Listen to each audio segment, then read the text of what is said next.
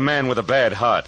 A telephone number scribbled on a cash register receipt and a corpse on the other side of town.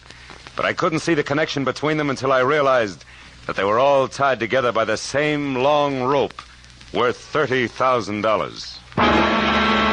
From the pen of Raymond Chandler, outstanding author of crime fiction, comes his most famous character as CBS presents The Adventures of Philip Marlowe.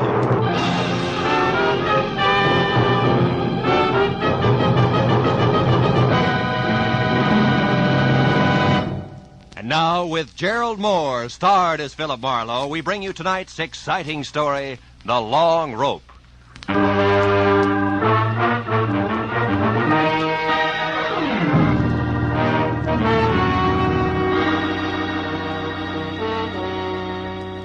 I'd finally wound up a sour case in which I'd been kicked around, disillusioned, and shortchanged.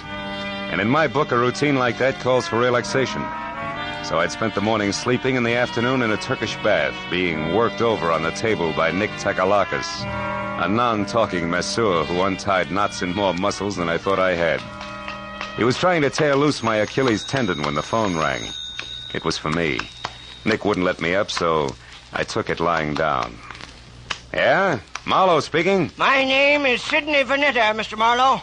I've tried all afternoon to reach you. Oh? Nick, what can I do for you, Mr. Vanetta? I've already made your reservation with American Airlines. You're leaving on the 10 o'clock plane tonight, and you're taking with you a set of pearls for a certain buyer in Chicago. Now, wait a minute, Mr. Vanetta. Maybe I can... No, maybe, Marlowe. I've checked thoroughly on you and find you entirely qualified, which is important because the pearls are a perfectly matched set in a rope valued at about $30,000. The buyer wants them, and I made up my mind just this morning to sell. The proceeds will go to my niece. Lucky girl. Indeed she is, particularly since I have no respect for her as a woman. She presumes to be a sculptress of all things, but she's my only heir. I'm selling the pearls simply because I know she would, and I can get more for them. Yeah, Hey, Nick, wait a minute, will you? Why all the hurry, Mr. Vanetta? First, the buyer is leaving Chicago tomorrow. Second, my heart may fail me at any moment. That's the hurry, Mr. Marlowe. I see. Well, I'll take the job, conditionally. But suppose I come out and talk with you. Telephones are deceptive. Very well. Come to 7241 Adams, just below Western. I'll expect you in an hour, at 6, sharp. Side door will be open, so let yourself in. Sounds like you're alone out there. I am. I just fired my nurse, a Miss Drew, and as stupid a woman as the earth was ever cursed. But I shouldn't get excited about it. I've engaged a new one due here at 5:30, but who will no doubt be late. So as I say, Marlowe, when you get here, just let yourself in. Goodbye. Goodbye. Well, Nick, you better hurry it up. I gotta see a man about a rope worth $30,000. Yeah, that's right. A rope worth $30,000.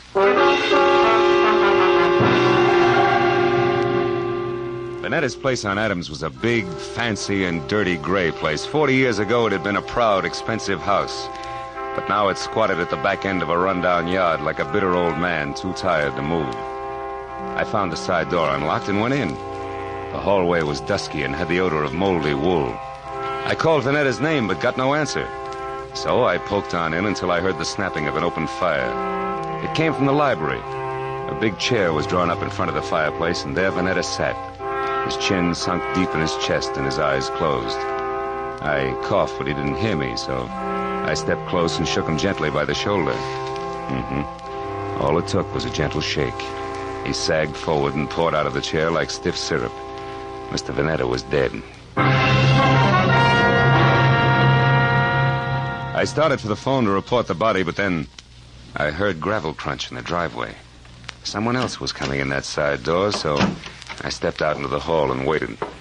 Mr. Vanetta, it's... Oh. Who are you? Philip Marlowe. Who are you? Steve Temple. I'm Mr. Vanetta's business agent. Here on business now? Yes, I am. It's all the same to you. I came to see Mr. Vanetta regarding some pearls. So if you'll excuse... Oh. Yeah, the pearls can wait. Their owner's dead. So it finally happened, huh? You're taking the news very well, Temple. I've been expecting it every day for 5 years. You found him, I suppose? Mm-hmm. We had an appointment at 6. He wanted me to fly his pearls to Chicago. What are you staring at, Temple? Why, there's a bottle of medicine here. What about it? For years, he's kept this stuff beside him in case of an attack. Yet, when he actually needed it, it was over here on the sideboard out of his reach. Ironic, isn't it? Very. He fired Miss Drew, his old nurse, today and didn't expect a new one until 5:30. Say, do you happen to know her name? No one. You mean he's engaged a new nurse? That's right. She's an hour late already. Yeah.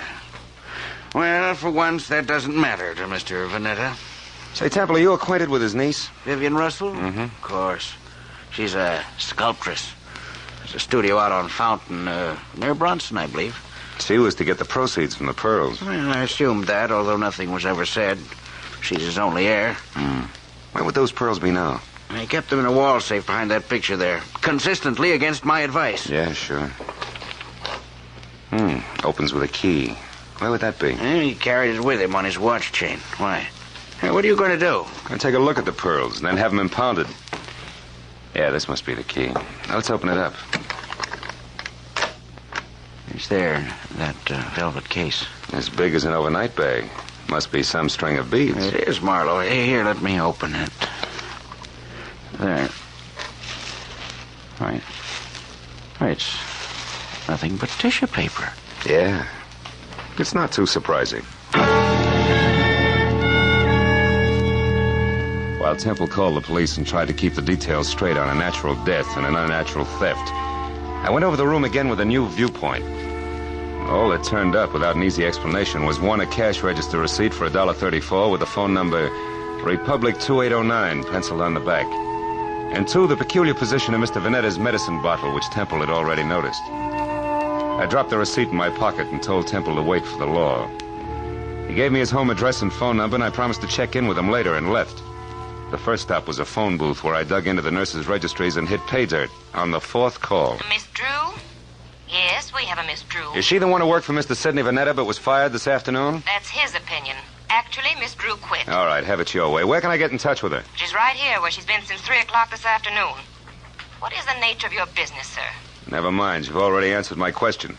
But look, Mr. Vanetta hired another nurse to replace Miss Drew. Is the new girl one of yours? Absolutely not. Mr. Vanetta will never get another nurse from this registry or from any other that I know of. You're so right. He's utterly impossible to please in any way, and we're through trying. Goodbye.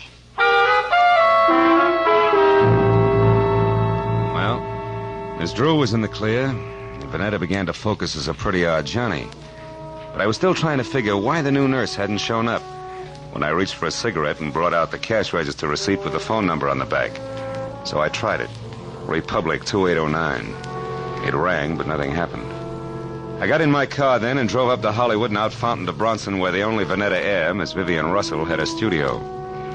It was a converted double garage with a lot of north windows, so her new close-to-the-ground Hudson sat outside in the driveway.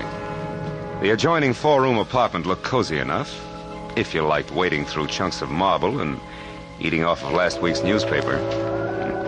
Yeah, I was braced for a dowdy Amazon with broken fingernails as I rang the bell. That's why the dainty 118 pounds of taboo-scented blonde, who was clad in tan chartreuse yards of whispering silk cut like lounging pajamas, caught me as flat-footed as a duck when she opened the door. Hi. Did you want something? Yes, yeah. My name is Marlowe. I'd like to speak to Miss Vivian Russell. You are. So go ahead and enjoy yourself, Marla. May I come inside? I have some bad news, Miss Russell. Oh, sure. Come on in. Now, shall I sit down or just hang on to something? Suit yourself. Your uncle, Mr. Vanetta, died this afternoon. Oh, his heart finally gave up, did it, huh? Yeah, but you shouldn't go all to pieces like that, Vivian. Now, wait. He meant nothing to me, but I'm glad his suffering is over. The pearls are missing, too. Well, really? What happened to them? They were stolen, and don't tell me that means nothing to you, because you're getting the money, $30,000 worth. What? Uncle Sidney intended to give me the money from those pearls? How do you know that? I'm a private detective, he told me. He was my client. Oh, then you're out of a job. Say, how would you like to work for me, Marla?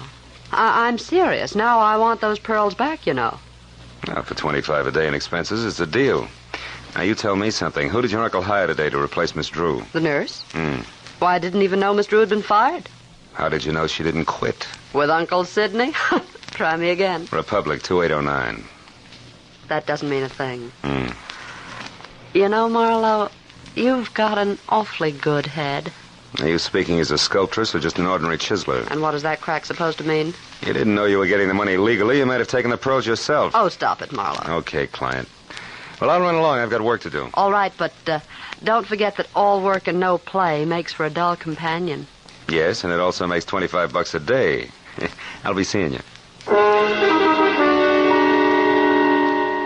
All the way down Sunset Divine Street, I kept telling myself a buck's a buck regardless. But the idea that I'd been grabbed at stayed with me. Vivian Russell had plenty of motive as a dry land pearl diver, and if that's true, she'd need a patsy just to keep her abreast of the situation. I turned north on Vine and twisted up Beechwood Drive to 2000, the number Steve Temple had given me. He had had 2 hours of playing 20 questions policeman style, and I figured it was time to check his score.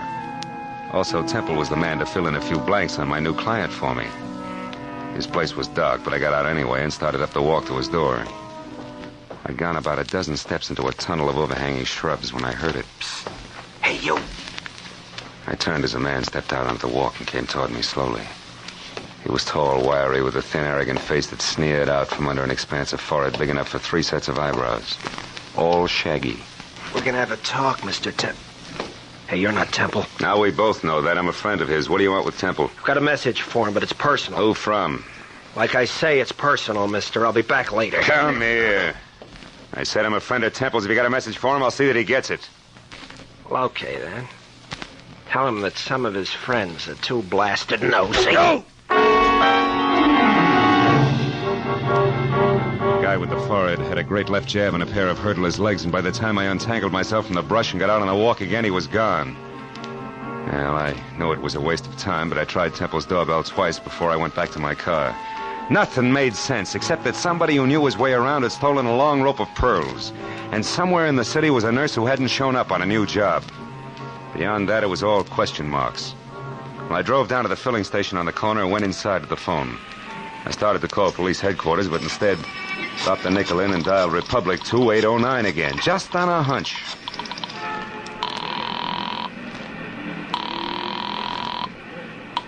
Lieutenant Ibarra speaking. Ibarra? I didn't dial you, Ibarra. What? This is Marlowe. Well, you got me anyway. Now, listen, Phil, I hear you're on that Vanetta case. Yeah. If it'll help you any, the coroner says definitely he died of a heart attack. No homicide involved.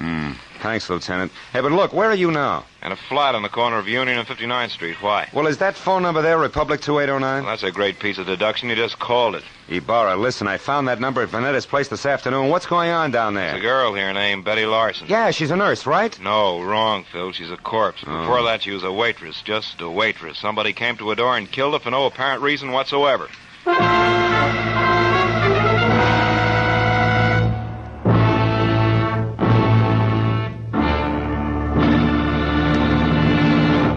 In just a moment, we will return to the second act of The Adventures of Philip Marlowe. But first, Jack Benny will be along on CBS tomorrow night with one of his funniest shows ever. In addition to his regular hecklers, Dennis, Don, Phil, Mary, and Rochester, Claudette Colbert and Vincent Price will pay a call on Jack.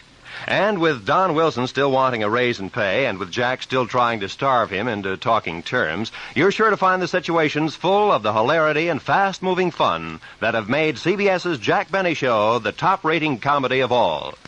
Yes, remember, CBS also means Catch Benny Sundays. Now, with our star, Gerald Moore, we return to the second act of Philip Marlowe and tonight's story, The Long Rope.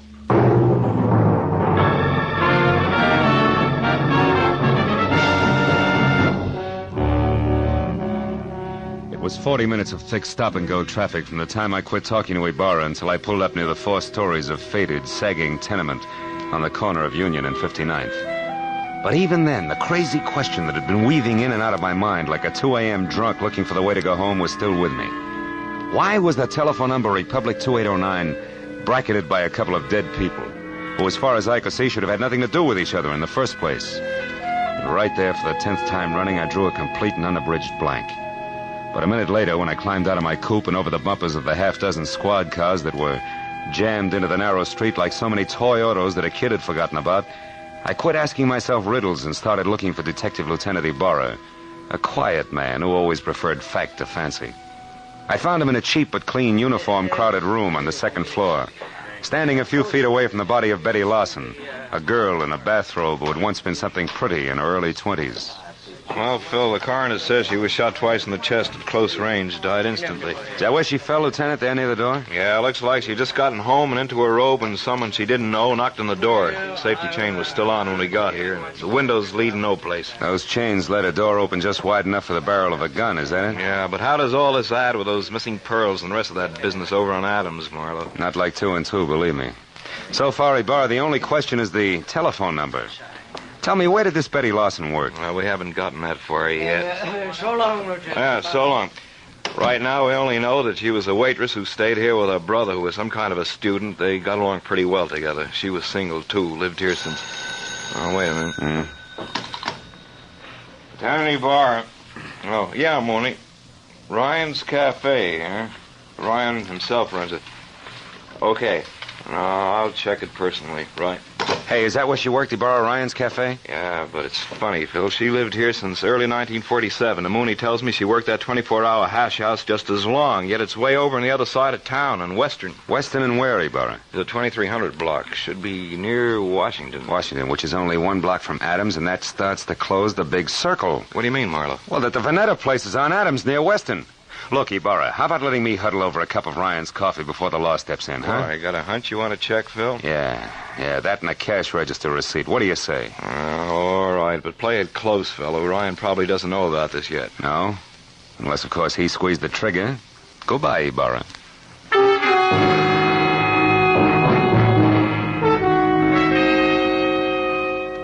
I was a half hour getting over to Ryan's Cafe on Western, which turned out to be a lot of steamed-over plate glass, bragging about a 40-cent hot roast beef sandwich in 2-foot-high white chalk letters. And inside, the motif was the same. Everything that Mr. Ryan sold was a bargain. I slid onto a shaky stool opposite a cash customer who was something dirty in a torn overcoat buried deep in a handicapper's sheet and coffee. He looked up once, grinned no teeth at me, then hollered for Ryan in the kitchen, who said that he only had 2 hands and would be out in a minute. But before those 60 seconds ran out, I looked around, and over in a corner, in a collection of trash piled next to a broom, I saw a very welcome piece of paper. It was a brother of the cash register receipt that I'd found on Sidney Vanetta's desk, the one that had tied Betty Lawson's murder onto the rope of pearls. I turned back to the counter just as Ryan started toward me. He was a little bigger and a little better looking than the average ape. And on his right arm, under thick, coarse black hair that was long enough to braid, there was a tattoo of a dancing girl who, if Ryan ever shaved about his wrist, would freeze to death. What'll it be, mister? Coffee? Yeah, and a little information. You know Sidney Vanetta, Ryan? That screwball with a bump ticker over on Adams? Yeah, I know him. Why? What's up? His time on Earth, for one thing, he's dead. Too bad. Should have taken it easier. Cream? No, pearls. What'd you say? Nothing. Ryan, who brought that tray up to the Vanetta place this afternoon? I did. Sure it wasn't Betty Lawson? I'm positive. None of the girls would go near that place. Vanetta was hard to get along with. Now you tell me something. What are you, mister? Newshound, collection man, or cop? Getting warm, Ryan. I'm a private detective named Marlowe. I'm thrilled. Good night. Before I finish my coffee? Before I throw you out. I don't like too many questions. Not even easy ones, huh? Like who murdered Betty Lawson? Betty's dead? Yeah. Over in her flat on 59th Street, shot twice with a .32. When'd you last see her, Ryan? Why, a couple of hours ago when she quit for the night. Marlowe, the cops got any idea who did it? I don't know. Right now they're looking for a boyfriend. You're crazy. Betty didn't have a boyfriend. Outside of you? Outside of me. So I'm going over to straighten them out now. Mitzi! Mitzi! Yeah? Get out here and take over. Okay. I gotta move fast. No, you don't, Ryan. Betty's dead, remember? Yeah, but whoever did it ain't. Now, don't try to stop me, Marlowe. You'll get hurt. Look, Ryan, why don't you play smart and... what's the use? Go on, start running. You won't get very far.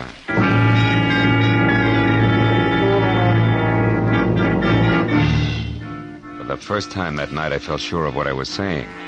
Because even as Ryan had squared himself away to play bounce the private detective, I suddenly noticed a friendly face working hard over a stale donut at the far end of the counter. It was Lieutenant Ibarra.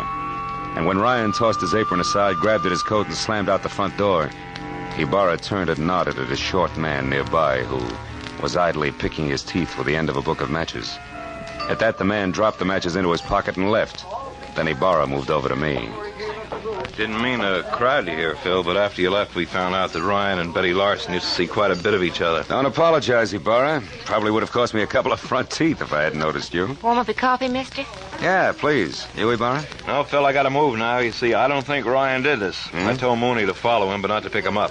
The chances are good that Ryan's heading straight for Betty's apartment to demand that the police find out who killed his girl, so I'm going the other way, to Ryan's house. There may be another woman in this. A jealous one. But no rope of pearls, huh? No, Marlowe, I don't think so. Good night now. Night, Lieutenant. Well, Mitzi, how long have you worked here? A couple of days. But I don't know nothing about Mr. Ryan. I'm a married woman, and Hey, what do you think you're staring at, mister? Maybe something wonderful, Mitzi. Tell me, baby, do you always wear that kind of a uniform when you're working here? Sure. Ryan says us girls should look neat and clean. It helps business. Anything wrong with that? No. Matter of fact, it might be just the lead I'm after. What are you talking about? Yeah, and if I'm right, baby, the rest of this case will be a cinch. So good night and thanks. You've been a big help, sweetheart. When I got back to the corner of Union and 59th, I took the stairs up to Betty Lawson's flat 2 at a time, crossed the fingers on both hands, and prayed that Ibarra was right about Ryan returning to his girl's place. When I stepped into the room a second later, I knew that I'd never doubt the good lieutenant again because standing next to an open window and staring out at nothing was Ryan himself, numbed and red-eyed. I asked him one question, and although his answer was only a couple of words mumbled between trembling lips, it was all I had to know. Now everything, Betty Lawson's murder, the death of Vanetta, the guy with the forehead and the missing pearls, the whole shebang was starting to fall together.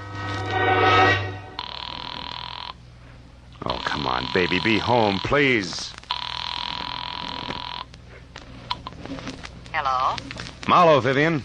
Look, honey, I want you to do me a favor. Get hold of Steve Temple and meet me over at your uncle's place on Adams as soon as possible. I need your help. Goodbye.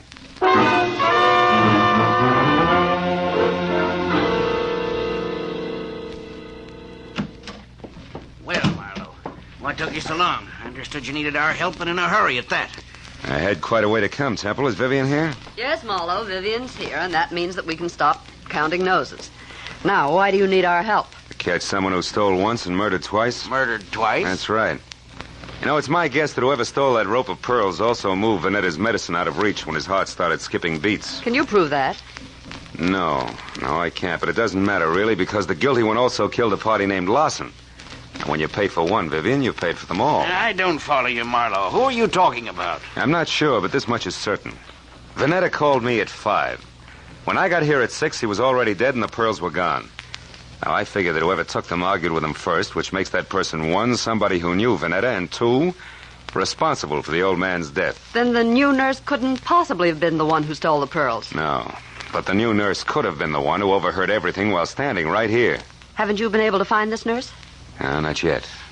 But sooner or later, honey, I'm sure we'll catch up to him. Him? Yes, Temple, I said him. Nurse Lawson is a male with a lot of forehead and few ethics. The person you killed was a Sister Betty, a waitress. And don't move, Temple, or I'll be glad that I was forced to put holes in you. Temple's the one?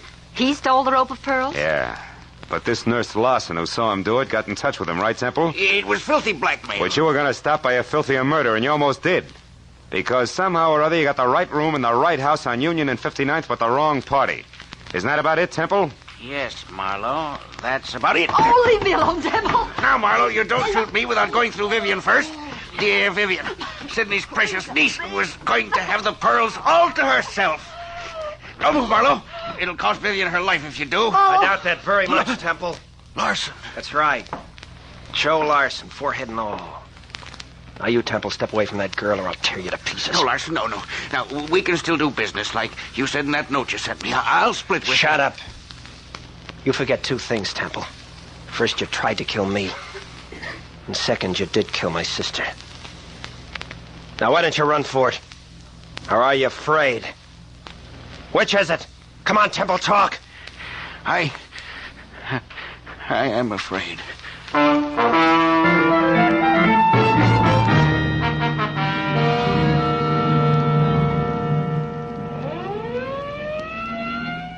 Well, Marlowe, that just about winds things up. Yep. Joe Lawson sent up for attempted extortion, and Temple... Sent up for good. Mm-hmm. Say, Marlowe, when you called a while ago and said that you wanted Temple and me to help you, did you know then that Temple was the murderer? No, I didn't, Vivian. Then I only knew that whoever had killed Betty Lawson had mistaken her for the new nurse, and that the actual nurse was Betty's brother, Joe. Where'd you get hold of that, Phil? Well, it started in Ryan's Cafe, Barra, just after you left. I had nurses on the brain, I guess. And when I took a good look at the waitress there, I suddenly realized that her white uniform, white shoes, and white cap could easily confuse a guy like Temple, who also had nurses on the brain. Well, I can see a killer making a mistake about appearances, all right, but I still don't understand how it is that the telephone number of my uncle's nurse turned out to be Betty's apartment. Because a nurse did live there, honey. Betty's brother was a medical student, part-time male nurse, and full-time bum. You see, Ryan, who brought food to Uncle Sidney, knew that he needed a new nurse, and he sold him on the idea of Joe Lawson, because he wanted his girlfriend's brother to have a job. Oh, I get it. Say, I know what I'm going to do with those pearls. Sell them? To the highest bidder. Oh, no, I'm going to break up that set. Break up the set. Yeah, I'd like very much to get a pair of earrings out of them. Oh, and for each of you, a set of cufflinks. Good night, gentlemen.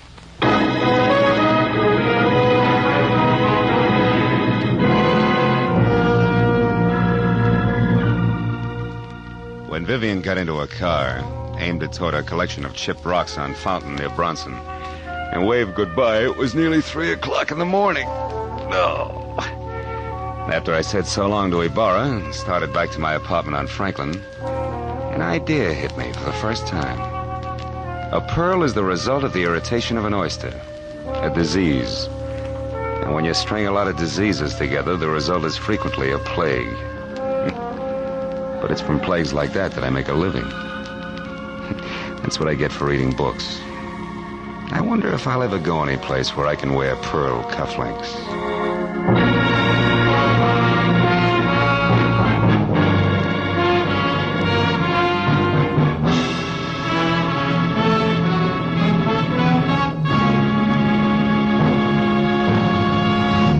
The Adventures of Philip Marlowe, created by Raymond Chandler, stars Gerald Moore and is produced and directed by Norman MacDonald. Script is by Mel Donnelly, Robert Mitchell, and Gene Levitt.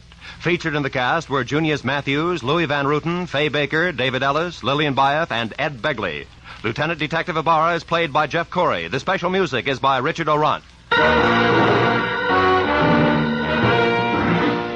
Be sure and be with us again next week when Philip Marlowe says... A corpse that wouldn't stay dead, a pistol with a silencer on it, and a fortune in a black satchel spelled death for the big city boys when they finally got together in lonesome Arizona. Population 802.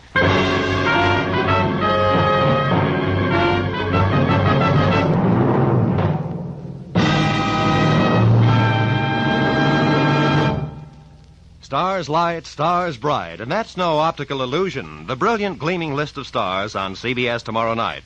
Van Johnson's the star on the Prudential Hour drama. Spike Jones will positively appear in a sketch getting the war paint off Bob Hope's latest movie. Jack Benny will have Claudette Colbert and Vincent Price as his special guests.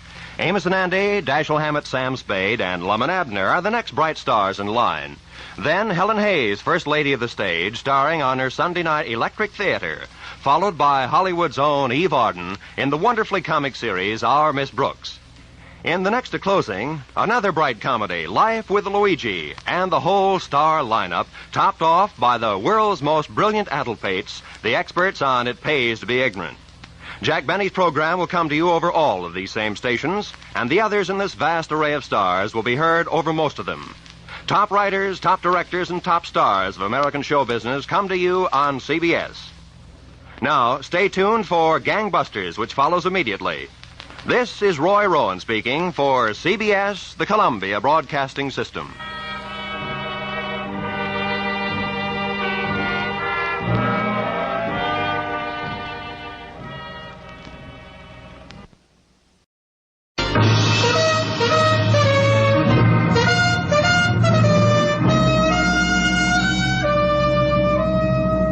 Bold Venture. Adventure, intrigue, mystery, romance, starring Humphrey Bogart and Lauren Bacall. together in the sultry setting of tropical Havana and the mysterious islands of the Caribbean. Bold Venture.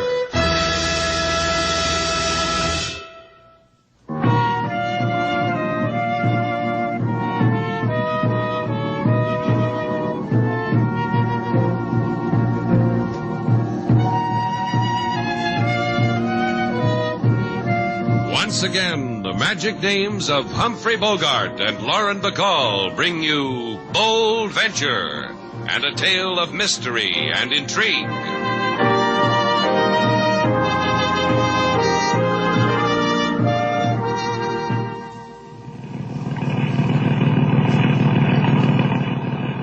And to leeward, sailor, we see Morro Castle, the famous fort guarding the entrance to Havana Harbor. It was constructed in 1589, contains many interesting and exciting relics of the past. Oh, shut up.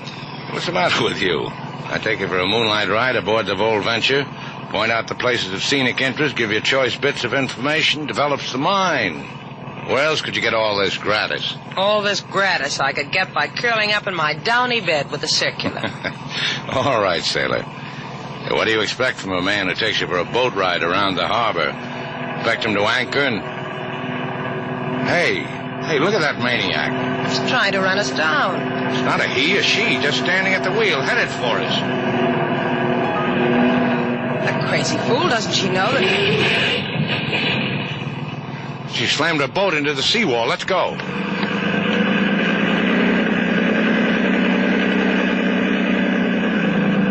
Folded it up like an accordion. That girl must... I'm going in after her.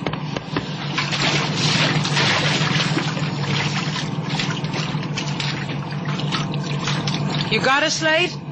Yeah.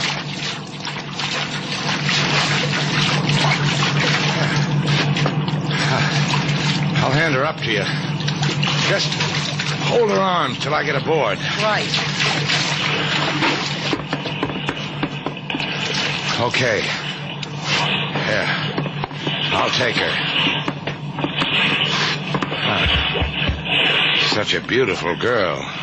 Don't stand there admiring her. She's nearly drowned. Worse than that. Drowned? Look. This mark on the front of her head. Probably from the crash. My guess is that's what did it. She is beautiful. To have died like that. To have killed herself like that. For what reason, sailor?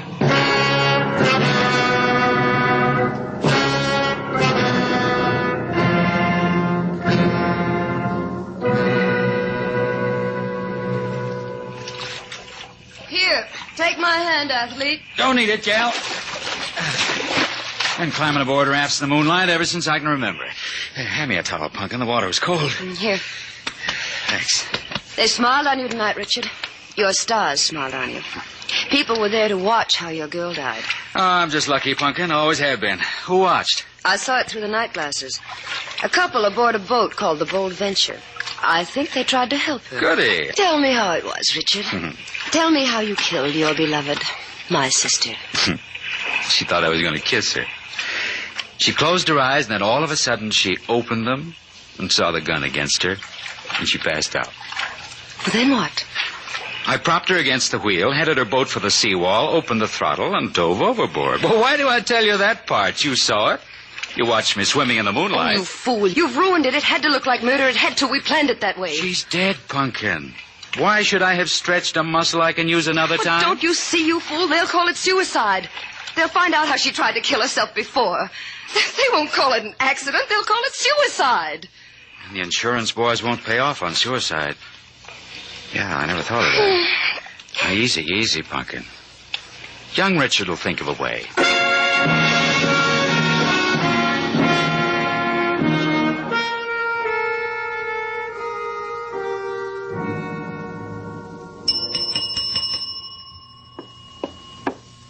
Good morning, sir. Welcome to Shannon's place. The Hotel Nifty, rooms 350. Are you alone? I don't want a room. I want to find out about a guest. Just a minute. Front boy. Good morning, sir. Welcome to Shannon's place, the Hotel Nifty, rooms 350. In advance, sailor. The guy's got no baggage. The guy wants information about a guest. don't you, Guy? Yes, I do. My name's Richard Marlin. I'm trying to find out about a Phyllis Calvert. Phyllis Calvert, huh? Yeah. About her, I'll give you all the information I've got, Richard. I never heard of her. Now, look, whatever your name is, I've been making the rounds of the Havana hotels. All the information I've gotten about Phyllis Calvert is that she's not registered. What makes her so important to find? My fiancé. Well, they'll do it to you every time, kid. Cut it out, Slate. Just because you never had a fiancé. Who needs one? I should never have let her come here alone. Mixed up girl like Phyllis. If anything's happened... Look, do me a favor, will you? Sure. Be glad to help. Here's a picture. If she comes in here, well, I'll leave you my address. And if she comes in here, then you can... Hey, look at this, sailor. You tell him, Slate. We've seen this girl. It's not a very good picture, Slate. Richard, we're not really sure. What's the matter? Why are you looking like that? Like Sailor said, we're really not sure. But we can find out. Well, then let's do it. Where? I'm sorry, Richard. I really am. We'll have to go to the morgue.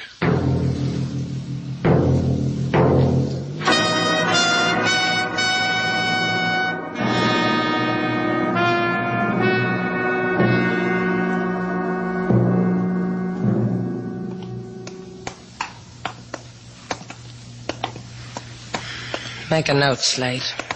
Why, you forget something? Just make a note reminding us never to go calling in this place again. Yeah. I can't tell you how grateful I am you two came with me. If it's Phyllis that's dead, I'll want someone with me when it hits. With others I have seen, it has been that they wish to be with their dead in loneliness. But it is not always as we... You are prepared, Senor Marlin? Yeah. Show her to me, Inspector. I promise I won't scream and wake her. Wake any of them. Senor Marlin? It's Phyllis. Cover up her face again. It's not this way I remember her. We'll play like I never saw her this way. We're sorry, Mr. Marlin. Why? What makes you sorry? Was it you that killed her? Is that how killers feel about a girl they let die? No one killed her, Senor Marlin. It is our opinion it was suicide. You're crazy. You've seen so many dead, you want to make it easy on yourself. Suicide. From what you have already told us of the senorita, that she tried to die twice before. Our technical experts think so. I think so. She was murdered. I told you Your grief has made you hysterical, senor. I respect it. I leave you alone with it. When you are more calm, come to me, and I will share it with you. You saw her, Shannon. You saw that bruise on her head. Someone killed her. Could have been from the crash. Maybe she lost control and... Phyllis lose control of a boat. She's been handling boats since she was a baby. And what LaSalle said has to be true, Richard. She wanted... She was murdered. Look, all I ask of you is that you prove it.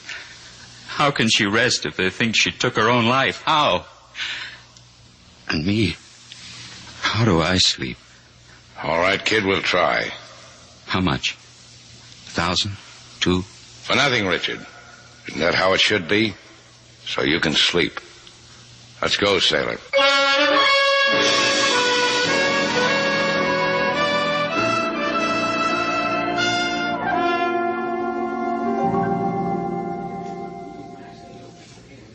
You heard me, mister. Calvert. C-A-L-V-E-R-T. Phyllis Calvert.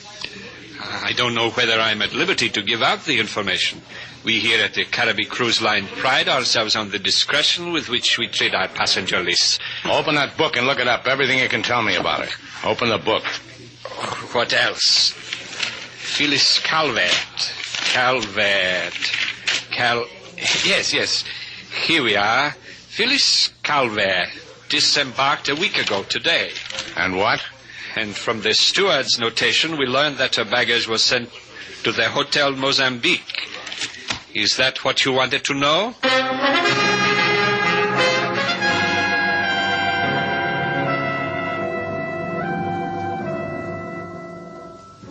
I don't know what you're talking about, senor. To my knowledge, no man was in here asking about Phyllis Calvert. Well, maybe you weren't here at the desk then. Es posible. Phyllis Calvert. Ay, mucho muchacha. She's dead. I grieve. Permit me. Did you see her go out with anyone? Do you know anything about her? Last night she called the desk from her room. Please to reserve her a boat. I took care of this reserving myself. Where'd she hire the boat? From Segura. His little dock near La Fuerza. You say dead, senor. Ay, qué triste. Es muy triste.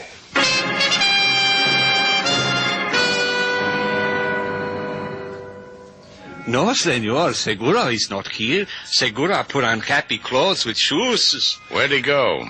To Callecota, to fiesta. The street dance? Si, and Callecota. To dance, to sing, to have fun. To love. To get beat over head by jealous boyfriend. Ah, tonight Segura will leave.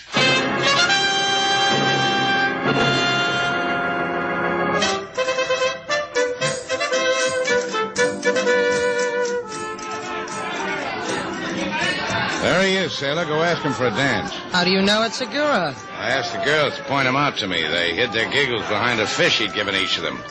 That's how I know. Go on. You get a samba and a free fish besides. Why don't you go dance with him yourself? It's a question. I'm not dressed for it. Well, keep your mouth open, kid. I may toss you a herring. Hi, Segura. Care to cut a cobblestone with a girl? You must understand, senorita. I am all out of fish. Oh, who needs it on a night like this? You want to dance with me for myself alone? Oh, you are brave. I've been dreaming about it. You're a flash with the girls, huh, Segura? They call me El Swifty. Is that what Phyllis Calvert called you? Phyllis? Oh, Phyllis. The one with open toes in her shoes. One of your admirers, huh? No, I only noticed the open toes when she come to rent boat from me. A man in my profession sees such things. They were painted, the toes. And they twinkled in the moonlight on the boat ride. I bet. I wish I could have been there for the twinkle. Oh, she went out on the boat alone, huh? You didn't go with her? Who cares? While we dance, they are turning out the lanterns. The music changes to tango. The street is dark. And in all Havana, there is only me for you. Hey, you're a regular Valentino. It has been mentioned. Better try another line on me, senorita. That one is tired. Try this one. Who was Phyllis with on the boat? Again, Phyllis, again. In my back, the pain. Slate, come here. What's wrong, sailor? What's the matter? Hey, what's this, a new kind of dance? Your partner lies on the floor and you... Because he's dead, Slate. Because a knife in his back made him that way.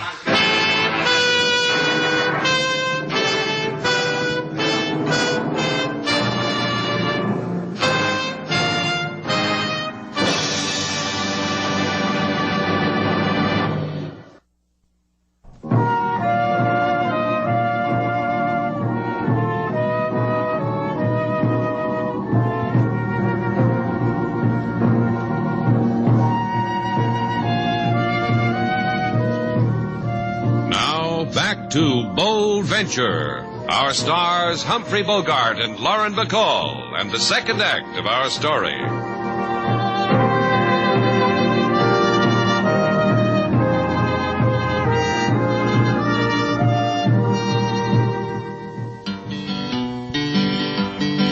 A lovely girl, she crashed into old seawall. Now lie with the dead in a cold, cold hall. Police, he says she's suicide, but her lover this notion cannot abide. To help the lover, lady sailor, she dance in street with a man, a very warm glance. He hold her close and around her spin. When death tapped his shoulder on dance cut in. Don't remind me of it, King. If I hadn't danced with him, it wouldn't have happened. But you gave him a memory to take with him, Lady Sailor, your face. There are harder ways for a man to die, sailor. I can envy Segura for that. What are you doing to me, Slate? Want me to cry all over again? Give it up, Slate. Let the man find his own reasons why his girl died. Yeah, don't you see, Sailor? That fisherman's being killed like that proves the girl was murdered. Killer didn't want him to tell you anything, so he stuck a knife in him. Sal says it had nothing to do with her dying. This was one Segura bought for himself because he was so popular with other men's girls. Oh, what does LaSalle know? The difference between suicide and murder. He gets paid for a quirk like that. That makes me a sucker, huh? You named it. Look, Sailor, a girl dies. I lift her body out of the sea with my own hands. I can still feel it. That gives me whatever rights I want to take to myself. It makes it... Answer the phone. Yeah. Slate Shannon. Oh. Oh, yeah, Richard. Sure I can. Be there right away. Let's see. You were saying if I want to find Now, out... don't bother to cue me, Sailor. Richard's found the murderer. Sucker, huh?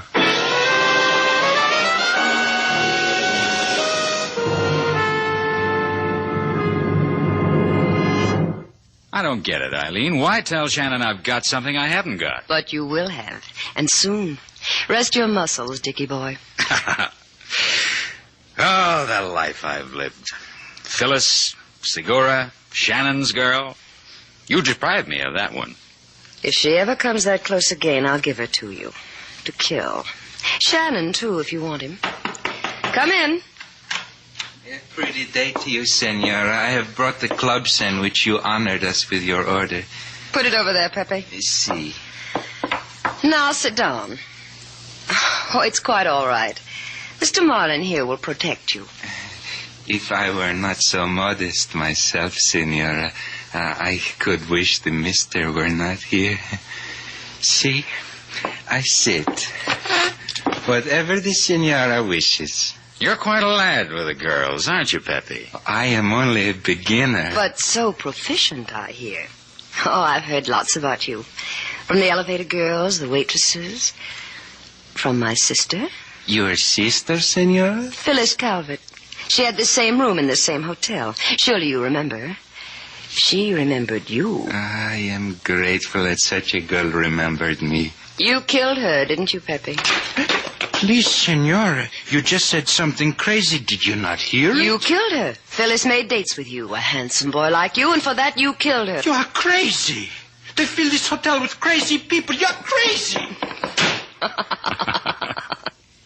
Here's his address, Dickie boy. When Shannon knocks on your door, be nice. Give him a murderer.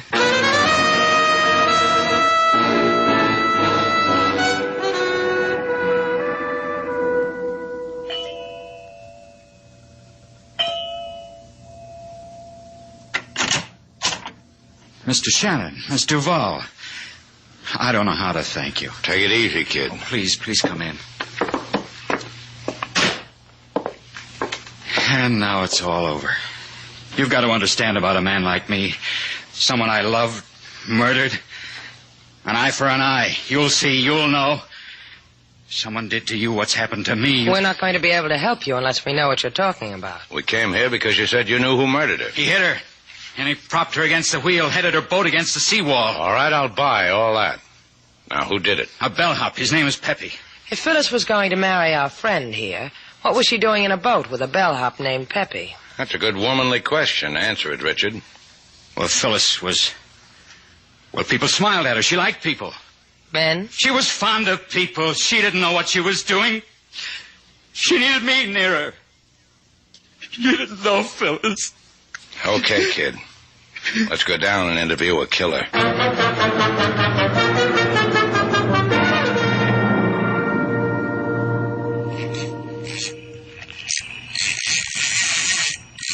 Happy little fish on end of my line. You wiggle hello to me, see? Your name Pepe? Oh, I did not see you approach, senor. Is your name Pepe? Yes, I am Pepe. They told me at your rooming house you were down here on the beach. You come here often? When upset, I am. Okay, Richard, come here. What is it you want, senor? Why do you call? You'll see. Is this the one, Richard? That's him. You will not... Don't try to run, Peppy. This woman, this Phyllis, a bad thing. You were with her on the boat. Take your hands away from me. Pepe does not permit. You see why Pepe does not permit? For a downy-cheeked lad, Peppy, you sure flash a big knife. She would bring things to me and meet me. See, I was with her. And why not? If Pepe... Stare, Mr. Shannon. Because I killed a man. Because I avenged a death. And you'll never know what a pleasure it was.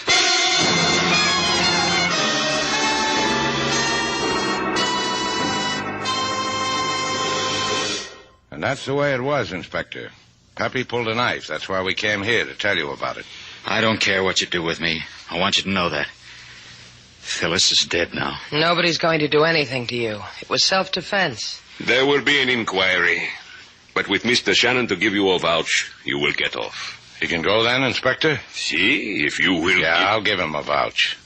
Let's get out of here, kid. Come on, sailor.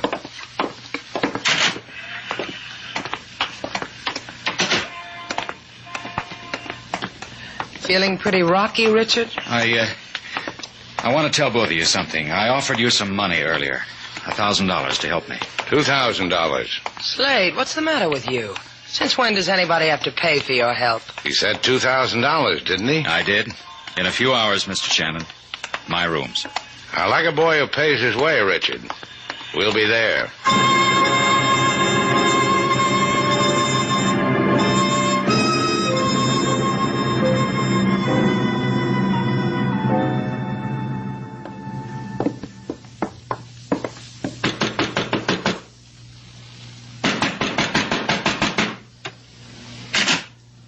Hi, Richard. Hi, Shannon. Come for your dough? It's inside. Come get it. Thanks.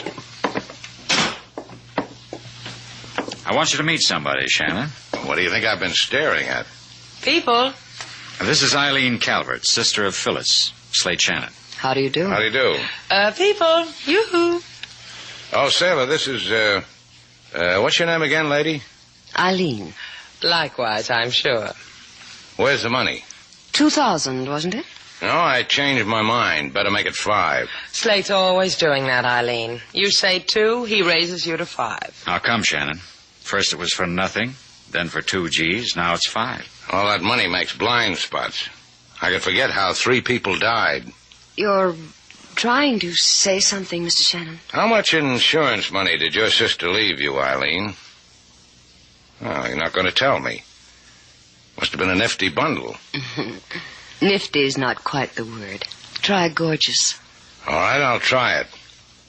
Gorgeous. That still smells. Trying for 10, Shannon? Slate's trying to tell you that he thinks... No help from the audience, sailor. You killed Phyllis for insurance money. It was supposed to look like an accident, a murder. But you loused it up and the cops called it suicide. Yes, that's right. With my sister's background, it looked just like suicide. The insurance people wouldn't pay off on that. You just made yourself 10 grand, Shannon. 15. You're going good, kid. Don't stop now. Worth 15,000? It's worth it. Give it to him, Richard. Where is it? Top desk drawer. Did you find it? I found it. All right, Shannon, this gun says we bargain. Don't try anything. I said don't try. Slade, don't be a fool. You shot her. You shot Sailor.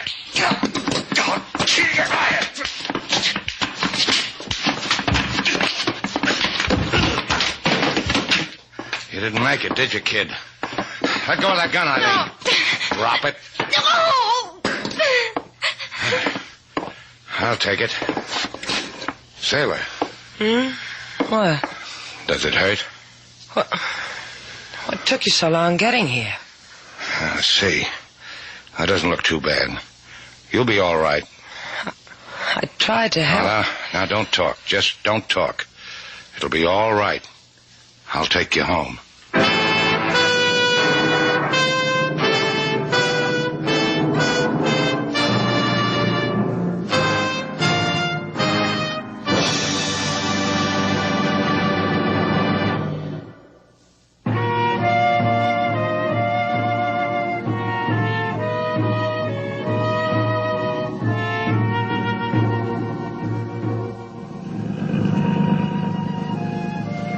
The construction of the Cabana Fortress was commenced in 1763 and finished in 1774 at a cost of $14 million. Although considered impregnable at that time, at present it is only of historic value. Now, isn't that interesting and educational, sailor? Look, Slate, I'm sitting here on a deck chair on our boat. My arm's in a sling. I'm defenseless. And you give me history. It's a tonic, sailor. Takes your mind off your troubles. You want to take me off my mind? I got a better way. The doctor said I should keep you calm. That quack. Come here, Slate. That's what I mean. That was restful. Restful? Yeah. The construction of the Cabana Fortress was commenced in 1763 and finished in 1774. See how easy it is to educate me? If you weren't so helpless. Isn't it wonderful? Just watch the sling, Slate.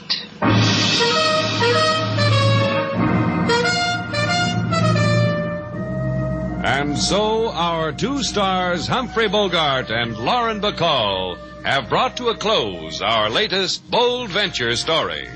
Special music was composed and conducted by David Rose.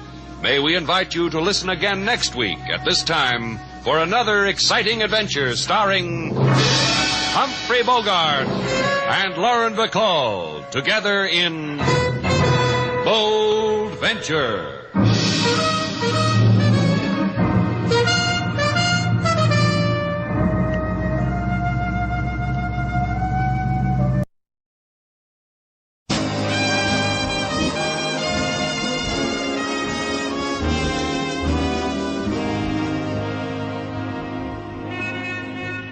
Broadway's My Beat, from Times Square to Columbus Circle, the gaudiest, the most violent, the lonesomest mile in the world.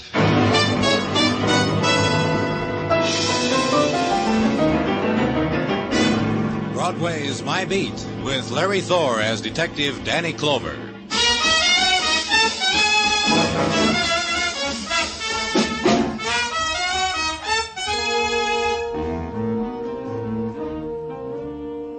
In the time before dawn, Broadway is an island of silence torn from the blazing neon, the midnight sun of the spectaculars. The river mists mingle with the vapors rising from manhole covers. Through them move the rejects, the stragglers, the wanderers, the men without sleep. One detaches himself, scavenges in a trash bin choked with the remnants of night, finds nothing, moves on to the next. It's the time of the endless search, the restlessness of an anguish you can't understand, on the street built for the purpose. You walk it, and if shadow whimpers and you hurry on, close your heart to it, because the whimper was yours.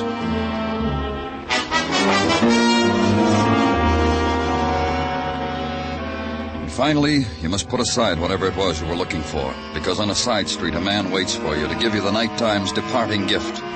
The boy lying dead against the iron gate of the tenement's basement court. Pablo Malari, Danny, from uptown, West 109th Street. Carried one of those handwritten identification cards. Find anything else on him? Not much. $5 bill in his wallet. His saint's medallion he's wearing on a chain around his neck. That's about all. Now, you question the people in the... Yeah, Danny, every door. No one ever heard of the kid, had nothing to do with him, didn't want to talk about him. You know, most of them were trying to sleep, the heat, the kids squalling, you know. Yeah. Beaten. Jaw broken. This bruise on his throat. Must be the one that killed him. Here, come down here, Danny. Huh? What?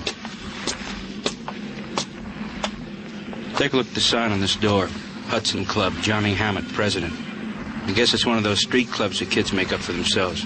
This neighborhood's loaded with them. You think what happened to this kid is part of it? Yeah, I think. What do you think? Maybe. Check it, Muggerman. I'll get back to you.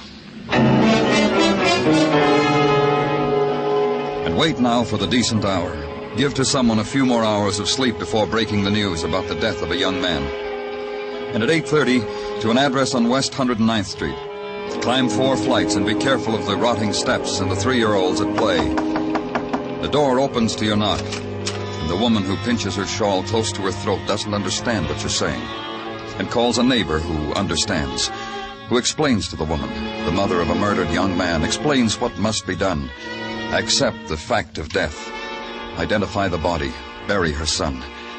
Then walk away from all of it. You've started a new day. Call headquarters. Detective Muggerman gives you an address. Looked for and found and checked by the night shift. Johnny Hammett, president of the Hudson Club, a tenement on West 43rd near the docks. Johnny's glad for the company. I dislike having my coffee alone, Mr. Clover. You work, Johnny? Yeah, here and there, mostly on Broadway, sir. People always want things done. You mean you run errands? No, if you think all it is running down to the corner drugstore, no. Broadway, Mr. Clover. It's full of tourists. Anybody else live here with you? Yeah, my father. I think he still does. Hardly ever see him. How's the Hudson Club coming along? Oh, fine. Fine, thank you. What kind of club is it? Oh, a little bit of everything. Sports, dances, beach parties. The girls do most of the arranging. Girls? Isn't that funny? About a month ago, I mentioned girls to my father. He had the same expression on his face as you do. Yeah, girls. I'm 19. I don't chalk walls anymore. Johnny, a member of your club was murdered last night. A boy by the name of Pablo Malari.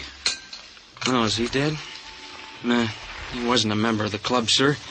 He just hung around. What about him, Johnny? Who killed him? I didn't. And no one's come up to me since last night and said he did it either. Where were you last night? We had a meeting at the club, a special one. Initiations, plans for the summer. Broke up about 2. I came right home. I want a list of your members, Johnny. Names, addresses. No, sure. Before you go. Look, where was Pablo found? Outside your club, in the vestibule. Nelson might know. Nelson? Toby Nelson. We had him in front of the door last night to keep away undesirables. Where can I find him? Works at a cigar and magazine counter in the Flick Building lobby. I wish there was more I could tell you. I really do, sir.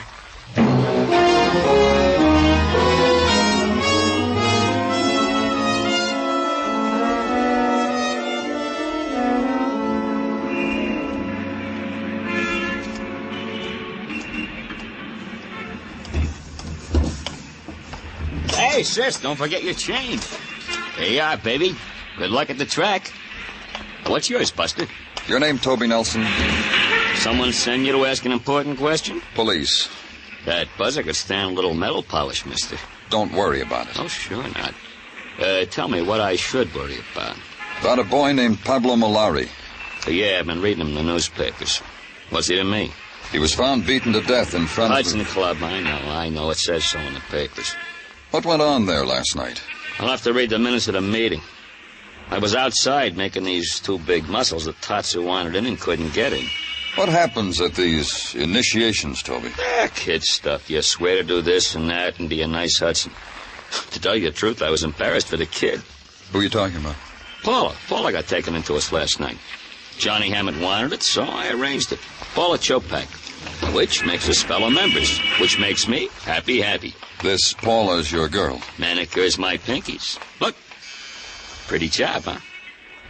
Gives me locks of hair, lets me argyles. Oh, it's a nice thing we got. Tender. Paula Chopak. Uh-huh. I've got her name on my list. She was on top of the grocery store, corner 11th Avenue and 46. Yeah. Thanks a lot, Toby. Anytime. Oh, here, take a scratch sheet, mister. For free. Go ahead, take it. It's last Monday's. And bring to the top of the list Paula Chopak. Climb the stairs, knock on a door with the curtained panels of glass, and hear the furtive scurrying behind it and the slam of another door inside. Then hear a woman's steps approaching, and an instant of silence. Then the fumbling with the catch, and the door opens. And the woman had not finished making herself presentable to the caller. The wrinkled cotton house dress needed another smoothing. The graying hair needed to be pressed back again from the forehead. The tired voice, there was nothing to be done about that. Yes. Something? I'm from the police, Danny Clover. It's good you're here. We not think police come so soon. Please to come in. Please, that chair. I sit by window in it by evening. It's comfortable, clean. You be cool. Please, mister. Thank you, but I'd like to... By my daughter to speak. By Paula. Paula, is she here? Yes. By room, listening to records. But first, please, mister, first. You want to tell me something, Mrs. Chopak? About Paula. You see what I am, mister. But Paula, By Hori's great beauty, by the face, by the rich black hair. Mrs. Chopa. Like crown she wears it, my Paula, my baby. I comb for her, brush, wash, put in braids by night for sleep. My Paula is good, clean, respectful to me, to such as you never trouble, never bring me tears. Will you call her, please? Go to her. She wait for you. She say me, policeman come this afternoon. I have much thing to tell him. My Paula say this to me. What my Paula got to say to policeman, mister? What? In that room? Yes. You see, my Paula tell you her thing. Then you, policeman, go away from us. Mister.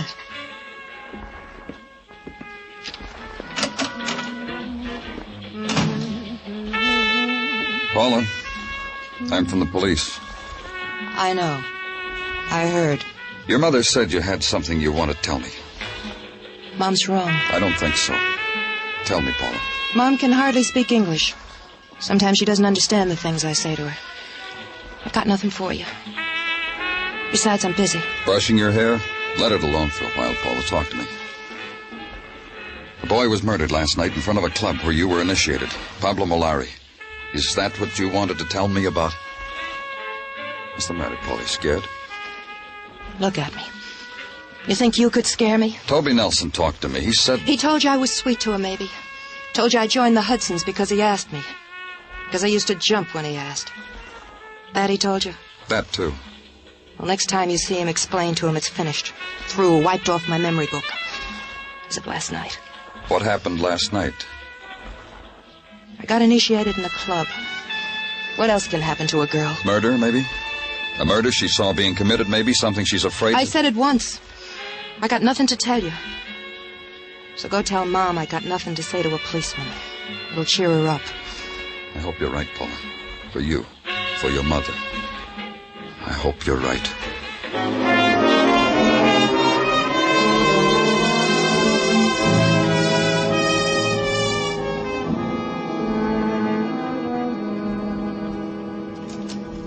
Danny, I give you the evening's greetings. Thanks a lot, Gino. Hey, you're here so late tonight. Why didn't you go home after you saw the Chopak girl? I had some work to do. Uh-huh. Danny, would you mind very much if I regaled you with a tidbit that happened early this evening at the house of Tartaglia? Please do. Cousin Stanley from Gay Paris showed up after 10 these many years. Not him. Oh, him it was. And with arms akimbo with goodies. Nicks for Mrs. Tartaglia, knacks for the kiddies, and for me, a great big bottle. Champagne, huh? Had a call, Danny. 51. From Paris?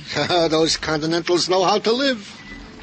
Gino, did you have that list of the Hudson Club checked? Indeed I did, and each and every member swears on the bylaws of the club that they know nothing of the murder of Pablo Malari. Danny Clover speaking. Squad car's downstairs for you, Danny. Paula Chopak was washed up on the beach at Far Rockaway a little while ago. Maybe an accident, maybe homicide. You going, Danny? Right away.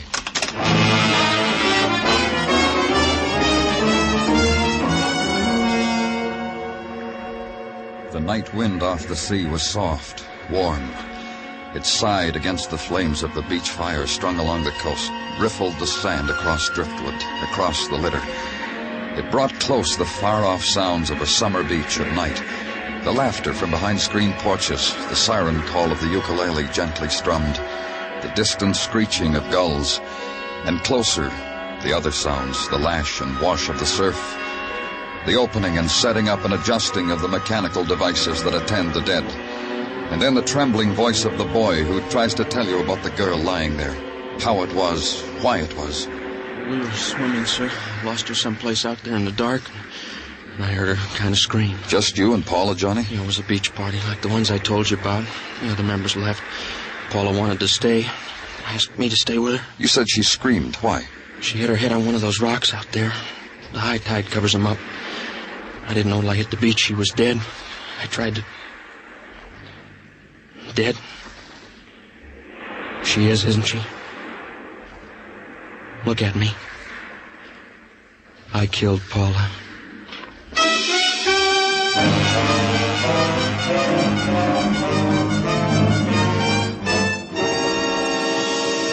You are listening to Broadway's My Beat, written by Morton Fine and David Friedkin, with Larry Thor as Detective Danny Clover.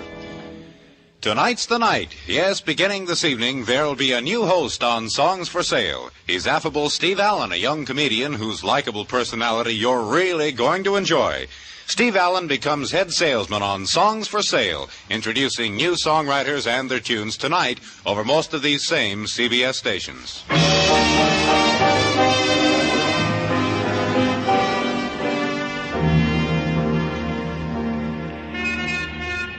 On an early summer's night, Broadway stands on a corner, leans against the orange juice stand, and sums up the day. Some days are better than others. Some days you break even. You only had one end of the daily double, but the new blonde in the office looked over her shoulder at you and smiled. And later, when she dabbed on her lipstick with a finger, she smiled again. It was quite a day today. The Dodgers passed a miracle. You forgot to pay the check at the cafeteria and got away with it. And a girl. A song of a girl was washed up on the beach at Far Rockaway. Here's maybe a tragic day, but here is a day. It was 11:30 toward the end of it when we got Johnny Hammett back to headquarters. Sit down there, Johnny. Cigarette, kid? No, thank you. Well, maybe you'd rather have one of Danny's. Yeah, here, have one, Johnny. I don't want one. Guess Johnny doesn't like the brands we smoke, Danny. I just don't want to smoke, that's all. Can a man not want to smoke? Take it easy. Sure, relax, kid. Am I under arrest? You said you killed Paula. It was my fault. I shouldn't have let her swim out that far. Did you kill her or didn't you kill her? It was my fault. Who killed Pablo Malari? You think I did? Did you, Johnny? You think I killed him, don't you, Mr. Clover? There you go again, Johnny. Look, kid. A couple of your friends were killed. We're police. We're asking.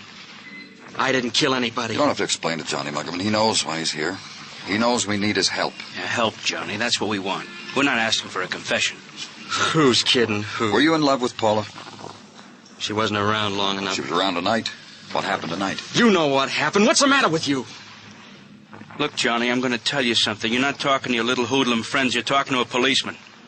Nobody's trying to intimidate you. Nobody's trying to make you say things you don't want to say. You're talking to a policeman that's trying to do his job. What happened tonight? We had a beach party. The Hudsons? Yes, sir. That's better, Johnny. Paul and I came late. The others were already there. Toby Nelson? Yes, sir. Toby wanted to take Paula home. Paula wanted to stay. So we stayed. Paula and I. We were the last ones there. What made Paula want to stay? She'd never been swimming at night. And she swam out past the breakers and a wave washed her against a rock. Is that what happened? Yes, sir. All right, Johnny. Can I go now? Good night, Johnny. Thanks. What do you think, Muggerman? You believe him? I don't know. I'm going to check. I'm going to talk to Toby.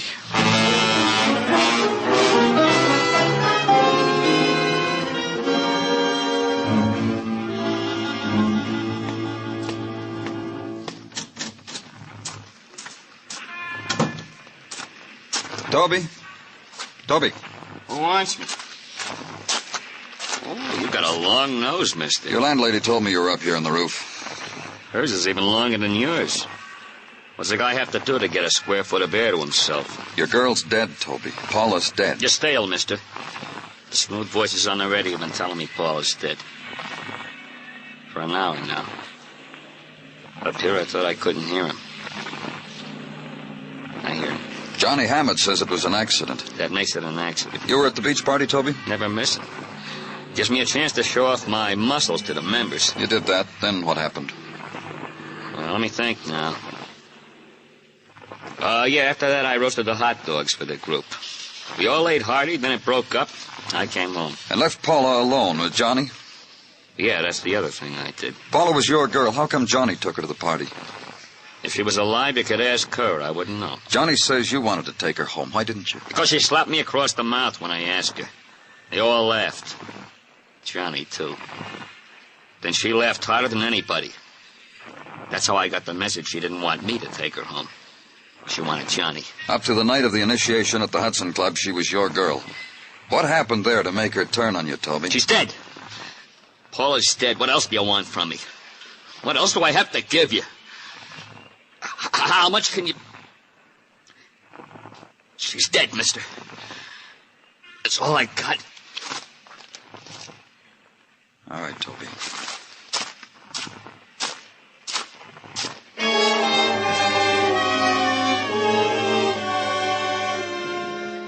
And leave the boy alone. Give him the time and place of his grieving, and the quality of it that's bled out of a tenement rooftop in a city stretching into the hours after midnight. Go away. Resign yourself that another day is over.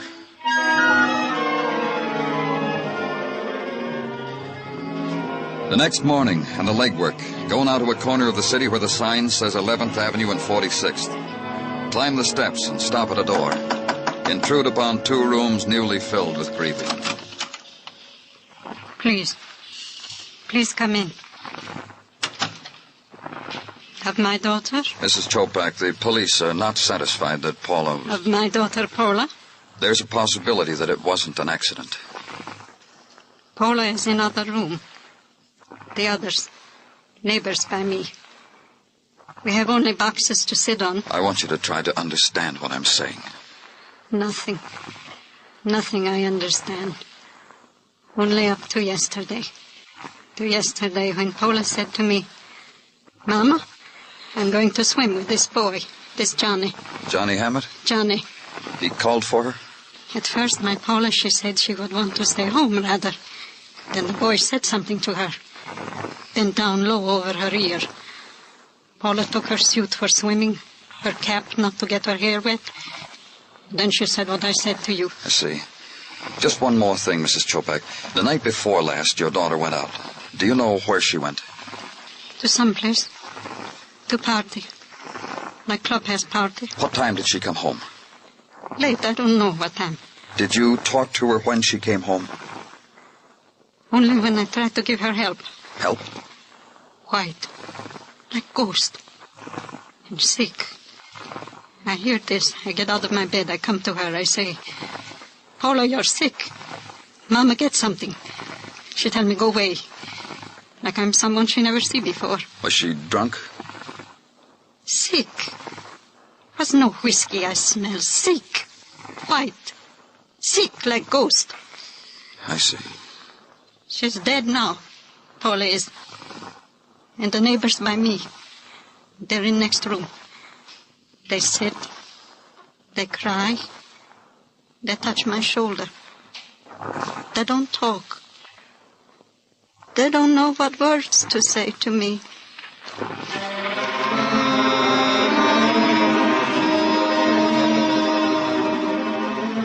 Then walk the tenement street and have your passage greeted by the sudden silences of the yelling kids, the turning of backs after the furtive gesture of insult, because somehow you were guilty of that anguish over the corner grocery store. Once you had been welcomed by a mother, and for that you had left her a dead child. And on that street the guilt was yours. So I got away from it.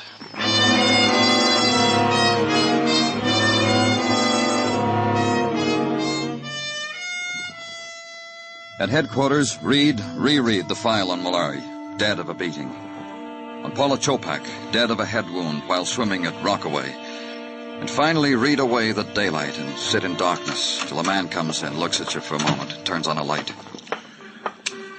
You don't mind the light, huh, Danny? It's all right, Gino, thanks.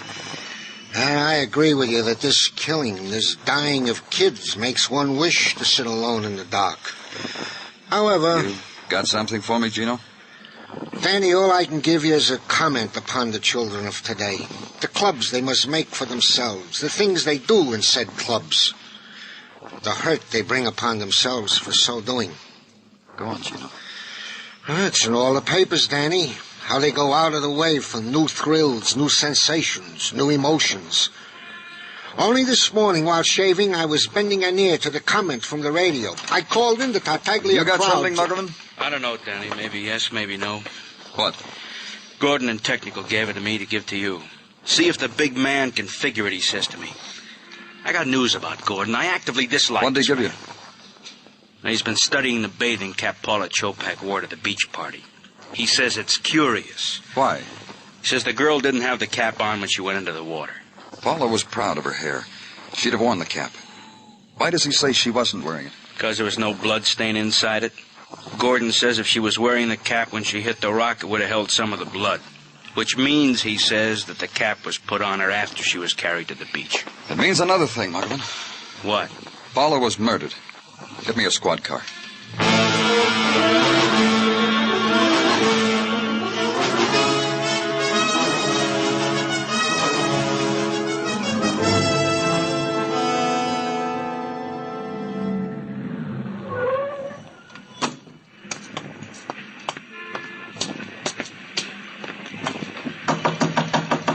Go away, we're not open. It's the police. What do you want? Let's go inside, I'll tell you. Inside, Toby.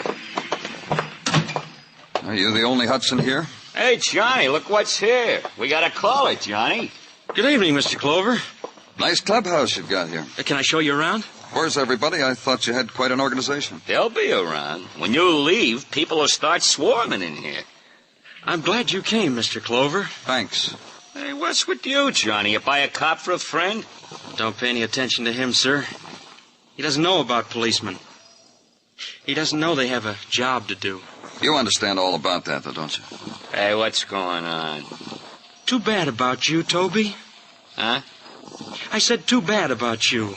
Your muscles, your temper. The mad you had on the other night. Hey, Johnny, what's eating you? You never saw Toby work over a guy, did you, Mr. Clover? No. Tell me about it. Once, a boy tried to get in here.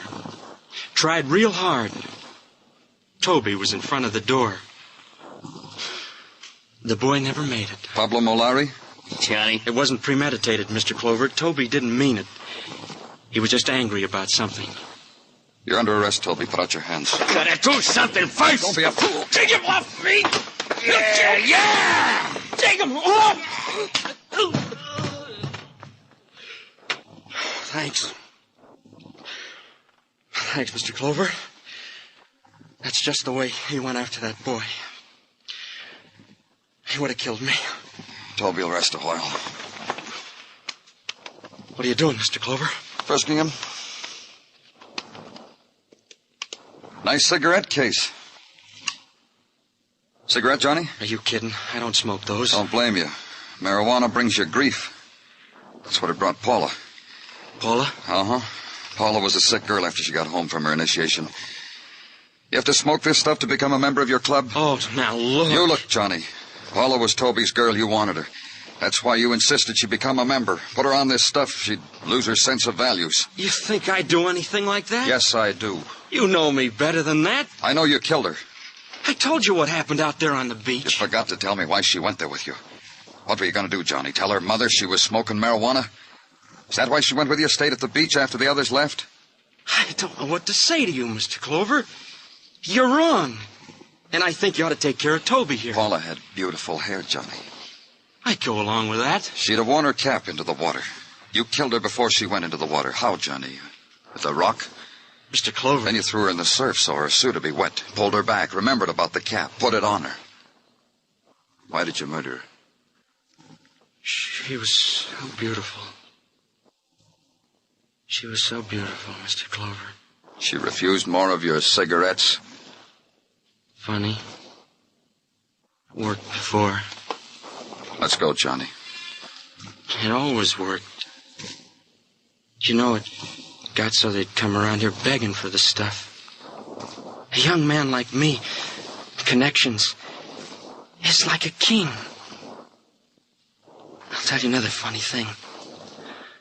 I wouldn't touch this stuff. Come on. Yes, sir.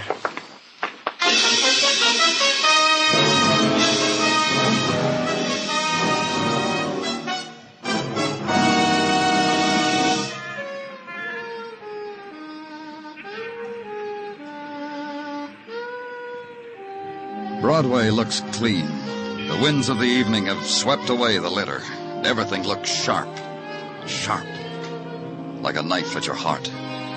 You walk against it, and it plunges deeper. Deeper until there's no pain at all. It's Broadway, the gaudiest, the most violent, the lonesomest mile in the world. Broadway, my beat.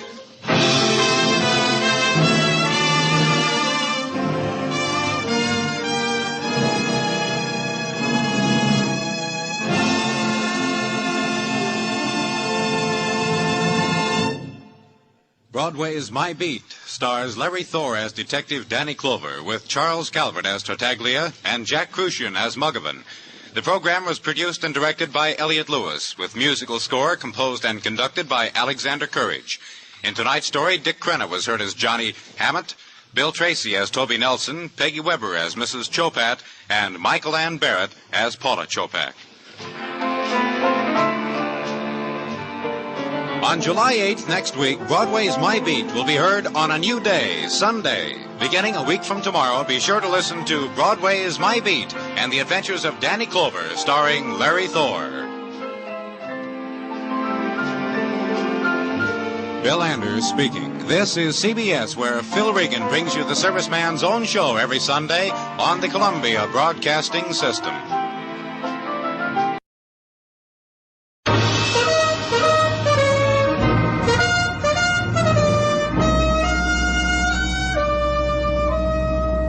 Bold Venture. Adventure, intrigue, mystery, romance, starring Humphrey Bogart and Lauren Bacall. Together in the sultry setting of tropical Havana and the mysterious islands of the Caribbean. Bold Venture.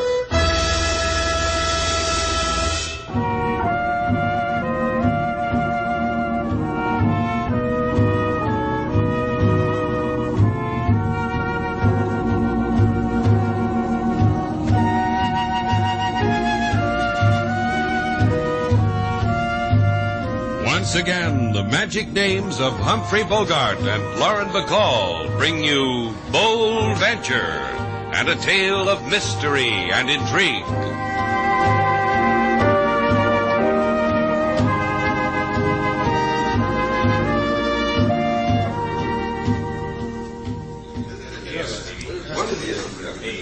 The next time I come to the bank to make a deposit, Sailor, I'm going to pay somebody to stand in line for me. Yes, Slate. The things a man has to go through. You'd think the bank would figure out a better way to handle their customers instead of making them wait half the morning. You picked this line. I wanted to get in the next one. But no, you had a system. Stand in back of a filly with the slimmest ankles because they move. How was I supposed to know she's been saving pennies for 20 years? Hey, what are you pushing me for? The teller's waving to you. You're next. Oh. Good morning, Philippe. Buenos dias, Senor Shannon. You wish change for the parking meter again today? We wish to deposit $14 today, Philippe. I do not believe. It's a joke. Show him, Slate. Yeah. Here. $14. Come on, Philippe. I got things to do. Still, I do not believe. Still, it's a joke. 2 deposits on consecutive days. This has not happened with you before, senor. What are you talking about, Philippe? I was just surprised, that's all. Yesterday, a deposit of $1,000. What? What $1,000? Senor, I received the transaction myself. A man came, gave me $1,000, and a deposit slip made out to your account, as is shown here, entered on your record. He was a short man, wasn't he? With wings and a wand and pointed ears. A tall man. What struck me immediately was his lack of wings and wand. Now, if you please, I will enter the $1,000 in your passbook.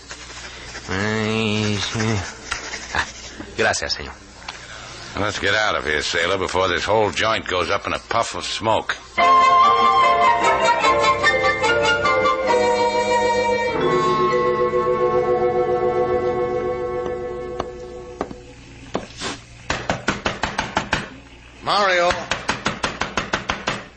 Mario, open up. Come on, kid, open up. It's Johnny. Been asleep, kid? No, I have no sleep. Well, I brought us something to eat. Here's a couple of sandwiches and a can of soup. No, I have no hunger. You're a growing boy, kid. You've got to eat. Come on. I'll heat up the soup.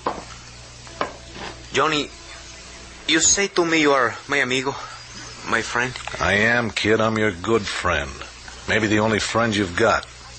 Why you bring me to this port, Mariel? Make me live in shadows, make me to walk at your side like a dog? That's a fair question, kid. Then answer me.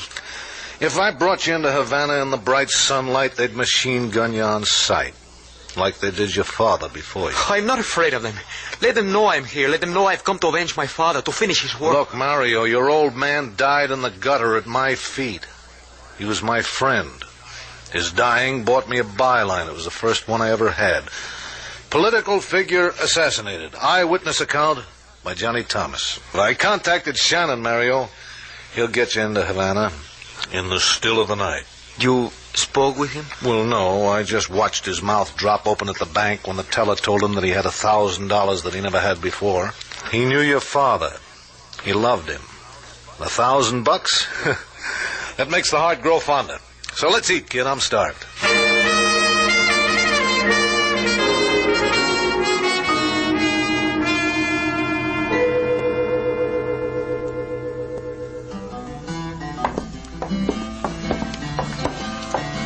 Let's ask King Moses if he sees it, too.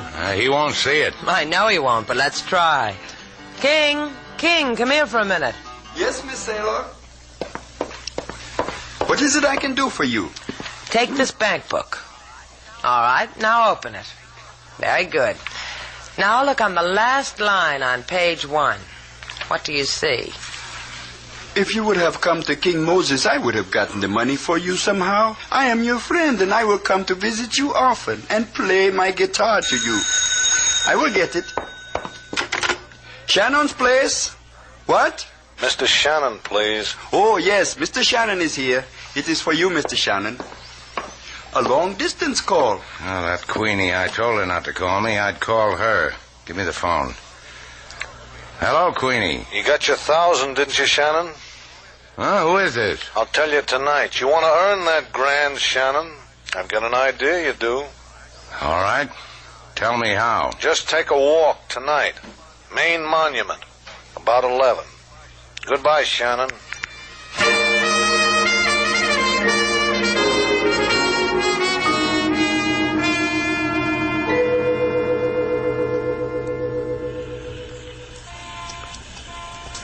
The Main Monument by Tropic Moonlight, Slate. Monumental, isn't it? You noticed it too, huh? Say, maybe this will be our guy, sailor. He better be. How long can you wait for someone who slips you $1,000? You think all your life would be overplaying it?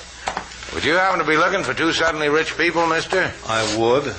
The money makes a happy bulge in your pocket, doesn't it, Shannon? Mine, too. Who do we have to kill for it, mister? And will you issue the gats? This'll be the easiest bundle that you ever made, Mr. Val. You know our names, you give us money. The bank opens at 9. Be there. You can have back your grand. Let's go, sailor. Now, listen to me. I'm Johnny Thomas. I scribble for the papers. Maybe you've seen my stuff right next to the comics? I have. Good, too. That's why you shower bills on us, because you found someone who'll read you? Because I want you to get a kid into Havana. A kid by the name of Mario Carrara. Carrara. The name register? Carrara. Carrara. Hey, a man by that name was murdered a while back. A man I liked, admired. Mario's his son. He's at Mariel waiting for you. Pier 12. Do it for $2,000 and a man you liked. At 4 this morning? I got the kid out of Havana so he wouldn't die, too. What makes him want to go back? Because he figures he's got a mission, you know, a grail. Sometimes that happens to a good kid. Duck, sailor, duck. Get the kid, Shannon. They killed him, Slate. They shot him down. Yeah, that's what they did, sailor. That makes 2 dead. Maybe we can keep a 3rd one alive.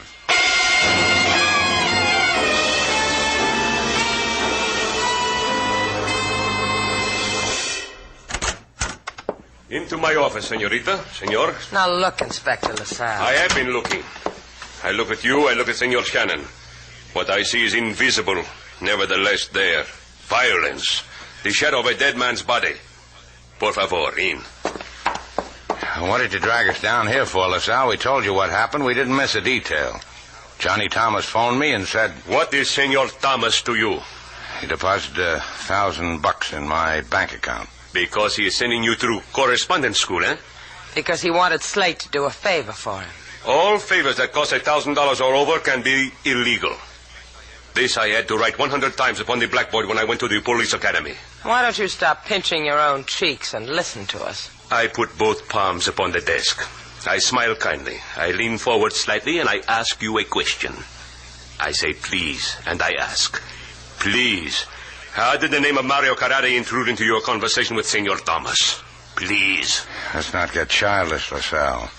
You know as much about Mario as I do. You know his background. You know who his father was. And if I remember correctly, you liked his father as much as I did. Senor, we of the police are never mixed with politics. The axiom is the one concerning the keeping of the clean nose. I permit myself no opinion. Opinion or not, LaSalle, you'd better face it. There are political gangsters in Havana like there are any place else. Mario's father was a good man. You're not giving him credit, Sailor. He was a lot better than that. Otto Carrade was assassinated. Havana wept for him, which included me. And the murder of Johnny Thomas is something else to weep about. Because it's all part of the same thing. I will tell you something, Senor Shannon. You are Americano. You are here in Cuba by the grace of my government. You will not meddle in matters political. To me, it's not a matter political. As far as I'm concerned, 2 men died. 2 good men. They were murdered. That's something to meddle in. You want to tell me anything else, LaSalle? No? Wave goodbye to the inspector, Sailor.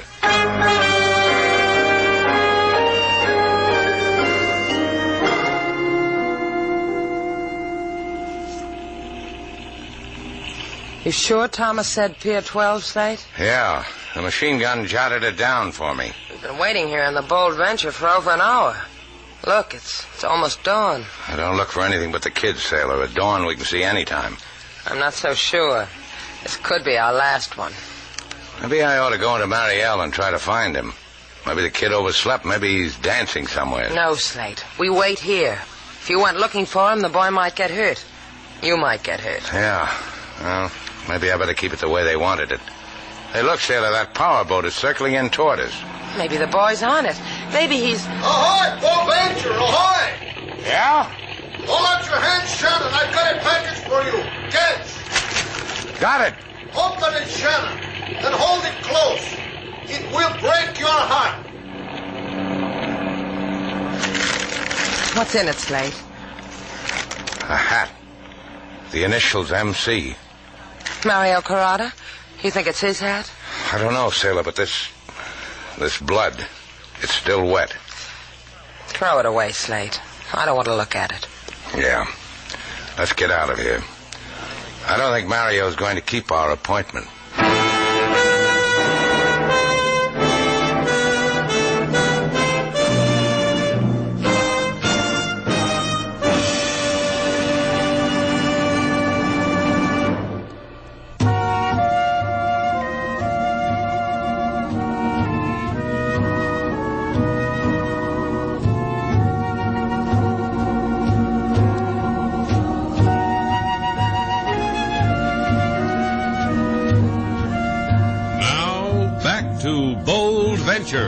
Our stars Humphrey Bogart and Lauren Bacall, and the second act of our story.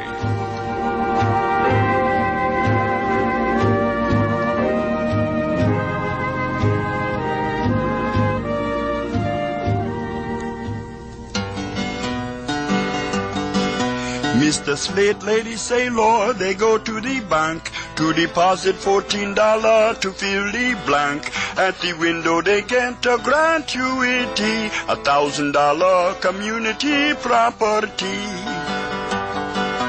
To earn the money is a very small matter. To bring to Havana a persona non grata. They sail to the port and wait for the boy, but he hot with blood make tears no joy.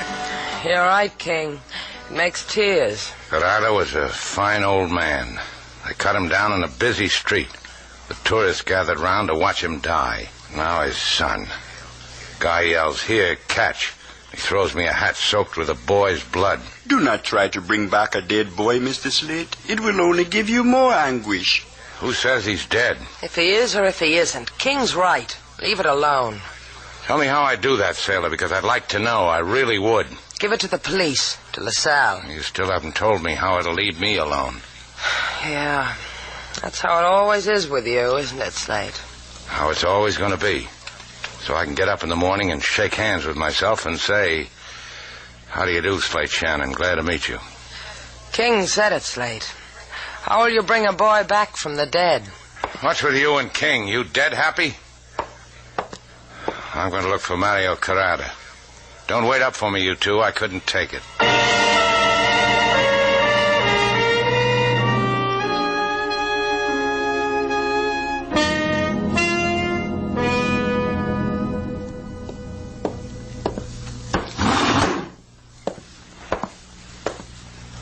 How do you feel, Mario?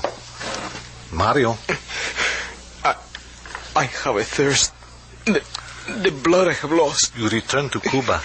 I cannot permit this. Did Water. Slate Shannon bring you back here to Mariel? No, senor. Es verdad. You will not speak Spanish. You will forget even the language of this country. Else you will die. Comprende? Comprende? Yes. Yes, you understand. Now, Mario, you came to Havana to avenge your father's killing. To kill me? No, it's not so. It is so. Slate Shannon. What plot have you made with him? Nothing. I swear it on my father, I swear. Permit me but a sip of water. You see, of course.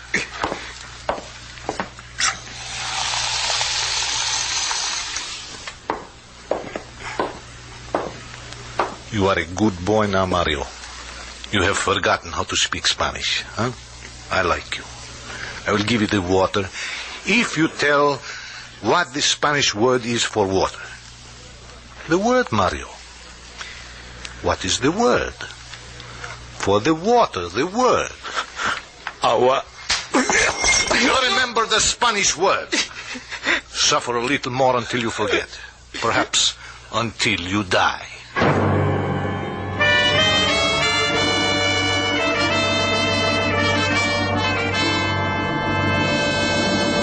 Sit down, Senor Shannon.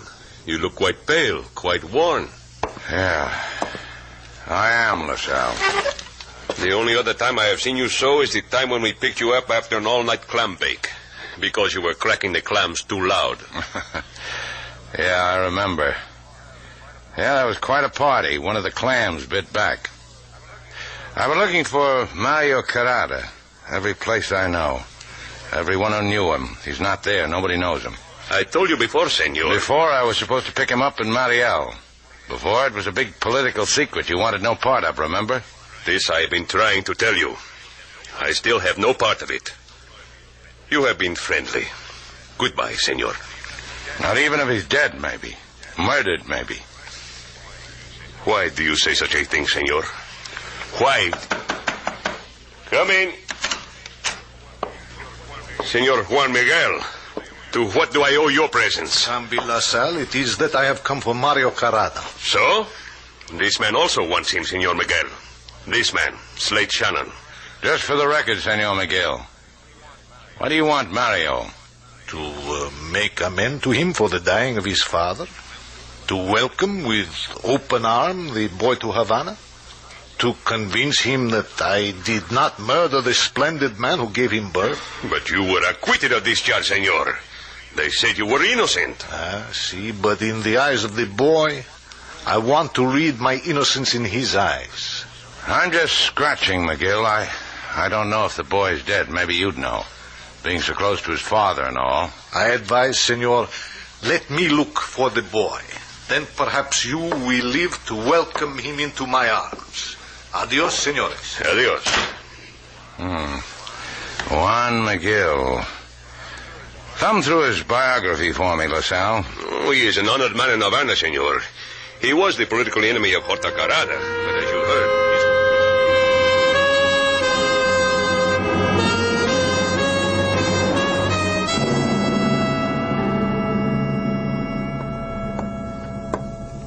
Permit me, is this where it is to register for a room? Single or double?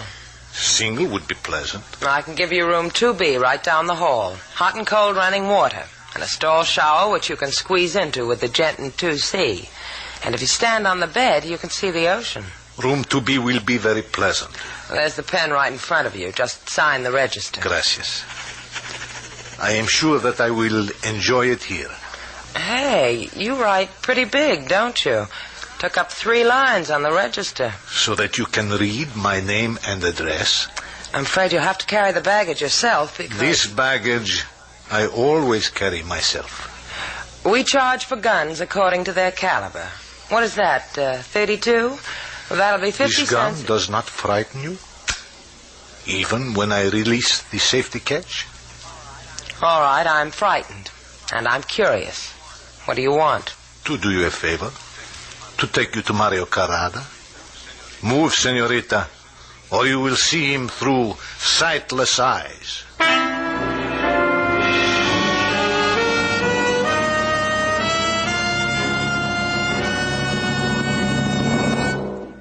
What do you mean Sailor's not here, King? She was supposed to be working the desk.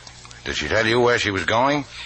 No, Mr. Slate. I was shopping for the kitchen the whole time. I have no idea what idea came to Miss Sailor. Yeah, she and her girlish whims. Why does she do things like that? If it will make you feel any better, Mr. Slate, we got a new guest. It says here in the register. A gentleman from Mariel. Mariel? Well, that's where I was supposed to pick up Mario. Let's see that register. Juan McGill. I wonder what he's doing here in my hotel. He's registered for room 2B, Mr. Slate. Why don't we ask him? Yeah, why don't we? Come on, King.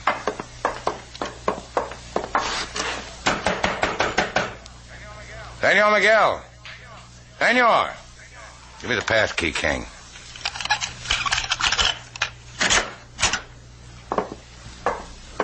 Huh. He's not in. Hasn't been either from the looks of the room. Just the way I left it when I made it up. The way he wrote his name in the book so no one could miss it. And his address in Mariel. And the fact that Miss Sailor is suddenly not among us. I will make you a thermos of something hot, Mr. Slate. You will want it for the boat trip to Mariel.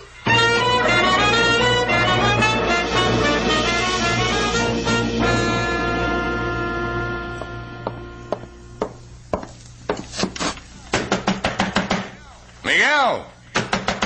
Senor Miguel! Who is? Slate Shannon, open up.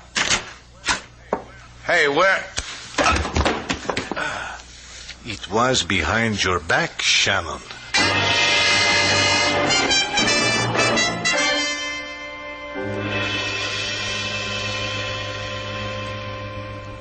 Try real hard, Slate. Open your eyes. Come on, one more try and you'll make it. Yeah. Don't try to move your arms. They're in back of you and they're tied. Your legs, too. We make neat bundles. Where are we, sailor? What is this? I can give you a vivid description. We're in the only fish cannery in the port of Mariel, and we're tied up after hours. What are they going to do to us? Can us? I've been sitting here looking at you for the last couple of hours, wondering how you look filleted. I don't think you look good. Never pass inspection. When Miguel took you away, did he introduce you to Mario? Mario's over there. Dead. Shot. Oh. Miguel? Yeah. First he gave Mario a speech on politics. Then he shot him. Miguel's saving us for the ocean, huh? Because we're not Cuban. He doesn't want to be connected with any murdered Americans. Fish cannery, huh? What makes you so dreamy about a fish cannery? Just about a conveyor belt. You see that switch? Mm-hmm. It says off. Well, ease over to it. I'll try. Yeah, that's it. Now it's right in back of you. Now reach up. A little higher. Can you make it? I'm trying. It hurts. It's an awfully cold ocean, sailor. Reach. Did you bring a fish to can, or did you just come here for the ride? I'm going to try to use the edge of this conveyor belt for a knife. Slate, be careful. That thing can cut right through your hand. Yeah, I'll keep it in mind. Yeah, I made it, sailor. Wait a second, I'll untie my feet. Okay, sir. Hey, did you turn off that switch? No, Slate. He did. With one hand, Shannon. I needed the other to hold the gun. You disappointed me. I thought that you would die without a struggle, a clean death. Don't let it worry you. Duck, sailor. You or me, Miguel? Stupido. Now pull that trigger and you'll blow your heart out. Pull it. Go ahead. You just temporarily saved your own life, Miguel. When are you going to stop fooling around and untie me? Yeah, I like you better this way. Come on, Slate. These cords are cutting into my ankles. And I'd be a fool to let anything happen to those ankles. Hand them up to me, sailor, then I'll take you home.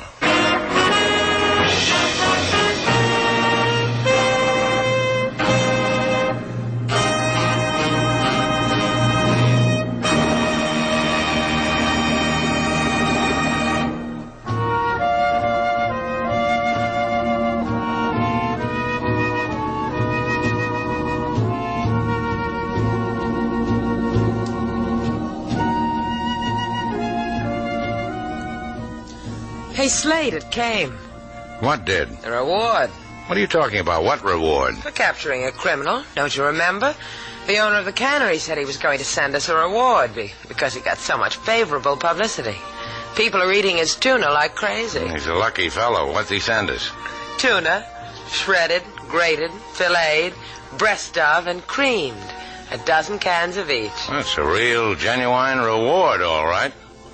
I've got a reward for you, too. Because I was so brave and swashbuckling? Because you were so nice about my ankles. You really like them, huh? Better than canned tuna. What's the reward? Come here. Like that?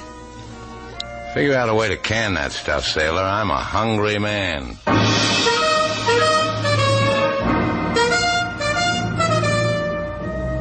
And so our two stars, Humphrey Bogart and Lauren Bacall, have brought to a close our latest bold venture story.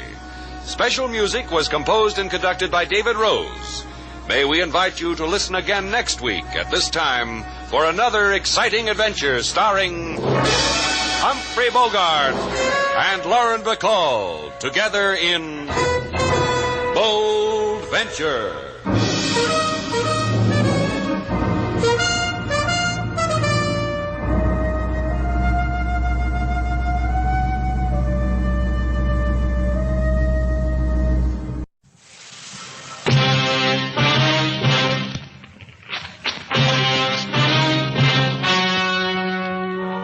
The story you are about to hear is true. Only the names have been changed to protect the innocent. Fatima Cigarettes, best of all long cigarettes, brings you Dragnet.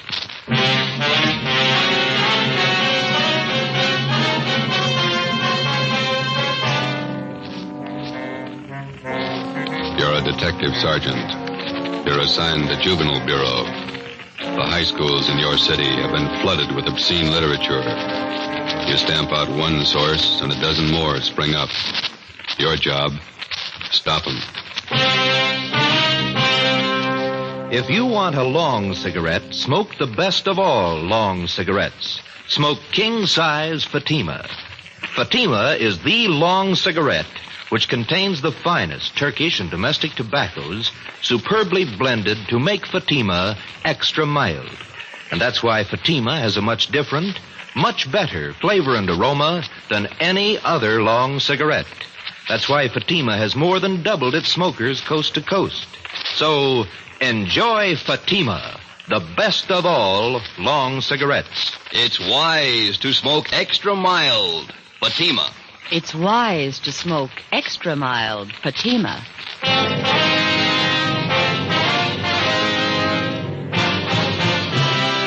Dragnet, the documented drama of an actual crime. For the next 30 minutes, in cooperation with the Los Angeles Police Department, you will travel step by step on the side of the law through an actual case from official police files. From beginning to end, from crime to punishment, Dragnet is the story of your police force in action. It was Monday, October 21st. It was cool in Los Angeles. We were working the day watch out of Juvenile Bureau. My partner's Ben Romero. The boss is Inspector Lester, commander of the Juvenile Bureau. My name's Friday. It was 10 a.m. when we got to the auditorium of Canfield High School. Stage door. Guess we go right out onto the stage. Yeah, we better wait till we're called, though, huh? You're the men from the police department? Yes, sir. This is Sergeant Romero. My name's Friday. How do you do? How do you do? I'm Paul Fisher, the principal here. Come right out onto the stage and we'll get the meeting started. Yeah, all right. Yes, sir. Just have a chair there. Thank you. Is the microphone on? Ladies and gentlemen of the Coordinating Council, members of the Parent Teachers Association. As you know, this meeting has been called for the purpose of discussing ways and means to bring about an end to the distribution of the filthy and obscene books and pamphlets that have been littering every high school campus in the city of Los Angeles. We've tried every means at our disposal to clean this matter up, and they all seem to fail. On the advice of the Coordinating Council and Mrs. Randall to the PTA, we've called in the authorities.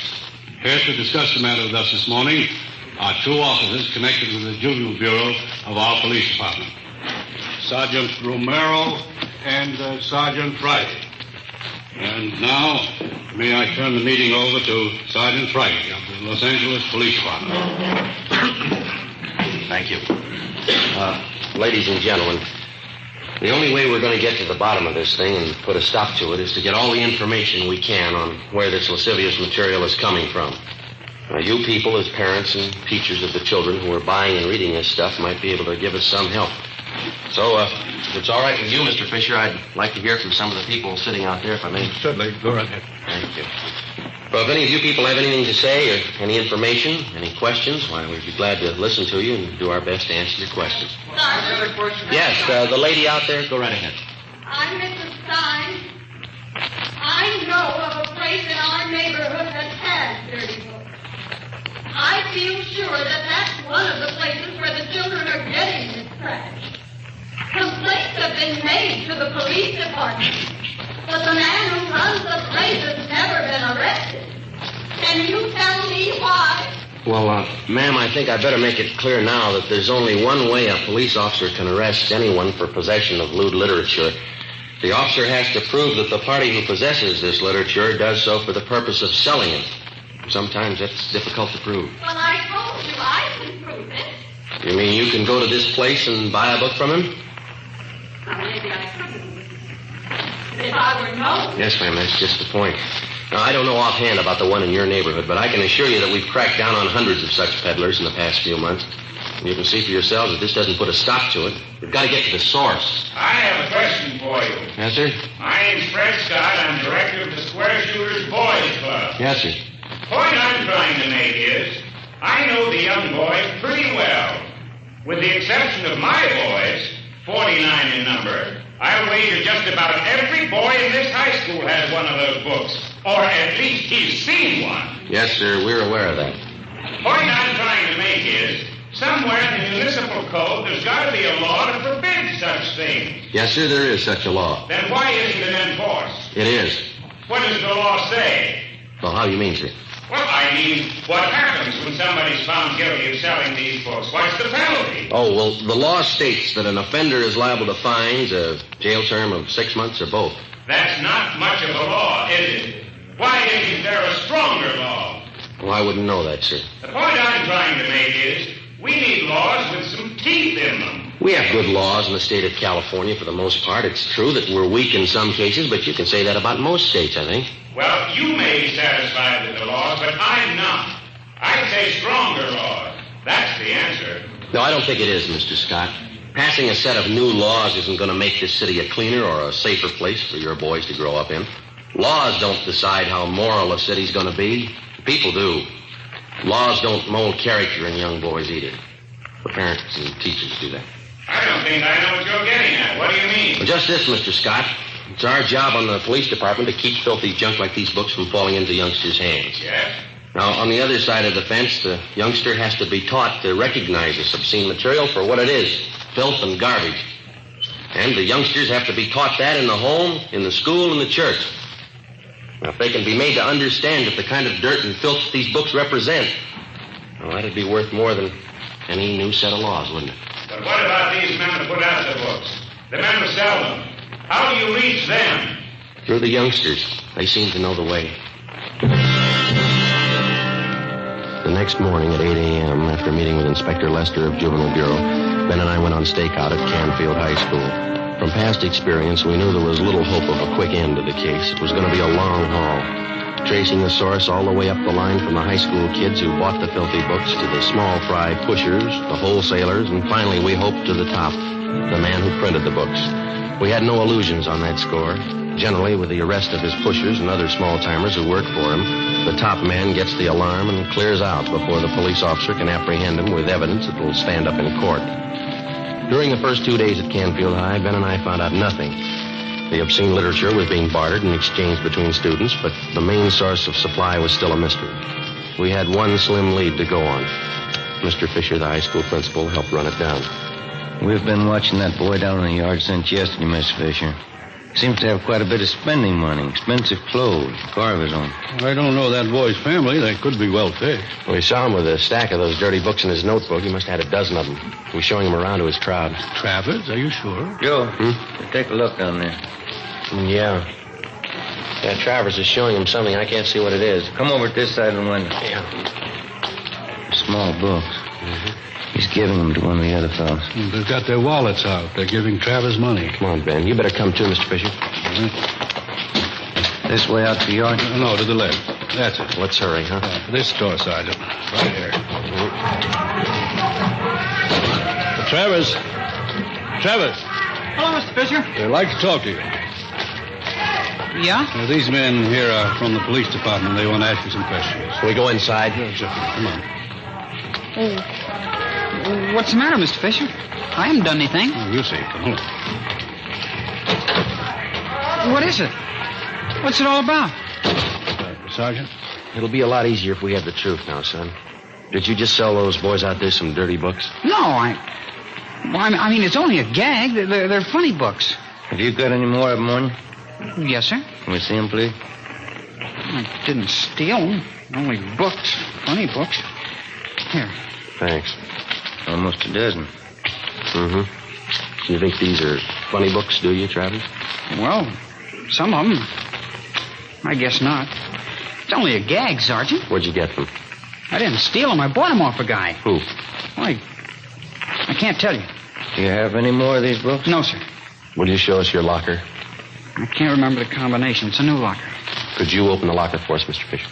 Yes, but I'll have to get the maintenance man. All right, I'll show you. Come on. Down here, sir. This one. 412. I've only got a couple. All right, we'll see. Come on, open it. I haven't done anything. Here's a sample, Joe. Locker's loaded down with them. Rotten filth. You can't arrest me. I don't sell the books. I only rent them. Somebody's been briefing you. Who? You're only making it hard on yourself, boy. You can't prove anything. These are my books. I don't sell them. Where do you get them? Who sold them to you? Nobody. I got them, that's all. All right. We'll have to talk to your folks. You can't. They're away. No, you can't. Don't. Afraid we'll have to, son. Oh, please don't tell them. Please don't let them know I'll do anything. All right, let's have the truth then. Who are you selling the books for? Name's Barney. That's all I know. I meet him at a cigar store downtown, 5th and Harrison. Does he sell you the books? He gives them to me. I sell them and then give him the money. I get 10 cents for every one I sell. How much do you sell them for? 25 cents. Some are $1. I get 30 cents for those. And the boys in this school have been paying that kind of money for this filth? Yes, sir. This man who gives you these books, you know where he lives? No, sir. I haven't any idea. When are you going to see him? Well, this is Wednesday. I was going to meet him downtown this afternoon. The cigar store? Yes, sir. But I don't want to get Barney in trouble. He's been okay to me. Sure. He's done a lot for you. 4 p.m. Wednesday. Ben and I drove downtown with 16-year-old Eddie Travers. We parked the car near the corner of 5th and Harrison and kept an eye on the cigar store. We waited. No sign yet, Travers? No, sir. Barney usually waits by the newsstand there. I haven't seen him yet. How long you been selling for this man, son? About 3 months, maybe 4. Any idea where he gets the books? Well, Oh, just a minute, Sergeant. Yeah? I think... Yeah, that's Barney, the one going up to the cigar counter. The man in the gray suit there? Yeah, that's him. He's going into Juanita's Cafe. Is that where you usually go after you meet him? Yes, sir. You better take the boy back to the office, Ben. I'll tail this guy and see what I can find out. Okay, you want me to pick you up later? I'll call you at the office. Oh, you got any matches? No, I'm out. I'll pick some up at the cigar stand. Right. See you later. Yeah.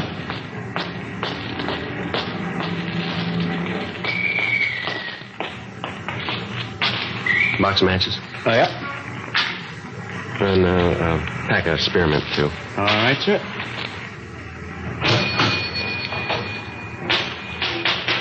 Much obliged.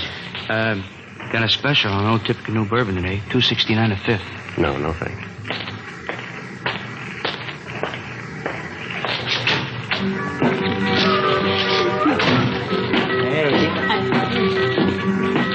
Hey, Rosie. Rosie, another tamale when you get time, huh? All right, Barney, go come in.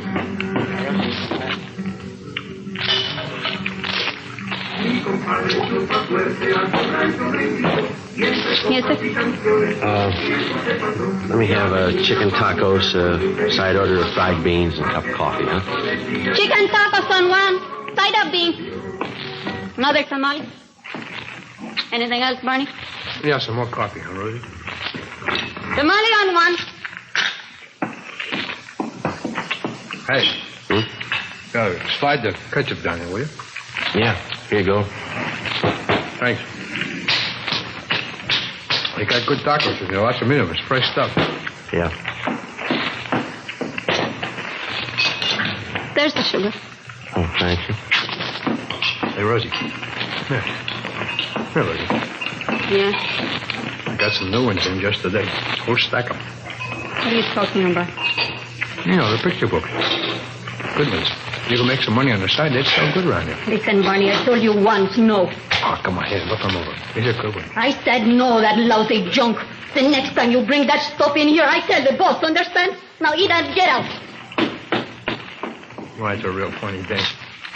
Looks great, but boy, what a cold potato. Yeah? Come on, eat and get out and take that junk with you. Cold potato.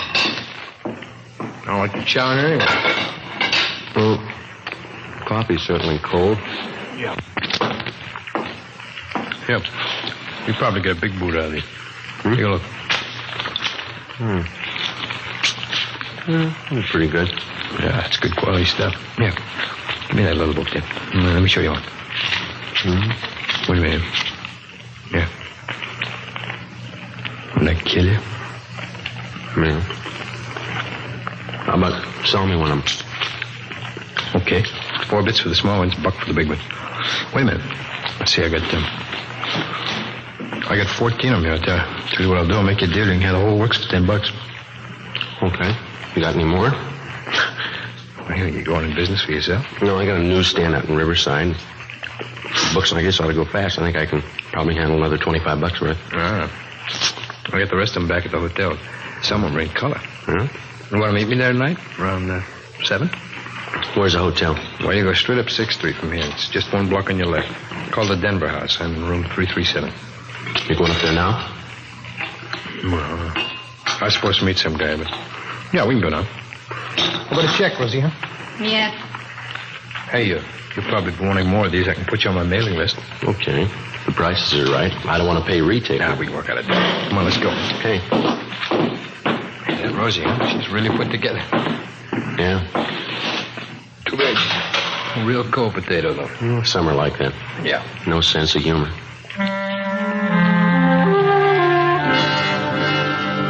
We left Juanita's Cafe and walked up Harrison Street to 6th. We turned left and went down 1 block. It was 5 minutes to 5 when we got to Barney's room in the Denver house, number 337.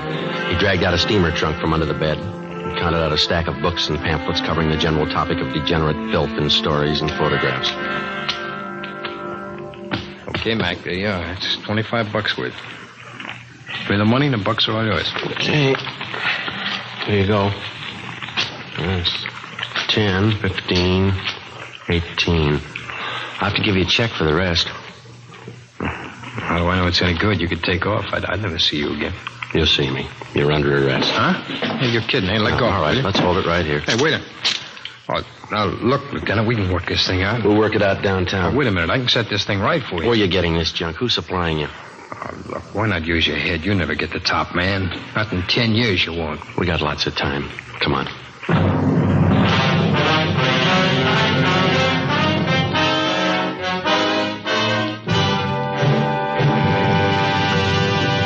You are listening to Dragnet, the case history of a police investigation presented in the public interest by Fatima Cigarettes. If you smoke a long cigarette, it will be in your interest to listen to a typical case history of a Fatima smoker. It's the case of Mr. Joseph G. Hertzberg, city editor of one of New York's great newspapers, and this is his actual signed statement. I recommend Fatimas to anyone who likes a king-size cigarette. In my business, the long hours really put smoking to the test. Working overtime means smoking overtime, and that has sold me on Fatimas. No matter how often I light up, Fatima gives me an extra mild smoke. And Fatima flavor, it's much better every time. I found out it's wise to smoke extra mild Fatima. And more smokers are discovering this every day. Actual figures show Fatima has more than doubled its smokers coast to coast. So enjoy Fatima yourself. The long cigarette, which contains the finest Turkish and domestic tobaccos, superbly blended to make it extra mild. You will prefer Fatima's much different, much better flavor. You will agree. It's wise to smoke extra mild. Fatima. It's wise to smoke extra mild Fatima. The best of all long cigarettes. The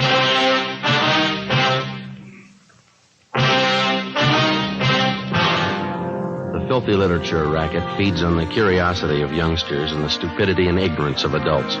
It's an all-season business, and in its own quiet way, it has reached a market which the other heavy rackets never hoped to reach. Your home and your children. 6 p.m., Wednesday, October 23rd. We checked the records, and the make sheet showed the book peddler's true name to be Barney W. Timpson, 38 years old. He had a past record of one previous conviction for peddling lewd literature in Dodge City, Iowa in March 1948. We had him brought to the interrogation room. Sit down, Timpson. Okay. Let's make it easy, Barney. Where are you getting the books? I told you, Sergeant, they deliver them to me. Who did? Different guys. I don't remember them all. They send different guys every time. How often do they make the deliveries to you? Once a month. When? Around the first, usually. Sometimes maybe the second and the third. They bring the books to your hotel? Yeah, they leave a pack up in the lobby addressed to me. They ever use the mails? They never do. They're not that dumb. So you've never seen the men that you do business with, huh? Not so I'd know them, no. You have no idea where they're operating from? I don't know. You expect us to swallow that? I'm telling you, I don't know. Oh, don't push us that kind of a story, Barney. I'm giving it to you straight. Now, what else do you want? Who's the supply man? Hey, look, we found this notebook in your hotel room, Barney. There's a list of names in it. This your customer book? Friends. Okay, they're customers. It gives us enough to land on you. I know that. I've told you everything. You still don't know who you're working for? No. Look, there's a phone number in this notebook. No name to go with it. Yeah? No, look at it. This one right here. I don't know. Must be another customer. Yeah. Does it belong to the boss? I don't know the boss. He don't know me. Then who do you buy the books from? Who says I buy them? You must owe somebody a lot of money. Don't worry. I don't owe him nothing. He don't owe me nothing. He does now. What? You're going to jail for him. Barney Timpson was booked into Central Jail for violation of the Penal Code, Section 311.3. We contacted the telephone company, and they traced the extra phone number in Timpson's notebook to a private residence on Wonderview Drive in Laurel Canyon. A detail of men was assigned to stake out on the place. During the next week, mainly from information obtained from Barney Timpson's customers, 7 other peddlers of obscene books and pamphlets were taken into custody and questioned. 5 of the 7 told us they picked up their supply of books from the Laurel Canyon address. We moved in on the place and found thousands of lewd books and pamphlets stored in the garage. 3 men on the premises were taken into custody. They identified themselves as John Alexander, George Kelleher, and Raymond Kester. We brought them downtown and interrogated them for 2 hours. They refused to admit anything. They were booked in, but by noon their lawyers arrived and they were released on writs of habeas corpus. 2 p.m. Ben and I met with Inspector Lester of Juvenile Bureau. Just had a call from the men on stakeout at the Laurel Canyon place. They've just been over the garage where the books are stored. They get anything, Skip? A couple of things. Might be fair leads. What's that? 3 stacks of books they found were wrapped in proof letterheads from the Havenbrook Hotel. Yeah? We checked with the hotel. They get all their printing done at Rudolph Brothers, place out in West L.A. That name's not familiar to me. It's a big layout. Their specialty is religious books, Bible, things like that. That doesn't add. Not so sure. How do you mean? Be a perfect cover for the racket. Printing the Bible one day and a flock of filthy books the next. Could be the setup. What kind of a name does this Rudolph's place have around town? They've been here long? 50 years. Good reputation. Well, we could give it a look.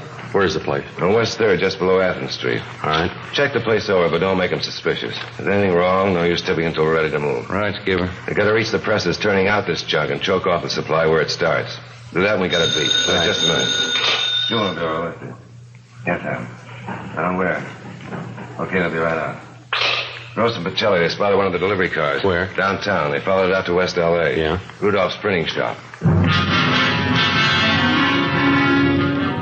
4 p.m. Ben and I, together with 2 other men from Juvenile Bureau, drove out Beverly Boulevard to Athens Street and down 1 block to the corner of West 3rd, where we picked up Gross and Pacelli on stakeout. The Rudolph Brothers Printing Company covered almost half a square block on the corner of West 3rd and Athens.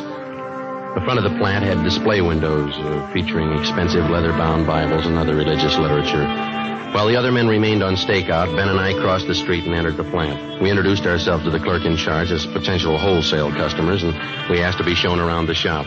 It was more than obliging. I'd be happy to show you our plant, gentlemen. The most modern religious publication company in the West. That's our claim. Oh, would you step this way, please? Thank you.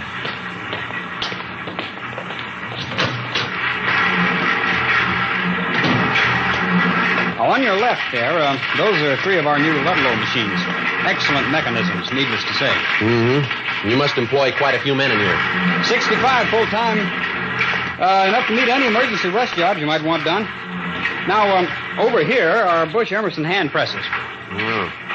You handle only religious books then, huh? Nothing else? That's right, sir.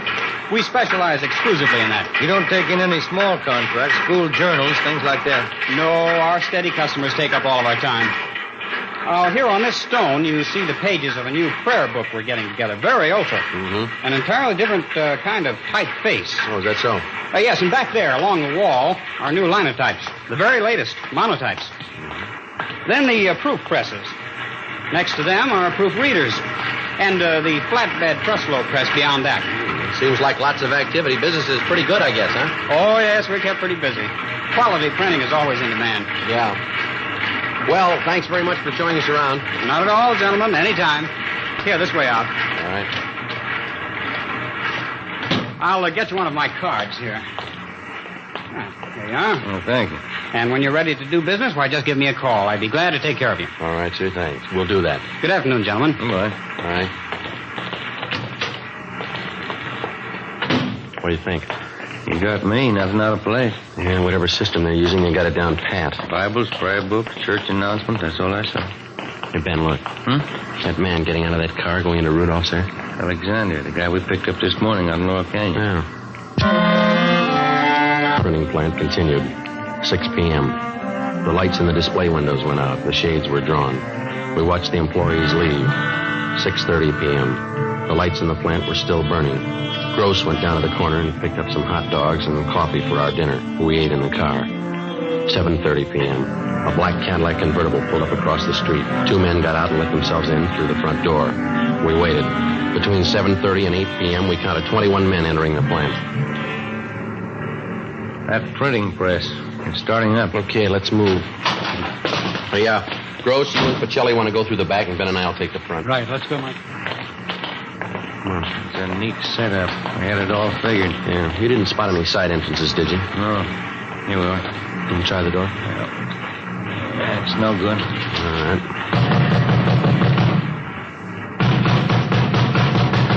Who is it? Police officers, open up. All right, come on, open up. The press is stopped. All right, let's hit it quick. Come on, again. There we go. There they are, Joe. They're trying to smash the plates. Come on. Pacelli! Pacelli, save those plates! Watch it, Ben. All right, come on. All right, hold it. Get against the wall. Hey, Gross, get those plates off the press, will you? All right, hold it, you two. Now, Joe, look out! All right, That's the place, Joe! I round up those men and keep the doors covered. Get away from those tables. Come on over to the wall. That's about most of them, Joe. Those two men going out the door. Come on, head them off, will you? Come on, you. Come on, back in. Get out, wait, get your hands off him! Hold it up, mister. Come on, over there with the rest. You'll pay for this. I'll sue you down your last nickel. Yeah, come on, simmer down. Hey, Joe, we got Rudolph going out the back. Right. Call the office, will you? We're going to need transportation. Okay. Take those two with you, huh? Right, come on.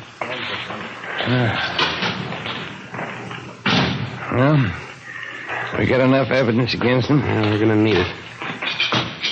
2 full pages of the junk right here. Yeah. Look. Right next to it. Yeah. Page from the Bible.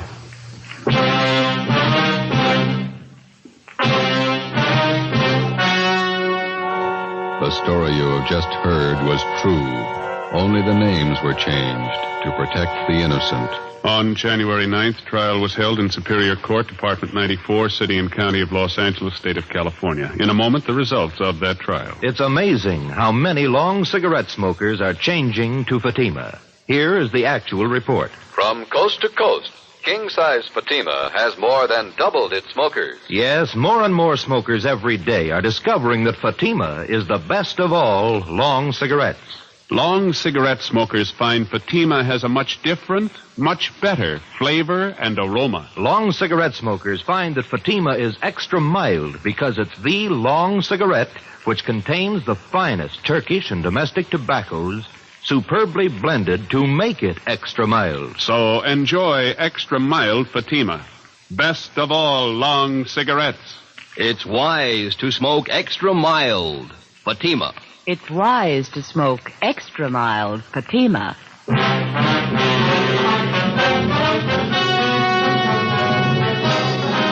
Frank Rudolph and 16 of his accomplices were tried and convicted of possessing lewd and lascivious literature for the purpose of sale. They received sentences as prescribed by law and are now serving their terms in the county jail. Remember this Saturday, because that means Dimension X on NBC.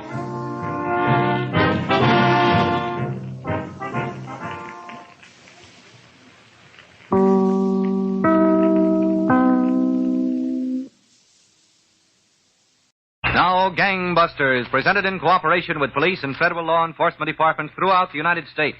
The only national program that brings you authentic police case histories.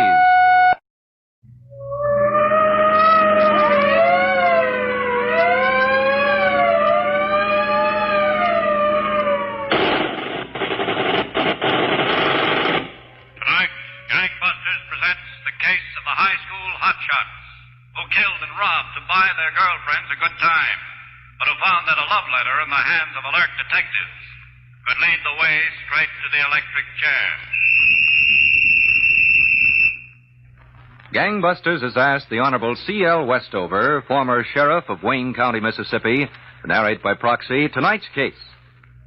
Sheriff Westover, I know you have a purpose in telling tonight's case. I have, Don Gardner. As you'll see, I brought a 15-year-old guest to the studio whom we'll hear from later. Well, then, why don't you start right in, Sheriff? All right, Don. I think we ought to begin in a small city in Alabama, Maline. At the local bus station one afternoon, the 4 o'clock coach from Mobile was just about ready to pull out. All the passengers were aboard except one, a striking but overly dressed young woman. She was engaged in a prolonged farewell with a handsome youth who appeared to be a few years younger. All right, now take care of yourself, baby. Oh, I will, Joe, for you. Now, if everything goes all right, I ought to be in Mobile by the 1st, and I'll bring you a present. A real present. Oh, Joe, honey, would you? Oh, goodbye, Joe. Oh, just a second. Shim, come here, will you? I've got to hurry, Joe. Yeah, Joe. What is it? Madge wants to say goodbye to you, Shim. Oh, thanks. Goodbye, Shim. You're a nice kid. I hope we can get together again real soon. Gee, same here. So long, Madge, baby. Oh, Joe. Joe.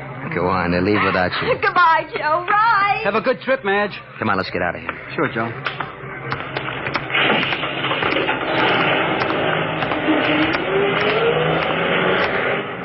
Well, there she goes, huh, Joe?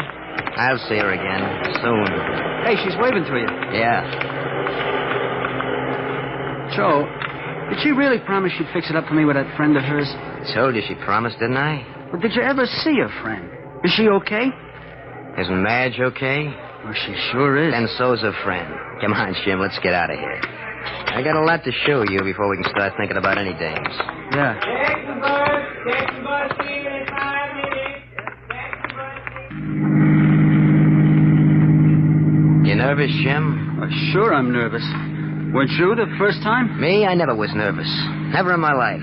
First time was like the last and all of them in between. You go in, you stick a gun on a guy, you get the dough, that's all. But, Joe, suppose a guy puts up a fight. Suppose he does. What do you get your gun for? You mean? That's what I mean. Now, look, Jim, nobody that's got any sense is going to argue with you. You got no worries. You just tell the filling station guy you want to use the phone. I hope it comes off all right. It will. There's nothing to it. We're really wasting our time with this filling station. Wasting time? Well, then let's skip it, huh? Skip it, nothing. The easiest one you can start with, the better off you are. All right, there we are. Like I said, I'm going to pull in. Look, Joe. What? Oh, nothing. Now, just take your time. You'll be all right. I'll go out and do the talking. Yep. How many, young folks? Fill her up, will you, friend? We got a lot of driving to do tonight. Right. Fill her up. Regular, special? Special. Say, you got a phone in there? Sure. Hip still. My partner inside will show you where it is. Go on, pal. Make your call. Okay. Come on. Slide out this side. Yeah. All right. You say so. Go on now. Get going, will you? Okay. I'll be right out.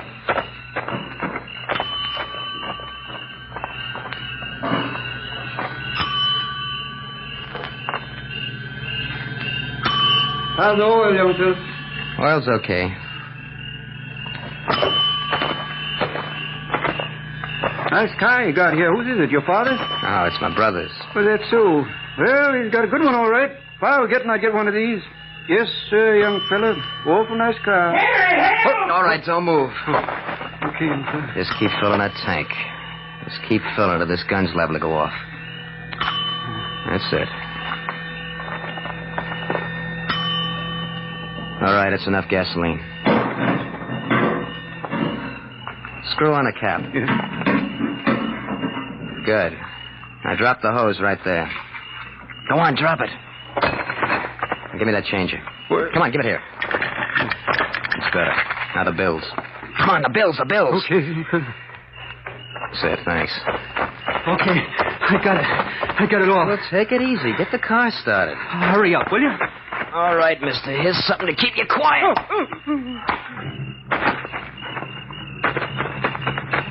Okay. Now, get moving. Yeah.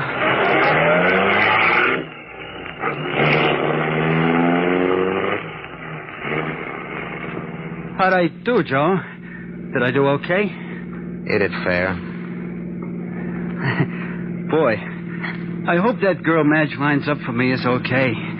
I sure hope so. Don't worry about the girl now. We gotta ditch this car and get away from here. There's a lot of work to do before we see any girls in Mobile.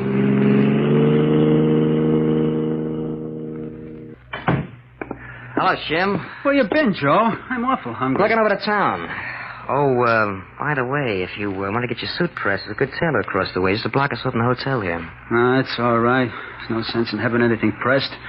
Don't look like we're ever getting to Mobile. Come on, let's... Oh, say, I went by the post office. There was a letter for you. Well, come on, hand it over. What are you waiting for? It's on the dresser. Guy's got a letter. You didn't even tell him anything about it. I forgot. It's from Madge, all right. Hey, get a load of this perfume. Yeah, I got a load of it already. See if she says anything about that girl for me. Cheer up, will you, Shim? You'll have your girl. Well, I'd sure like to know when. Soon.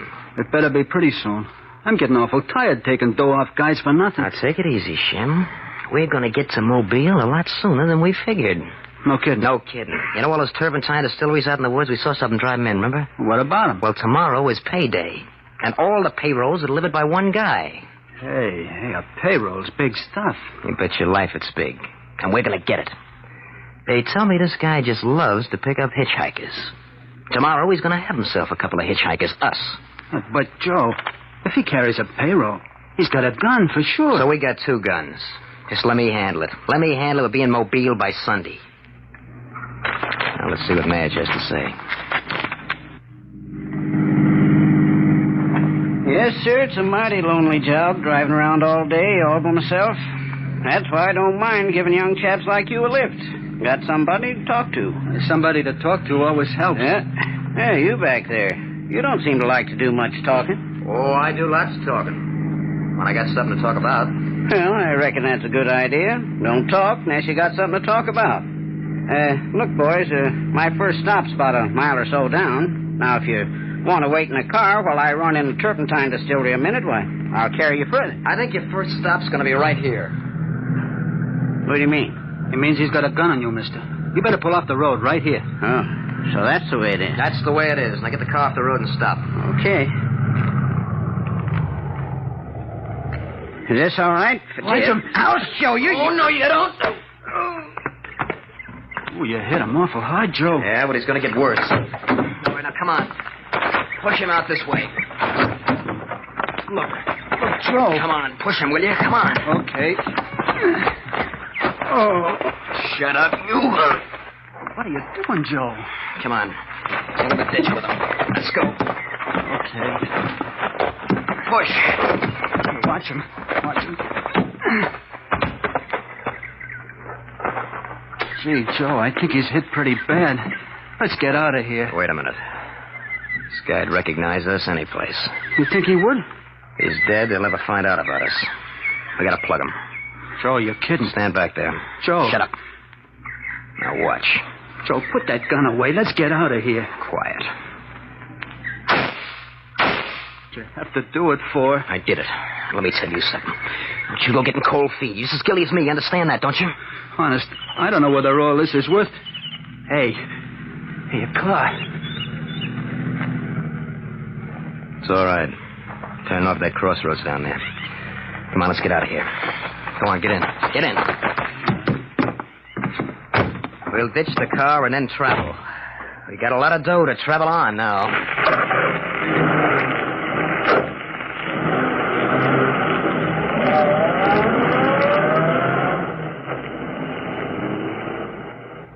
And so, Don, the inevitable murder occurred. The two young criminals fled the scene in the murdered man's automobile. But they had no idea how quickly a shiny button and a parcel post package could tell investigating officers exactly what they wanted to know. Now back to Gangbusters. You were telling us, Sheriff Westover, that the young criminals Joe Lehman and Maurice Shimmick had murdered payroll messenger Tom Boykin in Wayne County, Mississippi, then drove off in their victim's car with the loot. That's right, Don. But it wasn't long before the crime was discovered. It was obvious that the murder had been committed to obtain the payroll, and immediate investigation was started. As soon as I returned to my office from the scene of the crime, I phoned the police department at Meridian, Mississippi. There was a man there I knew might be of great help on the case, Detective Tom Harbour, one of the most famous homicide investigators in the South. And the car hasn't shown up any place, Sheriff? Not yet, Harbour, but I don't imagine they'll stay with it long. They'll be smart enough to know we've got alarms out all over. Looks as if we're after a bad pair, Sheriff. Is there anything to go on? Well, yes. Joe Henry, the game warden, happened to be passing by the scene. He saw the car parked there and these two boys walking toward it. Did he get a good look at the boys? No, not a very good look. The only thing he noticed was that one of them was tall, had on a bright blue sports coat, and it must have had brass buttons. Is that so? Yes, you see, the buttons were reflecting in the sun as the game warden drove past the crossroads. They must have been brass or silver or some such metal. That's interesting. I was wondering, Harbour, do you reckon if I spoke to your chief over there, you could get assigned to help us out for a while on this case? Tell you what I'll do, Sheriff. I'll speak to Chief myself. I'm sure it'll be okay. If it is, I'll drive right over and get to work with you.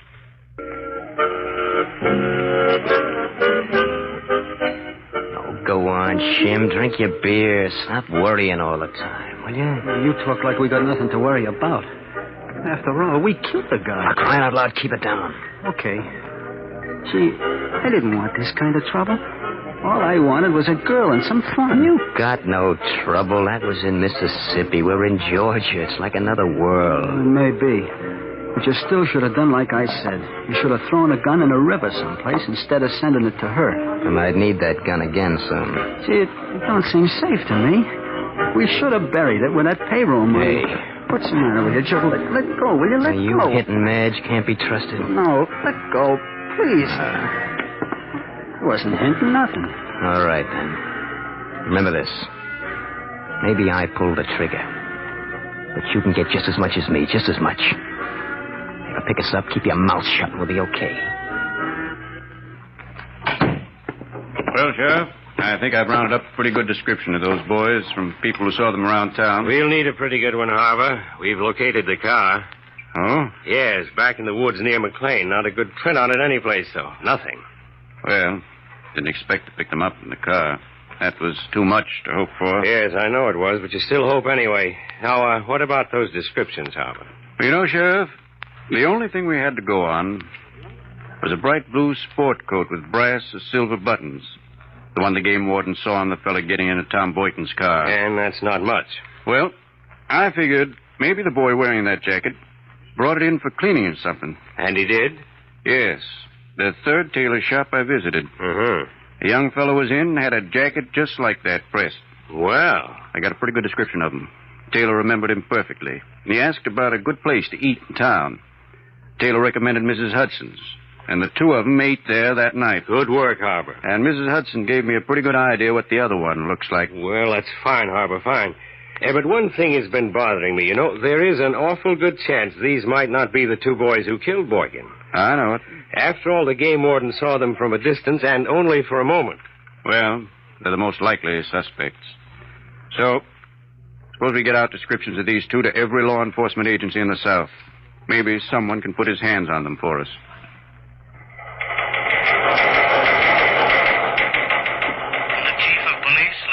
Georgia, to the Sheriff, Wayne County, Mississippi, holding two young men, giving names Joseph Lehman and Maurice Shimmick. Answer description, wanted circular reaching here. Both admit presence in Waynesboro, approximate date, but deny any part of murder. No evidence to contrary. Advise. From Sheriff, Wayne County, Mississippi, to Chief of Police, LaGrange, Georgia, all suspects leaving immediately for your city.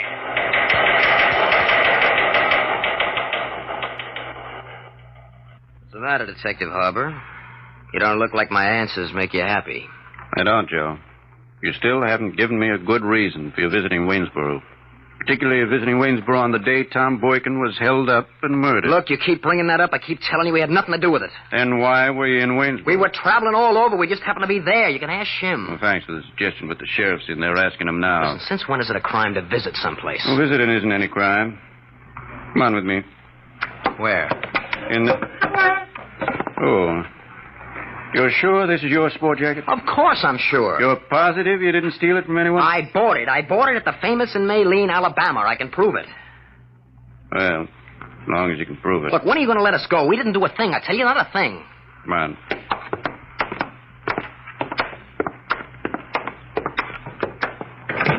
It won't do you any good to lie, son. I'm not lying. We didn't kill anybody, Sheriff. We didn't do a thing wrong. Hello, Shim. Don't let these policemen scare you. I'm not scared, Joe. Why should I be scared? I didn't do anything. That's the way. And neither of you have to be frightened. Now, look, we know you've got a job to do, Sheriff. Yeah, no hard feelings. That's the right attitude, boys. But when do we get out? That's a question. What do you mean it's a question? You got no right to hold us if we're innocent. Well, we could start extradition proceedings, take you back to Mississippi. Well, why don't you? We will if we have to. What do you mean, if you have to? Exactly this, boys. If you'll agree to come back to Waynesboro with us, we promise not to put you in jail until we get this thing cleared up. Why should we? Why, you were interested in seeing this thing straightened out, aren't you? Well, look, it's your job to straighten it out, not mine. We didn't kill anybody. We won't go back with you. Why should we? What do you mean you won't put us in jail? Where will you put us? We'll get you a room at the hotel with a deputy to keep you company. Company? Huh. But, on the other hand, we can start extradition proceedings right away, and chances are we'll get you anyway. In that case, it'll have to be jail. You mean that about the hotel? Yes. All right, we'll go back with you. Joe. Why not? They'll put us up in a hotel. Gee, I don't know. Why should we take the chance of laying out in jail? We can live like kings in a hotel. The week of 10 days will be out. We didn't do nothing. Okay, Joe. If you think it's best. All right, Mr. Harbour. We'd like to see that you get this thing cleared up. We'll go back with you. That is, if you give me your word about the hotel. Sheriff, you have my word. You two can stay at the hotel. We won't put anybody in jail until we're positive who the murderers are. Now back to Gangbusters. Yes? Good evening. What is it? You're Madge Thomas? That's right. My name's Tom Harbour. I'm with the Meridian, Mississippi Police Department. Meridian, Mississippi. Yes, I came all the way to Mobile to see you. May I come in? Okay, if you want. Thanks. What did you want to see me about? I believe you're acquainted with a young man named Joe Lehman. Joe Lehman? Well, no, I don't think so. You're the only Madge Thomas at this address? As far as I know. And this is your handwriting? Well... Is it or isn't it? Yes, it is. It's quite a torrid love letter you wrote to Joe Lehman, a young man you don't even know. All right, I know him. I know lots of men. His name just slipped my mind for a minute. I can imagine. Joe wouldn't like to hear that. Sure, he thinks a lot of you. You know, he thinks so much of you, he had that letter sewn in the lining of his jacket just to keep it close. I can't help what he thinks of me. I barely know him. He's just a kid. What's that in there? Kitchen? Yes, it's the kitchen. What do you want with me? The letter said your last received, darling, and the package came a few days later. What package? Say, what's this all about, anyway? I'll tell you what it's all about. You're Joe and another young fellow is suspected of committing murder. Murder? Yes, and robbery. I want to see what was in that package he sent you. It wasn't anything, only a present. He sends me presents all the time. All the time. That may be so, but if what I think is in that package, you can be held as an accessory after the fact. Me? That's who I'm talking about. You can go to the penitentiary. Oh, no. And there's no beauty parlors, no silk stockings, and no men. Look, it was a gun in the package. I didn't know what it was for. Where is it? He just said keep it. Where's the gun? It's right over here. Right here. Get it. There it is in the drawer. I haven't touched it since it came. I didn't know what it was for, honest. Well, that's to be determined. I'll cooperate. I'll do anything. All right, you can start cooperating right now. There's a train back in an hour. We'll be on it. For crying out loud, Shim, will you light someplace? Oh, okay. Back and forth, back and forth. Will you be like me? Relax. We got a few days in the hotel. The county's paying bills. Take it easy. Enjoy it. What do you think they're finding out? What do you suppose? Shut up, will you? How many times do I have to tell you they might have the joint wired? Oh, who cares? Where's your guts? They haven't got a thing on us. Can't hold us much longer. They gotta let us go. When they take that deputy away from the door, I'll believe it. Until then, no. Just stick it out. All right, now quiet. Come in. Hello, boys. Hello, Mr. Harbour. Sheriff. Well, the sheriff and I have some news for you. No kidding. That's right. Oh, you see, Shim, I told you everything would be all right. They're not going to hold us in the hotel anymore, are you? Is that right? That's right. Well, we tried to help you out, Sheriff, but you know we didn't have anything to do with that killing. No, we didn't, really. All right, boys. Get things together. Well, it's kind of late today. I think we'll stay in the room tonight. We'll be on our way tomorrow, huh? That's okay with you? I'm afraid it's not okay with us. We're moving you over to the county jail. The county jail? Hey, what's the matter? What happened? We located your girlfriend, Madge, and we located the murder gun. Oh, no. Shut up, Shim. It's a stall. You didn't locate a thing. You're trying to trick us. No trick. We got Madge at the sheriff's office. You can see your gun with your own eyes. You can see how a bullet taken from it compares with the bullets taken from Tom Boykin's body. Now get your things together and make it snappy. You're changing accommodations.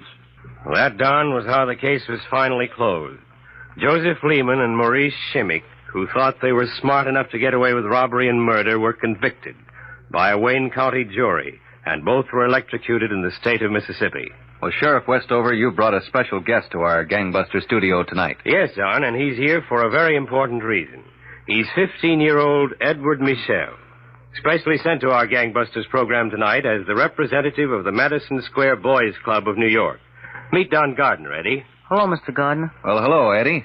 I understand that you, speaking for the Madison Square Boys Club, which is a member of the Boys Club of America, have something very important to tell our Gangbusters listeners. So go right ahead, Eddie. Thanks, Mr. Gardner. We fellows of the Madison Square Boys Club like gangbusters. We know what gangbusters shows is the truth. Crime is wrong. No matter how smart they think they are, criminals always get caught. Most American fellows are law-abiding and straight. And if those two fellows we heard about tonight had been members of a boys' club, chances are they would have been all right, too. Fellows who belong to boys' clubs know that trying to get fast, easy money only leads to trouble. And they're glad that Gangbusters is showing people, especially young fellows, how wrong and how dumb crime is. Well, thank you, Eddie Michelle, for coming here tonight and bringing our Gangbusters listeners this message from your boys' club. And thank you, Sheriff Westover, for a most significant case.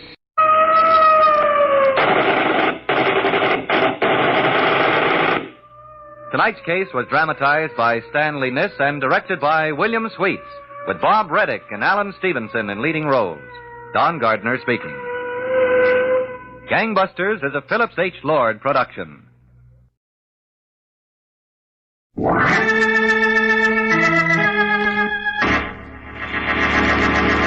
From New York City, the makers of Clipper Craft clothes for men and more than 1,200 leading retail stores from coast to coast present that immortal character created by Sir Arthur Conan Doyle, the world's most famous detective, Sherlock Holmes, starring John Stanley.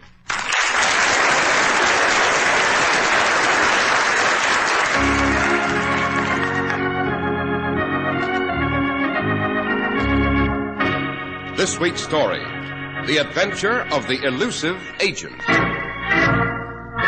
Holmes, the quarry we followed from the docks went into that room off this corridor here. Right, Watson. What are we waiting here for? Why don't we just go in? Patience, Watson, patience. We cannot precipitate ourselves into a trap on sheer impulse. Great Scott! Quick, Watson, into that room. The trap is sprung. We must get to the victim.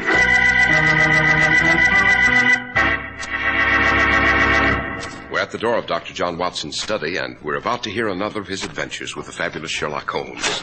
Well, good evening, Mr. Harris. Good evening, Dr. Watson. You have a memoir for us tonight, I hope? I have indeed, Mr. Harris. In fact, I had just finished editing it when you came in. I might say that this particular adventure is of first-rank importance, not only in the life of my friend Holmes, but on the course of history itself. The stakes were the highest, and on the outcome hinged the issue of empire itself. In no other adventure that I can recall were our protagonists more ruthless, more shrewd, and more cruel. Sounds like you've got a treat for us tonight. What do you call it, Dr. Watson? Well, Holmes and I always refer to it as the adventure of the elusive agent. And after you have enlightened our audience to the merits of Clippercraft clothes, Mr. Harris, I shall proceed with this highly unusual story. Today, it's official. It's spring. Time for you, Mr. Man, to get a new spring suit and a new spring topcoat. Make sure you get Clippercraft. Clippercraft, the best clothes you can buy for the money. Beautiful new spring all-wool worsted Clippercraft suits, only $45. Clippercraft all-wool gabardine or covert topcoats, only $40 to $47.50. Clippercraft clothes make you look your best because they look like they cost much, much more. Get your Clippercraft spring outfit tomorrow.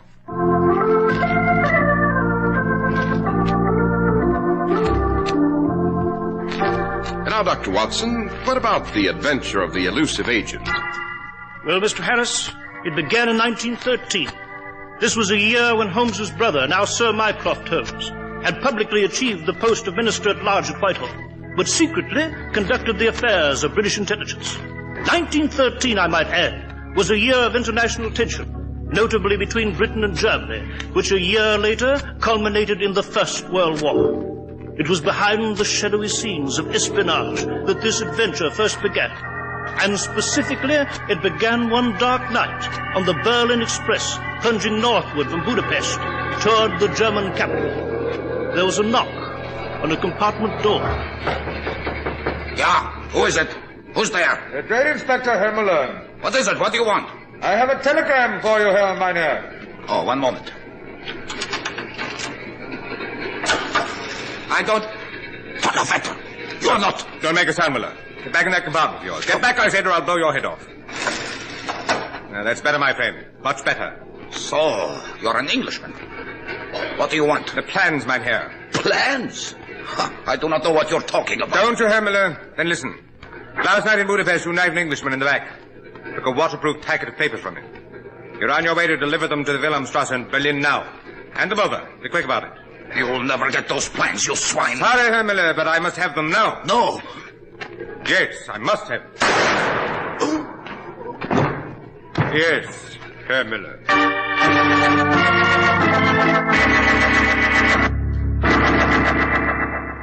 Congratulations, my dear Norton. You've done an excellent job in intercepting that German agent and returning these plans to our embassy here in Berlin. Thank you, Sir Mycroft. Unfortunately, our problem has only begun, my dear boy. These plans are of the highest importance, and we must get them out of Germany and back to Whitehall at once. Now, you understand, these are the originals, the only copies of the plans in existence. They were stolen by this German agent you intercepted from the inventor himself before he was able to get them to the War Office, and we could have copies made. But I understand you're returning to London tonight, are you not, Sir Mycroft? I am, but I cannot take the plans with me. No? Why not, sir? Ostensibly, I am Sir Mycroft Holmes, British minister without portfolio, here on official business. Actually, I'm here to see that these plans get back to London, and the Wilhelmstrasse knows it. I see. I have been watched every step of the way. The Germans have revoked our former privilege and will examine all diplomats of the customs. And we can't risk relaying the data to Whitehall by code on the chance that the Germans may already have broken it. It will be a dangerous and delicate mission to smuggle them out of Germany in... One moment, my boy. By Jove, I believe I have it. Yes, sir? I recall reading in the newspapers that you are to marry a British subject here in Berlin by the name of Miss Pamela Rivers. That's right, Sir Mycroft. And, if I remember, you are to be married this Saturday and will return to England for your honeymoon. Yes, sir, those are our intentions. Oh, yes, I'm sure it will work. Philip Norton, British attaché, takes bride, honeymoons in England. Excellent, excellent. Very romantic, innocuous in purpose, not calculated to arouse suspicion. Sir, I don't understand. Norton, my boy, marry your girl. Take your bride to England with you. And take something else in addition. Yes, Sir Mycroft. What? The plans, Norton. The plans.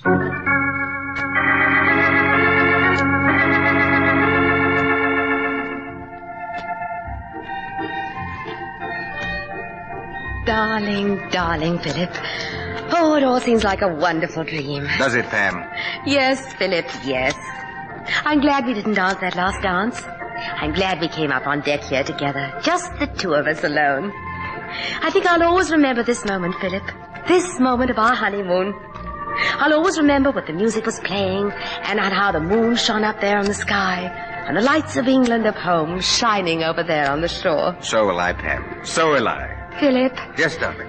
Put your arms around me. Hold me close. Pam. Closer, darling, closer. That's it. Oh, darling, darling Philip, kiss me. Now, tell me that you love me. I love you, Pam. I love you, I love you. Do you really, darling? Pam, what? Surprise, darling? Pam, you've got a knife. You just... Yes, you English swine, and you're going to feel the bleed again. Now, my dear departed bridegroom, the plans. Ah, yes, here in your coat pocket, as I thought. Now, if I can roll you overboard through the opening in this rail. There, over you go. Goodbye, my romantic darling. And thanks for the wedding present.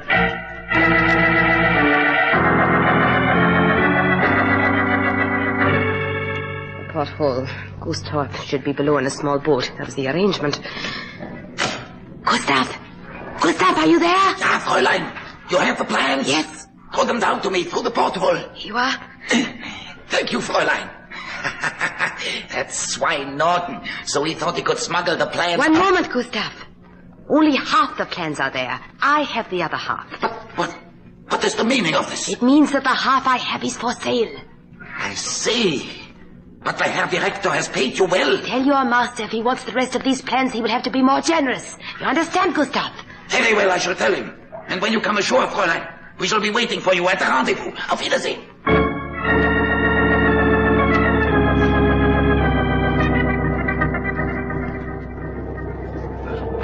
So, young Norton disappeared while the Oceania lay at quarantine in Southampton, eh, Mycroft? Yes, Sherlock.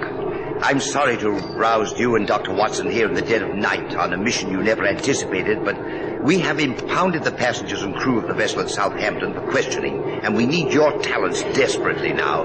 Indeed, if the plans are not recovered, the life of England and of the Empire itself are in jeopardy. Sounds like a formidable affair, I must say. Quite. But, my dear Mycroft, since we are to become involved with these plans, it might be helpful to know something of their nature. These papers, 10 in all, were the designs of a new weapon, Sherlock. A kind of land monster built to revolutionize modern warfare. In short, an armor-plated mobile vehicle we call a tank. A tank, eh?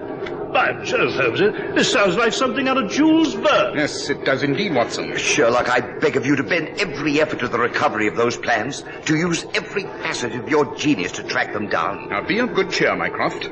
It's my opinion that the plans have already been spirited from the Oceania, but it may not yet be too late. When I get aboard, I shall have some pertinent questions to ask. Whom will you begin with, Holmes? Since it's the bridegroom who's missing, my dear Watson, I shall obviously begin with the bride.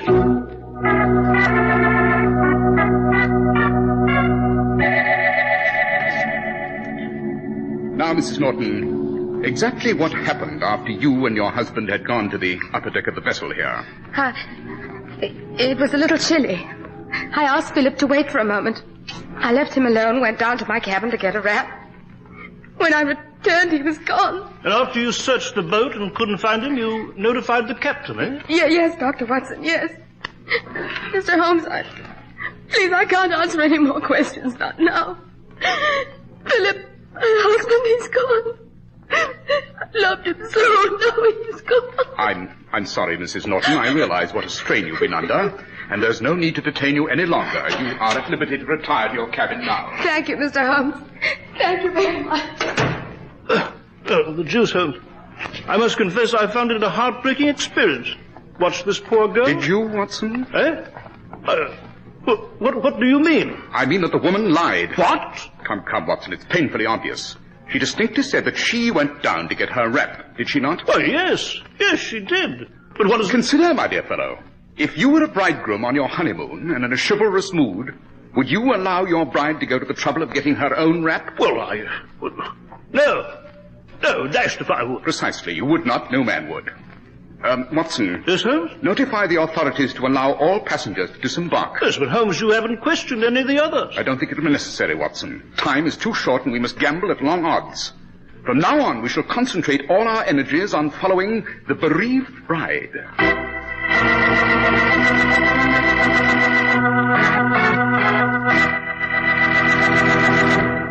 Now, with your permission, we're going to transport Sherlock Holmes and Dr. Watson from England to America for a few moments. They are in a typical American city. Oh, I say, Holmes, that's a very successful-looking chap standing there, isn't it? A banker, would you say? Not at all, my dear Watson. He is not a man of wealth or position, but a man of extremely good taste. He looks successful because he succeeded in finding an excellent tailor. Oh, then he's an athlete, wouldn't you say? At first glance, yes. But I'm quite sure that his broad shoulders and tapering waist are really the results of excellent clothing design. Well, then he must be wealthy to afford such a splendid tailor. To see what beautiful fabric is in his suit. Oh, my dear Watson, you're obviously unfamiliar with the American way of life. That man to whom you refer is wearing a Clipper Craft suit, which, if I'm not mistaken, sells for only $45. But how? Well, you see, Watson, some 1,200 retail merchants all over America have pooled their tremendous buying power to make these really extraordinary Clipper Craft values possible. Yes, but Don't interrupt, Watson. As a symbol of the honest New England quality and value of Clipper Craft clothing, they have adopted the name Clipper Craft in emulation of the famous New England Clipper ships and the modern aircraft of the same name. These are synonymous with New England quality. Oh, I see. But tell me, Holmes, how did you recognize that chap as the wearer of the Clipper Craft suit? Elementary, my dear Watson. He's the best-dressed man in sight. How right you are, Sherlock Holmes. The best-dressed man in sight, the successful-looking man, is the man who wears a Clippercraft suit. Yet Clippercraft new spring suits cost only $45, and Clippercraft gabardine and covert topcoats only $40 to $47.50. See the new Clippercraft spring styles tomorrow. Clippercraft clothes are sold by your local store, whose business it is to give you honest value. That's why men who know insist on Clippercraft clothes bearing the Clippercraft label. So be sure to visit the Clippercraft store in your city. These leading stores in the metropolitan area are proud to add their names to Clippercraft in your suits and topcoats. In Manhattan, John Wanamaker's men's stores, Broadway at 8th and 67 Liberty Street. Saks 34th, Broadway at 34th. In Brooklyn, Abram and Strauss. In Newark, New Jersey, Boulevard Men's Shop, Kresge Newark. And in Jamaica, the B&B Clothes Shop, 16408 Jamaica Avenue.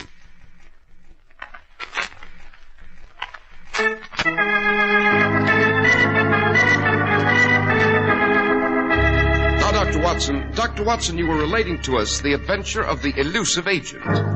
So I was, Mr. Harris, so I was. Our task, as Holmes had explained, was to keep the bereaved bride, Mrs. Philip Norton, under our watchful surveillance. And this on the theory that she might lead us to the stolen plans for the new British armored monster named the Tank. We saw her take the train to London, and we followed. Then at London, she took the underground, and we followed, keeping out of sight in the next car. And finally, she emerged at the suburban station of Golders Green. Oh, she went into this house. I believe I saw someone admitted to that door there in the corridor. Quite.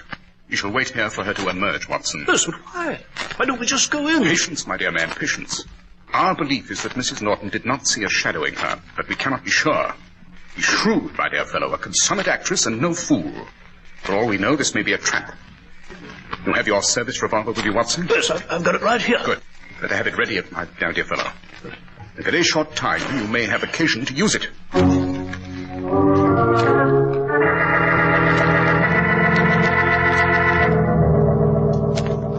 Ah, so you have already come to see us, Frau Norton. I do not wish to be called Frau any longer, Gustav. The mockery is over, and that fool Norton is dead. As you wish, Fräulein. Where's your master? As you know, we have a business appointment. The Herr Director has delegated me to represent him in these negotiations. Very well. I have half the plans. Your master has the other half. Without one portion, the other portion is useless. How much am I bid, Gustav? The Herr Director is inclined to be generous. You have already been well paid, but he realizes there are certain expenses. He's willing to pay you £10,000 on receipt of your half the plan. £10,000. It is a handsome sum, my dear, to pay a blackmailer. It's a pittance. The answer is no. The price is £50,000. Oh, you must be mad with grief. £50,000, my dear Gustav. I know what those designs are worth. The price is low and of no consequence to the organization you represent. Consider what the British would pay for those papers. Well, Gustav? I am empowered to go as high as £20,000. That is my final offer. 50,000, and that is my final offer. You have the papers with you? I have. Oh, but don't think you can take them from me by violence, Gustav, and remove me for good. It really wouldn't be worth it, you know. I have a trusted friend in London, and he has a sealed letter. In this letter is all the information I possess concerning the German espionage ring, not only on the continent, but in England, too. You understand? Yeah, Fräulein, I understand. And finally, the letter contains the identity of the ringleader himself, Gustav. Your master and mine. In the event of my disappearance, my friend is to mail this letter to the Chief of British Intelligence at Whitehall. The price is still £50,000, Gustav. Perhaps you had better talk to the Herr Director personally, my dear Fräulein. He's in the next room, and I will summon him. Herr Director, the Fräulein is here. Will you talk to her? Naturally. And I'm sure we shall come to some conclusion speedily. Good evening, Fräulein. We're so considerate of you to visit our little hideaway far out here in Golders Green. I understand you've named a price for those plans. £50,000. It's a little high, my dear. May I make a counter-offer? What is it? This. Simple. Hey, Gustav? The ideal way to make a bargain. Quick, efficient, ruthless. And so we bid farewell to the bride. But, Herr Director, the letter she wrote to her... Don't take me for a fool, Gustav. Both the friend and the letter were destroyed long before she arrived in England. Huh? I haven't my agents honeycombing this foul and miserable island for nothing. Quick now, search her for the plans. Yeah. Open up! Open the door! They've got it locked. Herr Director, It's Sherlock Holmes. He's followed her here. Yes, quick, Gustav, out the back way. But the plans! There's no time now. Above all, we cannot afford to be seen. Quick, blow the mark off with your pistol, Watson. Yes, right, Holmes.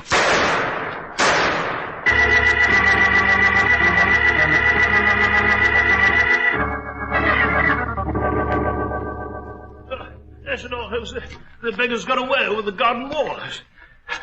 Well, Holmes, you got the plans, eh? Yes, Watson. They were on Mrs. Norton's body here. Unfortunately, however, we have only half the packet. Half? Quite.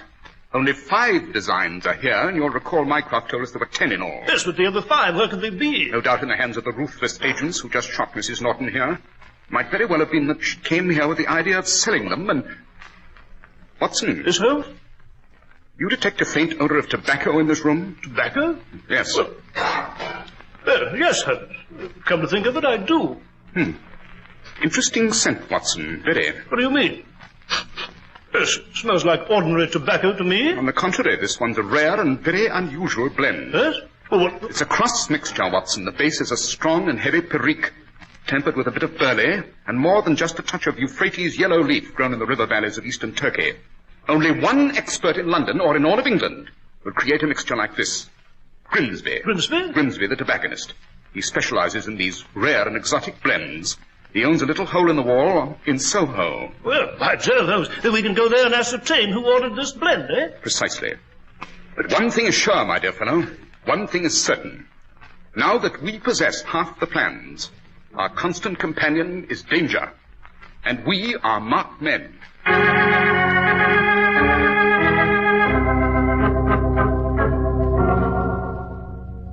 So you did mix that blend I described, Grimsby? Yes, Mr. Holmes, I did. I most certainly did. A very unusual formula, very unique.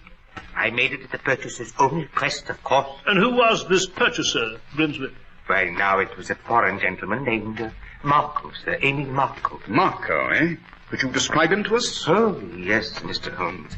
He had a most unusual face, one that you wouldn't soon forget. A tall man he was, sir, very fastidiously dressed with a thin face, somewhat like a hatchet. But it was his mouth you'd notice anywhere. Yes? What about his mouth?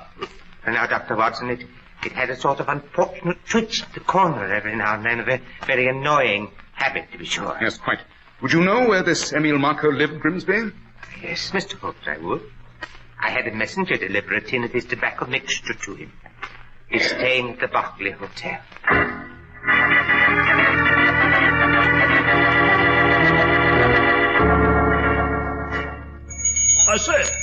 I say there, room clerk. Yes, gentlemen. What can I do for you? We're looking for a gentleman named Marco, Emil Marco. What room does he occupy? Why, he did occupy a suite on the 3rd floor, sir. Did? You mean he's left? Yes, sir. He left only this morning. Would you know his destination from here? Yeah, well, let's see. Marco, Emil Marco. Think it's of the utmost importance that you remember. Well, one moment, I do remember. Yes, where did he go? I recall his luggage was routed for the Hotel Metropole in Paris. I remember it from the label. Hotel Metropole in Paris. Come, Watson, there's no time to lose.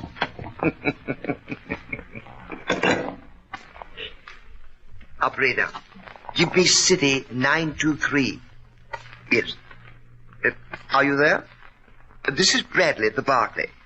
The gentlemen were here. They found out about Marco and they're trading him to Paris. Yes, sir. I told them where they could find him myself.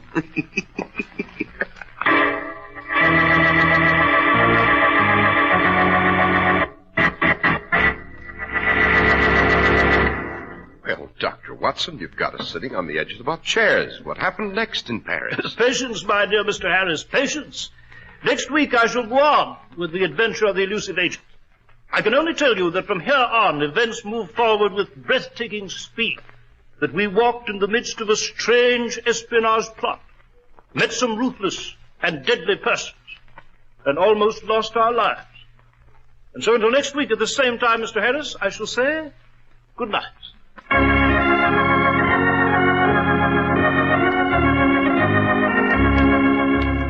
The makers of Clippercraft clothes and more than 1,200 stores from coast to coast have brought you another in the new series of broadcasts featuring the world's most famous detective, Sherlock Holmes. Our stories are based upon the character Sherlock Holmes, created by Sir Arthur Conan Doyle, and the program is produced and directed by Basil Lochran. Sherlock Holmes is played by John Stanley, Dr. Watson by George Spelman. This week's story was written by Max Ehrlich, with special music by Albert Bourbon.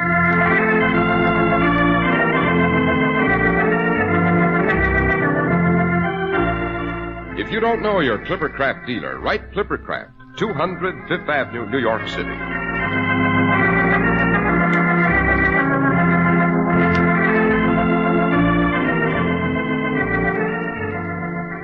Be sure to listen next week to Sherlock Holmes in Part 2 of The Adventure of the Elusive Agent.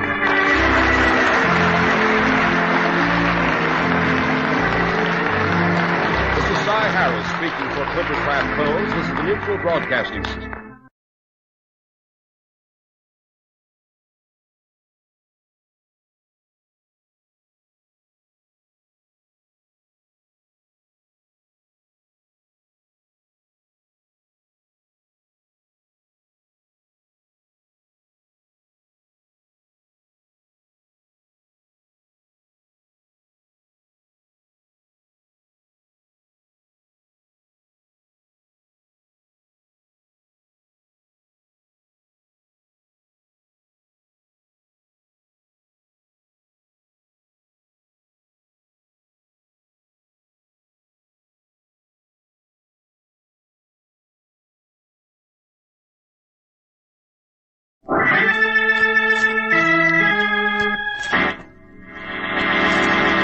From New York City, the makers of Clippercraft clothes for men and more than 1,200 leading retail stores from coast to coast present Sir Arthur Conan Doyle's immortal character, the world's most famous detective, Sherlock Holmes, starring John Stanley.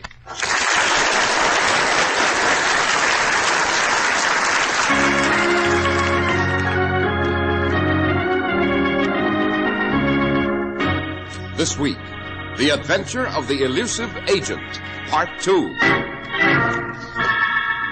There it is, Holmes. 27 Ludwigstrasse. Ugly building. Yes, and there's the front door, Watson. Shall we mount the stairs and ring? Suicidal, I'd say. But if it's our only chance of finding that enemy agent and the plans that he's stolen... It is our only chance. And the security of the Empire depends on it. So come along. We enter this awful building alive and well, although undoubtedly we will not leave this way.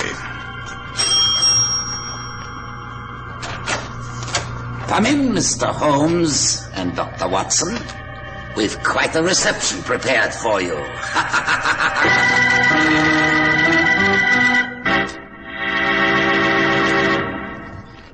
Who is that handsome-looking man? Who is that handsome-looking man? That's you, Mr. Listener, you, in a new spring Clippercraft suit with a beautiful Clippercraft gabardine topcoat over your arm. So athletic-looking. Broad shoulders, tapering waist. That's Clippercraft designing. Clippercraft design does make you look your best every time. So prosperous-looking. Such a rich-looking suit. Such beautiful tailoring. Shh. Your new Clippercraft spring suit in 100% all-wool worsted costs only $45. That's right, only $45. And your new spring Clippercraft topcoat in genuine gabardine or all-wool covert is only $40 to $47.50. What an impressive executive type. Maybe an executive and certainly a man of excellent judgment who understands that when more than 1,200 independent merchants pool their tremendous buying power, as those Clippercraft merchants have done, they can offer you really fabulous values, as they do in Clippercraft clothes. What a well-dressed man. What a handsome-looking man. What a successful-looking man. He's for me. That's you. You in a new spring Clippercraft suit. Better choose yours tomorrow.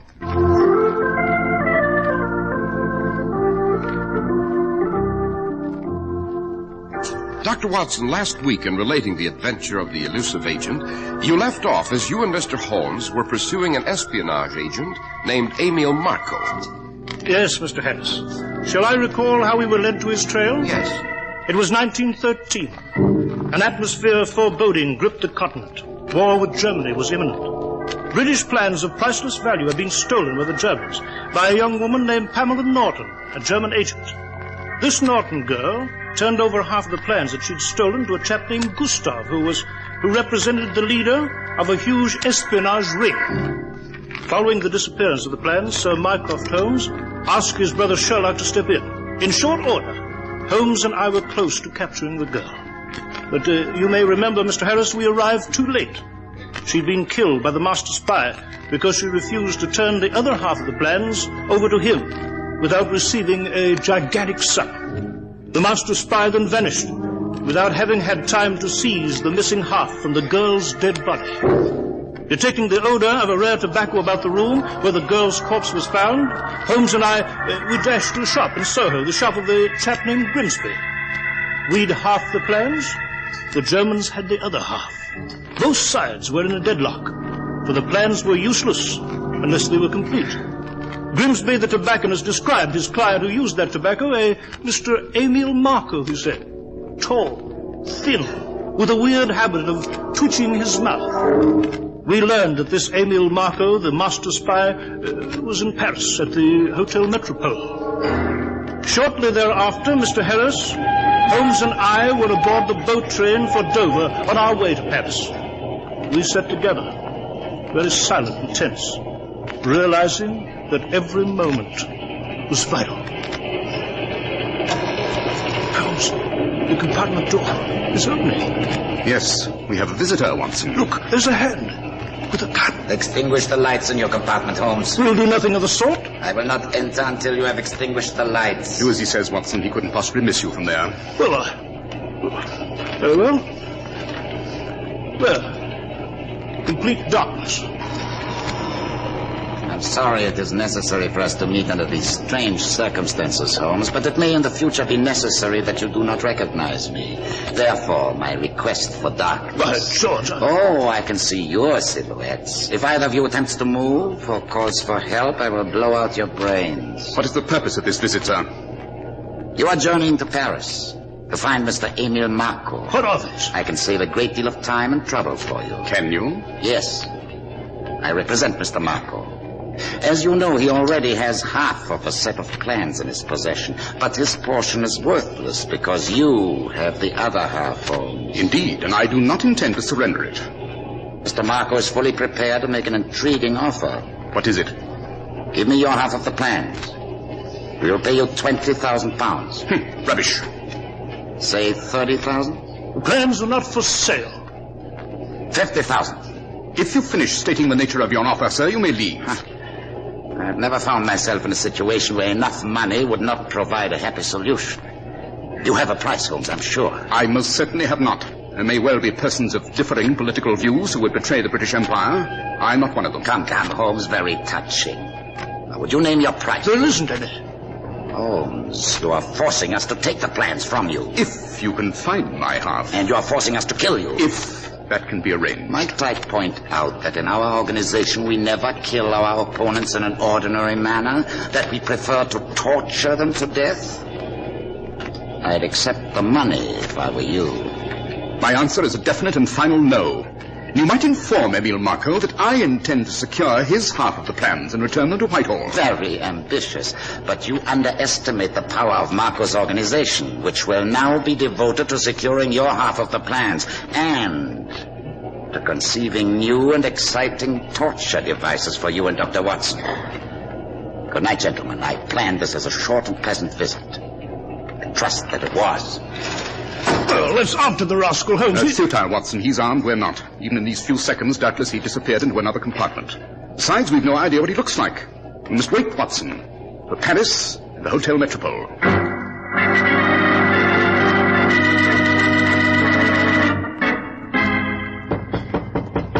Maman, I will open the door. Ah, bonsoir. Bonsoir, mademoiselle. I am Sherlock Holmes. My colleague, Dr. Watson. How do you do? Enchanté. The clerk downstairs told us this was Emil Marco's suite.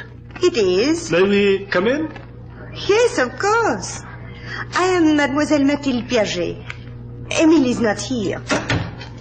Make yourselves comfortable, gentlemen. Thank you. May I help you? When will Mr. Marco return, mademoiselle? Emile said he would return tonight at 9. You are a friend of his, I presume? I met Emile at the bar of this hotel just a short time ago. But we are already very close friends. You know much about him? I never ask questions. What my gentlemen acquaintances do is their business. I see. This Marco, is he tall, thin? Yes, with green eyes. Fascinating. Exciting. Does he have a curious habit of twitching his mouth? He does. Well, he's our man, Holmes. What do you want with him? I thought you were more interested in details about your gentlemen acquaintances.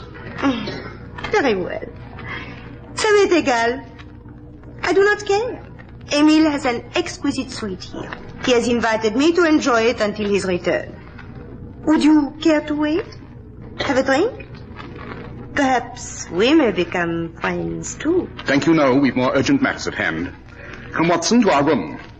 Mademoiselle, we shall return at 9 sharp to meet Emile Marco.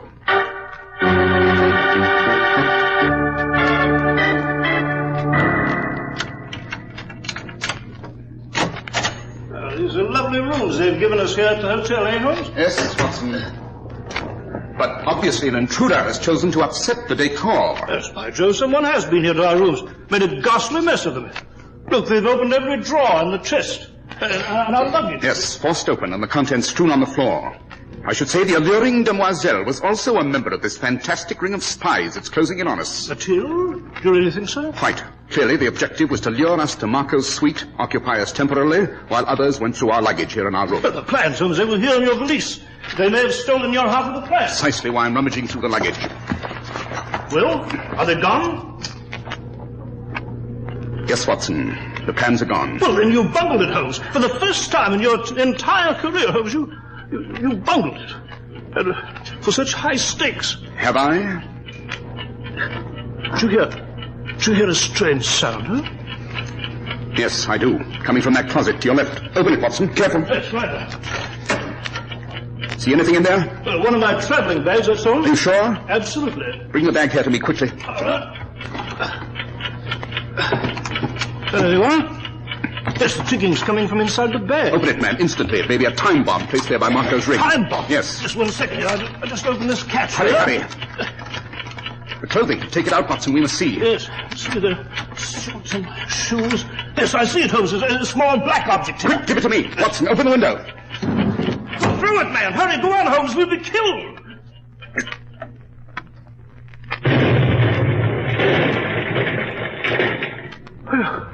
It went off in the yard. We were a split second away from being blown to bits. Yes, quite. The stairway, Watson. Follow me. Where to? Downstairs. I shall speak to the clerk at the main desk. I don't believe a word that French girl said. I do not believe Marco's gone until 9. I do believe that if we challenge this spy ring that has us trapped here in the hotel, it'll be death immediately. Either for them or for us. And that is just the way I want it.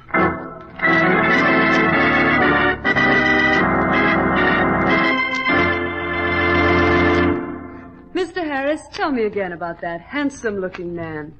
He's for me. The best-dressed man in any crowd is the man who wears Clippercraft clothes.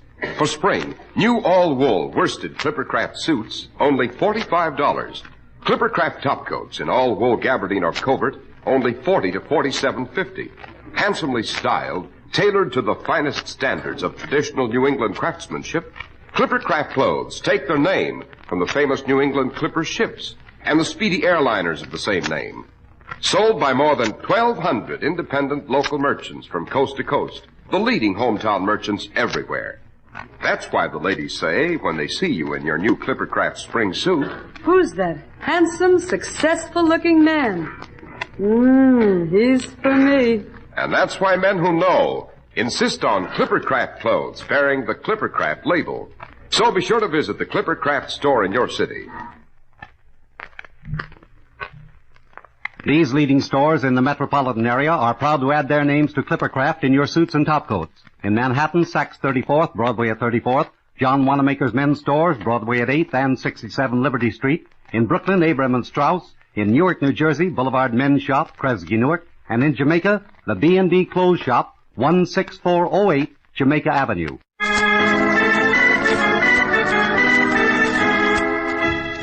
Dr. Watson, I can't recall you and Mr. Holmes being in a more baffling and dangerous situation than at the Hotel Metropole in Paris, a few steps behind Emile Marco, the elusive enemy agent. It was extremely dangerous, Mr. Harris.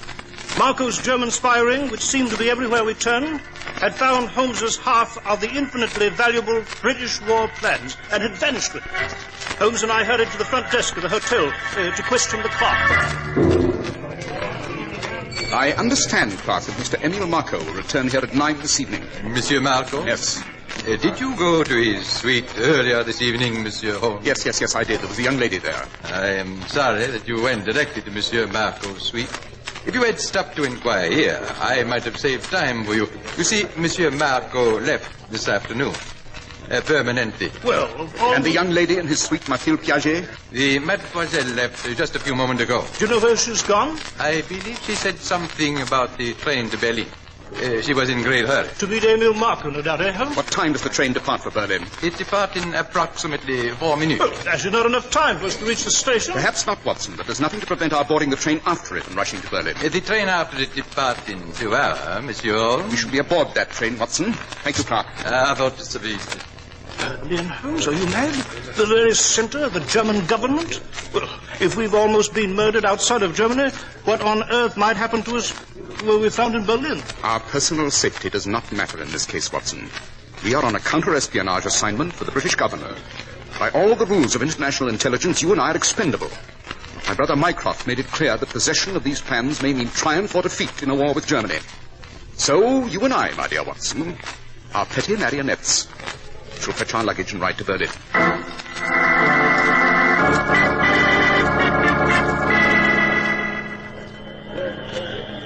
Oh, it's awfully crowded, this Berlin station, Holmes. Yes, Watson, and I dare say this crowd is neatly spiced with Marco's men awaiting an opportunity to strike. Very foolhardy, Holmes, to have entered the trap this way. How the dickens will you ever find that French girl?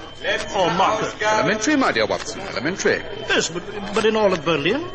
With their secret agents at every turn, scheming about our death? I insist. As always, I have a method. Latest newspapers. Buy your newspapers Our here. first problem, Watson, will be to leave this station alive. Yes, right. Anyone in this crowd may be an agent with a knife or a gun. Quite. Keep your eyes open. Newspaper, gentlemen? No, thank you. All the news, gentlemen. Just to finish. All the news. We told you we don't want a newspaper. Now, I'll be off with you. This way, Watson. There's the exit. Crude news vendor practically shoved the newspaper down our throats. I say it's very dark outside the station here, Holmes. Is it advisable for us to step out this way? We cannot remain here at the railway terminal. We must find our coquette and Marco. Right, there's the exit. One moment, Holmes. What is it? That news vendor. He seems to be following us. Just your imagination. No, I don't think so. He was at the center of the station when we stepped off the train. He's been right behind us ever since. All right. Walk through the exit. That's it. Watch him. He's still behind us. Duck into this doorway. It's as black as pitch. We'll lose him. Yes, right. Now, wait. If he comes through the exit. We'll be helpless, Holmes. I'm sure he has a gun. Shh. Wait. There he is. He's looking about. I see you two gentlemen in the doorway. You will remain there, please. Do not move, do not speak. I have a gun. I am coming over to chat with you.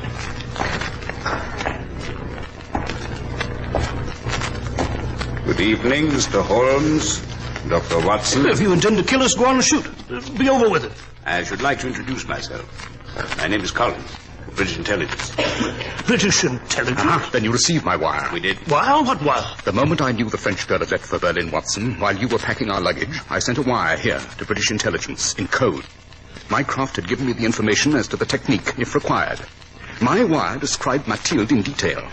I told British Intelligence to pick her up here at the station and keep after her. Then to communicate with us at the moment we left the train. We spotted her leaving the train. We followed. Excellent. I'm sorry if I gave you a bit of a scare following you this way. I had no choice in the matter. I had to force you to stand here. You might have believed I was a German agent and fled. Where is Mathilde? She's gone to a building on the outskirts of Berlin. An old ramshackle building. Awful place. 27 Ludwigstrasse. Thank you, Collins. You've done a superb job. Are you going to 27 Ludwigstrasse now, Mr. Holmes? This very minute. Just you and Dr. Watson? Just the two of us. A third party might alarm the Germans so much that they'd simply fire at us as we approached the building. must be more beguiling. Must appear as though Watson and I are merely dupes falling into their hands. Holmes, how can the two of us possibly hope to overcome whatever crew of blasted devils is at 27 Ludwigstrasse? It does seem rash, Mr. Holmes. Nevertheless, it must be done. Watson and I must enter that building if we're to find Marco and the plans. We must enter it alone, alive, and well. Although we may not leave that way.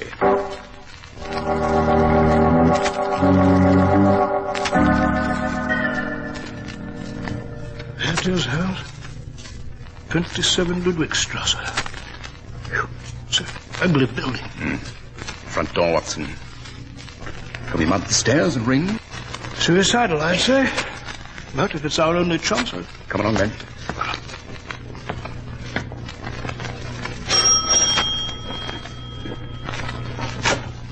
Monsieur Holmes, Dr. Watson, I am so happy to see you again. Mademoiselle, may we come in? Certainly, I'm delighted. Won't you make yourselves comfortable? Thank you. You've been expecting us, of course. Of course. We were sorry that our time bomb did not kill you at the Hotel Metropole. We realized you would continue your efforts to find Emile Marco and the plans our men took from your luggage. Where is Marco? I am afraid you will not meet him, Dr. Watson. And why won't we meet this Marco? Oh, because we are going to kill you, Monsieur Holmes. Oh? Oh, I am being rude. I forgot. A cigarette? Drink? If you think we're going to remain seated here, doing nothing, just accepting this... I'm afraid there isn't anything you can do about it, Dr. Watson. I recognize the voice. Our visitor in the train compartment. Yes, Holmes. I may introduce myself now. My name is Gustav. Like Matilda, I'm an employee of Emile Marco, his personal representative. And I still have that same gun, you see. You played a rather deplorable trick on us, Mr. Holmes. Have I, Gustav? We wanted your half of the plans. You left them in your luggage. We examined them carefully. Yes. They're false. They're not really your half of the plans at all, are they? An excellent counterfeit, but with its weakness. That's wonderful, Holmes. Then they haven't the real half they wanted, eh? I hardly been stupid enough to have gallivanted about the continent carrying the real half. I resent that, Gustav. You've underestimated me. I beg your pardon. Now, as for the business at hand, I'd like you to meet a friend of ours.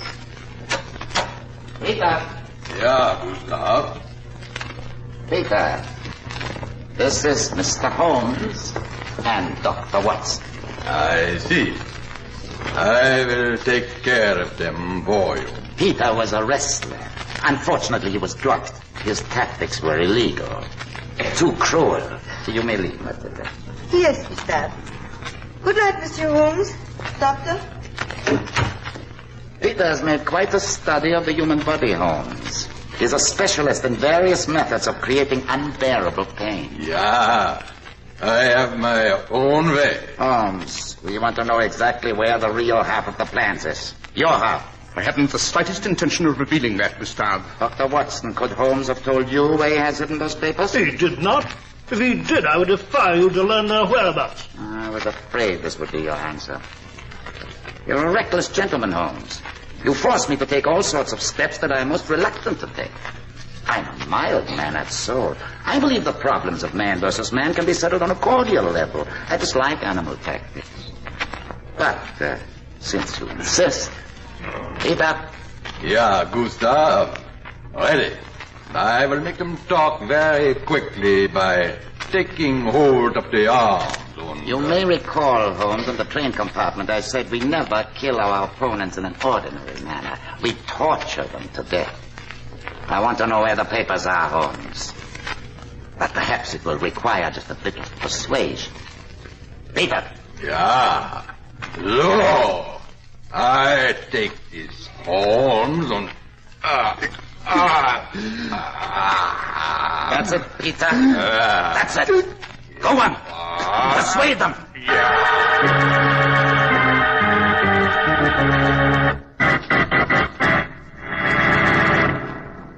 Dr. Watson, are you going to stop here at this crucial point? Well, time will allow no more for this evening, Mr. Harris.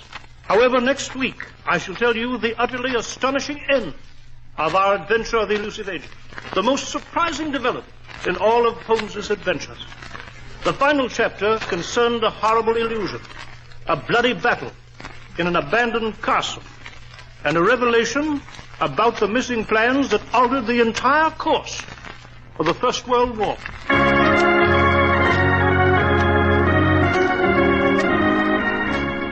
The makers of Clippercraft clothes and more than 1,200 stores from coast to coast have brought you another in the new series of broadcasts featuring the world's most famous detective, Sherlock Holmes. Our stories are based upon the character Sherlock Holmes, created by Sir Arthur Conan Doyle, and the program is produced and directed by Basil Loughrane. Sherlock Holmes is played by John Stanley, Dr. Watson by George Spelman.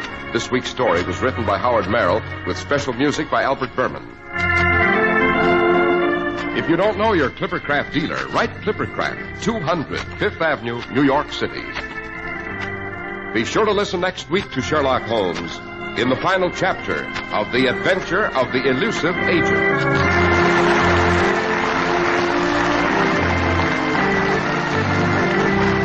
This is Cy Harris speaking for Clippercraft Clothes. This is the Mutual Broadcasting System.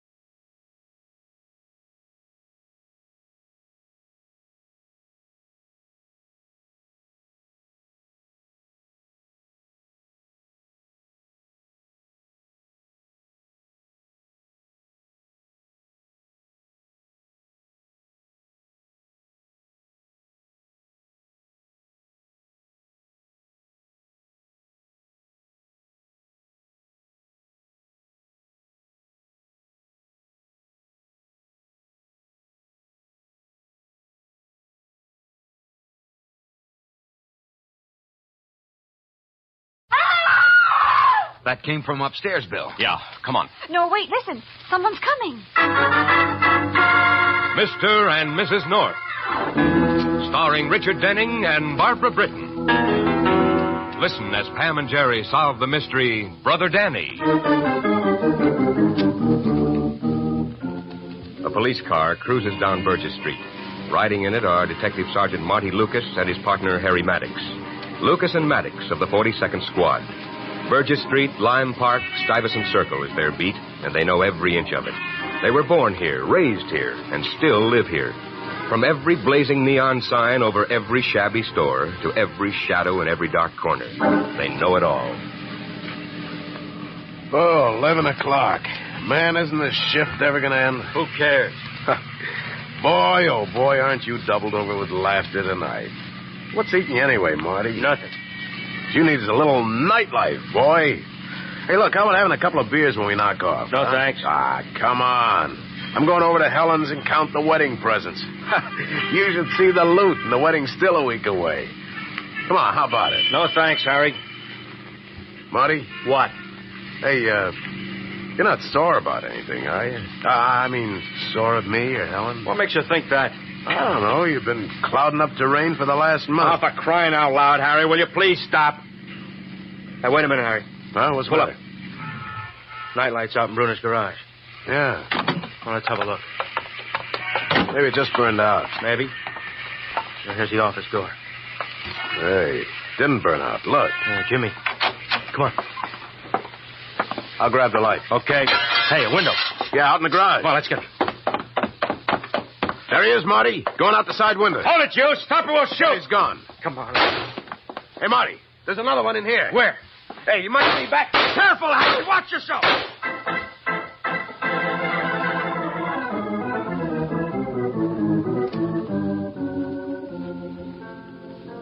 Oh, don't go yet, Bill. It's just a little after 11. Yeah, let me at least fix you a nightcap, Bill. Well, all right, but make it a short one. I'll do it, Jerry. You? Oh, Pam, dear, you've never mixed a drink in your life. Well, that doesn't mean I can't. You stay there and talk to Bill. Well, okay. Now, as I was saying, Bill, this manuscript I'd like you to read was written by a retired police captain in the little town... yes, Pam? Which glasses do I use? The ones on the middle shelf there. Well, this police captain had written a terrific... Jerry? Yes, dear? Do I put the ice in first or last? First. Now, as I was saying, this police captain Jerry! Yes, dear? Do I put in 1 jigger or 2? One. Oh, now, where was I? Oh, yes, this police captain has written about two guys. I told you I could do it. Now, what were you two talking about while I was gone? I was telling Bill about the police captain who... Oh, well, it isn't much of a story anyway. Hello. Lieutenant Wagon? Just a minute. Thanks, Jerry. Hello? Oh, yes, Inspector. Who? Where? Yeah. Yeah, I'll get right down there. Oh, what is it, Bill? A detective on the 42nd Squad was killed breaking up a robbery in a garage on Burgess Street. Now, look, Jerry, I came over in a cab. Could you run me down there? Well, of course, Bill. Did you know the man who was killed, Bill? Well, slightly. His name was Harry Maddox.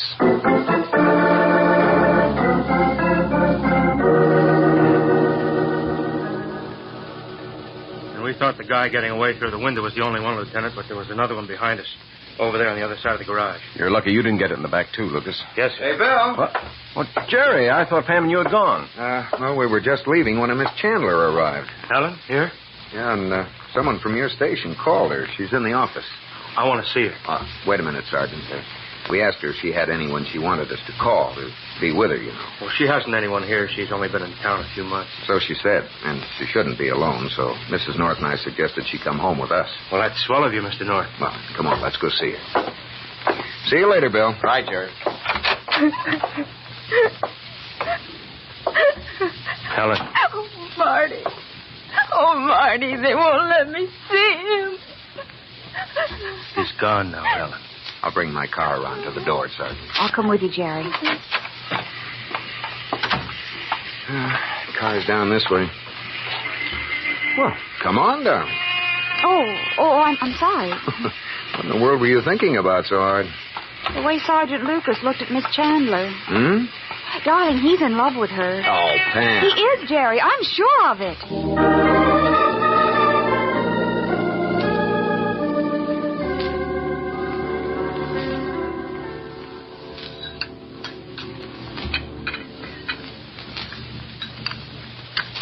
Ma, will you leave me alone? I said I don't want any breakfast. But you can't go to school. Leave me alone. Danny, what's the matter with you? Nothing. I'm just not hungry.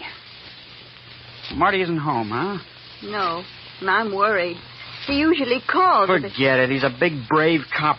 Danny, Marty's your brother, and you Sure, I know. Blood's thicker than water and all that stuff. Well, here comes New York's finest now. I gotta blow. I'm going out the back way. See you later, Ma. Marty? Yeah, Ma. Where you been all night? I've been worried. I'm sorry, Ma. I should have called. Got some coffee? Yes.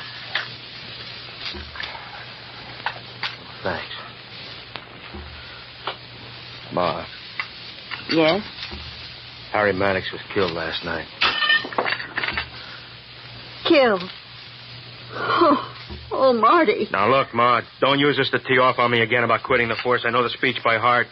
Look what happened to Dad. It might have been me last night instead of Harry, and some night it will be me instead of the other guy. And it will, Marty. Please, Ma, let's not go through it again. Not now. For 15 years, I spent every day waiting for your father to come home, wondering if he would come home. I'd watch him put his revolver in this drawer. And then one night I had to put it away for him. It's been cleaned. What? Dad's gun, it's been cleaned, and just recently there's oil in the barrel, still fresh. Well, Danny must He was have... told not to monkey around with Dad's gun. Yes, I know. I'll speak to him again. I'll speak to him myself. All right, Marty. Now, please, let me fix you some breakfast. Just a bite. Okay, Ma, I'll go wash.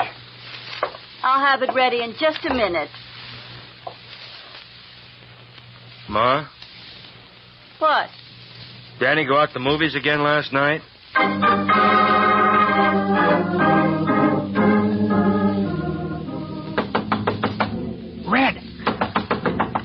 Red, it's me, Danny. Come in. You seen the newspapers? Yeah, I seen him. Every cop in town's looking for us. Including your big brother, I suppose. Why'd you do it, Red? Why'd you plug him? Shut up. You could have gotten out of there without killing him. I shouldn't have let you have the gun. I should have... Shut up. Now listen, you little punk. You gotta hang on to yourself. You understand? You gotta do just like I say. Okay, Red, Put the gun back. Yeah. Cleaned? Yeah. Okay. Now, you're going to school today. I can't, Red. Shut up and listen. You're going to school, and I'm going to work. Just like nothing happened. Just like it was yesterday or last week or last year. Maybe we ought to get out of town, Red. Don't be a sap. But if they'll send us to the chair. Not me, they won't. No cop's ever going to take me. Not alive.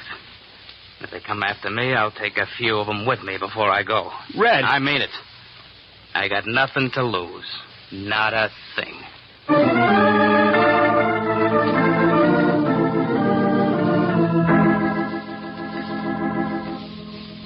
Come in, Sergeant.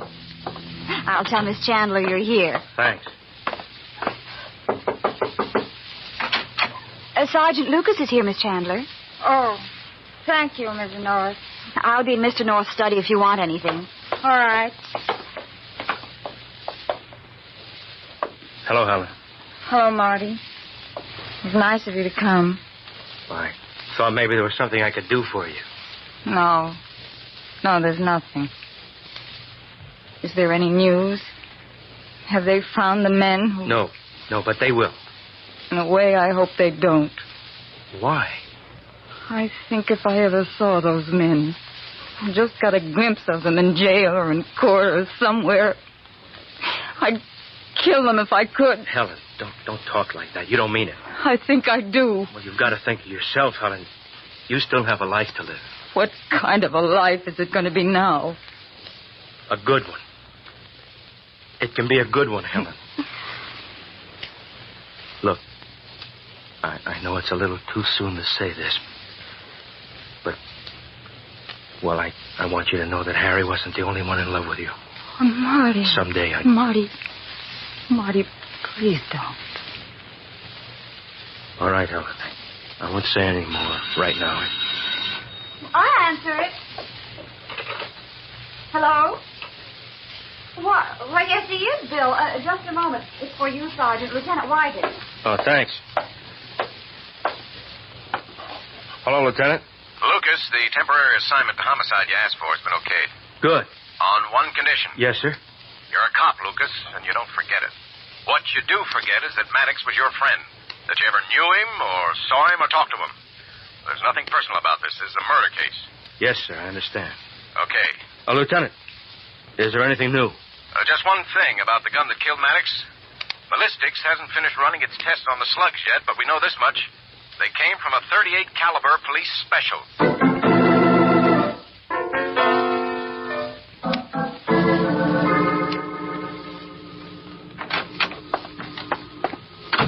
Marty? Yeah. Did Lieutenant Wygan get in touch with... Danny here. Why, yes, in his room. Marty, there's something... Danny? What? Come out here. What do you want? Come out here. Marty. Okay. What's the... Come on. Hey, what's the idea? Let go. Move. In the kitchen. Let go of me. Keep moving. You gone nuts or something? Let go. All right, get in there. Martin, what are you doing? You'll find out. Now open that drawer, Danny. Open it. Now pick up that gun. No. Pick it up. I won't. What's the matter, you rotten little... You afraid? Let go of me. Let go. Okay. What is this all about, Martin? He killed Harry Maddox. Kill? With Dad's gun. Danny! No, I didn't do it, I swear. Stop lying. No. Stop it, Martin. Stop it.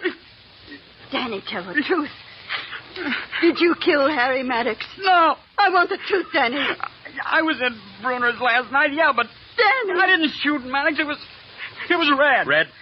Red Dublin. I know Dublin. How'd you get tangled up with him? I met him hanging around Murphy's joint on Burgess Street.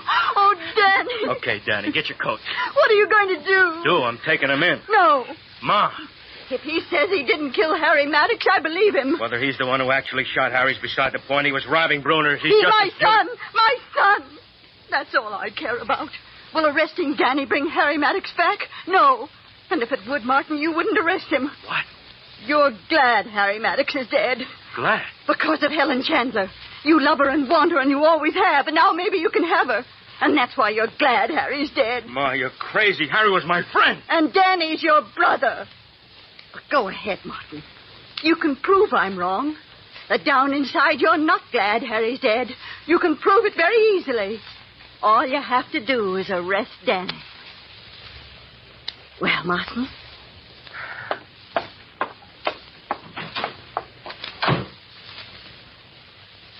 Thanks, Ma. Don't thank me. I didn't do it for you. I did it for all of us. What's left of us?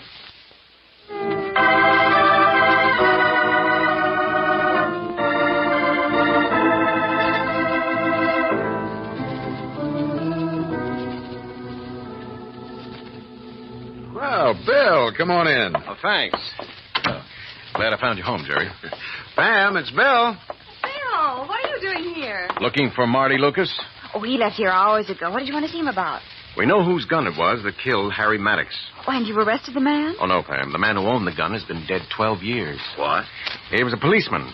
Marty Lucas's father. Father? Yes. Lucas's father and a man he was trying to arrest killed one another in a gunfight.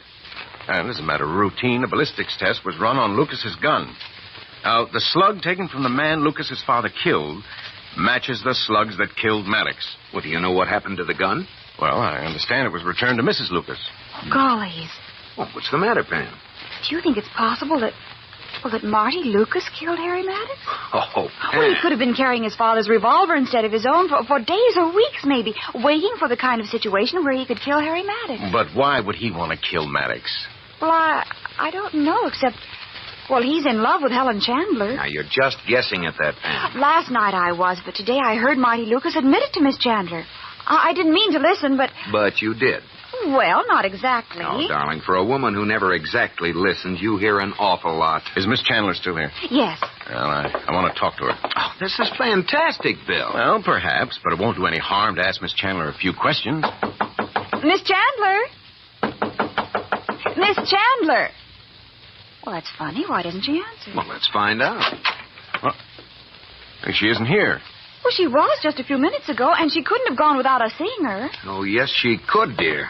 The window. Right. Out the window, across the balcony, and down the fire escape. But why? I think I know. Come on, we've got to get over to Marty Lucas's right away.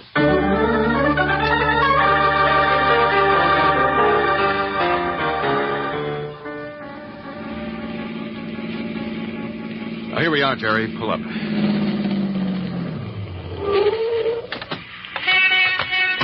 Well, this may be a wild goose chase. I was here about an hour ago, and no one was home. Lucas lives here with his mother and younger brother. Upstairs, second floor rear. Gollies, I heard... That came from upstairs, Bill. Yeah, come on. Wait, listen. It's Miss Chandler. Miss Chandler, what is it? It's Marty. He's dead. He's been stabbed to death.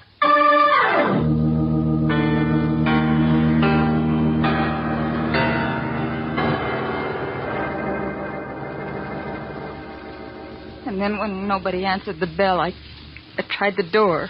It was unlocked, and I came in, and I saw Marty. And then you screamed and ran out of here and bumped into us. Yes. Mrs. Lucas, when was the last time you saw your son? About 4 o'clock this afternoon. I see. And where were you this evening? I went for a walk. And you, son, were you here when your brother got home? No, sir. Miss Chandler, why did you sneak out of the North's apartment? I heard you and Mr. and Mrs. North talking. I gathered that. When I heard Mrs. North say it might have been Marty who killed Harry, I came over to find out for myself if it was true. Why? I don't know why. Well, then maybe I can tell you, Miss Chandler. You came here, hid your suspicions from Marty Lucas, and then when the opportunity arose, you took a knife from the kitchen and stabbed him in the back. No, that's not true. And then when you started to leave, you heard Mr. and Mrs. North and me, and to try to divert suspicion from yourself, you screamed, pretending you'd just seen Lucas's body. No, I didn't kill him. I didn't kill him. Mrs. Lucas, do you know of anyone aside from Miss Chandler who had a motive to kill your son? Well, Ma? No, Lieutenant. No one.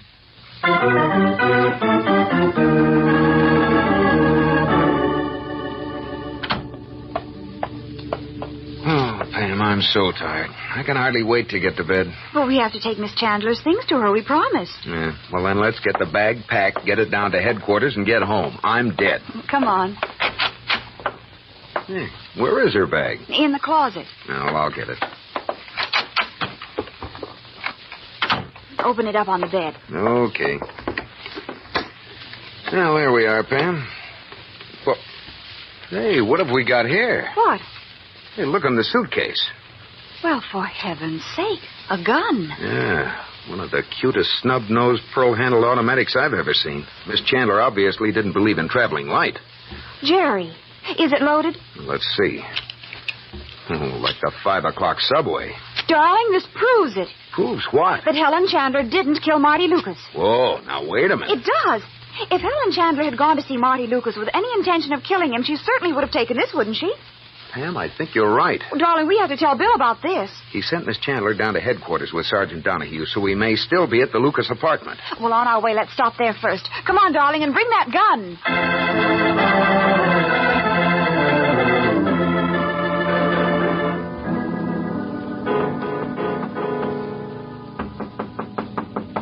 Danny? Danny? Come in, Mom. Were you asleep, Danny? No, I was just lying here, thinking. I've been thinking, too, Danny. You can't do it, can you, Ma? How did you know? I could tell. Even when you were lying to the lieutenant for me, I knew you couldn't go on lying very long. And even if you wanted to, I wouldn't let you. That's what I've been thinking about. Oh, Danny. I shouldn't have let you stop Marty from taking me in. I'm going to give myself up, Ma. First your father, and then Martin. Now you. Oh, don't cry, Ma. Oh, what happened to us? It's my fault. I kept thinking how you had to work, how we never had nothing after Pa died, and how we never would. You'd never get rich being a dressmaker, and neither would Marty being a cop. I figured it was up to me. But that was just an excuse. I wasn't thinking of you or Marty or anyone except myself. But look, Ma, I didn't kill Marty. I wouldn't have done it. You gotta believe me. I believe you, Danny. I wouldn't have lied for you if I didn't. Come on, Ma. I'll telephone Lieutenant White.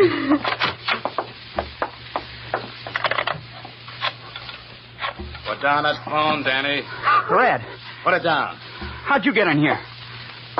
First time I picked the lock on the back door. This time I used the key. Martin's key. I see you got yourself a gun of your own now, Red. Put that phone down, Danny. Why'd you kill Marty? I found out he was looking for me. Maybe to arrest me. Maybe just to kill me. I don't know. But I had to do something, so I came up here and waited for him. It's either him or me. What do you want now? I just came up to see what the cops had to say. It doesn't make any difference what they say, Red. I'm giving myself up. No, you're not, Danny. He is. You want him to go to the chair? He won't if he gives himself up. You can't be sure of that. I'll take my chances. You're not getting any chances, Danny. Remember what I said. I got nothing to lose. You pick up that phone and you're dead.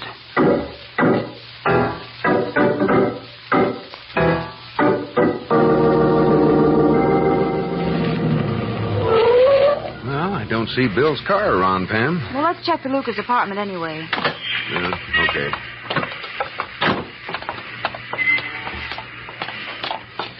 I'll get the door. Thank you. We probably should have telephoned and found out. Jerry! A gunshot. It came from upstairs. Come on, Pam, let's... Jerry, wait, listen. Someone's coming. Pam, turn off that light. All right. What the... Jerry, it's a man. I can't see him, but... Yes, and he can't see us. Shh. Who turned off that light? Get Helen Chandler's gun out of your purse, Pam. All right. Come on. Who is it? Here, Jerry. All right, now get back behind the stairs. What are you going to do? Quiet, Pam. Listen. Whoever you are down there, get out of my way. I got a gun. What do you think I've got? You're cops. That shot went into the ceiling, fella, but the next one will be on the level. Jerry, he's going back upstairs. You stay here, Pam. No, I'm coming with you. Stay where you are, Red. And drop that gun. Danny. Drop it, Red. I got Marty's gun. I'm just itching to use it on you. Pam, listen. That's Marty Lucas's brother. Don't shoot, Danny. There's cops downstairs. Don't shoot. Then drop that gun. All right, there. Come on, let's get up there, Pam. Mr. and Mrs. North. Oh, Danny, you're hurt. No, I'm okay. Red here doesn't shoot very good unless he's shooting a guy in the back. What do you mean? Go telephone Lieutenant Wigan. You'll hear all about it when he gets here.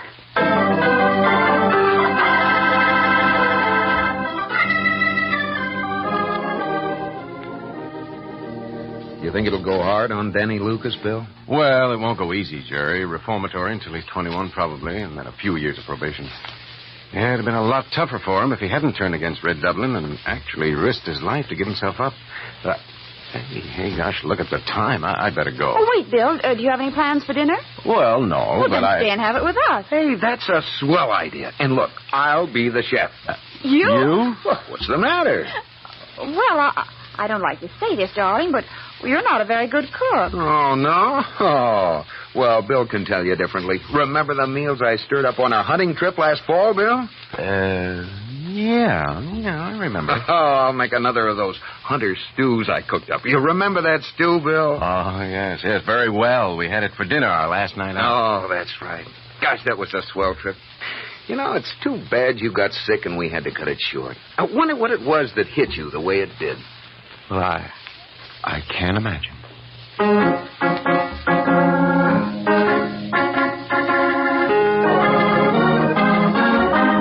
The Adventures of Mr. and Mrs. North are brought to you through the facilities of the United States Armed Forces Radio Service.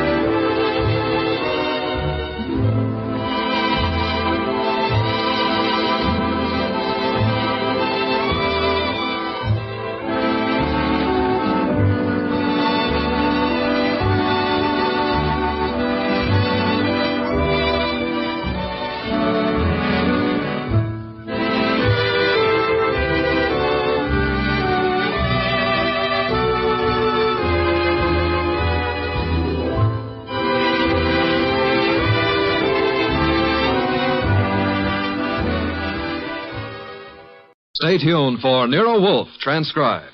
Later this evening, the unique Mr. Monty Woolley stars once again in the new comedy series, The Magnificent Montague, the delightful saga of an embittered Shakespearean ham.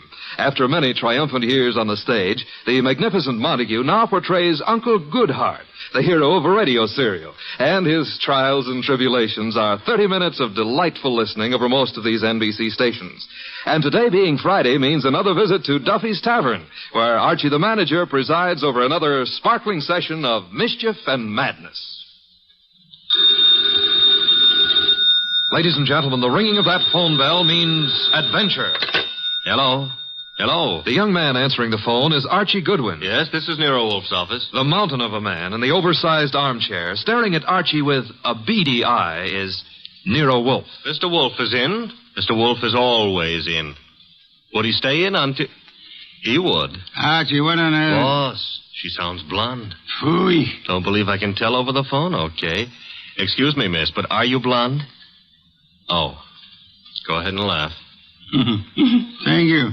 Mr. Wolfe, we'll see you. Goodbye. I did not say. No, but you will. Besides, she wasn't blonde. And I want you to see red. Oh, Archie, you better think of some new ones. Ridiculous.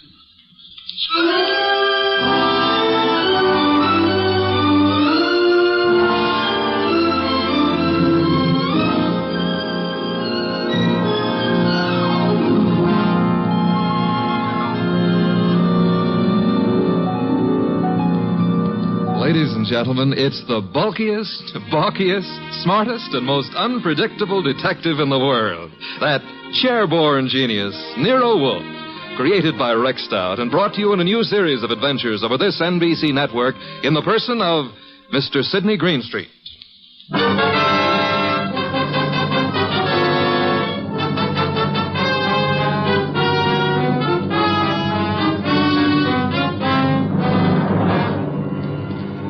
Tonight It's the case of the girl who cried wolf.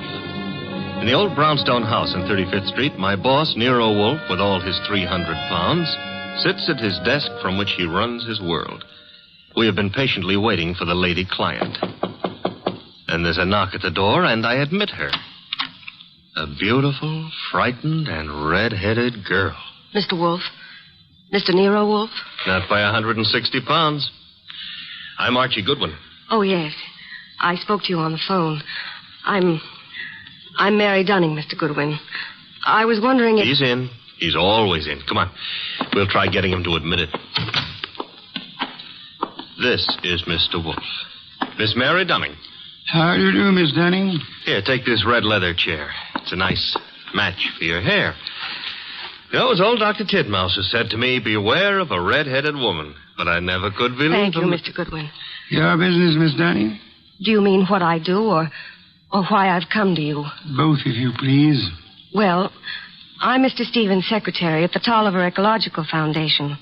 Our offices are down on East 12th Street. Ecological? Field research as to factors operating on plant and animal development and survival, Archie. Animal development, huh? Miss Dunning, the foundation has several agricultural research projects throughout the country, hasn't it? That's right, Mr. Wolf. And Donald Stevens is executive director. Or was until... Was? He's disappeared. It's been 3 days now. He's not been near the office nor his apartment. No message or... Apartment? Stevens been living alone? He's a bachelor. He's engaged to Laura Tolliver. She's a cousin of the original Tollivers. But she doesn't know where he is either. Have you come to me on Laura Tolliver's account or on behalf of the foundation? Well, neither, Mr. Wolf. I'm just worried, and I'd heard of you as one of the finest private detectives in New York. You heard of me, Miss Dunning. We see that you're here. I still fail to understand why. But I've told you. Mr. Stevens has dropped out of sight. And there's another thing. The last time I saw him, he had a caller with him in his office. Caller? Male? Female? I don't know. We're in a converted old brownstone house, and, well, the way the offices are laid out, I don't see all the people who come in unless they make a point of coming to my desk. Mm-hmm. I see. All I know is that Mr. Stevens stepped out for a moment, looking either scared or angry, I couldn't be sure which, and asked me to see if there was a policeman at the corner. Which corner? Archie, continue, Miss Dunning. Well, I started to go, and there were low voices arguing from the inner office. And then Mr. Stevens called me not to bother. Then what? He said I could go ahead and take my lunch hour then. So I did. And when I came back, he was gone. Leaving no message? Leaving no message. And you've neither seen or heard of him since? I've tried all over. By phone, going out myself. Miss Dunning, has Mr. Stevens been in the habit of making extended business trips? Well, once in a while to our research stations in Pennsylvania, or New Jersey, or up in Vermont, but not without letting me know.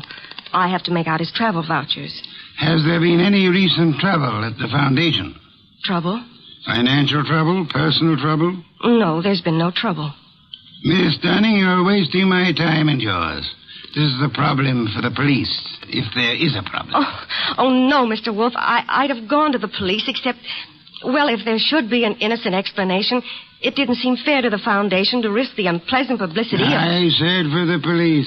Wait a minute, Mr. Wolf. It's your say-so, but when a girl walks in here and asks... The young lady can depart by the use of the same rather trim legs that carried her here, Archie. Oh, now, look, boss, just because I look Miss Dunning, I can think of a dozen reasons that might take your bachelor director out of town for a few days without the formality of explaining his actions. Then you won't look into this? Despite Mr. Goodwin's frowns, no. Should Mr. Stevens not turn up tomorrow or so, I suggest you advise the police or whatever attorney acts for the foundation. There is such a person, of course. Yes. Jonas Dowd is counsel. He's also a Coke trustee. Consult him, then, by all means. But you don't seem to understand. If you'll excuse me, I'm overdue for an important conference with my cook. We have just received a shipment of truffles from France. Well, of course, if Mr. Wolf, if you ask me... Precisely what I've refrained from doing, Archie. Would you be good enough to escort Miss Dunning to the door? To the door, Archie. Good night, Miss Dunning. Good night. Good night. And thanks, just the same. Look, Mr. Wolf, it's your shop and you can get as surly as you please. But can you give me one excuse for that high-handed brush? One thin shred of an excuse? Miss Dunning was sitting in this chair. The girl was lying, Archie. Lying? How can you say that? At least twice. And possibly from the moment she opened that undeniably pretty mouth. Now, if you would excuse me, Archie, I have an appointment with a truffle.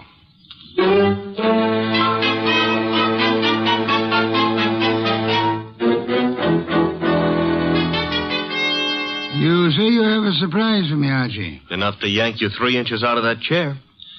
Remember the girl who was here last night, Mary Dunning? You seem unwilling to let me forget her. Well, I took off on my own this morning to check up on that foundation setup. Good, Archie. I ventured a small bet with Fritz that you would. All right. See if your bet included this.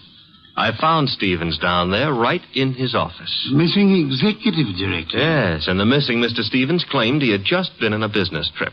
Delayed getting back because his car had been smacked by a hit-and-run driver in New Jersey. Now, here's the payoff. He even tried to make out that he'd been thinking of calling you in a problem. Hit-and-run accident? No, something about the foundation. But I didn't waste time letting him cloud it up for us. The point is... Archie, you brought him here, of course. Stevens? No, he's still down there. We'll want to grab him before the day is out, but I had something more important to run down first.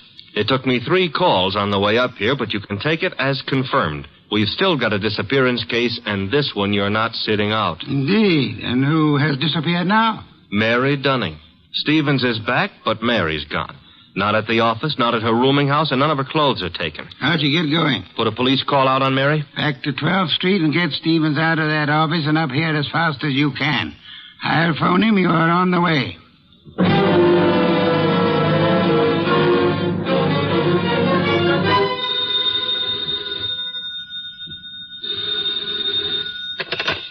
Hello? This Donald Stevens? Yes, this is Donald Stevens. This is Nero Wolf. I understand you've been thinking of consulting me. Well, as a matter of fact, I have, Mr. Wolf. I started to explain to Mr. Goodwin, but... Are you alone there at the office? Why, well, yes.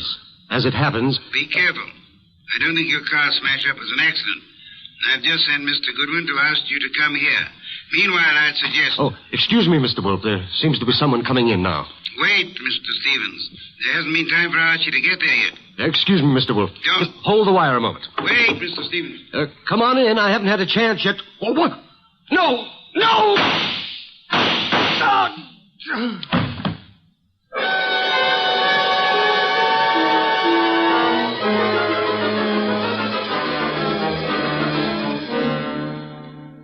And that's all Inspector Kramer has been able to make of it, Archie? Not to hear him tell it, but that's all he's got. Stephen dead and the girl still missing. Did you find anything helpful at the office? I think the murderer started to tear up some account books and project ledgers, but I must have scared him away when I rang the bell. Couldn't have been more than 3 or 4 minutes after the shooting when I got there. But you saw no one? The murderer can cover a lot of ground in 3 or 4 minutes. You, naturally, by accident, since it is mildly illegal, you had a good look at the dead man? A very good look. Not to mention his pockets. Anything particular? Well, there was a half-eaten package of lifesavers in the left-hand trouser pocket. What's particular about that? The flavor was lime. I hate lime. Foy. Archie, I called Jonas Dowd last night. The foundation lawyer? Yes, he set up the original charter under which Donald Stevens operated, with an annual fund of $90,000. Ecology has its attractions. 90,000 attractions, to be precise. It indicates a possible reason for Stevens' murder. He was in sole charge of that money. Somebody donated 338 caliber bullets to him. Hardly a token of appreciation. Perhaps not. However, the shooting followed the attempt to stage an automobile accident. Archie, I've sent Saul Panza on an errand for me. Saul, huh? He's expensive. True, he's the best man in the shadow job there is, but... You've got something, huh? Possibility. An angle I can't handle? Apart from your natural preference for curves, you've more than work enough here in New York. Finding Mary Dunning for a starter. Or, her body? Or her body, as it may be. Is that what Saul's on, picking up a line on Mary? Among other chores, Saul is buying me some special groceries at the city market. You frown, Archie. I glower. But okay, play it cozy. You can send Saul off to Stockholm for smorgasbord for all I care. I'm still asking, what about Stevens and what about Mary? Where do we start? I'm expecting Laura Tolliver, the heiress, and the son of Jonas Dowd here within a few minutes. Jonas Dowd himself proved as difficult to pry from the office as you generally are from this one. Oh, good for old Jonas. Wait a minute, though. You said a son was coming. Would that be Peter Dowd? It would be. Could I trouble you to pass that second bottle of beer? It's your third. Stop auditing me, Archie. You reacted to the name of Peter Dowd. May I ask why? Kramer is ahead of you on that pitch. He's had Peter Dowd downtown already. And learned? Playboy, used to be in love with Laura Tolliver, now in line to take over Stevens' tidy $20,000 a year salary as executive director. To take over, phooey. Peter Dowd's no ecologist. He's got more important qualifications. His old man and Laura Tolliver are co-trustees under the Tolliver will, and the director can be anybody they name. Archie, you sound prejudiced against young Mr. Dowd. Yeah, that's what Kramer said. I'm just naturally suspicious of anybody who stood to pick up $20,000 a year, plus a whack at the $90,000 a year in house money, just by throwing 338 caliber slugs into Stevens. Particularly after getting rid of Mary Dunning to clear the way. The police still have no leads on Miss Dunning? A for effort, Z for results. Now, the way I see it, boss... Legwork now, Archie. Guess it's later. You might try Miss Dunning's landlady again for one, and try Peter Dowd's apartment. Now? Yes. I'd say go along and keep after the missing girl. Instead of sifting through the names in Stevens' appointment book you were asking about? It's two legs of the same animal. The names may help on the girl. Now, Archie, on your way.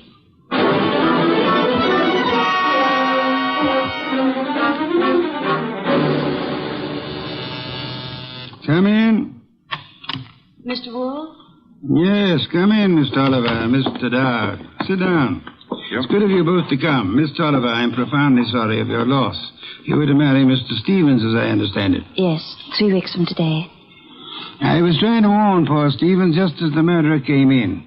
But he evidently knew his caller well enough to feel no alarm. The police told us that, Mr. Wolf. We've just come from Inspector Kramer's office. I know, Mr. Dowd. Did you gather the inspector meant to see you again? Why should he? How could anyone think that Peter could have anything to do with this horrible business? I see that you have no doubts about Mr. Dowd here, Miss Tolliver. Easy, Laura. Yes, Mr. Wolf, I gathered that Kramer was interested in me. He's got a man outside here watching us now. You're alert, Mr. Dowd, or... Oh, what? Or aware that Inspector Kramer may have grounds for keeping you under surveillance. Look, Mr. Wolf, I didn't come here to be put through the jumps again. First Kramer and now you. I'm acting for the Tolliver Foundation, Mr. Dowd. I have been since your father retained me last night. Well, why jump on me, then? Young man at my age and weight, the chances of my jumping on anyone are about as likely as unlikely as to expect that you're not still in love with Miss Laura Tolliver here. Mr. Wolf, we haven't admitted that we... Miss Tolliver, your concern a moment ago at the possibility that this young man might be charged with Stevens' murder. Now, wait a minute, Mr. Wolf. Climb back on me if you want, but let Laura alone.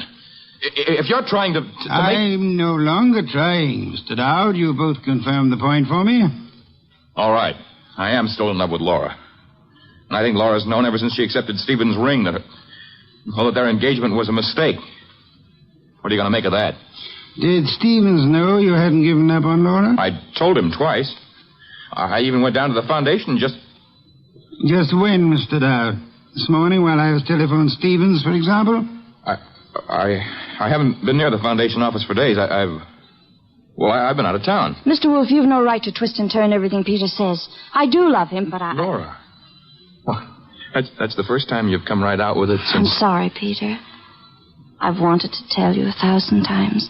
But, you kept going away on all those trips, and I never knew whether it was for some other girl or...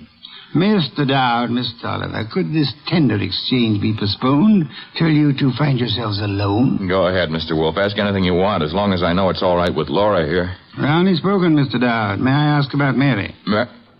What's Mary Dunning got to do with this? I'm glad you're aware of the Mary I meant. Well, I've met her at the foundation, of course. We've all heard she's missing. You couldn't suggest where she might be. How would Peter know? Let's return to Mr. Stevens. Can either of you explain his 3 days' absence from the city? I've been out of town myself.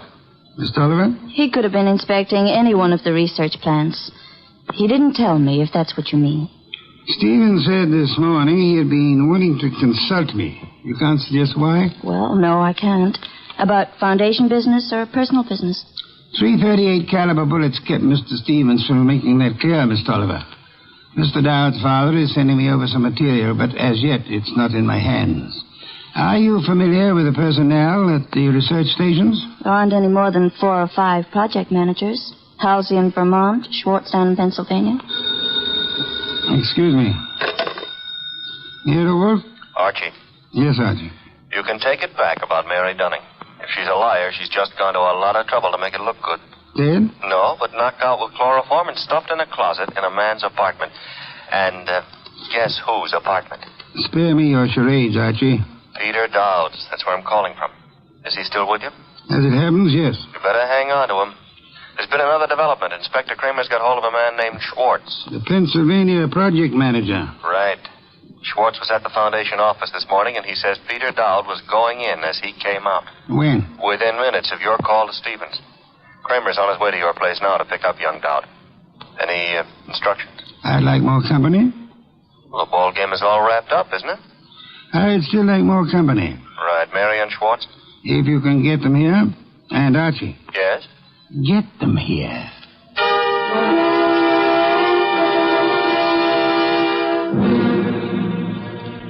I'll have that 5th bottle of beer, Archie. 7th and quarter for the night. And when do you get around to calling in Mary and our friend Schwartz? In a moment, Archie, in a moment. After all that scramble to get him here. I've been studying these project reports that Jonas Dowd sent over. Fascinating field ecology. I know. The factors playing on the development and survival of living organisms.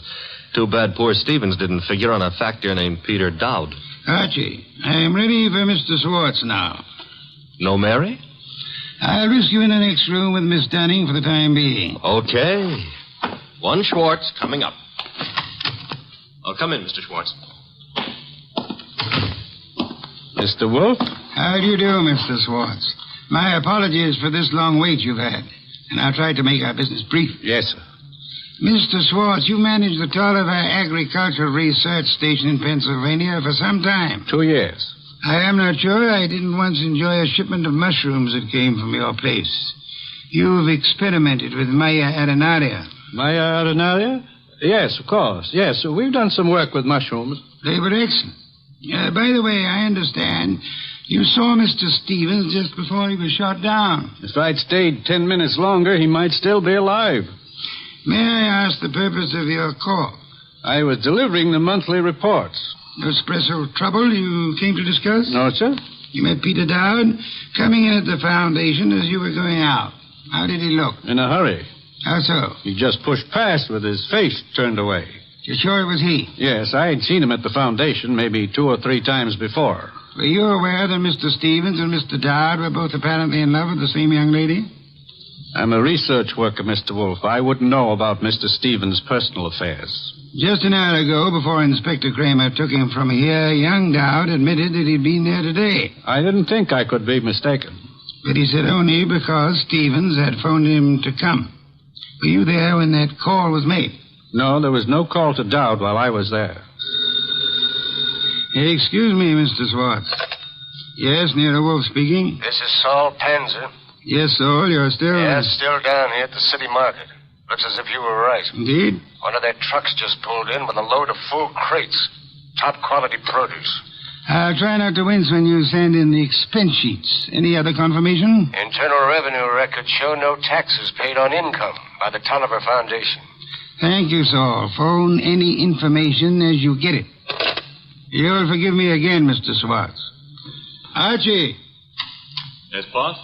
Would you ask Miss Dunning to step in now? Coming up. Come in now, Miss Dunning. Good evening, Miss Dunning. You've quite recovered from the chloroform? Mr. Goodwin's been helping me.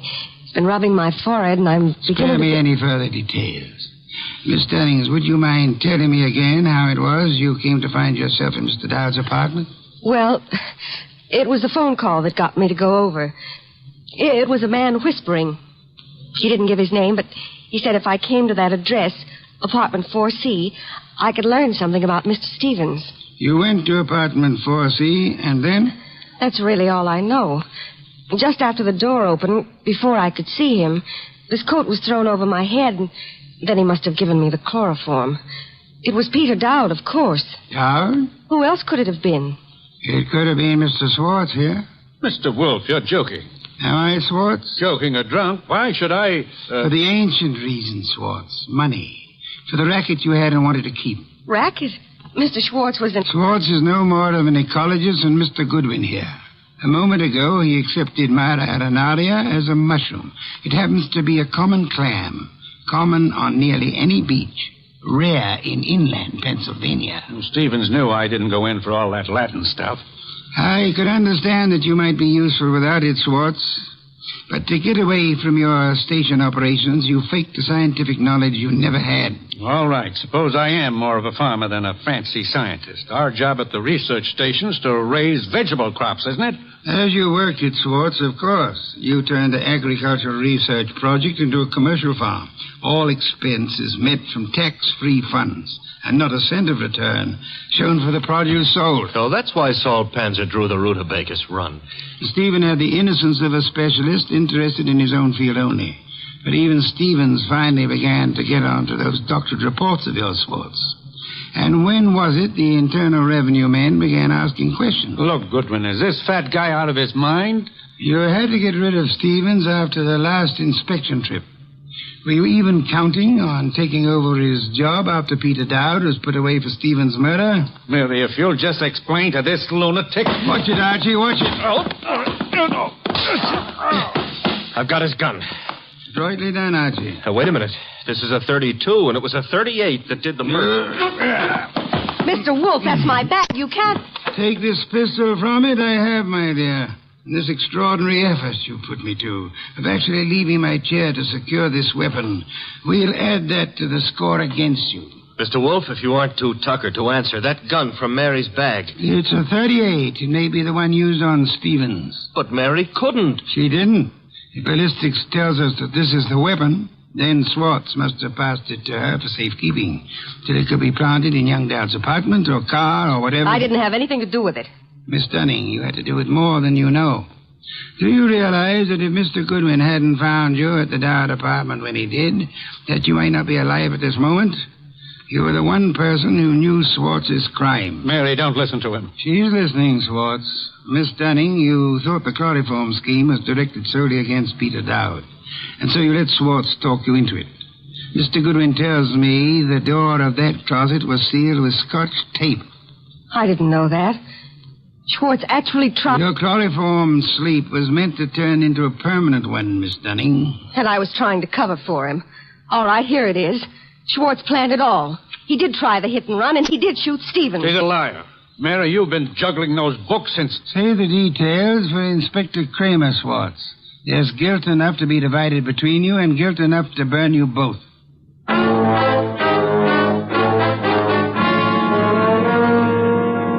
All right, you're being noble and not rubbing it in. Don't I merit a full explanation? Archie, I'm concentrating on truffles. Do we deck out a bird, or shall we have them in an omelet again?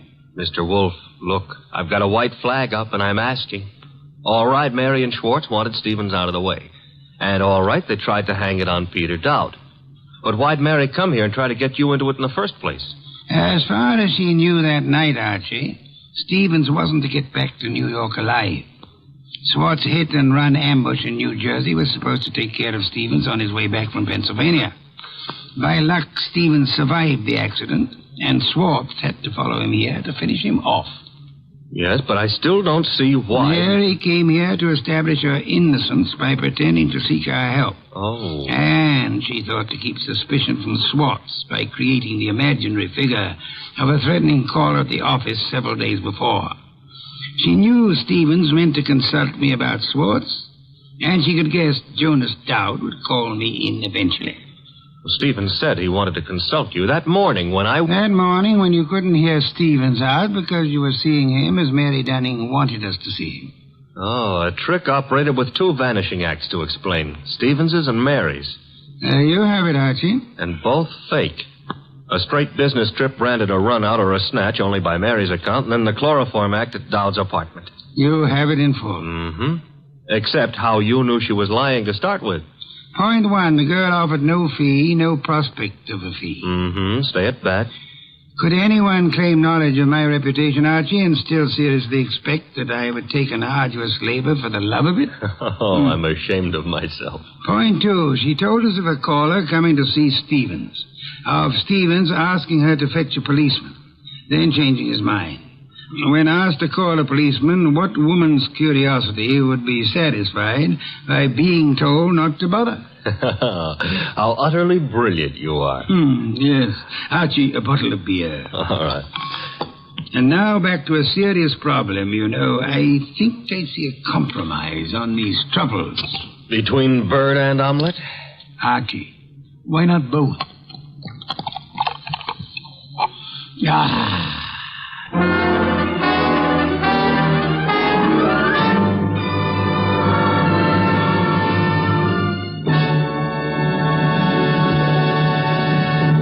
You have been listening to The New Adventures of Nero Wolfe, starring Sidney Greenstreet.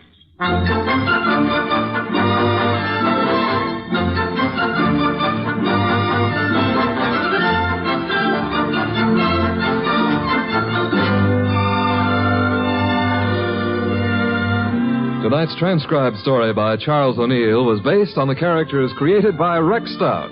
This is an Edwin Fadiman program, produced and directed by J. Donald Wilson. In the cast were Larry Dobkin as Archie Goodwin, and Charlotte Lawrence, Howard McNear, Monica Neely, Lamont Johnson, and Herb Butterfield. Next week at this same time, Nero Wolfe and Archie will bring you The Case of the Slaughtered Santa Clauses. Don Stanley speaking. 3 chimes mean good times on NBC. There's no cover charge at Duffy's Tavern. Just keep your dial tuned to NBC later as Archie the manager and his delightful friends cook up another mad and merry session at that remarkable restaurant, Duffy's Tavern.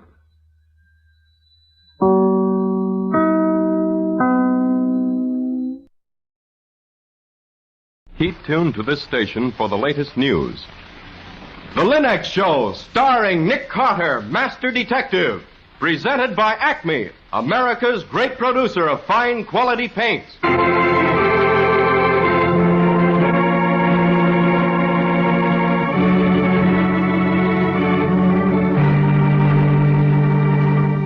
This is the story of a man known the world over as one of the most daring and resourceful characters in the history of detective fiction. A man whose name has become a symbol of the triumph of right and justice over the sinister forces of crime and lawlessness. A man recognized as one of the great masters of deduction. Nick Carter, Master Detective.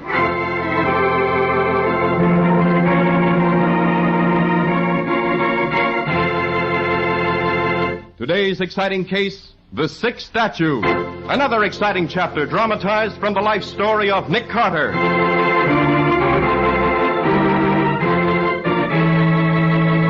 In just a moment, we'll hear how Nick Carter investigated a strange plague called Bronze disease that murdered 2 people and almost killed a third. Who's the busiest homemaker you know? Like as not, it's you, yourself, and no wonder, for these are busy times. But fortunately, there are fine new shortcuts to the homemaking job. Shortcuts such as the 3 great Linux home brighteners, which save you so many hours of work. No wonder American homemakers everywhere have come to depend on the 3 great Linux home brighteners. Linux Clear Gloss, the modern brush-on finish. Linux Cream Polish for fine furniture. And Linux Self-Polishing Wax, the amazing new quick-drying wax product. Learn for yourself how simple a job home upkeep can be. How much lovelier your home will look with those 3 great Linux home brighteners. Get them at your hardware, paint, or department store. And see what modern magic they work for you.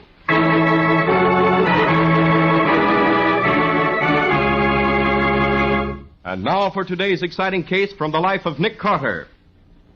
The regular morning work in the old brownstone mansion at the corner of 5th and 4th begins with Nick's voluminous correspondence. Scores of letters arrive every day. Official, semi-official, friendly, threatening. But every once in a while, a strange note arrives, like the one Patsy is reading to Nick now.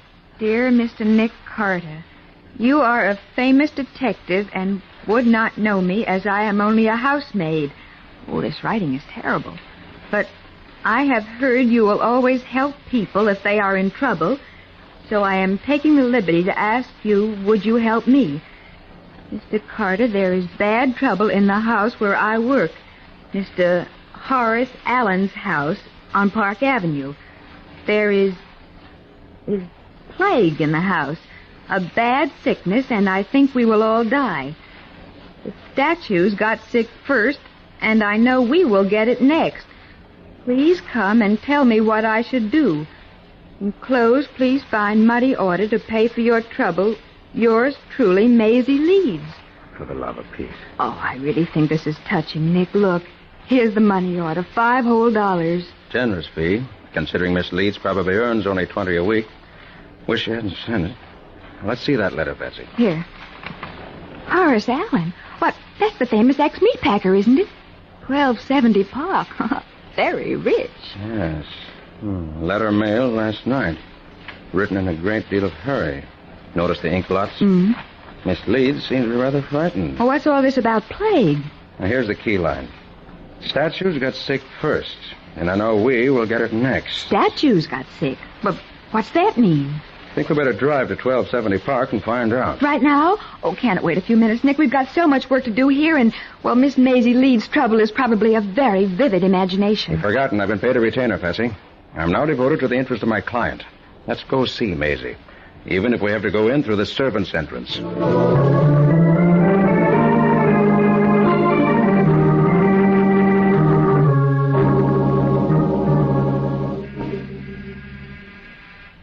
This is a pretty swank mansion for an ex-meatpacker, Nick. Yes. Heard Mr. Allen's turned to art in his retirement. He collects. Oh, I wish he'd go back to meatpacking for the duration. You can't eat statues and packers. Very funny. No one home. Should be servants in the house. Don't seem to be. Oh, Nick, you're not going Don't have to. The door's been left ajar. Come on. Oh, Nick, this isn't right. I've got a fee to earn, Patsy. Come on in. Besides, it's rather unusual for a collector of art to leave the house door open when there's no one home. Oh, there's the library. Let's go in. Oh, golly. Plenty of stuff here. Paintings, statues. Nick, look at those statues. The bronze ones. Yes. They're all greenish and crusted. Like they've got some kind of skin disease. Those bronze spears, too. And this bronze chest. Wonder how it looks inside. Maybe this... Nick.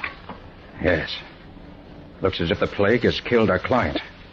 As I'm very much mistaken, this body in the chest is that of Maisie Leeds.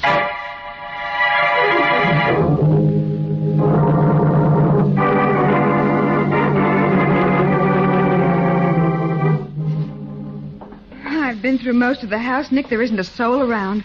What's happened anyway? Don't know yet. Learn anything from the body? It's Maisie Leeds, all right.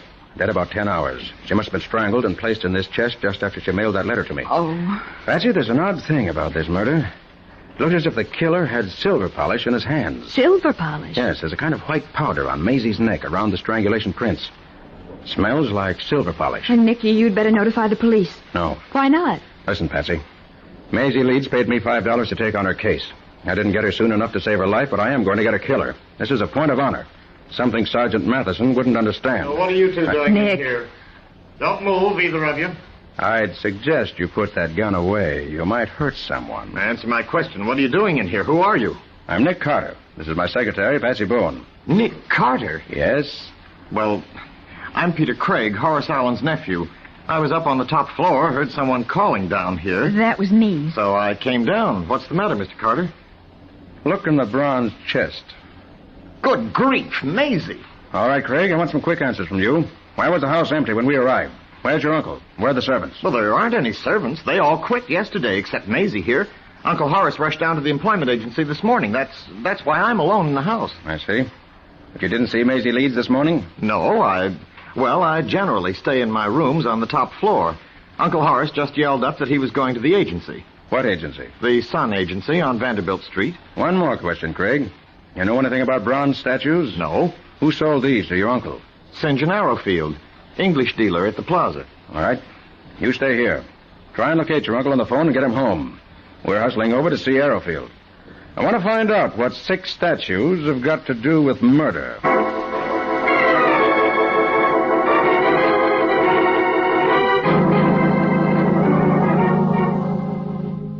Believe me, Mr. Carter, that man Allen is an idiot, a fool, an artistic criminal. I should never have sold rare pieces to an ex-meat packer. Go on. Antique bronzes are as delicate as tropical fruits. Unless they're cared for with delicacy and understanding, they sicken. You mean statues can really become sick? Yes, and die. Bronze disease is a corrosion that eats away the metal, rots it until it crumbles. No one knows how it starts. No one knows how to stop it. Once it attacks a collection, the infected pieces must be removed or the entire collection will die. Golly. And bronze disease has attacked Allen's collection? You saw it, didn't you? The green crumbling crust on the surface of the bronze. And unless he removes the infected pieces, his collection is doomed. But why did you call him an artistic criminal? He has $500,000 worth of items there. All the money in the world can't replace one of those pieces once it's lost. Don't you understand? There's nothing more valuable than a work of art. Oh, yes, there is, Mr. Arrowfield. A human life.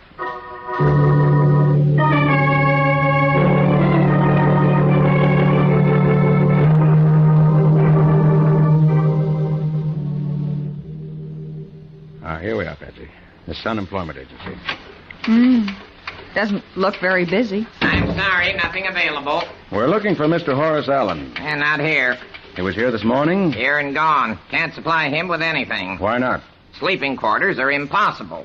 His nephew's a chemist or something. Did you say the nephew's a chemist? Yes, has a laboratory alongside the servants' quarters. Terrible smells all day and all night. Well, chemist ought to know more about bronze disease than Craig seemed to. Patsy, let's have a talk with that young man right now.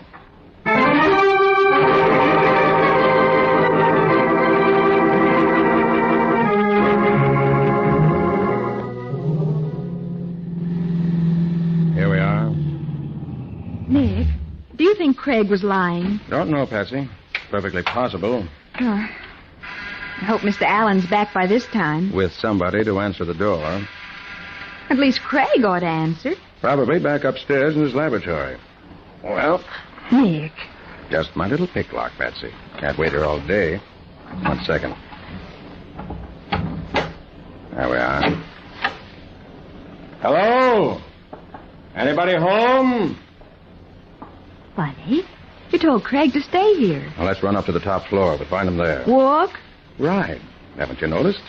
Allen has a neat little private elevator installed. Oh, step in.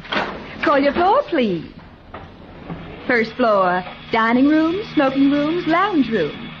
Second floor, bedrooms, and more bedrooms. Third floor, hothouses, bedrooms, and more bedrooms. Fourth and top floor, servants' quarters, and... Nick, look, on the floor, it's Craig. Yes. 4th and top floor, murder.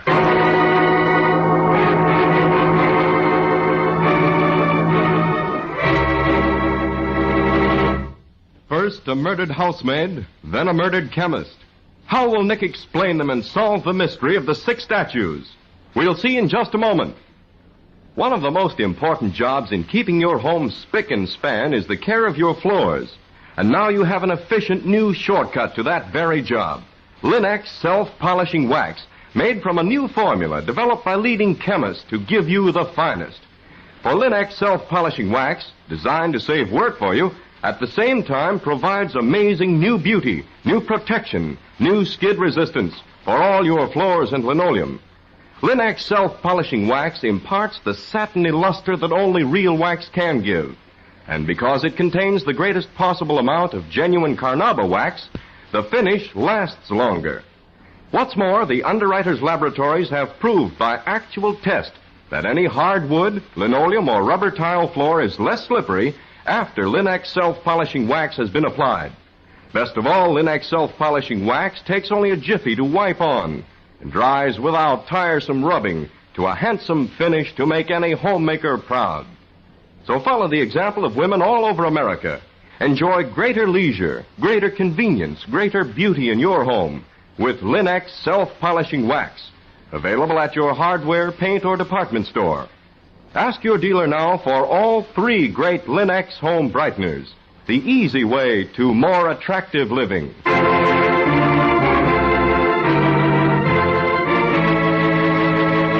And now back to our story. Investigating a strange complaint about 6 statues, Nick and Patsy entered the empty home of Horace Allen to discover Allen's housemaid, Maisie Leeds, murdered. Nick finds that Allen's artworks are suffering from a rare disease known as Brown's disease, and also that Allen's nephew, Peter Craig, is an amateur chemist with a laboratory on the top floor of the house. When Nick and Patsy return to the house to question Craig, they find him murdered, too. Now they're in the murdered man's laboratory examining his body. Well, Nick? Stabbed through the chest with a brown spear, Patsy. Evidently one of the spears from Allen's collection. Golly. It's a powerful thrust. You see the tip protruding from Craig's back. You can also see it's tainted with the same bronze disease that's hit some of the statues. Hello. What is it? Craig didn't die at once. What do you mean? Look, here on the floor. Oh. Craig must have tried to write something in blood as he was dying. Yes. It says NHL.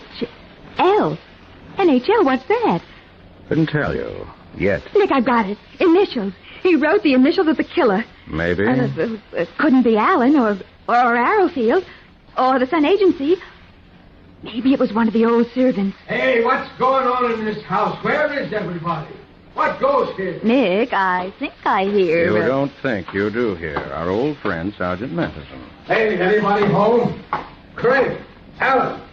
Hey, Mr. Allen, Oh, glory be, I'm seeing things. Oh, we're real, Sergeant. Good afternoon, Matty. Nick Carter and company, I might have known. What are you two? Hey, who's that on the floor? Peter Craig, murdered.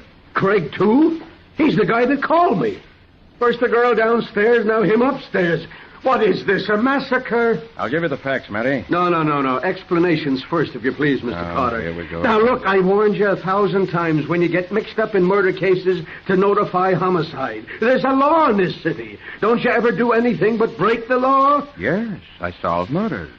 You ought to know. Yeah, I know, but Nick, please. We've got laws to enforce.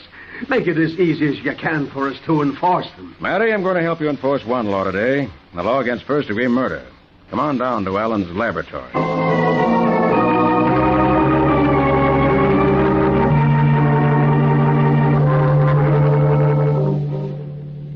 So that's exactly where we stand in the case, Matty. The murders are tied up some way with the Brown's disease. Yeah? I have an idea how, but I'm not sure yet. Well, look, what about the insurance angle? Maybe Allen's trying to ruin his own statues to collect the dough on. Oh, no, Matty. He could get more by selling them. Well, maybe Craig ruined the statues and Allen killed him for revenge. Maybe, but I doubt it. Besides, that leaves out Maisie Lee. Oh, forget her. She's just an accident in this case. She's not an accident in this case, and she's not to be forgotten. Matty, you won't understand this, but in this case, I'm working for Maisie Leeds. I'm not working for you or the police. What's that? I'm working for justice. Justice for Maisie Leeds. I think you're crazy. See, Patsy, I told you. Well. Pleased to see you all here. And a fine lot of people you seem to be. I'm Mr. Allen. Oh, yeah? Yes, indeed. Very easy man to work for. Just myself, my nephew in the house. Big house, few people. Not too difficult, eh? I suppose the agency explained. Mr. Allen. You're the housemaid, eh? Very pretty, my dear. Very attractive. Mr. Allen, your housemaid is Miss Patsy Bowen, my assistant. What? I am Nick Carter. Nick Carter? I'm going to be blunt, Mr. Allen. No sense beating around the bush.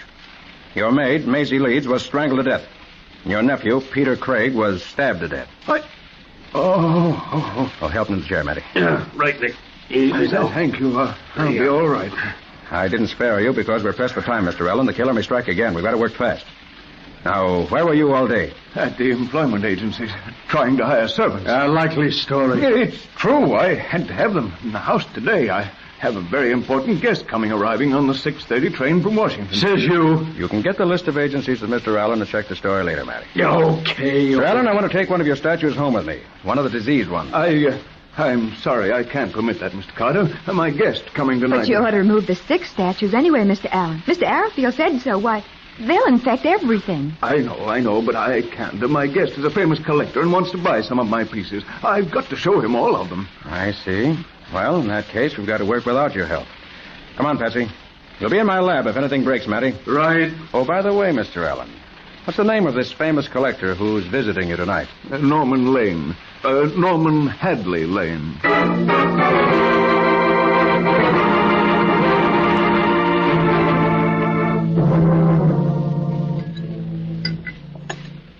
Patsy, turn off the Bunsen burner, will you? Of course. Nick, I just realized what Alan said. What's that, Patsy? The man coming up on the 6:30 train from Washington. Norman Hadley Lane. NHL. Mm-hmm. Found at a couple of museums. Got a file on him. But the letters, NHL, that's his initials. Mm-hmm. Oh, Nick, you're not listening. Just finishing this analysis, Patsy. Here. See this precipitate? Yes. That's the silver polish from Maisie Lee's throat. Is it silver polish? No. Something that came from Peter Craig's lab. Now hand me that package I brought from Alan's house. Here. Thanks. I'll wrap this. Nick, you don't seem to care about the initials. I'll bet Lane's the killer. I bet he isn't even on the train. He's probably here already. Here we are. Nick, that's the spear that killed Craig. Right. But that's stealing police evidence. Oh, golly, Sergeant Matheson's going to be sore. Alan would let me have a sample of his diseased bronze, so I had to steal it. Now let's cut a sliver of bronze off the tip of the spear, and we'll take a look at it under the microscope. Now you're destroying evidence. Oh, Nick, I don't like it. Not destroying. I'm just taking off a shaving. There. Now let's see. Well? Well, what do you see, germs?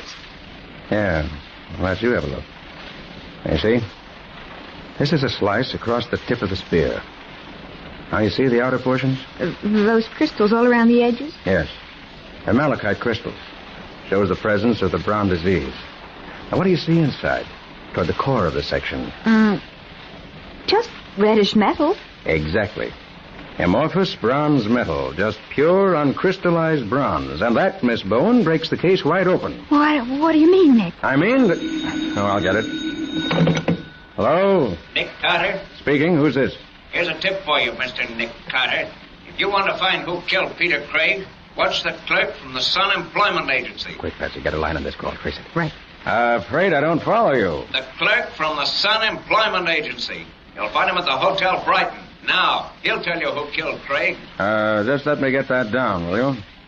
Hotel Brighton. Whereabouts is that? I've talked long enough. You know what to do. Goodbye. Oh, it's no use, Patsy. I couldn't hold him long enough. You got any kind of a trace? No. Sorry. Well, doesn't matter. Get Matty on the phone. Tell him we're picking him up and taking him for a ride. To the Hotel Brighton? Just tell him the killer will be at the other end of the ride.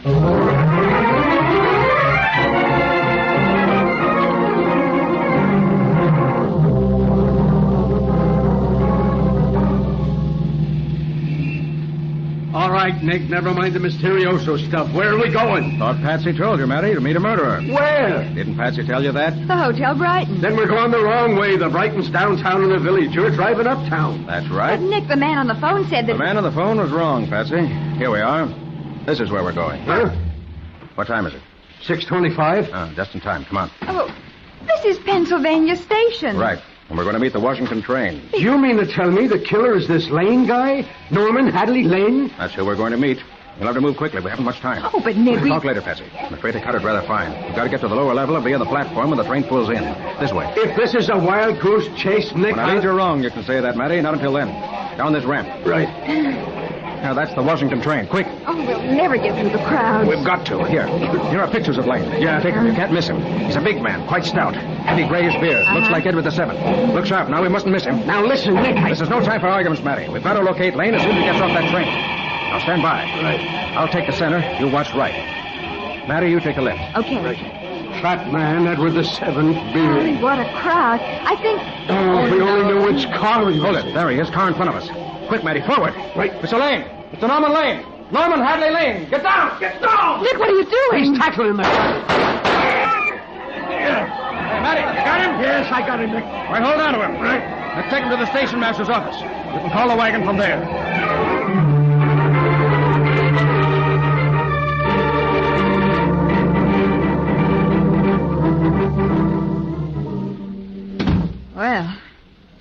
quieter, at least. Hey, Nick, why didn't you warn me it was going to be an assassination? Didn't know when it was going to happen. What about Mr. Lane? Oh, I just put him in a cab. He's all right. He's pretty well shaken up when I knocked him out of the way of the bullets. That's a lot better than a shot through the heart. Huh, Mr. Arrowfield? Why, you dirty gumshoe snooper, I'd like to... Hold on, Matty. He's a dangerous little man and a very clever actor. Phony Englishman, phony dealer in art objects, including phony bronzes. Phony bronzes? Certainly, Patsy. That was the whole motivation. When Mr. Allen took up collecting objects of art, Arrowfield got hold of them and sold him a lot of supposedly antique bronze masterpieces. But in reality, they were completely phony, being merely modern copies of those masterpieces. And unless I'm wrong, Mr. Norman Lane owned many of the originals from which Allen's bronzes were copied. Well, Nick, what about that bronze disease? When Arrowfield learned that Lane was coming to see Allen's collection, he knew Lane would recognize many of Allen's bronzes as copies of items in his own collection. Yeah? So Arrowfield, in order to force Allen to remove those phony pieces from his collection, deliberately infected them with a bronze disease. What do you know? Allen refused to remove them in spite of the disease, so Arrowfield had to do the next best thing, kill Lane. Otherwise, he faced exposure as a dealer in fakes and phony pieces. The murder of Lane, fortunately, didn't succeed. The others did. And I'm going to see that you pay for them, Arrowfield. I want to be sure that Maisie Leeds, wherever she is now, gets her full $5 worth.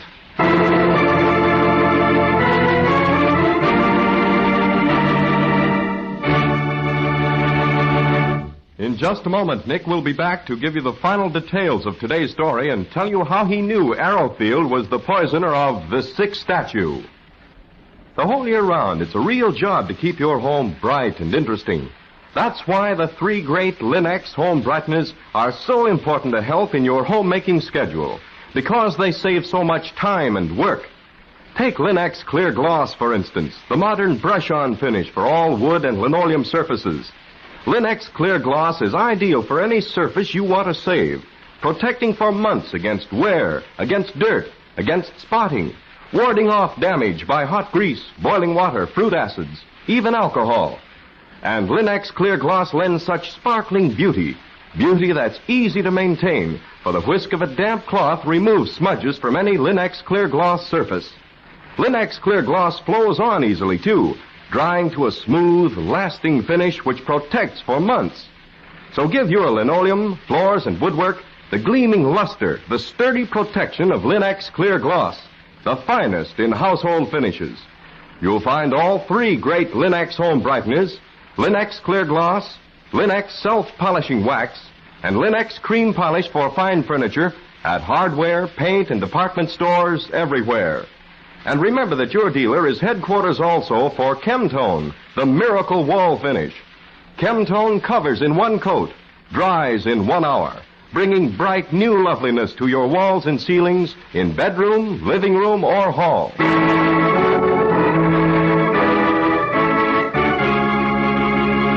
And now let's hear from Nick Carter himself. Nick, I don't see why Arrowfield killed Maisie Leeds. Because when Maisie returned from mailing her letter to me, she saw Arrowfield in the collection room deliberately infecting the false antique bronze statues with the bronze disease. She was killed to silence her. But how could Arrowfield poison the statues? Well, Patsy, as Alan's guide and mentor in the new business of collecting, Arrowfield had easy access to the house. He was able to steal in and infect those statues with chemicals he took from Craig's laboratory. To be precise, with ammonium chloride. That's the corrosive agent that causes bronze disease. Oh, and was that the powder you found on Maisie's neck? Right. Some of it was on Arrowfield's hands when he strangled her. Evidently, Craig remembered seeing Arrowfield in his lab taking the chemical, so Arrowfield killed him. But those initials Craig wrote. Oh, they weren't initials, Patsy. Craig tried to write the chemical symbol for ammonium chloride, NH4Cl. Mm-hmm. He wrote the N and the H and got as far as the first elbow stroke of 4 and then died. We thought he'd written NHL, which, purely by coincidence, happened to be Lane's initials. Oh, I see. Well, Nick, you said Arrowfield's bronzes were false. How could you tell that? Well, Patsy, remember this afternoon in my lab? You looked through the microscope at a piece of that spear that killed Craig? Yes. Well, really ancient bronzes become heavily crystallized through the years. But the piece we examined was crystallized only around the outer surface, showing that it was cast quite recently. So that's it. Well, was Arrowfield trying to sidetrack you with that phone call so he could get at Lane when he arrived in town? Yes. Oh, lucky you weren't fooled. Only know it's a funny thing, Patsy. I've met thousands of crooks in my time, each one more clever than the next. And believe it or not, the only ones they fooled in the end were themselves. Well, Nick, what story are you going to tell next week? Remember the time we drove south to investigate the mystery of a legendary giant called Erdman the Earthshaker, whose footsteps apparently frightened a man to death? Oh, yes. The clues to the case were green rice grains on the dead man's hand and a drop of blood on a bird feather. Right. What are you going to call the story? The Case of the Bleeding Bobolink.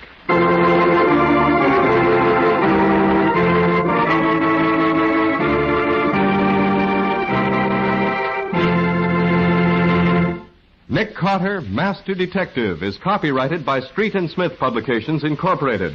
Lon Clark is starred as Nick. Charlotte Manson plays Patsy. Script is by Alfred Bester, and any resemblance in these programs to actual persons, living or dead, is purely coincidental.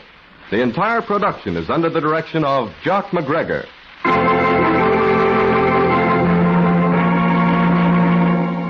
Nick Carter, Master Detective, is presented at this time and over these same stations each week by the three great Linex home brighteners.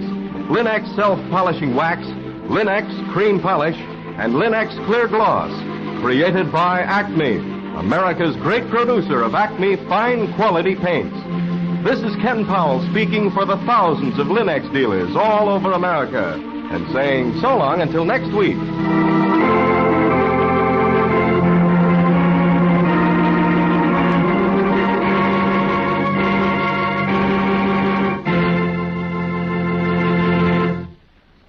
This is the Mutual Broadcasting System. When the will was read, everybody figured she'd been crazy when she wrote it. And that included me. But I changed my mind after spending a night on an island with a pig, a cat, and an ape. Because in reality, they were people. From the pen of Raymond Chandler, outstanding author of crime fiction, comes his most famous character as CBS presents The Adventures of Philip Marlowe.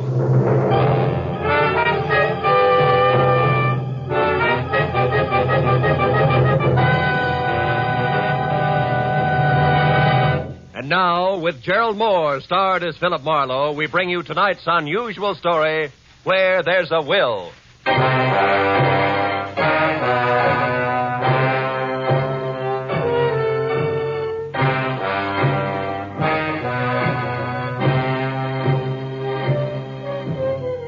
I had spent the whole day on a noisy job which had concerned itself with a lot of people who talked a lot and said nothing.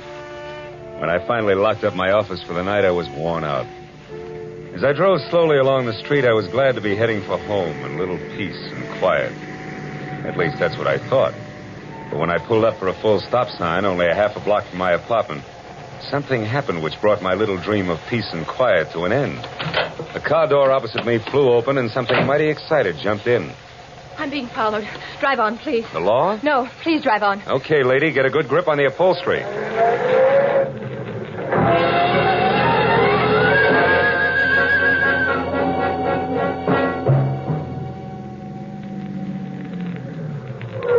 There, that ought to do it. Now, what's the... Say, you look a little pale and beautiful. I'm always pale when my heart's in my mouth. Well, then why don't you swallow once, take a deep breath, and tell me who was after you? There isn't much to tell. It was a nasty little man, that's all I know.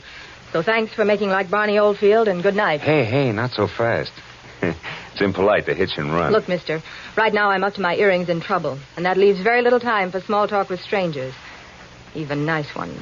Well, in that case, the name is Philip Marlowe, which takes care of the stranger part, and I'm a private detective, which makes trouble my business. Where do we go from there? No place. $300,000 worth of hidden bonds, a screwy old lady, and a sculptor with a red beard are too much for any one-man police force, Mr. Marlowe. So again, good night. Before I could say anything, she was out and gone.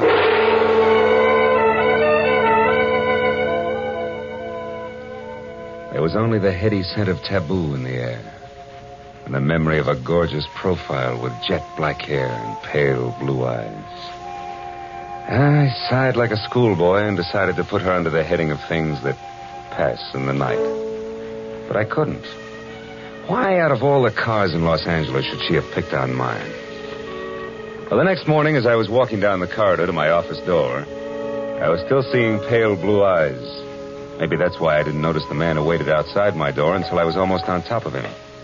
He was well dressed and about 35. He looked like a man who had forgotten how to smile. Marlowe. Right. I want to compliment you on your behavior last night, Mr. Marlowe. Barbara told me about it. Oh? Come on in, Mr. Shields. Edward Shields. Would you be interested in aiding 3 people in a search for more than $250,000 in negotiable bonds? 1% of which will be yours if the bonds are found? Being a fairly fast man with figures, yes. Yes, I would. Splendid. I'd like a few details. Well, Mr. Marlowe, my aunt, Bernice Mayhew Shaw, died, leaving her entire fortune to charity, with the exception of the bonds I mentioned. Those are to be divided equally among 3 of us, the sole heirs, if we find them within 24 hours. That sounds like something you dream about after a midnight snack of pizza and pig's knuckles. Perhaps. But you didn't know my aunt. Beside myself, the beneficiaries are Barbara Haynes, the girl you met last night. She was Aunt Bernice's personal secretary. And another nephew, Harlan Crane, who, at the moment, happens to be a sculptor. Happens to be? 6 months ago, he was a sailor. Before that, a writer, without even a rejection slip to his name. My cousin is irresponsible, impetuous, and completely self-indulgent. The will itself, Mr. Shields, what are the exact conditions? At precisely noon today, the 3 of us are to meet with Luther Willard, my beloved aunt's lawyer, who will give us each a large sheet of tissue paper covered with specific markings. Individually, the sheets mean absolutely nothing. But combined, one over the other, the transparent sheets form a coherent map to the location of the bond. But why all the intrigue? My dear departed aunt had a peculiar sense of humor. In addition to this, she was never particularly fond of any of us. She was sure that our individual shortcomings would make cooperation among us impossible, even for so short a period as 24 hours. And the fact that a man followed Miss Haynes last night convinced you that there was something to that, huh? Convinced me? No. He may have been nothing but a personature. Nevertheless, I do feel that to play safe, a 4th party, a custodian of the map, so to speak, would be advisable. That's fine. When do I go to work, Mr. Shields? At noon, at the lawyer's office. However, I regret that first you must be approved by the 3rd heir. I don't like to ask this, Mr. Marlowe, but would you mind very much calling on my cousin Harlan personally? Not at all. As a matter of fact, I think he might prove very interesting. Yes, I'm sure he will. As interesting as an ape in the zoo.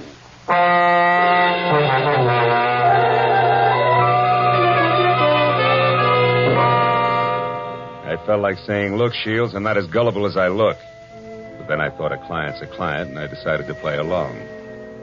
Harlan Crane, 6 foot, red-bearded giant, talked as he worked, wielding a 10-pound sculptor's mallet like it was an 18th century quill.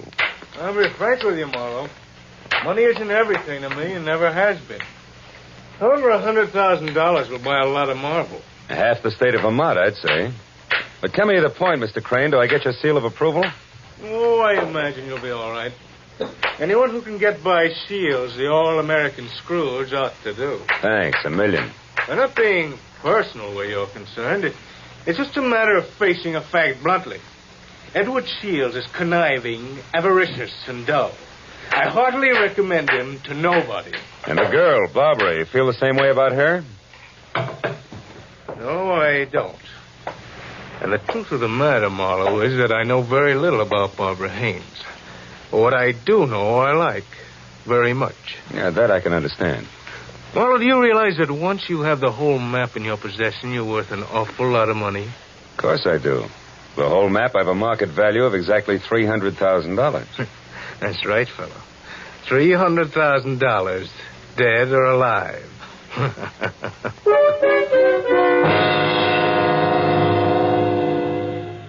I know it was small of me, but I didn't exactly see the joke. And things got less funny as time went on. Later, as me and my trio got off the elevator at the lawyer's office, old Luther Willard, Aunt Bernice's attorney, was waiting for us, so excited he could hardly talk. I've been held up. What? Yes, a little man. He wanted the map. Little man, dark complexion? Yes. Had a scar on the side of his neck. Are the maps all right? The maps? Oh, yes, they're all right. Now, wait a minute, everybody. Give him a chance. Mr. Willard, tell us exactly what happened. This is Mr. Marlowe. We told you about him, Mr. Willard. Of course, yes. Come into my office. You see, I was putting some papers into my safe when this little man stepped up behind me and demanded the maps. Were they in the safe? No, thank heavens. Make yourselves comfortable. The please. maps, Mr. Willard. Where are they now? Well, right here, where they were all the time. Here under the blotter on my desk. Clever of me, wasn't it? Wax seals, still intact. I'll take all three of them right now, Mr. Willard. That is, if there are no objections. All right, then I guess we can be on our way. Hold on, Mr. Marlowe. There are still two things you people must know. First, in the event the bonds are not recovered within the 24 hours, I am instructed to open another sealed envelope, which I am happy to report is kept in my bank vault. That envelope contains a complete and simplified map and is to be turned over to a designated charity. And second, if any of you die before the allotted time is up, the bonds are to be divided among the surviving persons. And if none of us survives, Mr. Willard? Why, in that case, the bonds again go to charity. You see, Harlan, your aunt was a very generous woman.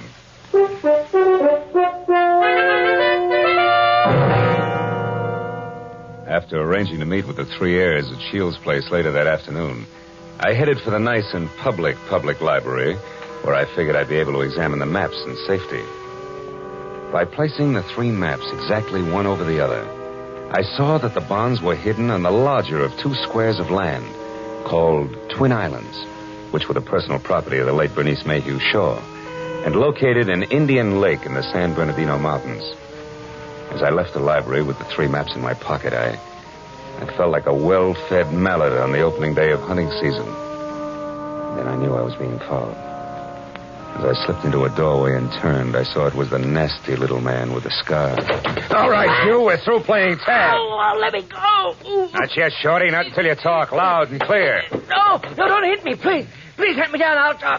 I'll tell you everything. All right. If you're sure you can get it all straight the first time, there. Now the whole story, beginning, middle, and end. Yeah, like you say, whole story. Okay.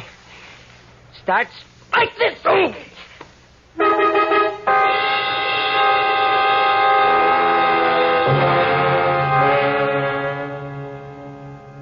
By the time I figured out that it had been the sawed-off end of a broomstick that had slammed my stomach up against my backbone, the little man was out of sight.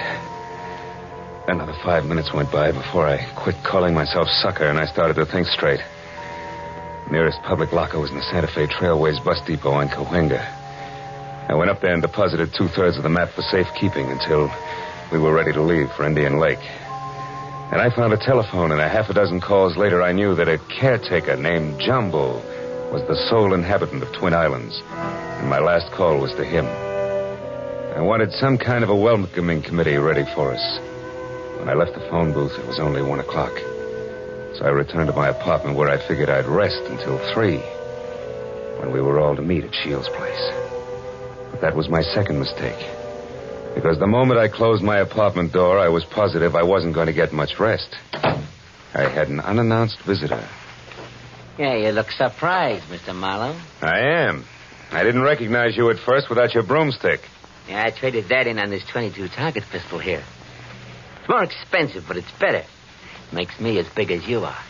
Maybe bigger. Yeah, but how much does it do for your personality? Quite a bit. Gives me poise. And poise gives me manners. So in asking for that map in your pocket, I'll even say please. Come on, Marlowe. I won't say please twice. No, I don't think you would. Here. Thank you.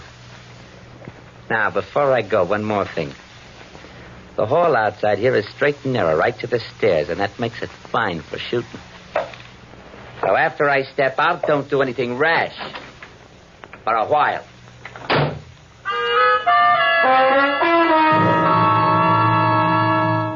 So, loving life as I do, I didn't do anything rash for a while. In fact, I could have whipped up a nice 7-minute frosting before I moved at all. Then I phoned the three heirs to get together at my apartment.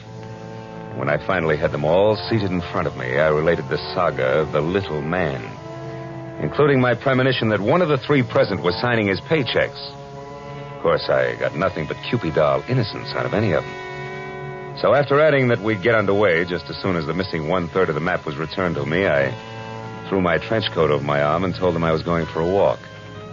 But before leaving them, I reminded them that whoever was behind the little man could fire him, because I would never have kept all 3 maps in one place anyway, unless all of the heirs were on hand to watch one another. And then I left. I hadn't walked more than a half a block up Franklin when I stopped at the sound of Barbara running after me. Phil, I'm scared. Harlan and Shields are acting like a couple of wild men, calling each other every name under the sun. What'd you expect? Chit-chat about the weather? Now quit acting like a bobby soxer within squealing distance of Sinatra and try a cigarette. It'll calm your... Well, what is it, Phil? Why are you smiling like that? What's wrong? Nothing's wrong, Barbara, nothing. It's just that I found this in the pocket of my trench coat when I went for my cigarettes. It's the map. That's right. The missing third.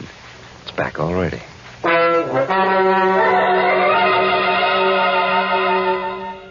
When that missing third part of the map turned up so fast, I figured the heirs had decided to play ball. But I made a mental note to keep my eyes on them anyway. At 3 o'clock, I went to Edward Shields' hillside house in Laurel Canyon for the scheduled meeting. Shields wasn't home yet, but Cousin Harlan was there admiring the view. Barbara showed up a few minutes later in a convertible, and Shields arrived last by cab.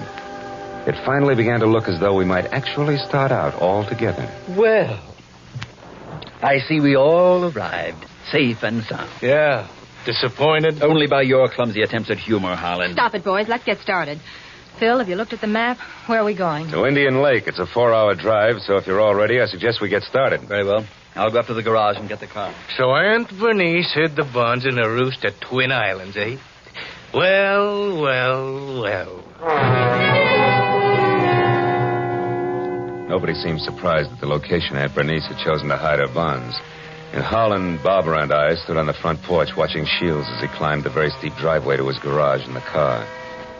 But Barbara got more of my attention than Shields. She made a mighty dreamy picture. And she leaned casually back against the rail of the porch. She wasn't aware that I was watching her. And I suddenly saw her go tense, her eyes filled with fear, and I quickly turned to follow her stare. Shields' car was going at a rapid clip down the steep driveway. I still couldn't figure out Barbara's concern, and then she started screaming. The car's out of control. The car was headed for the edge of a cliff. His brakes are out. You go over. The tree stopped him. Shields, are you hurt? No, I'm all right. The brakes, I tried to stop You them. hadn't hit that tree. Should have gone over the edge. Let's have a look at those brakes, Shields. Well, no wonder. What is it? Brake line's broken. Every drop of fluid drained out. I might have been killed. No might about it, Shields. We stood there for a while, all looking at one another, but nothing was said. Brake lines rarely snap accidentally. And I remembered that Harlan had been at Shields' house early, and the car had been in the garage, and Barbara... Well, I had to admit that she actually had anticipated the car going out of control. Well, the 24 hours for finding the bonds were slipping by, and I knew we had to get to Indian Lake. We held a short powwow without passing the peace pipe, and we decided to take Barbara's car. We picked up the rest of the map, which I'd checked at the bus station, and we shoved off. After a 4-hour drive that was about as relaxing as the thought of an overdue time bomb in a day nursery, we finally pulled up to the shores of Indian Lake. Jumbo, the caretaker, was waiting at the dock. He knew how to handle a boat, and a few minutes later we could see Twin Islands. We headed for the smaller of the two, where I could make out a rambling lodge. The other island, a quarter of a mile away, seemed deserted. Shields was the first one ashore. Here, Barbara, let me help you. Run along, boy. I'll help Barbara. Thanks, Harlan. Well, Marlowe, what now? Well, first we go up to the house. Oh, Jumbo, you got everything ready for us? Hey, Jumbo. Huh? Oh, sure. Everything's ready, Mr. Marlowe. Just like you said, I opened 4 of the upstairs rooms. Open the rooms? We're not going to sleep out here, are we? We're going to try. But this isn't a vacation. We're here to find the bonds and get out. You realize it's almost 9 already? That leaves us just 15 hours, Marlowe. Yeah, I know. I got a good watch, and I count to 24, and I'm also giving orders to you 3. Don't get high-handed, Marlowe. You're an employee of ours, and that's all. Let's get the map together and start looking for those bonds right now. Take it easy, big man. The bonds are hidden on the other island. The map is as tangled as a second-hand spider web. We wouldn't get anything at all done in the dark. That's your opinion. Look, you people hired me to help you find those bonds. If I have to get nasty to make you take orders, I can do that, too. Now, let's play like we're smart and go up to the lodge and relax. All right, Marlowe. But remember, we'd better have those bonds by tomorrow, or someone else will be nasty. Very nasty. And I mean me. What? You too?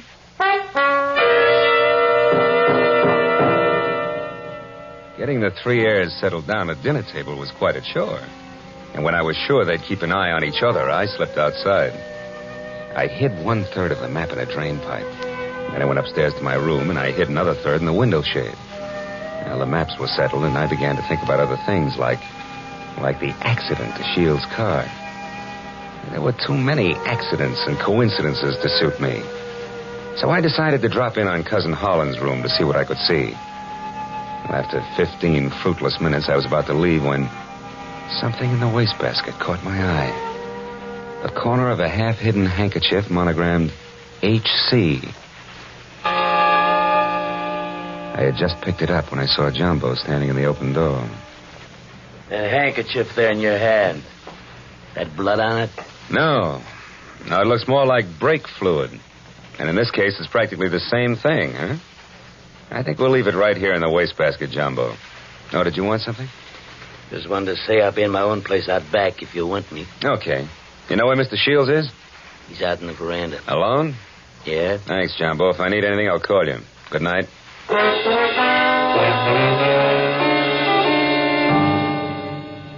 Shields. Oh, it's you, Marlowe. What's wrong? You sound like a man expecting trouble. I was nearly killed in my car this afternoon, and I don't think that was the end of it. Yeah, and don't stand too close to high windows. Thank you.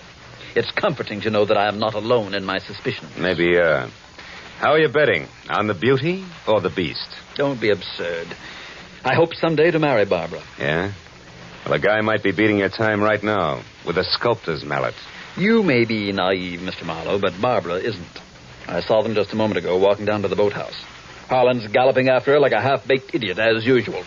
But if Miss Haynes prefers me, what can he do about it? There was an answer for that, but it seemed a little obvious under the circumstances. Well, a few minutes later, Shields went inside, and I made a beeline for the boathouse to water down a certain hot-headed sculptor named Harlan. When I got within earshot, I knew I'd be as welcome as whooping cough at a glassblowers convention. So I stopped and listened. Barbara, darling, I'm falling in love with you. You know that, don't you? Let me hold you close. Harlan, Oh, Harlan. This is real, Barbara. For the first time in my life, I'm truly in love. I want to do things for you, make you happy. Please wait. I'm not completely free. There are still ties with Edward, you know. Shields.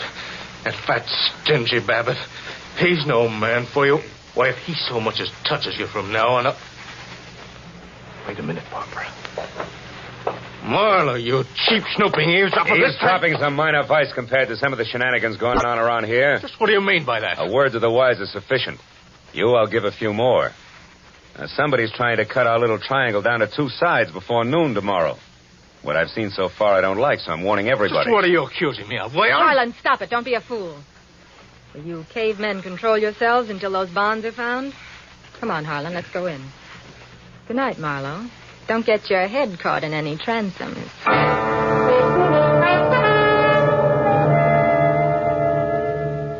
Deciding sleep wouldn't be very healthy for a man in my position, I decided to sit up that night. And it was about 2 o'clock when I looked out the window and saw something mighty interesting.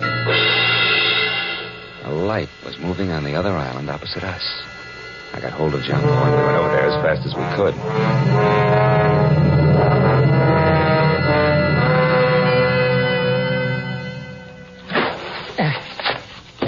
There we're beach. That light's dead ahead, Mr. Marlowe. Looks to me like it's up on the picnic shelter. Yeah, I'll see you later, Jumbo.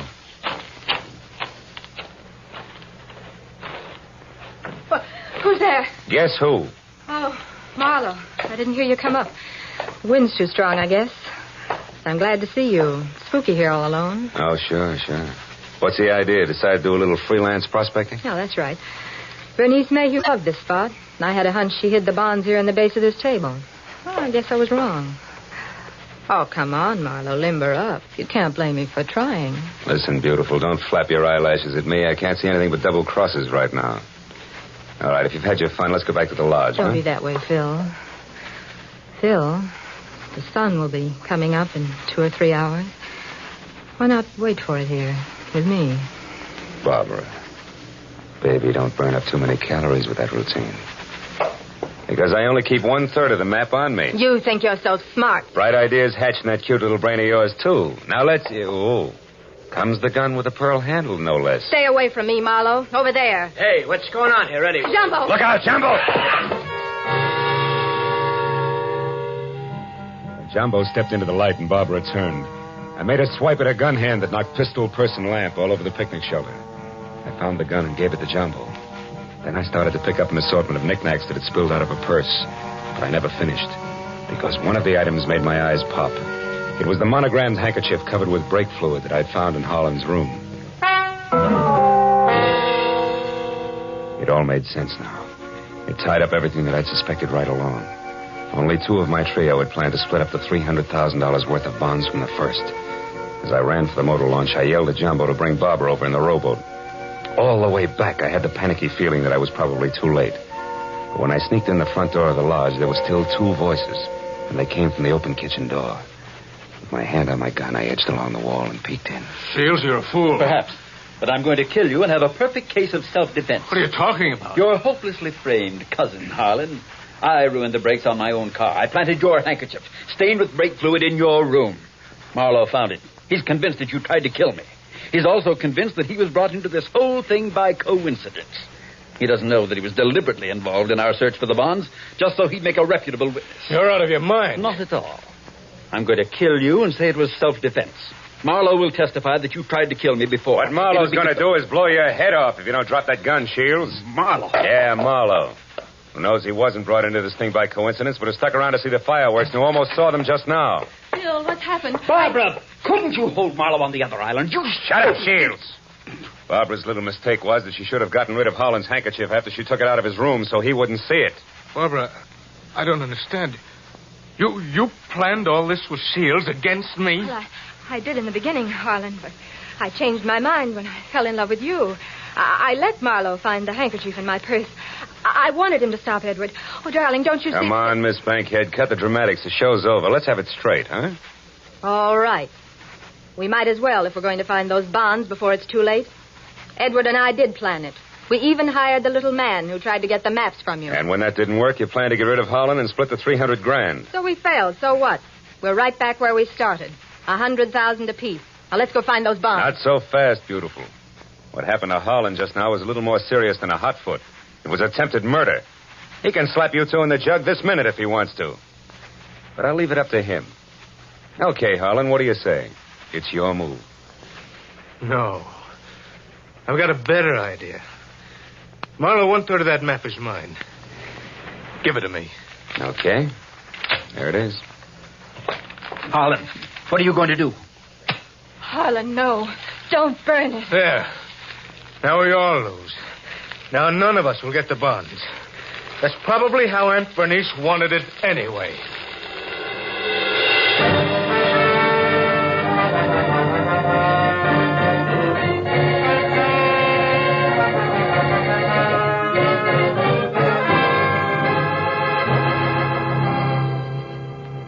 It was almost noon.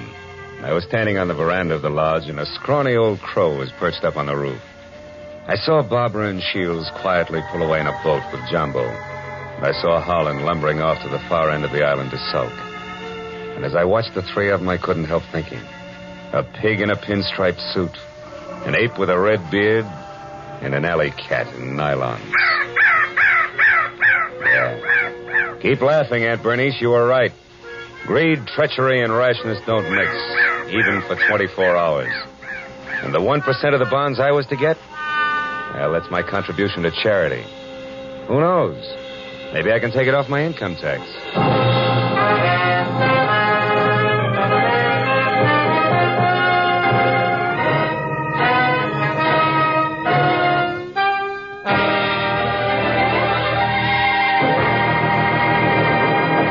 The Adventures of Philip Marlowe, created by Raymond Chandler, stars Gerald Moore and is produced and directed by Norman MacDonald. Featured in tonight's story were Mary Shipp, Parley Bear, Don Diamond, Ted Von Eltz, and Wilms Herbert. The special music was conceived and conducted by Richard Orant.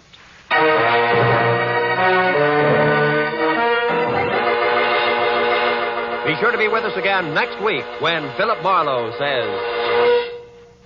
When I got the crisp $50 bill in advance, I figured my client had a heart of gold.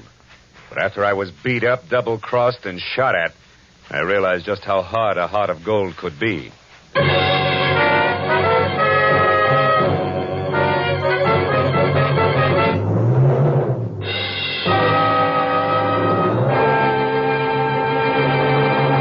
Raymond Chandler, Dashiell Hammett, John Dixon Carr. 3 great names in the world of mystery and thrills. 1 down, 2 to go today on CBS. Now that you've heard Raymond Chandler's Philip Marlowe in action, CBS invites you to hear Dashiell Hammett's Sam Spade in action tonight, followed by John Dixon Carr's personally written radio series, Cabin B-13. Chandler, Hammett, Carr, today and every Sunday, over most of these CBS stations. It's a mystery if you miss them.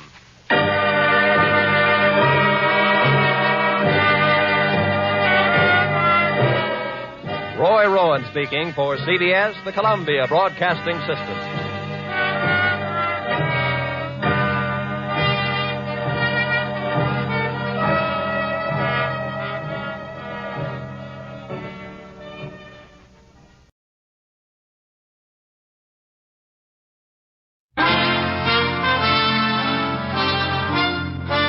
Listen while the makers of Rexall drug products and 10,000 independent Rexall family druggists bring you Dick Powell as Richard Diamond, private detective.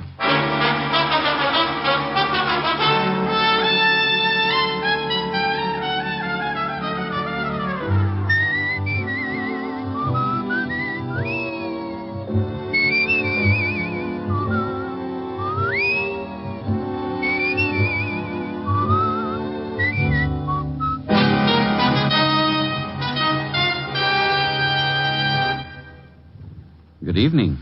This is your Rexall family druggist speaking to you for the 10,000 independent druggists who have made the word Rexall part of our own store names and who recommend and sell the 2,000 or more drug products made by the Rexall Drug Company. Like MI-31, for example, Rexall's popular mouthwash, gargle, and breath deodorant. Full-strength MI-31 kills contacted germs in seconds. Its zippy, tangy quality leaves a happy aftertaste. For a reliable yet refreshing mouthwash, use Rexall MI-31. And remember, you can depend on any drug product that bears the name Rexall. Good health to all from Rexall.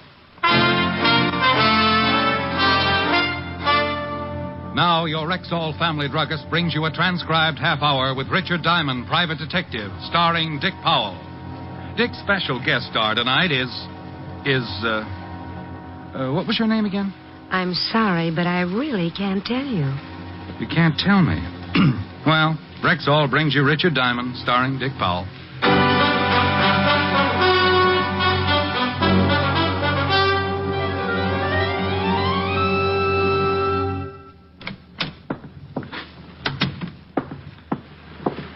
Wow. Morning, Mr. Diamond. Morning, Charlie. Now, fix me something, will you? Like that, huh? You look pretty good. Oh, you should have seen me when I got up. Both my heads were hissing each other. I'll fix you my special. You snap right out of it. Well, take it easy. I tried snapping out of it this morning and scattered myself all over the room. You relax for a minute. Just getting to work? Yeah. Helen gave a party last night. I think it turned out to be the finals of the roller derby.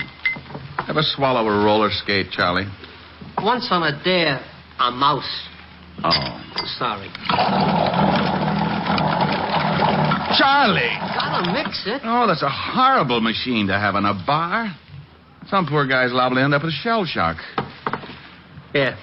Hold your breath so you don't change your mind. What's in it? In your condition, that is a very touchy question. You just drink it, you'll feel better. Okay. No fudging all the way. Charlie! All the way? What are you, chicken? Oh, Oh, I knew it. You snitched this stuff from a fire extinguisher. Tastes terrible, don't it? What are you going to thaw me out with, a chisel? Now I know it ain't that bad. No? A mortician would pay good money for the formula. Well, look what came in the front door. Hmm? Oh, yes, sir. Pardon me, but I'm looking for someone. There's nobody here but me and Mr. Diamond.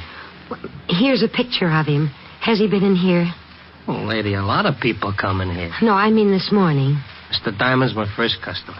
Oh, Something wrong, miss? I've just got to find him. I don't know where to look. What made you think he'd be in here? I'm trying every place that's open. I lost him in this block someplace.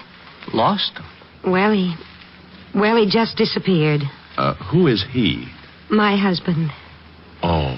I stopped to look at some hats in a window. I started talking about how pretty they were, and the next thing I turned around and he was gone. You called home? We're living at a hotel. He hasn't shown up there. I've called everyone I know in New York. You're from out of town? Yes. Oh, I'm so worried. Well, honey, from this picture, your husband looks old enough to find his way around. Why don't you go on back to the hotel? You don't understand. My husband had quite a shock earlier this morning, and he was acting strangely. So you figure he might have gone looking for a drink? I don't know what I thought. It isn't like him to wander off like that. I'm so worried. Well, if you're that upset, why don't you go to the law? Missing persons. I thought about that, but I can't. You can't go to the police? I can't explain why. It just wouldn't be good. Would you mind a completely new remark? What? Haven't I seen you before, Miss... No. Nice name. Mr. Diamond sees a lot of people. Used to be a cop himself. Oh. Private detective now. Private detective? Seems to me I've seen your husband someplace before, too. Is this an old picture? Yes, I carry it around in my wallet. Are you really a private detective, Mr. Diamond, miss. Like Sam Spade? Well, no. Sam drinks and runs around with women. I lead a rather sheltered life. Steady, Charlie. Mr. Diamond, I'm really frightened. I'm sure something awful's happened to my husband. Will you help me? I might, if you tell me two things. What are they? Why you can't go to the police, and if you can afford $100 a day in expenses. Oh, I can afford the money. You should have answered the first question first. Now I'm almost tempted to forget the last one. But I can't go to the police. Dear, when people can't go to the police, it worries me. Your old man got a record or something? A record? Well, I've seen both of you someplace. You sure you aren't working some kind of a racket? Now, lady, take it easy. I lose my husband. I come in here for help, and you think I'm some sort of a criminal or something. Look, dear, I don't know what to do. I don't know where to go. I don't want to go to the police, and it has nothing to do with breaking the law. Shame on you, Diamond. Here, lady, here's a handkerchief. Thank you. Look, I'm sorry. No, you're not. You're terrible. Oh, please. Look, I'm in pretty bad shape myself. Okay, I'll help you. Wonderful, Mr. Diamond. Where can we talk? Hey, she turns him off like a hydrant. You'll help me? Oh, yes. $100 a day in expenses. Certainly. Get her. Yeah. You sure you didn't dip into one of Charlie's specials? I don't drink. This isn't drinking. It's like diving into an active volcano. Where can we talk? One of the booths. Good. I don't want anyone else to know about this. You mean after this build-up, I ain't even going to hear what it's all about? Come on, dear. Oh. Relax, Charlie. Have one of your specials. Who knows? You may be the first one to reach the moon. Is this booth all right, Mr. Diamond? Just fine. Now sit down, dear, and tell me all about it. Well, there's really not much to tell. I took my husband to an appointment this morning. What kind of an appointment? I can't tell you. And you can't tell me your husband's name? No. Not even his first name? Well, I guess I could tell you his first name. It's Richard. Richard? Yes. You can't tell me any more? No. You want me to find him, and you want me to trust you? If you will. Will you trust me? Yes. Then I'll try and find Richard, but I'll need some help. I'll try. No, please. I'll need some outside help. Who? A policeman. Oh, no, I told you. And I told you. You want me to trust you? Okay, that's what I'm going to do, but you got to trust me, too. But the police... If you and your husband aren't in trouble with the police, you got nothing to worry about. But the police... Not the police, a policeman. One man. But he'll find out why Richard disappeared. Well, don't you want to know why? I know why.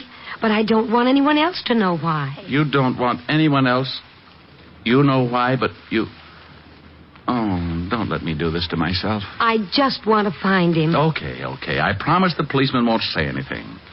I'm trusting that you have a good reason for not telling me any more than you have, but to find a man, this man in the picture, and an old photograph at that, to find this man needs a lot of doing. Checking hospitals. Hospitals? Now, don't start crying. Oh, I'm sorry. Go on. When you've got to check hospitals, morgues... Morgue? Look, dear, you wait here. Oh, no, I'm going with you. Good girl.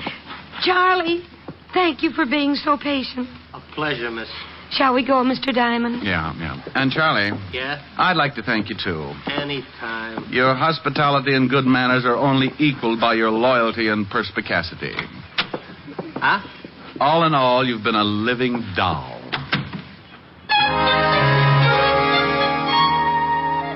Being a person who lives out in left field most of the time myself, I realized that these little disturbances in my life were pretty average. So with cute little Anonymous tagging along behind, I left Charlie's fancy bistro and headed for the 5th Precinct Police Station and the good Lieutenant Levinson. When we walked into the squad room, we bumped right into the one thing that science had been working 24 hours a day to find a cure for. Well, good afternoon, Sergeant Otis. Oh, how are you, Diamond? Hey. Oh, unpucker, Otis. Mrs. X will think the lieutenant uses you to unstop sinks. Mrs. X? What kind of a name is that? You want to meet the lady? That's the name. Mrs. X? How do you do, Sergeant? Oh, hey, ain't I seen you someplace before? Otis, haven't I seen you someplace before? Now, what are you talking about, Chalmers? Sure you've seen me before. Mr. Diamond? Yeah, but this is nothing. Stick around him for a whole day sometime. Come on, let's see the lieutenant. I'll see you later, Mrs. Yes, Sergeant. It's been a pleasure. Otis. Yeah? Your eyes are hanging out so far they cover your badge. Oh. Hello, Walt. Hi, Rick. Yeah. This is Mrs. X, Walt. Dear, this is the mighty arm of the law, Lieutenant Levinson. How do you do, Lieutenant? How do you do, Mrs. X? Oh, let's not go into this thing again. The young lady prefers to be known as Mrs. X. Now, Walt, I want you to do me a favor. Yeah, young lady, haven't I seen you someplace before? Yeah, Walt. Even Otis is with us on that one. I said the same thing when she found me in Charlie's bar. Now, the young lady's lost her husband, and I'm going to help her find him. Here's his picture. See if you got anything. Oh, yeah. Are you sure I haven't seen you? Walt, we'll solve that one later. The picture. Go make like a policeman. Okay. She got a record? Lieutenant. Oh, well, I never forget her face. He's been trying to ever since he got Otis. Now, come on, Walt. Get a report for missing persons. Check the hospitals and the morgue. The morgue? Lady, please. It's a habit. Honey, we got to do these things just in case. But you think he's... Give me that picture. Lady, please. Now, what's your husband's name? She can't tell you that, Walt. What do you mean she can't tell me that? I can't. Now, you look, Diamond, if this is one of your... His first name is Richard. Richard what? That's something I really can't tell you.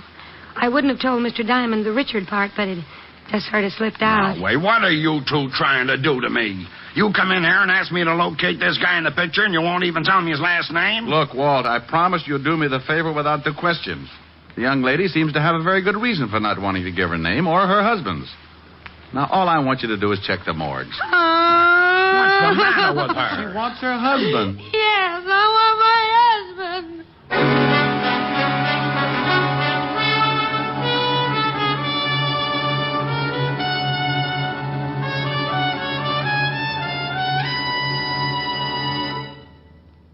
Before we continue with the adventures of Richard Diamond, private detective, here's your Rexall family druggist. It's always a pleasure when a customer herself tells you why she likes your product. And last week one said to me... You know why I really prefer Rexall milk of magnesia? It's because one bottle won't be so thick I can't even pour it, and then the next one thin and watery. Somehow Rexall milk of magnesia always seems to be just right. Well, ma'am, that's because every bottle of Rexall milk of magnesia has to meet an exacting standard of viscosity, or it can't wear the Rexall label. What do you mean by viscosity? It's the degree of thickness or pourability in a liquid. Rexall conducts scientifically precise tests on every batch of Rexall milk of magnesia to be sure it meets this constant standard of viscosity. And that's not done just to please you with its consistency. What's much more important, it means you'll always get uniform dosage from every bottle of Rexall milk of magnesia. And I thought it was all an accident. Oh, no, ma'am. There are no accidents behind the fact. You can depend on any drug product that bears the name Rexall.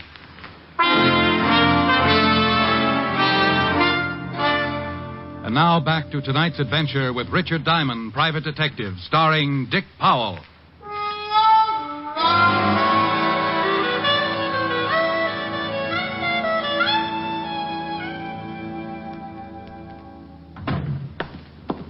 Well, I checked, and no one that looks like this guy is in any of the more usual places. Well, that's fine. Now let's start looking for him where I lost him, Mr. Diamond. Oh, swell. Well, Walt, we really just stopped by to say hello. Killing time, you know. Sure. I appreciate everything you've done, Captain. Lieutenant. Of course.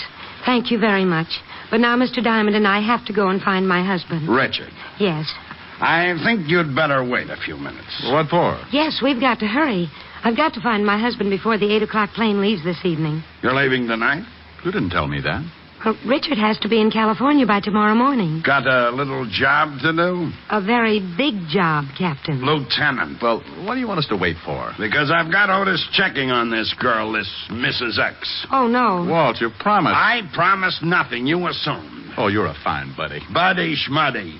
You might be taken in by her sweet innocence, but not me. You double-crosser. Mr. Diamond, you promised. But I didn't, lady. I just checked the morgues. Oh, now you shut up. Walt. Well, I never. I've seen this girl someplace, Rick, and I've got a sneaking suspicion she's wanted. Wanted? You can't cross me like this, Fatty.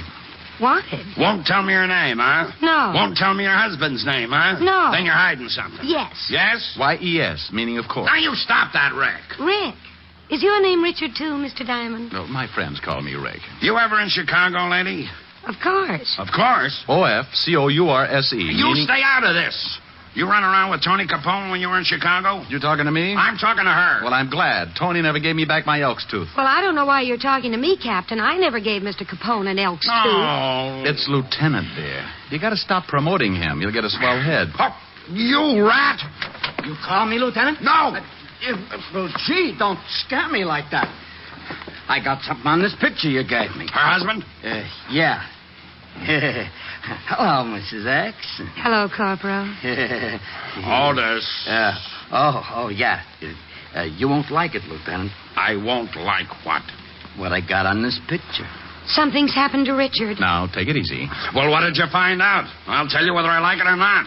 Well, I sent it down to the boys in the morgue. No! Look what you've done, you mallet head. Well, gee, what did I say? You said morgue. No.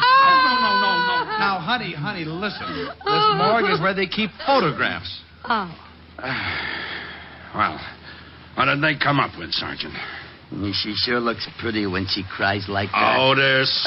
Well, I shall quote from the report. Person in said photograph resembles one Richard Diamond, private detective. What did you say? Come to think of it, you do, Mr. Diamond. I shall continue. Member of the New York police force for 7 years. Height 6'1", 190. 80. The general conformation of the head. Note, right ear... Otis, shut up. Oh, it gets real interesting. You didn't tell me about getting mixed up with that fan dancer back in 39, Diamond. I was simply interested in starting an ostrich farm. Otis. Yeah? Do you think that picture looks like Mr. Diamond? Kinda. Thank you, Patrolman Lovelow. Patrolman? Yes, and if I ever catch you wearing a sergeant's stripes again, I'll put you on a beat so far out they'll have to fly food into you. Now get out of here. Sergeant Levinson. Lady, please, it's Lieutenant. Well, I don't care what it is. I think you were just horrible to that nice little policeman. Is that right? It certainly is. And I'm going to write a letter to the governor about you. Now, wait a minute. And what's more, I'm going to tell him what a horrible, mean, impolite person you are. But I come in here with Mr. Diamond, and simply because I won't tell you my name, you accuse me of being a mop. Mop? Yes, mop. One of those gangsters' girls. Moll. Yes. And just because everyone thinks they've seen me before, I'm accused of all sorts of things. But, lady, No telling what's happened to my poor, wonderful husband. Lady, please, lady. You big bully. Yes. Well, okay, I'm sorry. I apologize. Can Sergeant Loveloon have his stripes back? Yes. No, thank you very much. Come on, Mr. Diamond. We've got to find Richard. Goodbye, Major.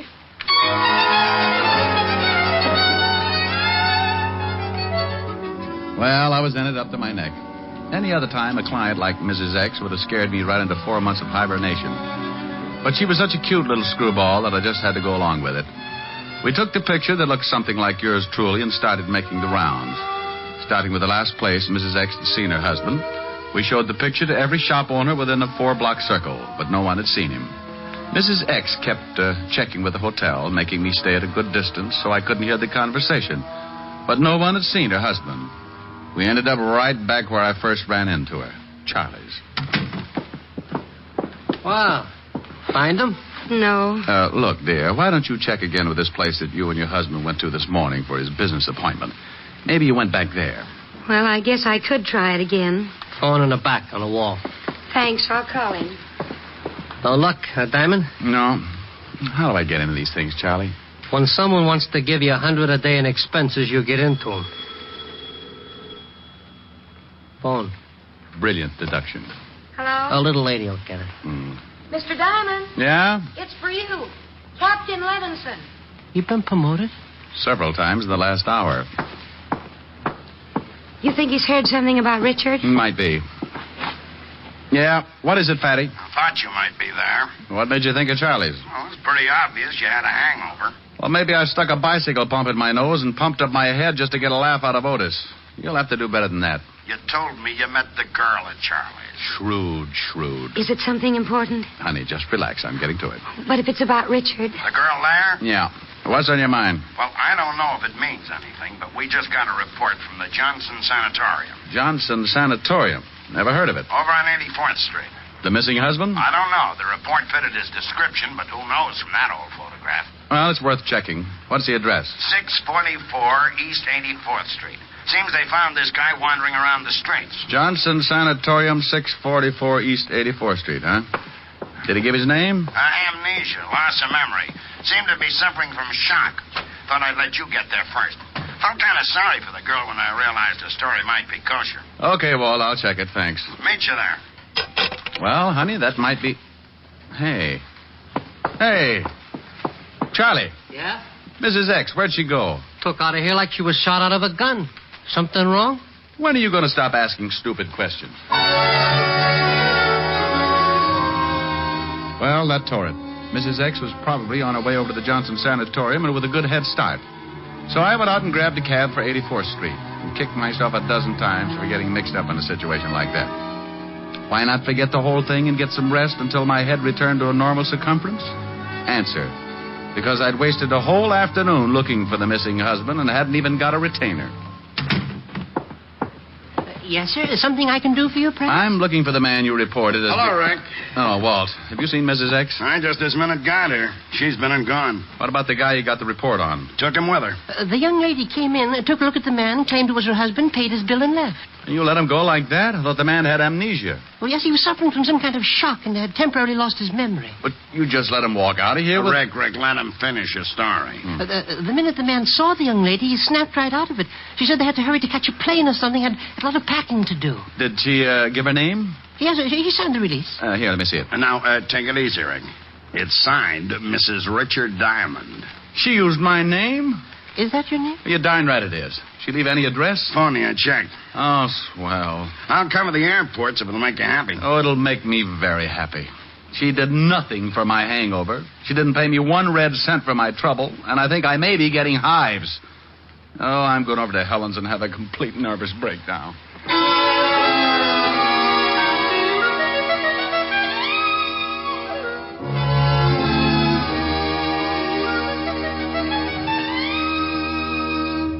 do you feel now? Oh, I'm all right, Helen, dear, but my ulcers just had a parade. Any word from Walt? No. Miss Helen, Yes, what is it, Francis? a young lady at the door for Mr. Diamond. I'll get it. I'll bet you will. Wow. Hello, Mr. Diamond. Now, look, I've got something to say I to can't you. stop to talk. My husband's waiting in the car, and we have to catch a plane. Now, you look, I want to thank you very much for all you've done, and I want to apologize for running out on you. But your husband... He's fine, thank you. He just lost his memory for a while. Now, I'm not I gonna... haven't got time to tell you anymore. We've got to catch a plane. But you... Oh, I said that. Here's an envelope. But I... It explains everything, and there's something in it for you. But you can't... And here's something else because you've been so wonderful. But... I hope if you ever get to California, you'll look us up. Goodbye, and thank you again for everything. You're wonderful. Bye.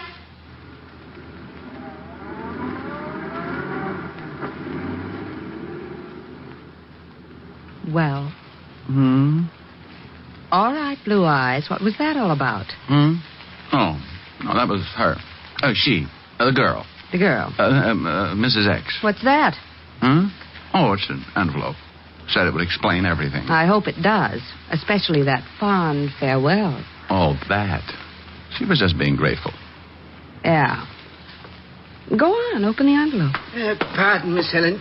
Now it's the phone. Lieutenant Levinson for Mr. Diamond.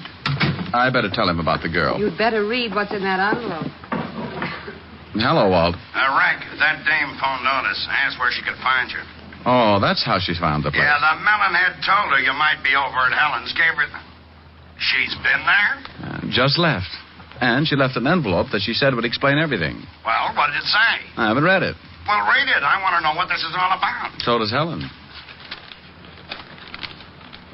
Well? Well? $500. The explanation? What about the letter? Well, it says, Dear Mr. Diamond, I know that I've caused you a great deal of trouble. So I wish to take this opportunity to thank you for your patience and understanding. As for an explanation, well, here it is. But I count on your discretion and hope that you will keep my secret. This morning, my husband and I went to a doctor because I hadn't been feeling well. We discovered and were overjoyed to find out that I was going to have a baby. Immediately, I informed my husband that I had decided to give up working until after I had the baby. The realization that I wasn't going to make any more money for the rest of the year was too much for him. The shock made him lose his mind, and he just wandered off. Although he has recovered his memory, the thought of having to support us both for the rest of the year has left him nervous and despondent. So I'm taking him back to the coast to the family psychiatrist. I wish to thank you from the bottom of my heart for all your kindness and help. Signed, Signed who? Rick! Helen, what's wrong? He's fainted. What? He looked at the signature on the letter and just flopped over. Well, what about the signature? It's signed June Allison.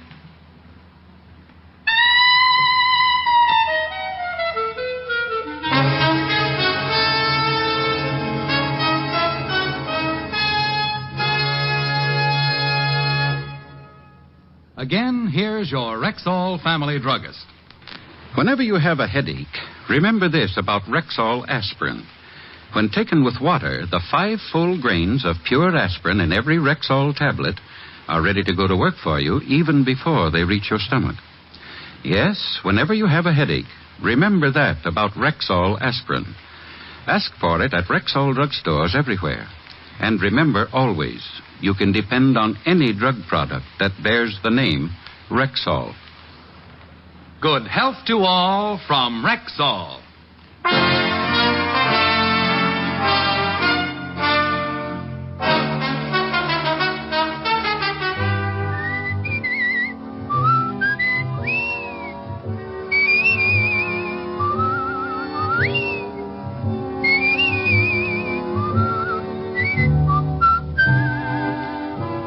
Richard Diamond, Private Detective, stars Dick Powell in the title role and is written by Blake Edwards with music composed and conducted by Frank Worth. June Allison appeared through the courtesy of Metro-Goldwyn-Mayer and will soon be seen co-starring with Dick Powell in the MGM motion picture Right Cross. Featured in tonight's cast were Virginia Gregg, Ted DeCorsia, Wilms Herbert, and Bob Sweeney. Richard Diamond, Private Detective, was transcribed in Hollywood by Jaime Del Valle.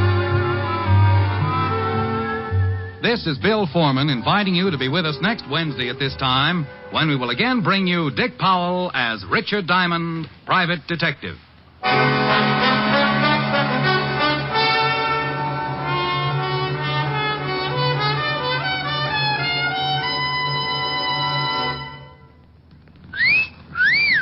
Hiya, beautiful. Get lost, Bristlepuss. You need a shave. But I have shaved.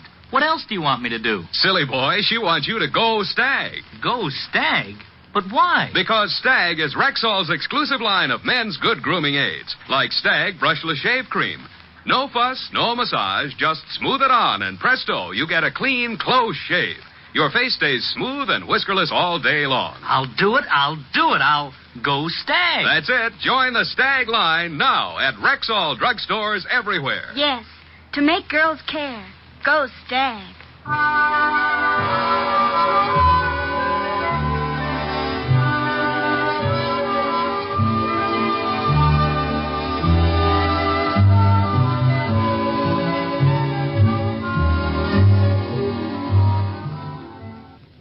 Bill Bendix leads The Life of Riley again Friday on NBC.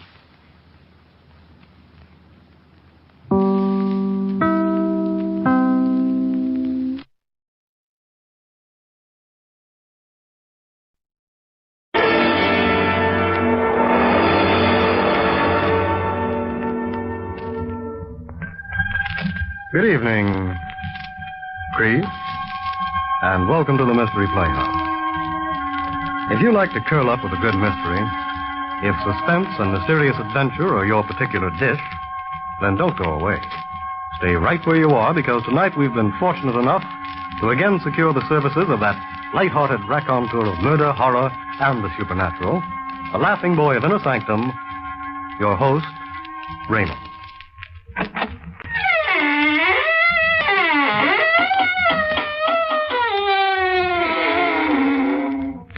Good evening, friends of the Inner Sanctum.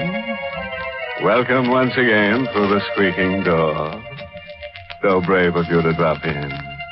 You know, I do like to have a body around. It keeps me in good spirits. What's that? Oh, you feel warm. Well, now, that may be the fault of the chairs. You see, we've been redecorating, and the chairs you're sitting in are hot seats. We bought them cheap from a firm that builds them for prisons. The convict didn't like them. Now, they complained that everyone who sits in those chairs gets absolutely burned alive. And now, friends, draw up those chairs we talked about earlier and listen to tonight's tale of terror, written especially for the Inner Sanctum by Michael Sklar. Our star tonight is Santos Ortega, who acts the role of Martin Wheeler in a blood-chilling story entitled, I Want to Report a Murder. Other women don't have to put up with such treatment. The way she carried on, you think I was Clark Gable. Believe me. Instead of a middle-aged bank cashier getting bald and a little pot-bellied. I've never given her any reason to be jealous, not in 20 years of married life. She's so green every time I mentioned another woman. Every time I went out of the house. Like tonight. That was the reason the last time. You've always got a reason for going out and leaving me here alone. Now you've got to practice for the bank employees' bowling tournament. That's a likely story. It happens to be the truth, Margaret. Oh, I'm sure the team will be practicing over the bowling alleys. And I'm just as sure you won't be there. Where else would I be? Oh, now you needn't pretend, Martin. I know you've got a date with one of those women. I've told you 100 times I don't have any dates with any other women. I'm sick and tired of your insane suspicions. Insane, are they? Yes, they are. I'll be home at 11 o'clock. You can wait up for me if you like. Good night. I went down to the car and began to drive to the bowling alleys. Margaret, always nagging at me. Someday she'd push me too far. Yes, someday if she didn't stop the nagging, there would be another woman. Stopped the car for a red light. There's a girl crossing the street. I noticed that she was blonde and pretty. A little like Margaret had looked when we were first married. And suddenly, as the girl passed in front of the car, she slipped and fell to the ground. What happened? Are you all right? That hole in the street. I tripped. Let me help you to your feet. Oh, my foot. I must have sprained it. Can you walk? Well, I'll try. Oh, no. No, I can't put any weight on it. Oh, that's too bad. Look here, let me drive you home. Oh, I don't like to impose, but It's not an imposition. I'd consider it a pleasure.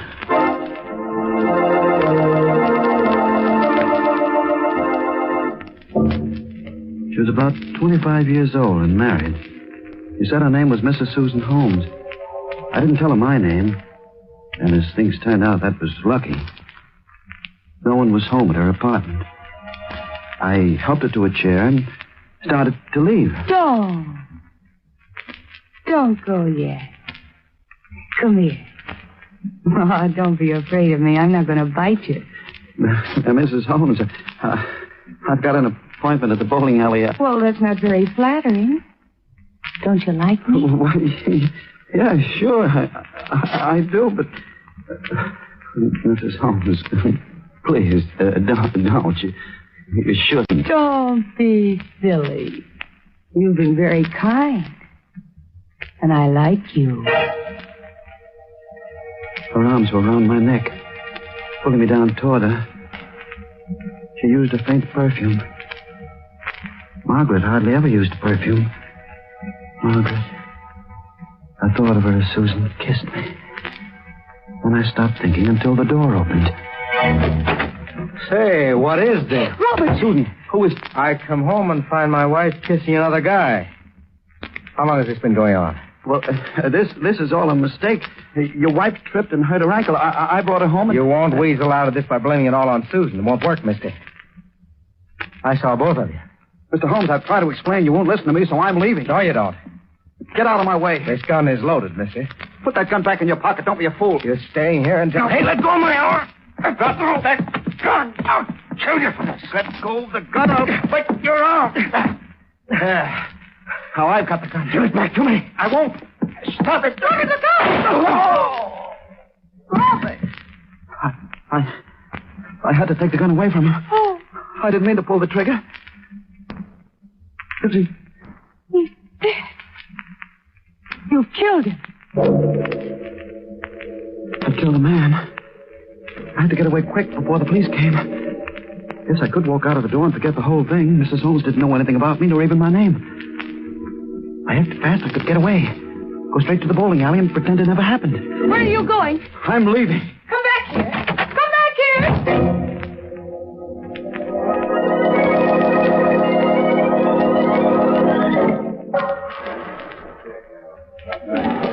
Well, you did come to the bowling alley after all.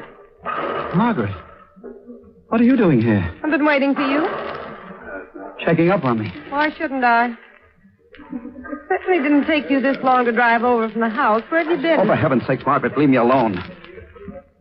Why are you staring at me? Face. What about my face? Lipstick. Oh, that's why you took so long to get here. Margaret, not so loud. And you swore you never had dates with other women. Oh, I knew it. I knew it all the time. Don't shout like that. People are staring at Let us. them stare. Let them hear every word I say. I want your friends to know what kind of a man you are. Phone call for Mr. Wheeler. Mr. Wheeler. That phone call, it must be for me. I'll be right back. Hello? Mr. Wheeler? Yes, who's this? This is Susan Holmes, Mr. Wheeler. What? You killed my husband. Just in case you've already forgotten. How did you know my name? Where to find me? It was all in your wallet. My wallet? It dropped out of your pocket during the fight. What? You want? I gotta see you right away. Well, that's impossible. My wife... Would you rather have me call the police? No. Don't do that, please. Where shall I meet you? Downstairs in front of my apartment house. I'll be there waiting for you. I'll be there in 10 minutes.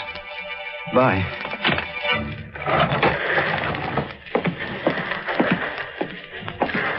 Who's that phone call from? No one you know, Margaret. I can tell from the expression on your face. It was that woman again. I can't argue with you, Margaret. I've got to go. Go where?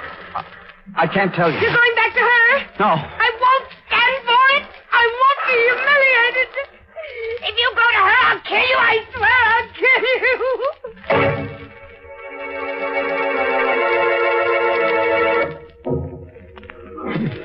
hated to leave her there crying. What else could I do? She wouldn't have believed what happened any more than Holmes did. Even less. Because she was so jealous. Susan's voice had sounded hard and bitter over the phone. Well, I couldn't blame her. It's a rotten thing I did. Running away like that. Then I saw her waiting at the curb. Young. Slim. And pretty. So you came? Get into the car, Susan. I want to tell you, I'm sorry about running away. Save the apology. Let's start driving.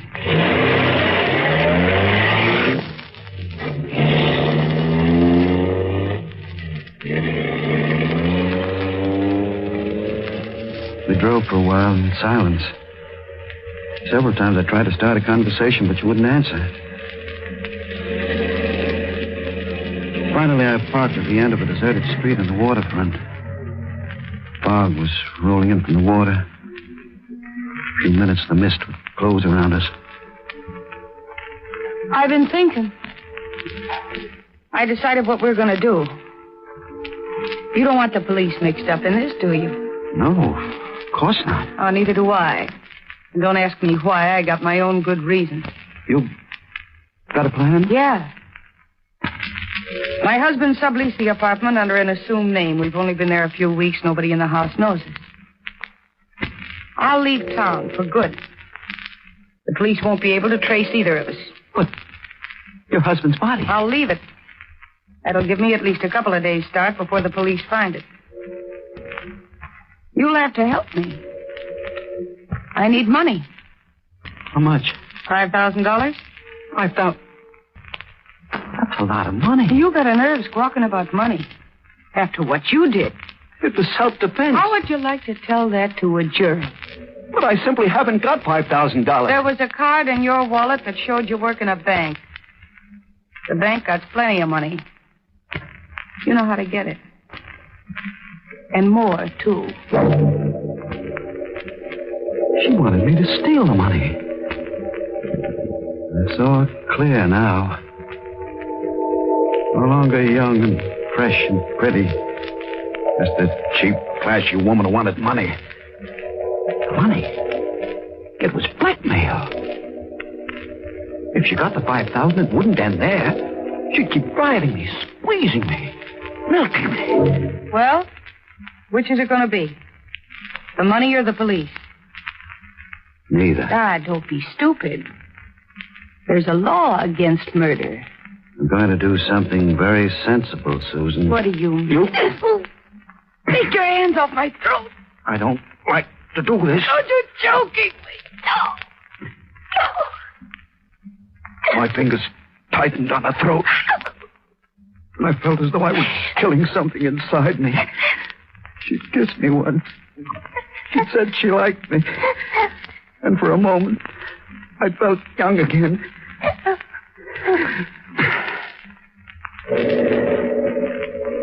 The body went limp suddenly between my hands. She was dead. I was a double murderer.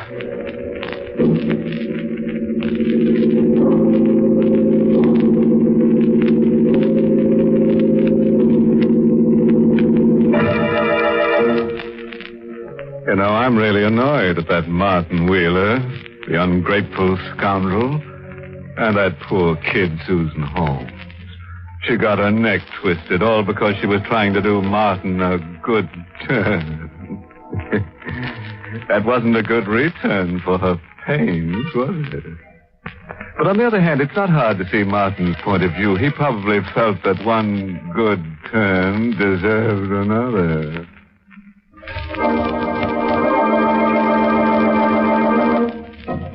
And now let's return to Martin Wheeler, the middle-aged bank cashier who's having a night full of trouble. A moment ago, he killed Susan Holmes because she threatened to tell the police about the death of her husband. The fog was all around me now. making the world unreal. Sinister. Off in the water, the fog whistles were sobbing. I stood at the end of a pier, body of Susan in my arms. I held her a moment longer than was necessary, and then dropped her into the water. It was all over. Could go back to Margaret, try to forget that I had committed murder. Then I remembered my wallet. My wallet. It contained my driver's license with my name and address on it. Back in the car, I found a handbag. It contained a change purse, the key to her apartment, but not my wallet. The wallet must still be in her apartment. I felt that I had it. Drove wildly, disregarding the fog, passing through red lights. Then a car loomed up in front of me. I slammed on the brakes and stopped, bumper to bumper. A man got out of the car in front of me. He wore a uniform. I'd almost hit a police car. All right, what's your race, mister? I didn't see the stop sign. The fog. You were doing at least 40 miles an hour and on a city street, too. Driving like that on a night like this, you could kill somebody. What's your hurry? Nothing at all. I just want to get home to my wife. Let's have a look at your license.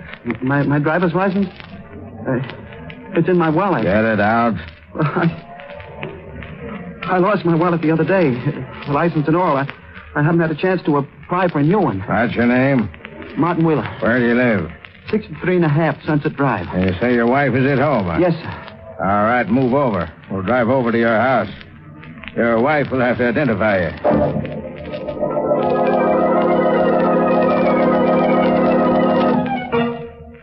Is that all, officer? All except for this. Here's your ticket, Wheeler. Appear in traffic court tomorrow morning. And apply for a new license, you understand? Yes, sir, I'll do that. All right. And don't let me catch you driving like that again. Good night. Good night. Well, Martin? I'm sorry, Margaret. You're sorry. Who is she? What's her name? Believe me, this isn't like what it Are you in seems. love with her? Are you? Answer me. No, I don't love her. Someday I'll be able to tell you what happened, but not now. I'm awfully tired. Let's go to bed. I pretended to sleep. The thought of my wallet still in Susan's apartment kept spinning through my mind. I had to get out of the house. I had to get to Susan's apartment and find the wallet. I couldn't leave until I was sure Margaret was asleep. She was asleep now. I slipped out of bed, got into my clothes, crept toward the door. I didn't see the chair in the dark until I stumbled over it. Who's there? Martin? Martin, where are you?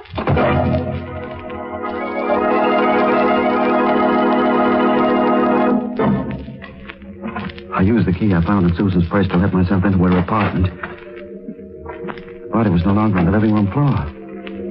She must have dragged it away. Perhaps she put it in the closet before she went to meet me. I didn't look for the body. My first concern was my wallet. And I found it where she must have left it on the telephone table. Everything was there. A few dollars, my license. I put it into my pocket, started to leave. Wait a minute. Holmes!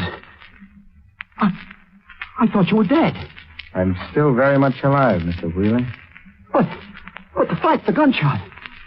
You fell to the floor. Susan said you were dead. You're not even wounded. I don't understand. The gun. It must have been loaded with blanks. That's right. But why? Why didn't you tell me? Why did you let me go on thinking that... Oh, I think I understand now. It was the old badger game right from the beginning. Susan's sprained ankle. When she kissed me. When you came in on us. That was all arranged in advance. Oh, I thought she really liked me. But it was all done in order to blackmail me. And now she... Where is she? I don't know. She met you to arrange for the money. Now, you've got her door key. What did you do to her? Nothing. Nothing. You don't kid me, Wheeler. I can figure out what happened.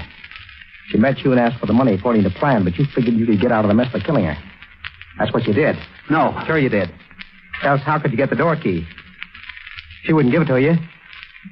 Why would you come back here for the wallet? You better be on the level with me, Wheeler. I don't know what you're talking about. Yes, you do. So you killed her. But I don't hold it against you. Level with me and we'll make a deal. What do you want? So you did kill her? Yes. So it's a real thing now, instead of a phony. But the price is still the same. I'll keep my mouth shut for $5,000. He was right. The situation was still the same. If I got the money for him, I'd be in his grip forever. It was his life or mine. I had no choice. But I needed a weapon. And I saw it on the desk. A sharp-pointed letter knife. All right. I'll give you the money. When? Right now. I'll sit down at the desk and write you a check.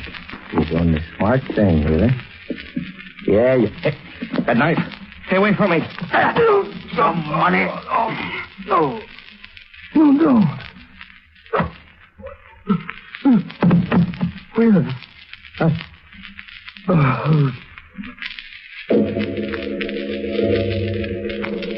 He was dead. They killed him twice in one night. This time,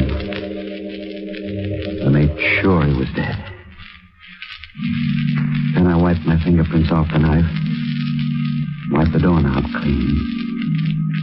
Then left the apartment. I thought of everything. I left nothing behind that might connect me with the two murders. Going home, I concentrated on one thought. I must forget this night. Erase it from my memory.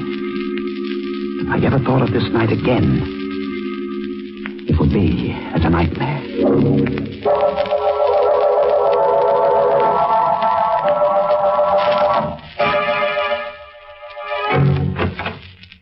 Our bedroom was still dark as I entered.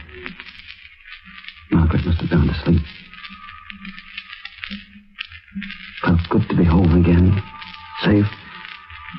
Back in a world where such things as I had done simply didn't happen. Someday, I'd tell Margaret the truth. Someday when we were old and such things no longer mattered. And then the room exploded in my face. Oh, Margaret. Don't. No, please don't. You're making a mistake. Margaret, you would let me explain. I don't need any explanation. You went back to her. I told you I'd kill you if you went back to that woman.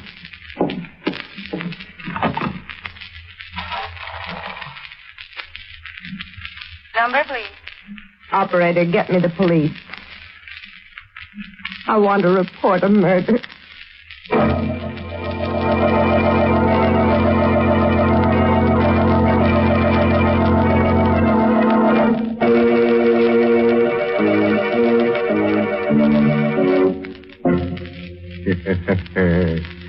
Surprise, friend. Oh, you were. Well, anyway, that ending certainly was a surprise for Martin Wheeler. You might say it was curtains for Martin. As you know, come to think of it, he made one big mistake. He shouldn't have murdered that nice Holmes couple. No, indeed. He should have murdered his wife. Then we might have had a happy ending.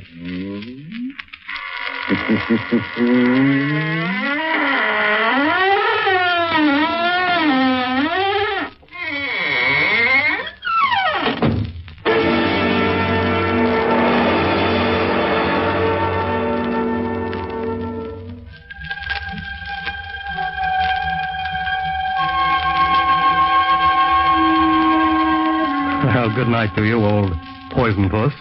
And thanks for your story, I Want to Report a Murder, tonight's performance in the Mystery Playhouse.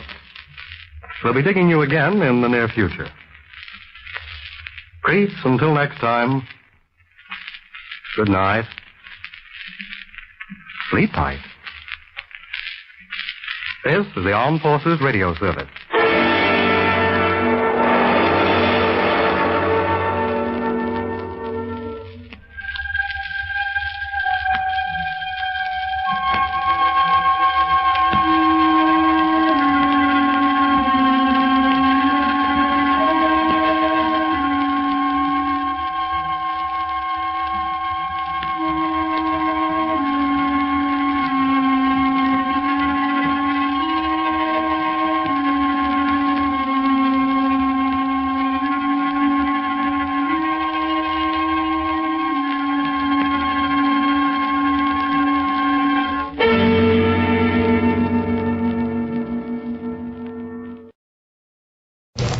Buy wisely. Buy for flavor. Buy Del Monte. Del Monte, the brand you trust for flavor in so many good foods. Time now for Rocky Jordan, brought to you today by Del Monte Tomato Products.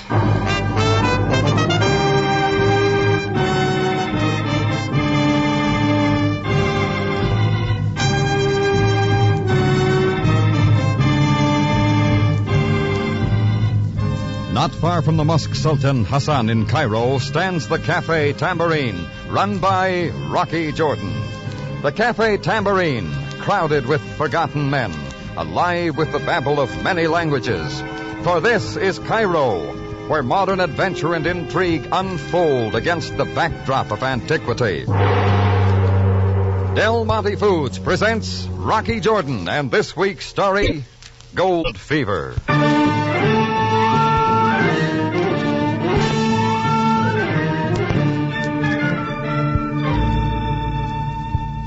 It all started when the phone at the head of the Tambourine Bar opened up along in the afternoon.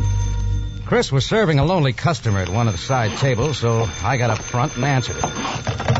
Yeah, Cafe Tambourine. Hello. Hello, who is it? I must speak to Jordan Bay. This is Jordan Bay. I must make no mistake. Are you sure? Look, I don't know who I am. What is it? You must hurry, Jordan Bay. Come as quickly as you can. Who said so? Pete Servos. He must see you at once without delay. Wait a minute. Who did you say? Pete Servos. Servos? Come right away, Jordan Bay, as quickly as you can. Well, where do I find him? Hello? Where do I find him? Where... Oh, great. Pete Servos. That could be only one man, and his name meant only one thing, gold. The kind you never find. Only dirt and sweat and too much heartache. Yeah, Servos had gold fever the worst way. I guess he'd always had it. He talked me into scratching around with him in the High Sierras once a long time ago. All the gold we ever found could have been picked up on the point of a pin. Well, I got my fill of it and finally gave up, but Pete was off to chase some other rainbow. And that was the last I'd seen of him. And why he was in Cairo and what he wanted to see me about was anybody's guess. And where I'd find him was a little point my caller had neglected to tell me. A disturbing phone call, Mr. Jordan? With my mind on the Servos puzzle, I only half heard the voice. It came from my lone customer at a nearby table. He'd been frequenting the Tambourine the last few days. A big, ruddy, solid-set man. A combination of poise and strength named von Rundstedt from across Africa in the Boer country. Not that it is any of my affair, understand? Light for your cigarette, Mr. Jordan? Oh, yeah, thanks. I fear that I am becoming a fixture in your cafe. Well, a wanderer gets the habit of settling in a spot where he feels at home. Well, stay as long as you like. You are generous. Will you sit down? Yeah, okay. You, been around the continent much, Mr. Jordan? Africa? Oh, not much. Remarkable changes since the war, especially in the past few months. Hmm? The recent gold strike in South Africa, for example. Gold strike? What brought that up? Oh, just a passing thought. You know, they tell me you're something of an adventurer. Oh, still worried about the phone call, Mr. Jordan? Huh? Oh, sorry, Mr. Van Rundstedt. I was just wondering why you have not thought of chasing after some of the yellow stuff. Oh, no. Gave that up years ago. You can never be sure. Once he has felt it, the lust for gold lies dormant in every man. Yeah, maybe so, but it's not for me. That is easy to say, but after all, when he least expects it, a man's luck might show him a rich vein, one way or another. Is that not so? Yeah, you might say that. One never knows, Mr. Jordan. One never knows.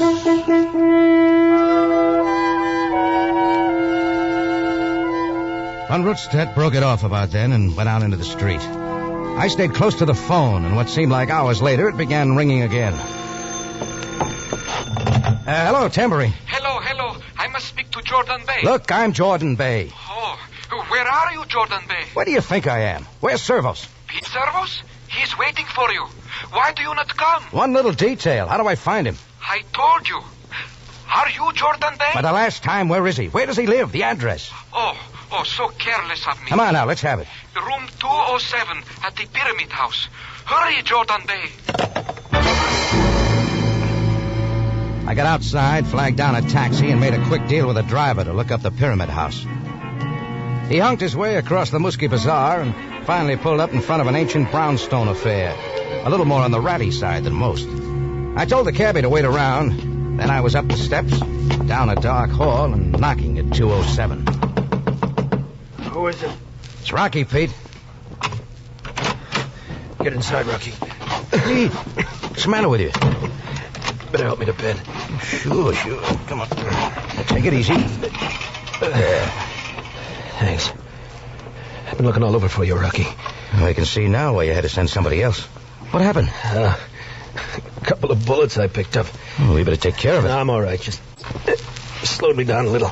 Yeah, bullets will do that. Yeah, won't they, though? How'd you get them? A lot anybody cares. Same old thing, huh, Pete? Gold? Yeah, same old thing. I don't give up, Rocky. I told you to forget it while you could. You think I could? It's been in my blood, and what can I do about it? I've been digging ever since I could hold up a pig. Yeah, and what'd it get you? A couple of bullets and a bunch of tattoos on your arm. Plenty of new ones since I saw you last. Oh, yeah. Hey, why are the numbers tattooed there on your right arm? Oh, there? That's my Social Security number. At this rate, you'll never live to collect it. I won't need it. Still think you'll strike it, don't you, Pete? Nobody's stopping me. Not even that no-good wife of mine. Well, I didn't know you were married. And I don't know why. What kind of a woman is it that won't stay by you? Share your dreams. Even help you dig. It's a tough life, Pete. How do you think it is for me? Yeah, stay home, she says. Give it up. But she'll be around plenty quick when there's gold. I know her. Where is she now? Right here in Cairo, wouldn't you know? Checked into the Continental last week. And she can stay there. Look, Pete, if you didn't send for me about the bullets, what is it? What do you think? Well? Rocky, I finally struck it. What? You trying to tell me... I found gold. A vein bigger than we ever dreamed about. South Africa lode. After all these years, I found it. That doesn't concern me. Cut it out, Rocky. You're not over the fever any more than I am. I told you, Pete, I'm through with it. Yeah? Now, wait till you hear this, Rocky. I'm putting the whole mine in your name. My name? Let Clarissa try and get her hands on it then. Let her try. It's all yours.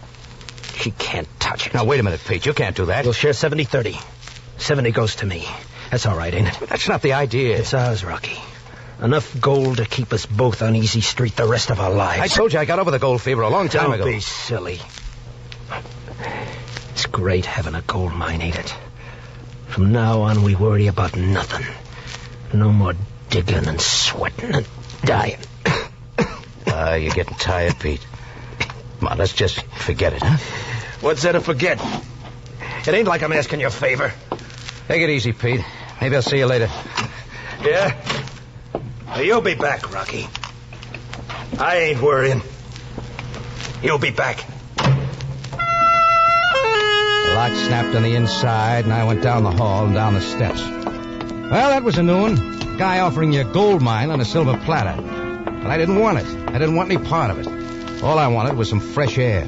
Just as I reached the front door, somebody drew back away from the glass. I got outside in time to see him dodge into a doorway a little way down. I was sure it was my customer from the Tambourine, Von Rundstedt. Right away, I remembered all his talk about gold fever. I wanted to know what he was doing there, so I went out after him. Hey, Von Rundstedt! Von Rundstedt, come back here! He ran without looking back, and all at once he was in a car and driving fast. My taxi was still waiting, so I got back and shook the cabbie awake. Do not be impatient, sir. Try and follow that car, quick. Oh, I have a very fine taxi. At times it can go very fast. And take this pound note and get going. We are going, Effendi. He took that turn to the left. There is the car, far ahead. All right, don't lose it. Come on, step on it. There is no finer taxi in all of Cairo. As I say, it can go fast. Another pound note if you catch that car. It is a deal.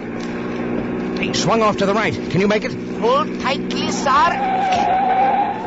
Sir, look ahead. Pull up, cabby, pull up. The car stands across the road. We are blocked. Use the brakes. Stop it. I am trying, but too late.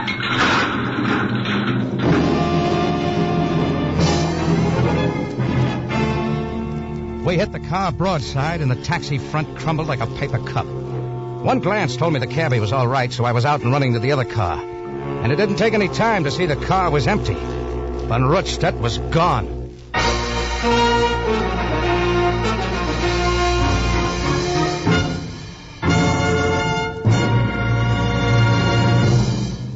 Del Monte Foods is presenting tonight's adventure with Rocky Jordan. Hey, here comes Joe Johnson in the house after a long, hot day's work in the garden. Man, am I thirsty. I sure could use something cold and refreshing to drink. Oh, I wonder what's in the refrigerator. Hey, Del Monte tomato juice. That's for me. Opener.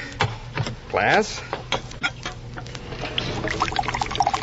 Right, Joe. For refreshment, there's nothing like Del Monte tomato juice. Del Monte tomato juice is fresh tasting. Yes, indeed. Del Monte tomato juice is made from fresh, ripe Western tomatoes, the flavor tomatoes. Del Monte tomato juice is natural tasting. True. Del Monte tomatoes are rushed directly from field to cannery to protect their fresh, natural taste.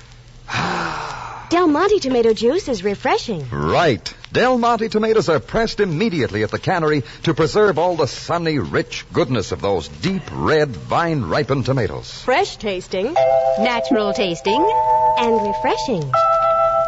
Fresh, natural, refreshing. That's Del Monte tomato juice. Look for it at your grocer's. Keep a can or two in your refrigerator. And remember, for real refreshment, buy fresh-tasting Del Monte tomato juice every time.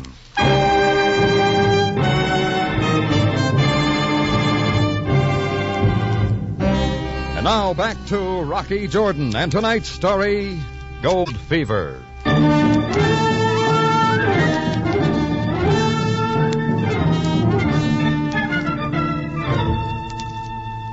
Well, it took some time trying to pacify the little driver for the damage to his taxi, but I had other problems. Like Von Rundstedt following me to Pete's house, and why he'd run off when I tried to question him. Yeah, and I was thinking about a rich gold strike in South Africa that Service wanted to hand over to me, just to keep his wife Clarissa from getting any part of it. I decided it was time for a talk with her, so I went over to the Continental Hotel. Clarissa was there, but not exactly like I'd expected her. She was still young and pretty, like you want an American girl to be pretty. But there was something gone. She was thin, and the skin was taut across her cheekbones. She wasn't sure about letting me in. Who are you? My name's Jordan.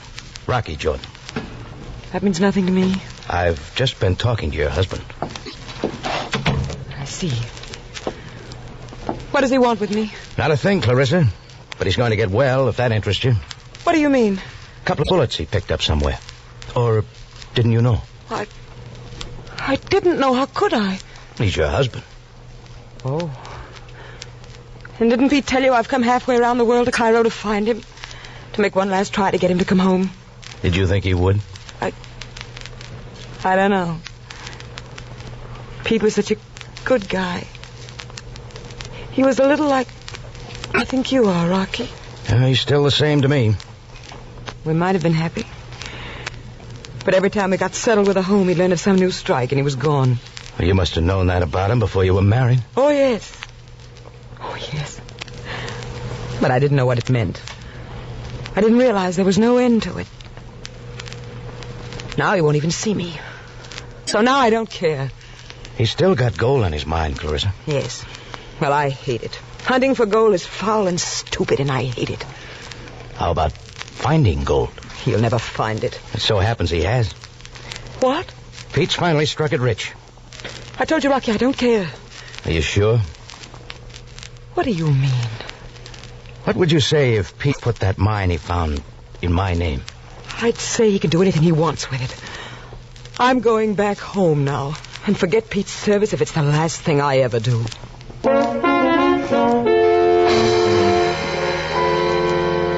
There's another one for you. Pete puts the mine in my name to keep his wife's hands off of it. Only she tells me she doesn't want any part of it or him either. That's when I doubled back to Pete's place to get a few things straight. When I got there, the first thing I noticed was the door smashed open. Inside, the mattress was half off the bed, the bureau drawers open. Pete wasn't around, but somebody else was. Captain Sabaya, Cairo Police. Well, Joel... Sam, what's this all about? You will touch nothing. What's happened to Service? Where is he? Pete Service at this moment is on his way to the morgue. He's dead. Dead? Does that surprise you so much, Jordan? I knew he had some bullet holes, but he said he was recovering. The bullets which killed him were fired within the past hour, and a very thorough job. Any idea who did it? A man hasty in his opinions is neither wise nor honorable. I think you better look for somebody named Von Rutstedt, Sam. Jordan, a certain informant tells me you were here to see Service this afternoon. For what purpose? Just a friendly visit. Indeed. What did you talk about? Oh, old times, Pete's gold strike. Is that all? What are you driving at? Would you have killed Service for his mine? Sam, you know me better than that. Service was an old friend. Jordan, someday you will learn that withholding information serves you no good. I've told you everything, Sam. Then how do you explain this letter? Letter? Where you get it? I found it among papers in his desk. It is addressed to Rocky Jordan. I, Pete Service, hereby grant to you full and complete ownership of my gold stake in South Africa on the one condition that I receive 70% of the profits from said mine throughout my life. Signed, Pete Service. Let me see that. It will be held for possible evidence, Jordan. Oh, but the letter's to me. Do not fear, Jordan. It appears certain that you are the complete owner of a gold mine. Now that Service is dead. Yeah, looks that way. And now, Jordan... You will kindly tell me where the gold mine is located. Where it's located? Yes, Jordan. You know something, Sam? I haven't any idea. Come, Jordan. You mean to say a man gives you a mine, but he does not tell you where it is? That's right. Indeed. Come with me, Jordan. I have something to show you. Sam put me in his black limousine with him, and we made the trip to headquarters without saying much. There, he nodded me down some familiar steps that led to the morgue. Halfway along the big room, he drew back a sheet that covered Pete's Service. Observe, Jordan. It's Pete, if that's what you're asking. You say you knew him well. Long time ago. Notice the forearm and near the wrist. Looks like a bad burn or something. It is a burn. Put there after the killing. What about it? The killer obviously wanted to erase whatever was recorded there. A tattoo mark, perhaps. Oh, he had a lot of tattoos. But this one, can you recall what it was? Afraid not, Sam. Very well. However, if your memory should suddenly return, let me know. I had noticed some numbers on Pete's arm that afternoon, but they wouldn't come back to me. After all, I wanted to clear up Pete's death, and the numbers might help. I had a hunch Von Rundstedt knew, but going back to Clarissa was quicker. There was a chance she could help. The news of Pete's killing had been a shock to her, but she was packing to leave. Can't we just forget about it, Rocky? We've got to find a killer, Clarissa. Why? It had to end this way sooner or later. Will you hand me that grip, please? Oh, yeah. Here you are. Thanks. Pete had some numbers tattooed on his right arm. They've been burned off. What were they? I don't remember any numbers. You sure? Yes, Rocky, yes. I don't even know what you're talking about. Do you have any pictures of Pete around? Box in the top bureau. I was about to throw them away. Oh, thanks.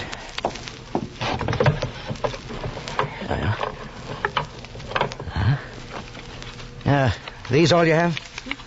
Yes, they're all I have. This one here in the bathing suit. How long ago was it taken? What? That was at Daytona Beach. Just before he left me for South Africa 6 months ago. The numbers weren't on his arm then. I told you they weren't. Yeah, that means he had them put there after he made the gold strike. What difference does it make? Don't you see? They could be the location of the mine, in longitude and latitude. The numbers are all we need. I see. Rocky. Huh? Just why did you come here? I'm trying to clear up Pete's death, Clarissa. Are you? Whoever killed him is after that mine. He knows where it is. And you'd like to know, too, wouldn't you, Rocky? And there's nothing to do with it. Are you sure it hasn't? You said you'd put gold out of your mind a long time ago. You said the mine didn't matter to you. Well, it doesn't, Rocky, but can't you see what happened to Pete? I hoped it wouldn't happen to you. You got the fever now, haven't you? You want that mine. Look, the gold's there and it belongs to me. Why shouldn't I try to find it? Yes, why not? Gold can change a man so quickly. Are you trying to stop me? No. No, go ahead. I feel sorry for you, Rocky. I feel sorry.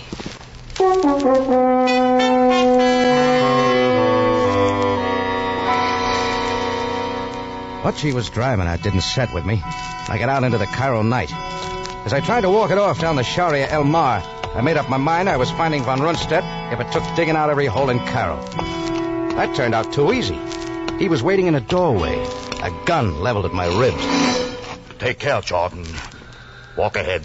Hey, you're kind of hard to catch, von Rundstedt. We will talk in good time. About who? Service? To the left.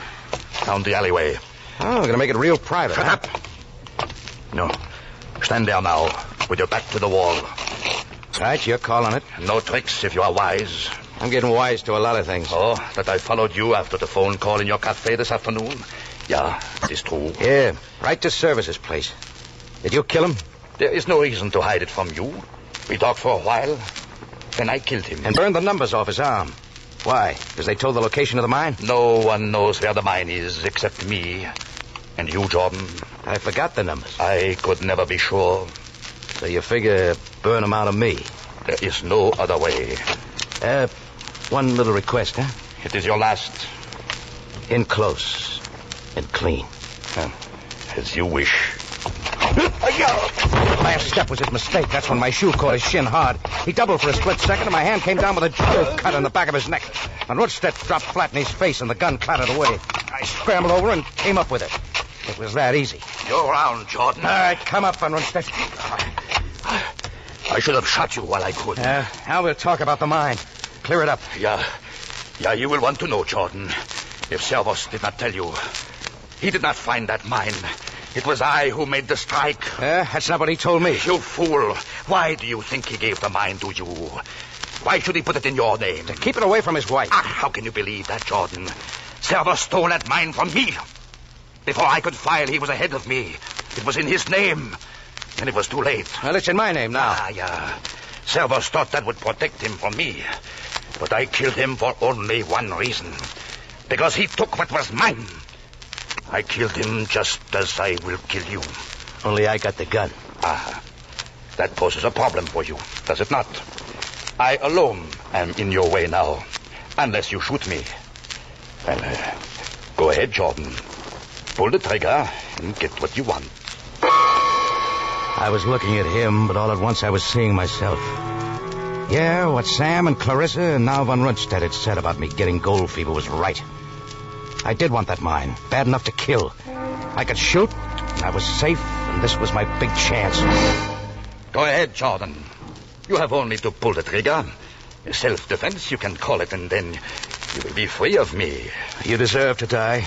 You murdered Service. That is it. Just try yourself, Jordan. Gold fever has no regard for fair play. I can see it in your eyes.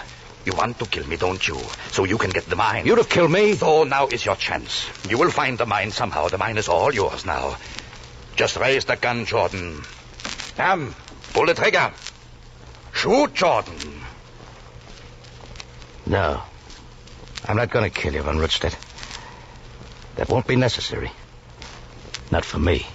It was a difficult decision, was it not, Jordan? The police. Sam, how long you been there? I witnessed everything. Ali, Greco, take this von Rundstedt away quickly. Yes, Captain. Sam, you won't be needing that service pistol. For which I am very happy. I would have hated to see you raise the gun to kill him. He killed Service, Sam. Yes, Jordan. I know. You see, the police have not been idle. Looks like you've been way ahead of me. But Van Ronstedt was right. The mine was stolen from him by Pete Service. In fact, I have learned many things from the South African authorities. Huh? Including what else? Van Ronstedt was a most strange and unpredictable man, known throughout South Africa. Oh, and I'm listening. He too had gold fever, but of a most severe nature. In his time, he had discovered a dozen mines. Each of them, to him, worth a fortune. To him? What are you getting at, Sam? Just this, Jordan.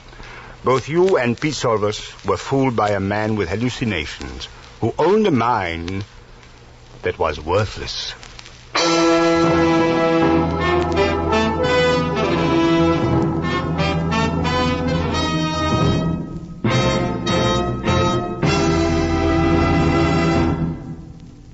More from Rocky Jordan in just a moment. Let's step outdoors and join the Ellis family at their barbecue. Boy, those hamburgers look good. I'm starved, honey. How long do I have to listen to them sizzling there on the griddle? Take it easy, darling. All in good time. I'll just turn it over. There, that's about it. They're ready. Let me at 'em. Toasted bun. Hamburger patty. Here you are. Oh, no. Oh, no, you don't. Not plain like that. Where's the catsup? The one you served yesterday with the special flavor. Oh, you mean Del Monte catsup. You bet he means Del Monte ketchup. The ketchup with that special flavor. Tomato flavor at its best. It's lively, it's tangy, it's rich. Blended and simmered down according to a treasured recipe, Del Monte ketchup on sizzling hamburgers, steak, or chops is a real flavor treat. And Del Monte ketchup costs less than many other quality brands. Look for it at your grocer's. Remember, for flavor first, it's Del Monte ketchup every time. Back now to Rocky Jordan.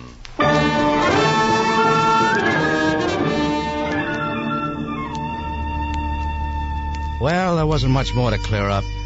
Sam and his men took care of Van Rutstedt, and all that was left for me to do was to have a little talk with Clarissa. I bought her a cup of coffee in an all-night cafe and told her what had happened. Well, Rocky, I'm glad it's over. Me too. You know, I just took the cure. I'm out of the gold business. I hope for keeps. You can count on it. So it was all for nothing then. Pete dreamed and stole and died for a mine without any gold. That's right. You know, somehow I'm glad he never found out. What about you now, Clarissa? Me? I need to go home for a while.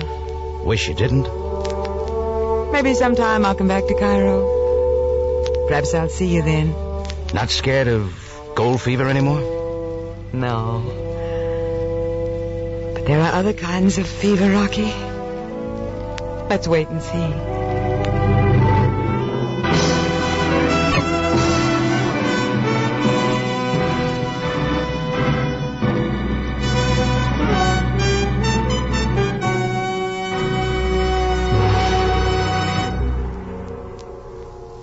For the finest in tomato flavor, enjoy the whole family of Del Monte tomato products. Del Monte ketchup and chili sauce. Del Monte tomato sauce and canned tomatoes. And Del Monte tomato juice. Remember, buy wisely.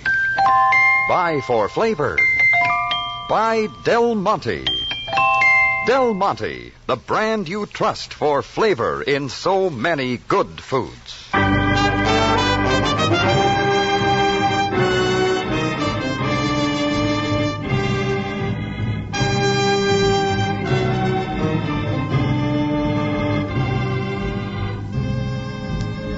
Remember, you have a date next week at the Cafe Tambourine, run by Rocky Jordan. Same time, same station. And the story is Cairo Vendetta.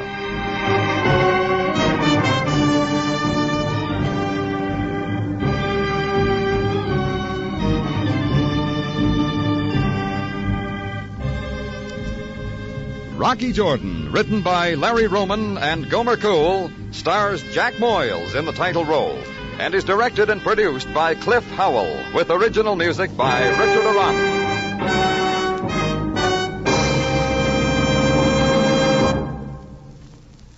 Here's a cool suggestion for a hot day. Chilled Del Monte fruit cocktail and cottage cheese. Everybody likes colorful, delicious Del Monte fruit cocktail. Serve tempting Del Monte fruit cocktail, the brand that puts flavor first.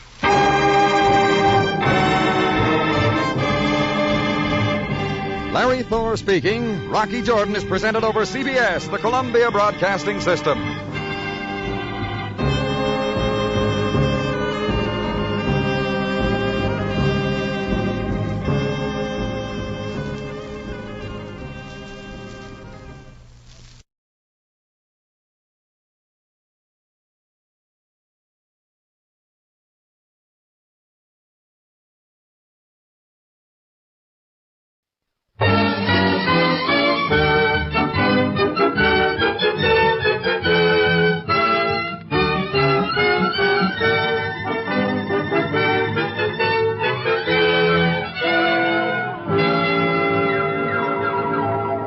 F.W. Fitch Company, makers of Fitch's saponified coconut oil shampoo and Fitch's shaving creams, presents Dick Powell as private investigator Richard Rogue in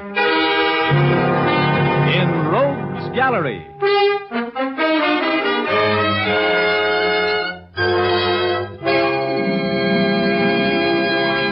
Rogue speaking. You know, there's something about me that is to trouble what molasses is to flies. I never go around looking for trouble. Trouble goes around looking for me. Now, take that afternoon a few months ago when I walked into the press room of the Hall of Justice and found, among others, Clark Ames, the young City Hall reporter for the Chronicle, expounding on his favorite subject, a deep hatred for a man named Fred Curtis, nicknamed the Alibi Master. Ames and the other newspaper men had watched Curtis win acquittals for a dozen different clients and always by the same route: unbreakable alibis. This made the clients very happy and the district attorney very miserable. The Chronicle, a crusading newspaper, had, at the instigation of Clark Ames, been running an anti-Curtis campaign, bordering pretty close on libel. And Curtis, who was sharper than a razor's edge and harder to catch up with on the horizon, hated Ames with a wonderful passion. Curtis had won the last round, and Ames was telling me about it. So Curtis goes to Williams, my managing editor, and threatens a libel suit. Well, I had gone a little overboard, I guess. And Williams had to let me go. Temporary layoff until the heat died down. But now I'm back on the job, Rogue, and I'm solid. And you wait until that phony Curtis sees me sitting here. Wait till he finds out I'm back on the job. Huh? Now, look, Ames, I've been around this town for a while, and if I'm picking out a guy to buck, it won't be Fred Curtis. Huh? How come you decided to make a career of locking horns with the smartest mouthpiece in the business? How do you expect to win? Oh, don't worry about it, Rogue. I got that phony right where I want him. You wait a couple of days, that's all. Mr. Alibi Master Curtis is going to be nailed to the Chronicle's masthead. Hello, Ames. Did I hear you taking my name in vain? Could be. How uninteresting. What are you doing sitting around in the press room? It's reserved for the working press. Hello, Rogue. How's your trial going, Curtis? Oh, my client will have dinner at home tonight. Jury just retired. Your client is guilty as the devil, Curtis. What's his alibi this time? Now you know he couldn't have committed the crime. I've just proved to the jury that he was in San Francisco at the time the murder was committed. How are you getting along on your unemployment insurance, Ames? It was a pleasure getting you fired. Too bad it didn't last. Well, I'm back on the job, which means I'm right back on your trail. That's bad news for you, Curtis. Do me a favor, will you, Ames? When you call in the report of the not guilty verdict the jury's about to bring in for my client, tell your stupid managing editor I'm filing a libel action against him the first thing in the morning. Look, Curtis, let's go in the courtroom, will you? I'm going to be there when the jury comes in. Okay, Rogue. Oh, here, Ames, here's $10. Go get a haircut, will you, kid? And have your suit pressed. And don't forget to spell my name correctly when you phone that story in. Here's your 10 right in your face, Curtis. I'll see that your name is spelled right. In the biggest type in the shop, right at the top of the page, when you're tried for falsifying evidence. And that's going to happen to you awfully soon, wise guy. Here. Take it easy, Ames. Oh, let him talk. Let me give you something to kick around in that warped mind of yours, Curtis. You remember a guy named Don Thompson? Your alibi witness for Ed Harris a year ago. I'm sure you remember Thompson. What about him? Would it put a crimp in that famous poise of yours if you knew that Thompson had given the Chronicle a signed and witnessed statement admitting that he had perjured himself in that alibi statement for Harris? That is preposterous. Is it? Well, you'd be in quite a spot if the Chronicle happened to have a statement like that, wouldn't you, Curtis? A statement that swears that you paid Don Thompson $1,000 for the perjured testimony that kept Ed Harris out of the gas chamber? That'd sure stop your clock, wouldn't it? Have you been drinking, Ames? You sound even a little more illogical than usual. Oh, that's right. You like logic, don't you? Mm-hmm. Well, figure this one out. I've been trying for some time to get convicting evidence on you. You got me fired for trying. The Chronicle was scared of a libel suit. But all of a sudden, my managing editor, Williams, doesn't seem to be very afraid of your suing the paper. Now, what could be the reason for him giving me my job back? It could be that statement from Thompson did it, couldn't it? All right, now sweat it out, Curtis. You'll be seeing your picture in the Chronicle with bars in front of you and a number on your chest in about 48 hours. Not even one of your phony alibis can keep you out of this rap, big shot. I suppose I should be annoyed by such juvenile threats, but I just don't seem to be able to take you seriously, Ames. And the next time I give you my attention, you'll never work on a newspaper again. Coming with me, Rogue? No, not now, no. I think I'll stay here and use the telephone.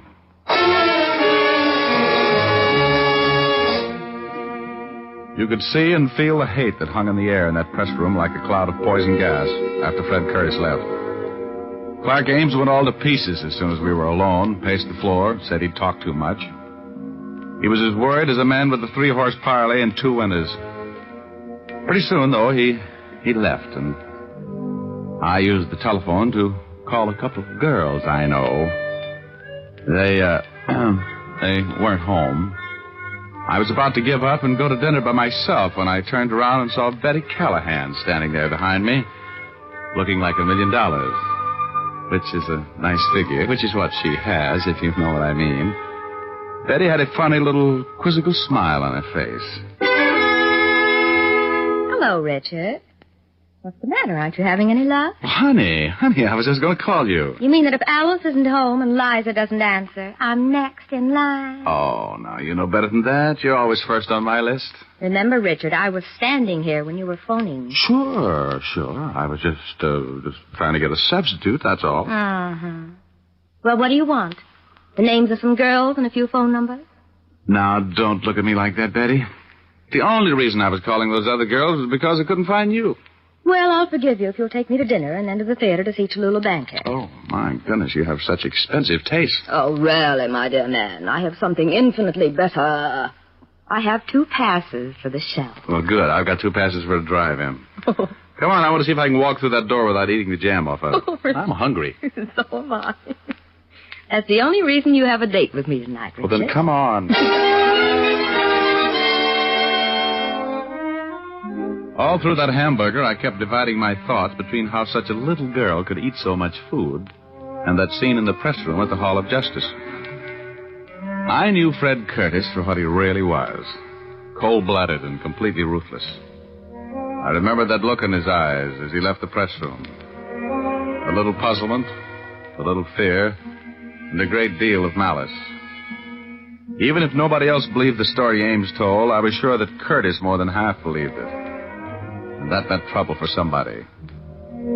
Betty and I finished our dinner at last, and in spite of everything she could eat, I still had money enough to pay for it and a cab to the theater. We were just back in our seats after the second act intermission when I heard my name being paged. If Richard Rogue is in the audience, will he please report to the lobby? Mr. Richard Rogue, please report to the lobby. Isn't that a sort of obvious piece of publicity, Richard? How the devil did anybody know I was here? You better go see what's so important. Would you hurry back? I'll be right back, baby.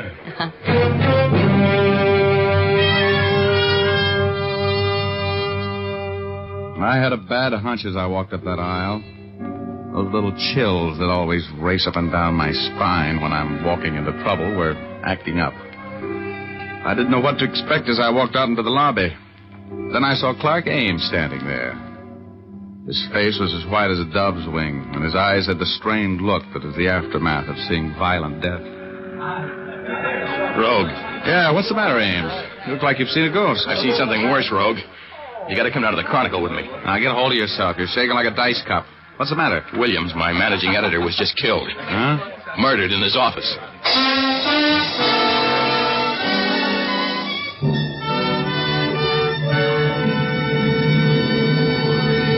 Well, that's the beginning of our story. We'll continue in just a moment, but first, here's Jim Doyle. Romance and soft feminine glamour are back in style. Women are taking off the bandanas they donned in war plants and are again letting their hair reflect moonbeams and stardust. That's why Fitch's saponified coconut oil shampoo is in more demand now than ever. Because Fitch's saponified shampoo brings out the radiant beauty of your hair. Its fragrant, creamy lather cleanses so thoroughly and rinses out so completely. Fitch's saponified shampoo contains its own patented rinsing agent, so no special after rinse is needed.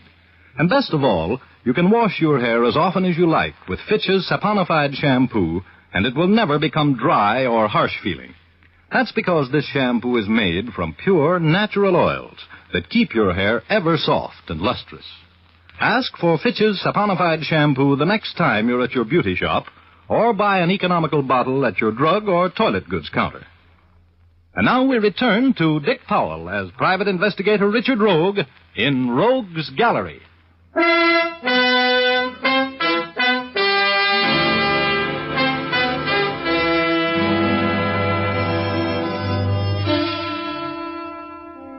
Well, I was working. The publisher of the Chronicle was paying me $1,000 for putting the long, cold finger on the murder of Williams, the managing editor. I was pretty sure I knew who the murderer was, so it looked like a soft buck. When Ames and I arrived at the Chronicle, homicide was already there. My friendly enemy, Lieutenant Urban, was in charge, as usual. He walked over from where he was examining the remains of the late Mr. Williams. Hey, Sam, help me with this. What are you doing here, Rogue? Now, Urban, you know whenever anything comes along you boys can't handle, they always send for me. Who's paying you? The publisher of this paper. Now, shall we go on with the third degree, or shall we get to work on the murder? What do you know about it? More than you do. When was he killed? The medical examiner says he got it about 2 hours ago. Stabbed to death with his own copy shears, huh? Yeah, the last edition had already gone in. No one else was in the city room when it happened. Found a motive? Well, look at the office. Every file's been emptied. The murderer was looking for something, Rogie. Yeah, I wonder if he found it. You wouldn't know what it was, would you? Yeah, I might. I might at that. I heard the Chronicle had a signed confession from Don Thompson. They were going to run it tomorrow. Now, what was Thompson's confession? Come on, Rogue, you might as well give me all of it. Well, it seemed Thompson was confessing that he had been paid quite a sum of money for a job of perjury by Fred Curtis, commonly known as the alibi master. In words of one syllable, so you can understand it, Urban, Thompson sold the Chronicle information which would have put Curtis away for about 10 years. Curtis, eh? Well, looks like this is going to be a simple case. Could be, yes. Hey, Ames, you know where Williams kept that Thompson confession? It was in the top drawer of this file. It's gone. Uh-huh. Well, I guess that settles that, Urban. That's too easy. Curtis knows every trick in the book. Hello, Urban. May I come in? Yeah. We were just talking about you, Curtis. You're very welcome. I figured I would be. Why did you kill him, Curtis? You knew you'd be the number one on the suspect parade. Oh, that's not very smart, Rogue. If I had killed him, I would have been much more clever about it.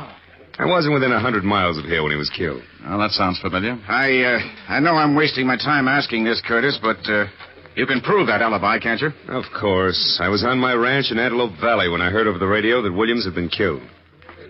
I suppose my friend Rogue has told you of the fantastic story a drunken reporter named Ames was shouting in the press room at the Hall of Justice today. Yeah, I told him. He knows all about it. Oh, incidentally, Thompson's little composition is missing. The man who killed Williams lifted it. Very convenient for you, wasn't it, Curtis? Convenient? Oh, there never was such a confession. There couldn't have been. Because there wasn't the slightest background of truth for the wild tale Ames told today. Okay, Curtis. We'll let you know what we think of the story after we've checked your alibi. You were on your ranch in Antelope Valley when you heard the report of Williams' death. Yes. That's about 100 miles from here, right? Approximately. As soon as I heard the report of the death, I knew I would be a suspect. So I started to town. I stopped in a bar in Palmdale for a drink on the way in and then came directly to the Chronicle office without stopping. My car's at the curb now in front of the building. Ryan, check those alibis. Oh, they'll check, Lieutenant. I'm sure they will. The alibi master would never slip up on his own alibi. That's right. I'm sorry to disappoint you, Rogue. And I'm sorry to be disappointed, Curtis. You sure you don't know anything about this murder? You didn't hire someone to do it for you, did you? Of course not. I had nothing against the man. Why should I want to kill him? You can go, Curtis. We'll try to break that alibi or find the boy you hired. Until we do, take it easy. Thank you, Lieutenant. Oh, you can reach me at my office if I can be of any further use to you. Oh, Curtis, are you going back toward the Biltmore Theater? Mm-hmm. I got to get back there. I left my car there. And Oh, brother, Betty. Ooh, she'll massacre me. I'll give you a lift. Come on, Rogue.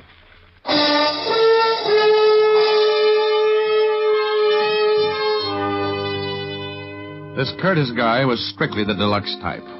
His car was a long, sleek black job a few sizes smaller than the Queen Mary, but with approximately the same amount of power. We got in. Curtis turned on the ignition, and the gas gauge swept clear across to full. Curtis had said he drove directly from the bar in Palmdale to the Chronicle office without stopping. About 70 miles. Mr. Curtis's carefully planned alibi was not so carefully planned. I was enjoying a short ride with a murderer. He saw my eyes on the gasoline gauge, followed them with his own, and then put his hand in his coat pocket.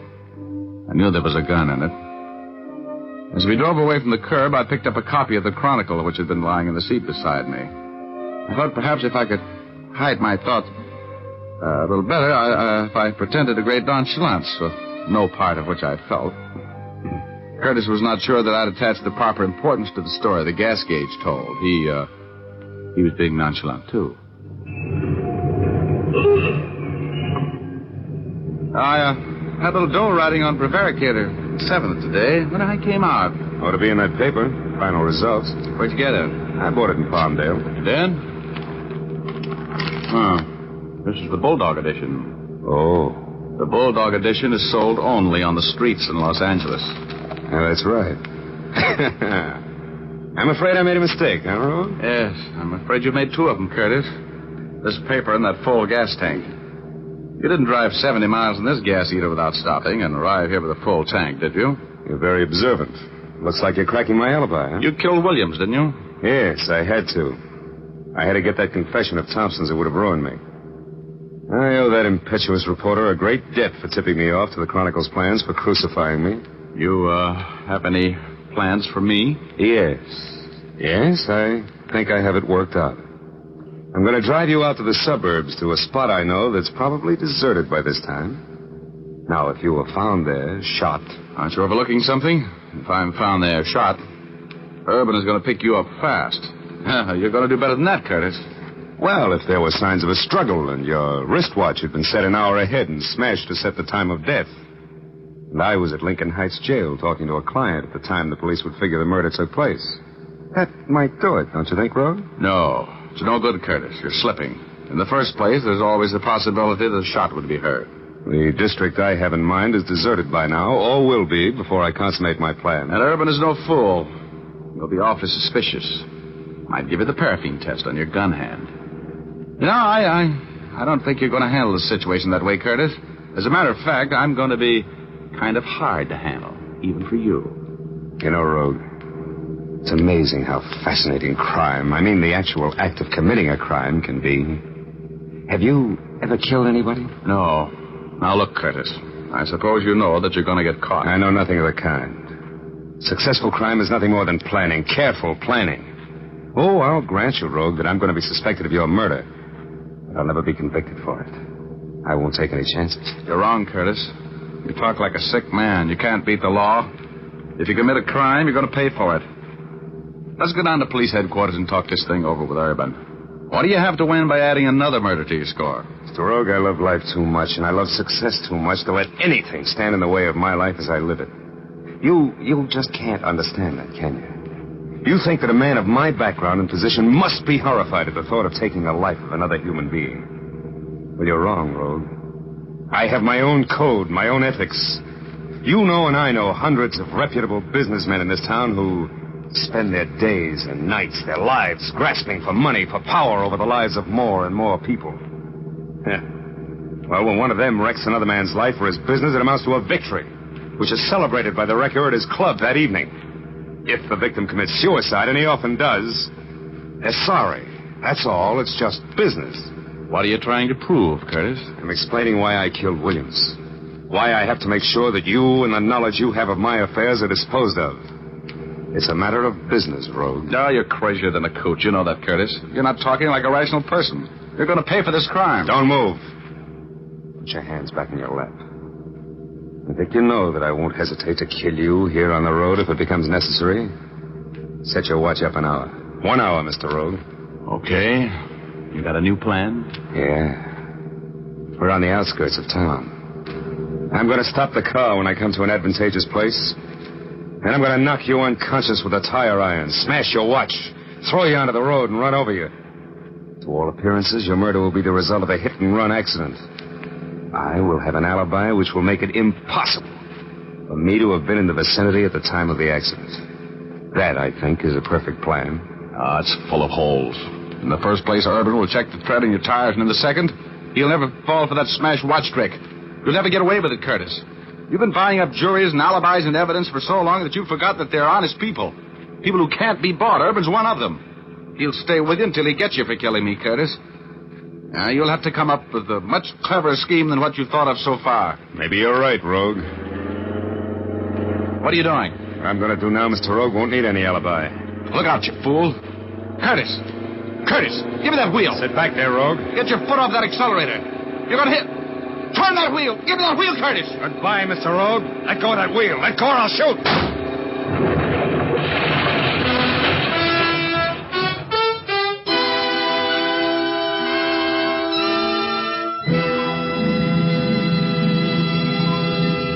We'll continue in just a moment. But now, here's Jim Doyle. Time is a valuable thing these days, and no man wants to spend any more of it than possible on shaving. So you busy men who want to cut down on your shaving time, use Fitch's No Brush Shaving Cream. This swell cream gives you a close, comfortable shave in a hurry. It's an expert blend of 3 important shaving ingredients. These ingredients enable your razor to fairly sail along without nicking or scraping. The creamy, non-greasy texture of Fitch's No Brush saves you time, too, for it won't clog your razor or the drain. And with all your speed in shaving, you'll find that Fitch's No Brush leaves your face feeling smooth and cool.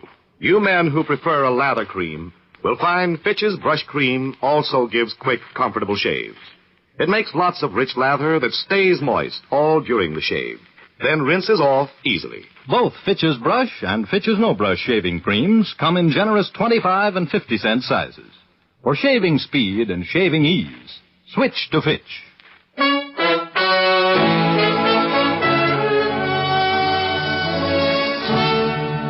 Now back to Dick Powell as Richard Rogue in Rogue's Gallery.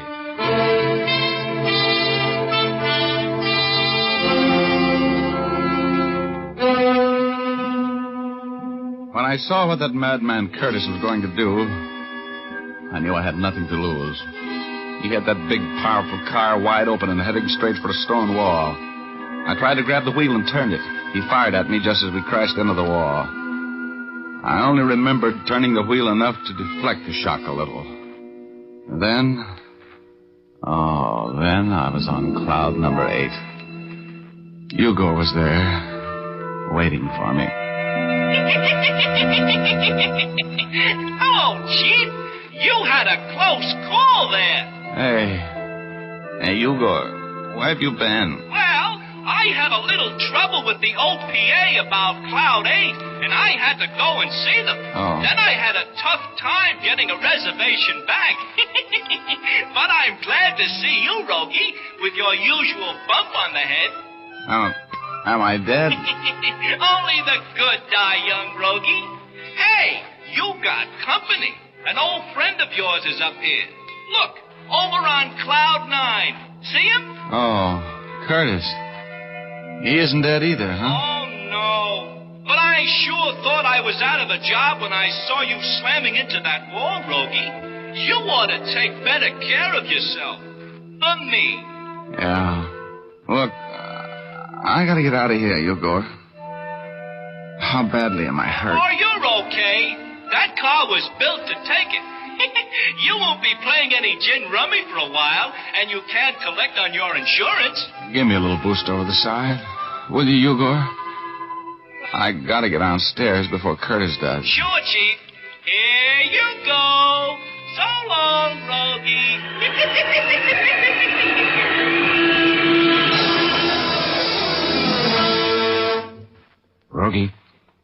Rogie. Hello, Irvin.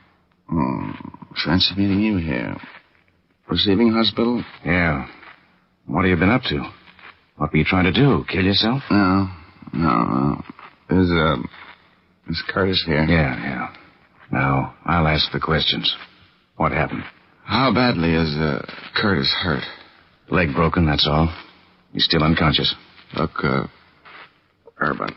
He killed Williams. He tried to kill me. He admitted it, eh? Yeah, after I caught a couple of flaws in his alibi. You got enough dope on him to make it stick? I don't know. It would be my word against his. But I got an idea. An idea that might cinch the deal. Every once in a while, you do have a good one. Get the chief surgeon over here, will you? I'm going to need his help. Okay. Here. Lie down there. I don't want anything to happen to you, Rogie. I was worried about you. You're such a pest, I'd miss you like the devil. I'll get the doc.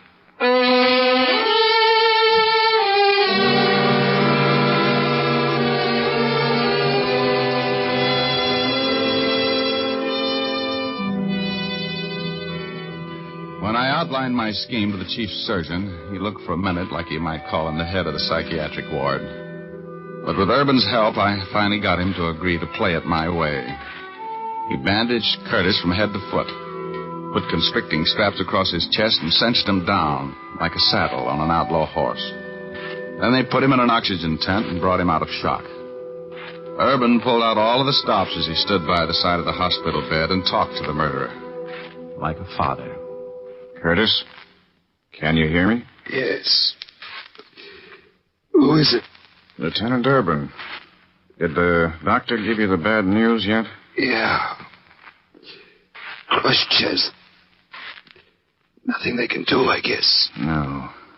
You haven't got long to live. Anything you want to tell me? Might as well go with a clear conscience. Did you kill Williams? Yeah. Yeah, I killed him. I had to do it. I killed him.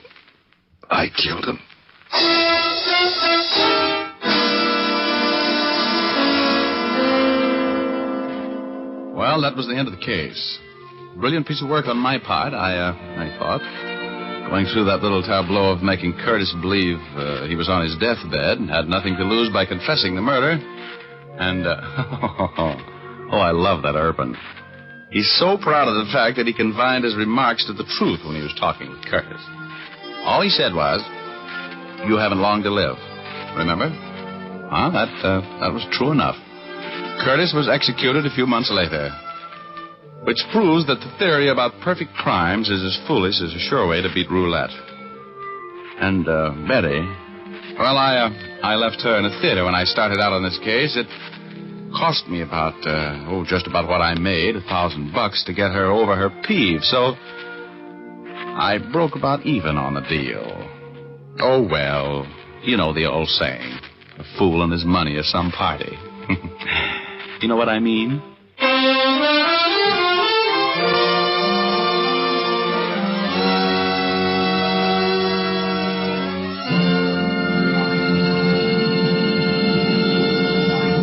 This is Dick Powell again, ladies and gentlemen. Hope you enjoyed our story tonight. Ray Buffum wrote it.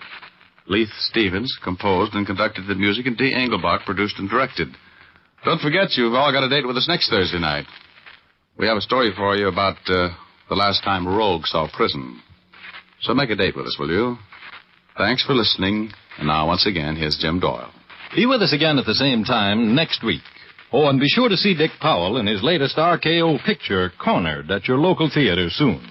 Remember, tune in next Thursday, same time, same station, when you will again hear Dick Powell as Private Investigator Richard Rogue in Rogue's Gallery.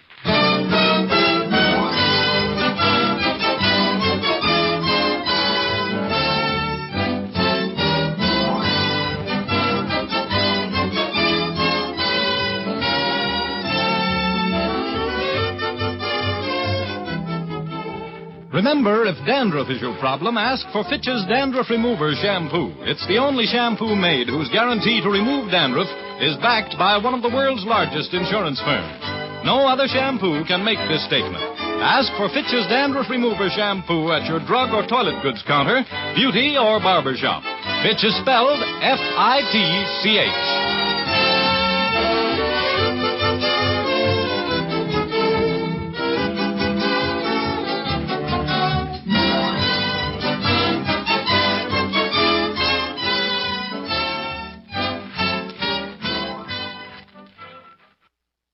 We delay the start of our scheduled program to bring you a bulletin from CBS News.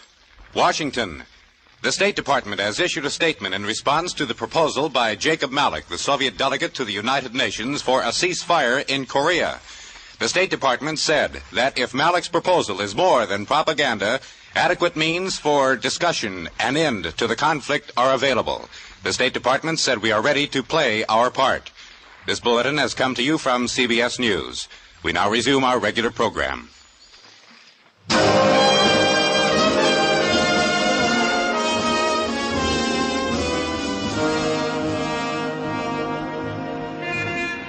Broadway's my beat. From Times Square to Columbus Circle, the gaudiest, the most violent, the lonesomest mile in the world.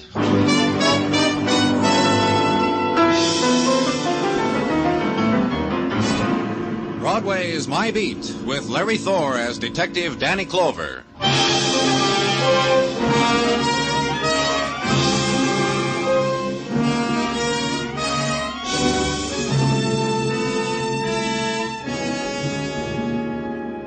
The nighttime starts at the river before it closes over Broadway.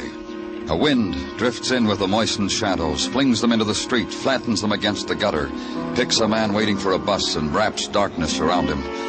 And a light comes on, and another, and down the street there where the crowd is gathered against the traffic signal, high above them a neon sputters, flames. The spectaculars dance. Somebody runs into the street and yells, "Come on," and everybody does. Night has come to Broadway.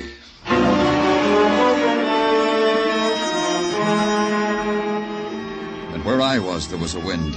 The built-in wind, a thing composed of poor ventilation, tears, shed and unshed, and bottled chemicals. It was the basic ingredient of the city morgue, though not to be found on blueprints or bills of specifications. It was something new to the man walking beside me. This place? This place? Just take it easy, Mr. Larson. I'll tell you something. I guess it'll sound funny. I've read about places like this, and I've closed my mind to what I read. I guess I never wanted to visualize anything. Right here, Mr. Larson. What was your daughter wearing? Mrs. Larson wrote it down for me. You see, I wasn't home when Ruth went to the movies, so Mrs. Larson... Ruth was wearing a skirt and a blouse, pink bobby socks and saddle shoes. I guess you want to know this, too. She was 5'1". She was 14 in May. She had brown hair and brown eyes. And I want you to know, Mr. Clover, I guess all fathers feel the same way. My Ruth was... Well, our friend said she was a remarkable child. We're going to send it to... under that sheet. This girl was found in a vacant lot between your home and the theater your wife mentioned when she called. How... I mean... Look, you know what Beaten, fractured skull. I have to look, don't I? Yes. If it's your daughter. Ruth's a nice girl. She started to go to parties with boys, and she always gets home by 11 o'clock. She's going to be a dancer. When people come to the house, she dances for them. Mr. Larson. You see, as I told you before, Ruthie?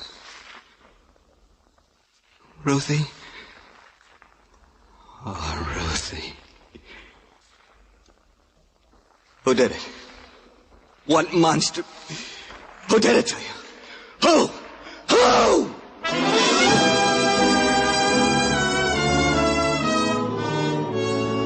The fury took over. The man, trembling with it, shivering with it, scurried from wall to wall, and raged at the wound the death of his child had clawed across his heart, torn inside his throat.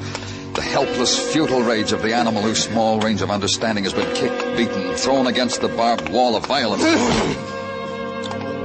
Not once more did he look at his child.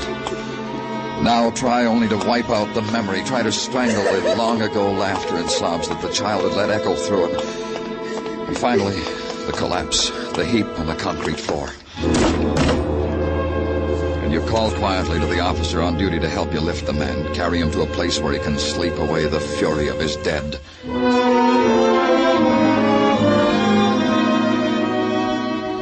Then back to your office and close the door on it. Stand at the window, watching the squalls of the nighttime wash against it, beat against it. And and stare at the walls. Then hear the door open for it, to let it all in again. Danny? Danny? What do you want? Well, Dr. Sinsky's report. He was busy on another. He asked me to bring it to you, so... Leave it on my desk. All right. You're not going to look at it, Danny? Why? I know what's in it. Well, I thought I did, too, till I glanced it over on the way to your office. You better take a look at it. You're so eager, I don't want to spoil it for you. Tell me about it, Muggavan. Danny. You tell me, Muggavan. We've had other kids who... And this one's no different. That all, Muggavan? That's what I've been trying to tell you. This one is different. Just what you saw when you first found her. That's what's in the report. Beaten, skull fractured with the butt of a gun. Nothing else. Then give me a motive. Give me another motive why a 14-year-old child should...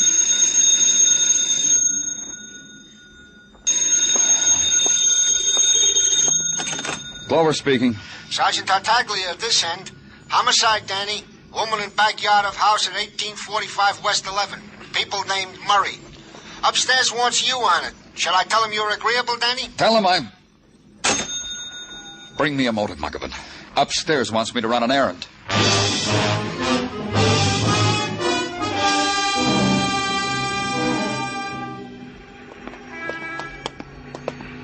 She's over here, Mr. Clover.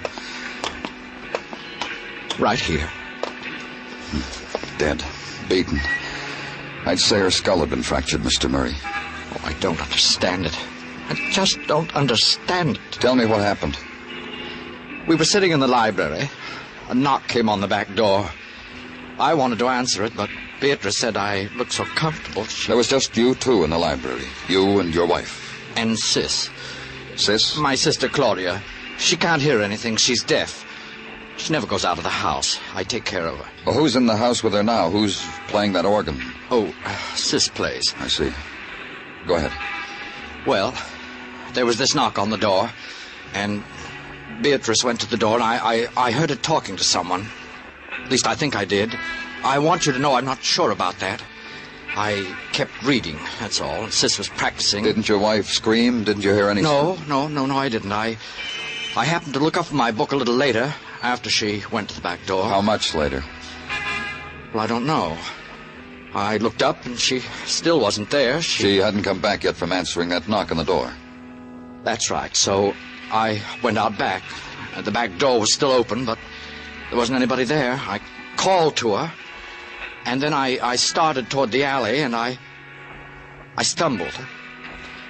I stumbled over Beatrice lying... Then what did you do? Well, I called the police, and then I told Sis what had happened. You speak sign language?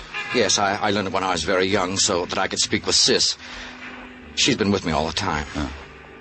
How long have you been married? 14 years. Why, what's that got to do? Happily?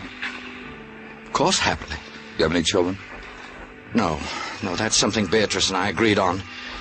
Sis needs taking care of, and Beatrice is always so busy. Busy doing what? Clubs and auxiliaries, you know. She was well-liked, got things done. She was admired and well-liked. Then who would want to kill her? Nobody would want to kill Beatrice. Nobody. Mr. Murray... She was a middle-aged woman, Mr. Clover. Everybody she knew was her friend. She did charity work. People came with troubles. Anybody. She'd help them. Why would anybody want to kill her? What motive would he have? What motive, Mr. Clover? It was there again. What motive? A 14-year-old girl, the loved child of a quiet, nameless family, until a killer had taken the butt end of a gun, beaten their name and their dead child's name into the newspapers that choked the trash bins supplied for the purpose by the Department of Sanitation. What motive for that? And for Mrs. Beatrice Murray, admired, liked, charitable, a woman to whom the trouble came, a childless woman who sat in the evening and sewed together the patchwork of her day while her husband read and his sister released the music she couldn't hear. What motive for that brutal death? And because you find no answer, share it with Dr. Sinsky. Ask the question of him. Burden the gentle doctor with it. You put me a question, Danny, that is not strictly in my department or in my education. Mind if I bum another cigarette? Oh, here. Help yourself. Thanks. You've been with us a long time, Doctor. Some of it must have rubbed off. Danny, I deal only in known quantities. You boys bring me the wounds you find, I wash them, bandage them. You bring me the dead, I perform autopsies. Known quantities, Danny. Like I know my name, your name, that this Mrs. Murray was murdered by the butt of the same gun that hammered away the life of the child Ruth. Why? Tell me why. And I'll go out and buy my own pack of cigarettes. If I had gold, you could have it, Danny. No strings to it. No. For the question you ask, go consult a specialist. A man who puts the microscope of his training to the emotions. The department psychiatrist? Yes, to him. Perhaps he will agree with me.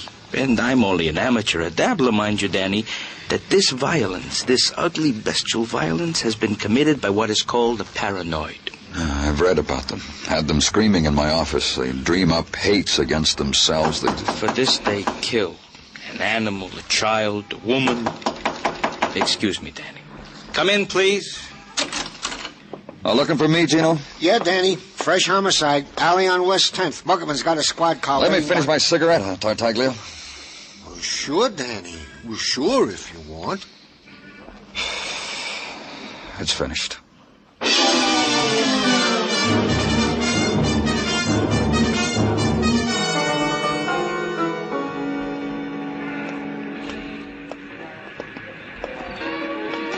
A woman, Danny. Yeah. Put your flash on her. Hold it right there.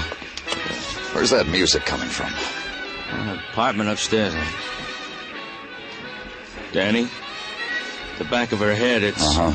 Keep your flash still. We've seen it 2 times already. In a short space. This makes 3.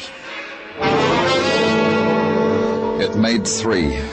The woman staring into the beam of the flashlight Muggerman held close to her face, staring in the final disbelief that this had happened to her in this place, in this time. She lay in awkwardness, her dress disarranged, her hand where it had frozen trying to straighten the wisp of blood-clotted hair under her black straw hat. The alley wind found the white lace at her throat, riffled it, and the murdered woman made 3.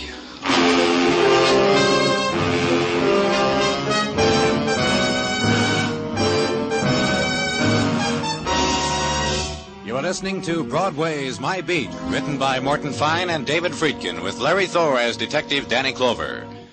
The Peggy Lee Show bowed in over most of these same CBS stations last Sunday night. Folks who heard it will be back tomorrow for more of Peggy's charm, Peggy's vocals, Peggy's previews of coming popular musical events.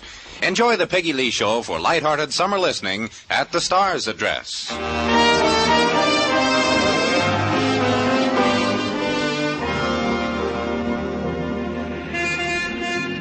The night music of summer spills into Broadway from the scarred throats of the loudspeakers hanging over the record shops. And this summer's kids, in the off-the-shoulder cottons and the transparent California sports shirts, squeeze each other into the doorways and lap it up.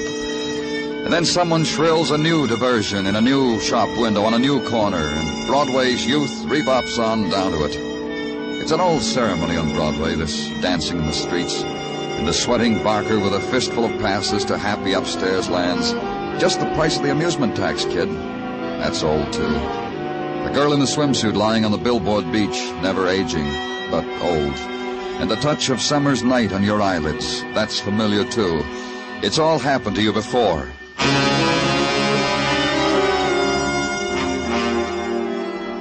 And where I was, where Muggerman was, it had happened before, too. To a 14-year-old girl named Ruth. To Mrs. Beatrice Murray.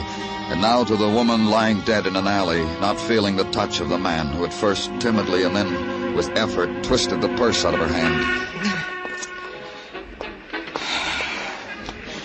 She was holding on to it so tight, Danny. Open it. So tight. Yeah. Killed the same way as the other 2, wouldn't you say, Danny? Uh-huh. Maybe our fair city's being honored with a mad killer, huh? Maybe. A sick man with a grudge against women, even if they're a kid. Looks like it.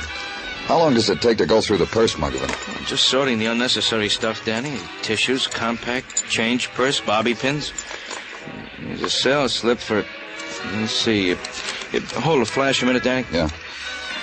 For Chinaware. A tortoiseshell comb with silver edging. That's all? No identification? Well, I haven't tried this inside flap yet, Danny. Yeah, here it is. New Social Security card made out to, hold it again?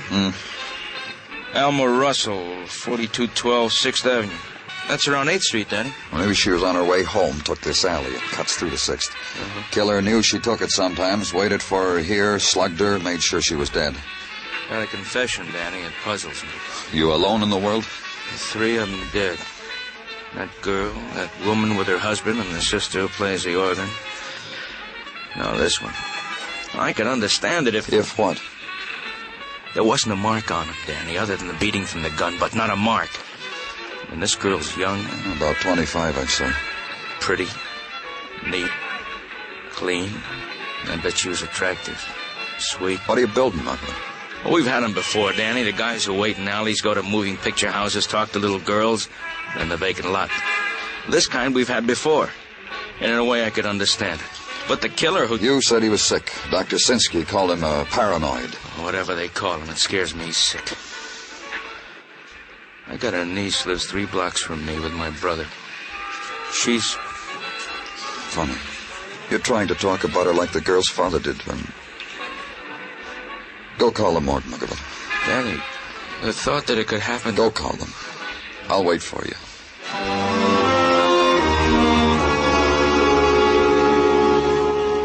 And in a little while, the young woman who had hugged death in an alley was attended to by gentle people, which is the miracle of violent death in a great city.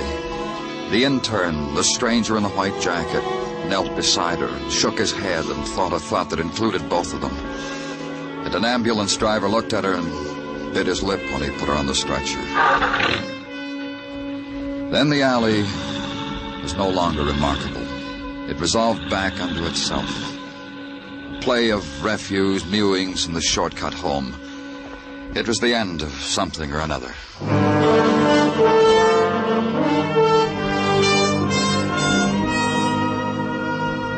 For me, it was the end of the day. Home now in bed. Adjust the mind not to dream. This can be done by a policeman assigned to homicide. Sleep the night through and wake and have the coffee and read the paper and get to work. Go now to the address on 10th Street because a girl named Alma Russell once lived there. Ring the bell. Adjust your mind again to the fact that you're going to talk about the murder of a young woman at 8:30 in the morning. You from the police? Yes, I am. Well, come in. In here. Your kitchen. Sit down. Thanks. What's your name? Danny Clover. Mine's Perdon. Ethel Perdon. I'm mine host to the boarders. Had your coffee yet, Danny? Uh-huh. Me too. You won't mind if I try making up this face of mine, do you? I say making up because that's the phrase that's used. How is it that you're expecting the police, Mrs. Perdon? Well, I read the morning papers, don't I? Alma got killed, didn't she? She lived here, didn't she? So, who should I expect? Humphrey Bogart? Yeah. How does the lipstick look, Danny? Kissable or otherwise? Otherwise, huh? Look, Mrs. Perdon, I want you to tell me everything you can about Alma Russell. Sure. Can you reach that mascara, Danny? Hmm? Yeah, right there in the shelf, see? Thanks. About Alma? A maid. Cleans, sweeps, dusts. $1 an hour. Who'd she work for? Well, she never said. Quit a job a couple of weeks ago. I think she got another one just the other day. Well, I guess that's the best I can do with my facial equipment. Mirror, mirror on the wall. What else about her? Well, I don't know what else. She paid board, kept to herself, was no trouble, didn't talk except a how do you do and a very well, thank you. Nice table manners. Broke her bread and never left much crumbs. Nice girl. What about boyfriends? None here in my establishment. All ladies. What happens in the street, I wouldn't know. Help me with my coat, will you, Danny? You going someplace? Well, sure I am. I want to look at Alma's room. First landing, door on your right. You want to talk to me soon again, Danny? Maybe. After I look at Alma's room. I'll be easy to find. Your place. Your morgue. I'm going down and cry for Alma Russell. Somebody's got to cry for her. Watch her leave for a session of weeping through mascaraed eyelashes. The pastime, the protest against her being bitter and lonely and unwanted. And enter the dead woman's room, search it, note its primness, handle the modest belongings of a girl who had washed, dusted, arranged the belongings of other women in other, richer rooms. The pile of old magazines carefully saved on the closet shelf, and on the bedstand the new ones. The fan magazines, the romances, truer than her own because they were printed on slick paper.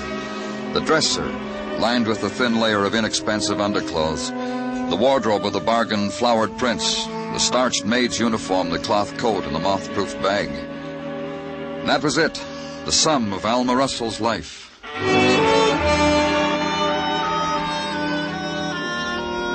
And then back to headquarters and the concern of Sergeant Gino Tartaglia for your tiredness, for your paleness.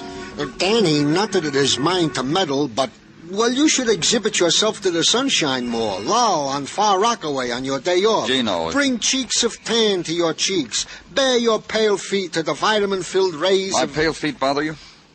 Nothing whatsoever about your personality bothers me, Danny. It's only that I know, Gino. You'd feel better if I got sunburned. Well, it is the fashion of the season. There's a rumor murder is the fashion. Yeah, this also. 3, the members of the opposite sex. It would be so simple. If only somewhere I could find where their lives had been touched by one man, by one killer. Danny, don't whip yourself. I put the boys working on it like you asked. They can't find it either. All they come up with is a reading on a sales slip. Huh? The sales slip you found in the purse of the deceased Alma Russell. It seems the girl bought a teapot from a place called Ivar's, paid $200 for it. And this makes a mishmash, upsets your colleagues in the department. $200 for a teapot bought by a girl who makes $1 an hour. Doesn't it upset you?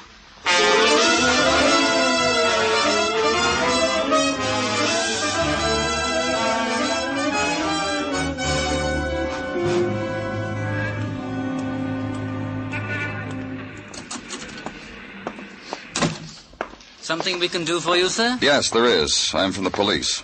Good. Are we interested in some Chinaware today? Yes, we are. I want you to take a look at this. This sales slip. What is it? It's for a teapot, one that costs $200. I don't understand why we're lifting our eyebrows, sir. Of course it did. A Stratfordshire teapot on the current market is worth at least that. This sales slip was found on a young lady that's been murdered. I see. The young lady happened to have purchased this teapot here. I see. Her name was Alma Russell. I see. How does $1 an hour maid buy a $200 piece of china? By paying $200 for it. Miss Russell paid exactly that much. Then you remember Miss Russell? Oh, indeed, yes. We sold it to her ourselves about 3 weeks ago. I remember the transaction well. She'd called the day before to price the teapot. The next day she came in with the money about midday on a Thursday. Unless it was her day off, she was in uniform. Didn't it seem strange that a housemaid... Yes, it did. I might as well tell you. Tell me what? The sales slip says $200. She didn't pay that for it. She paid $190 for it, tax included. We paid the difference out of our own pocket. In the trade, we are known as a sucker for hard luck stories about teapots, and Miss Russell had one. You want to tell me about it now or later? Miss Russell was dusting the china at the home of her employer, broke a Stratfordshire teapot, hid the debris, bought another one before the accident was discovered as a replacement. Just one more thing. Did she say who this employer was? She did not. However, there are some regular clients of ours who eat off the stuff. Like who? The Llewellyns, for example, the Crandalls, second and third, the Murrays, the Westfalls. Which Murrays? On West 11th, the Paul Murrays. Are we being helpful? We'll never know how much.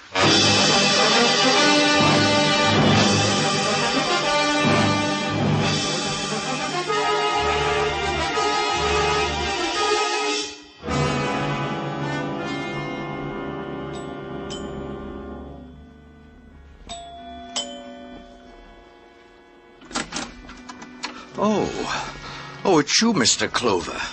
Please come in. Thanks. Mr. Murray... You want to talk to me, don't you? This way, down the hall. Oh, Claudia, that is Sis, is practicing. We don't want to disturb her. Through this door. In here, the library. Now, do you know the man who killed my wife? We know the kind of man who killed your wife. Yes? A paranoid. A paranoid? A person who's quick to find a reason to kill, and he doesn't need much of a reason. Just cross him. A crazy man? You could say that. Well, they tell me a lot of crazies are clever, But why come to tell me about it? You should be out looking for the man. I just thought I'd stop by and let you know how we were progressing. I'm busy. Oh? My hobby. Model trains. I was assembling this engine. It's a diesel. Oh.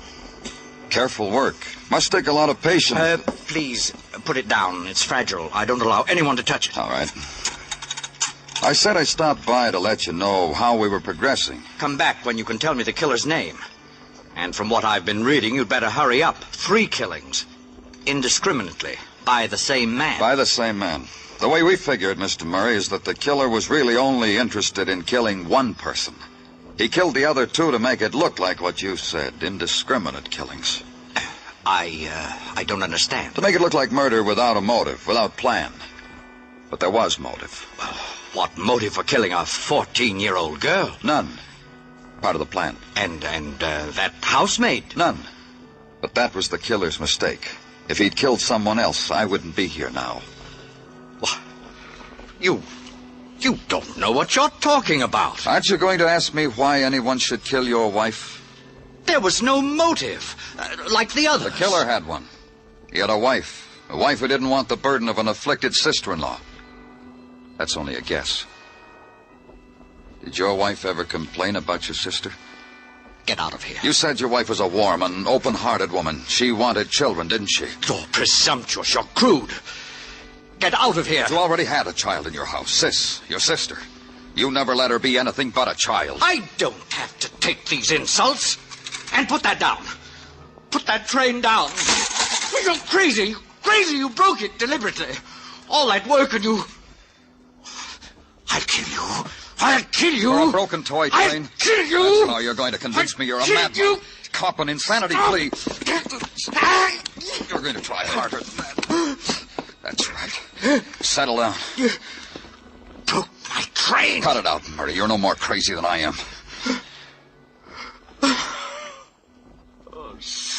Paranoid would have had reason to kill that maid, that 14-year-old girl. You killed to cover up your wife's murder. She'll find out what happened. We'll let her know. Oh, sis. Oh, my God.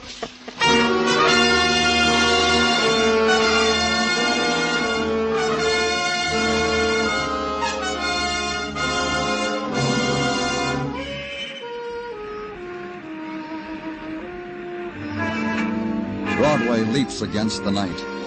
The sound it makes is the crash of life deep inside the earth, and the hiss of neon, the laugh that screams. They melt together. The sound you get is shock. There's another sound, the teardrop. But no one listens. No one hears. It's Broadway, the gaudiest, the most violent, the lonesomest mile in the world. Broadway, my beat.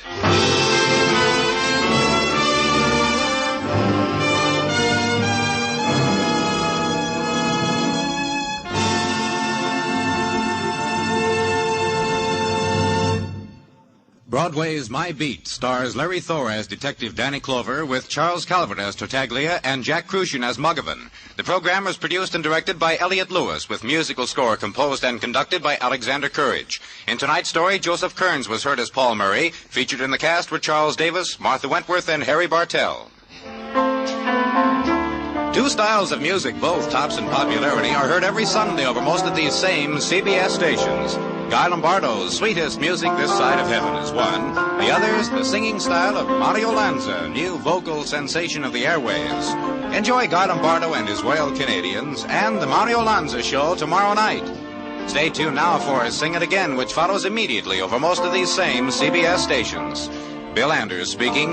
This is CBS, where you meet adventure with Charlie Wilde on Sundays on the Columbia Broadcasting System.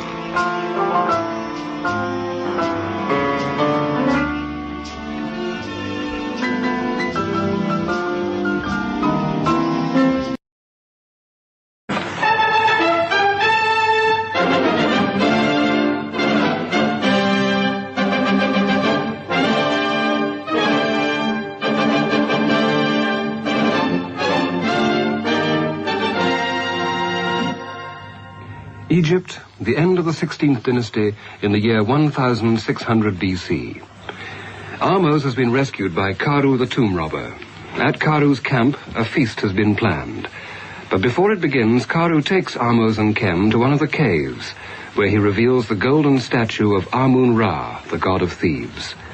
Around the neck of the god hangs Ahmose's own amulet, the Eye of the Sky God.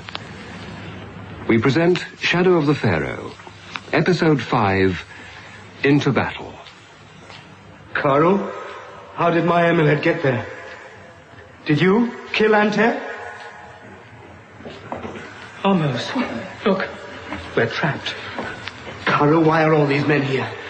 Are we your prisoners? Ahmose, do you acknowledge this amulet as your own? Yes, of course I do. Amun-Ra has waited for the future to awake. Now the future is here. Stand, Ahmose, and look into the face of the god.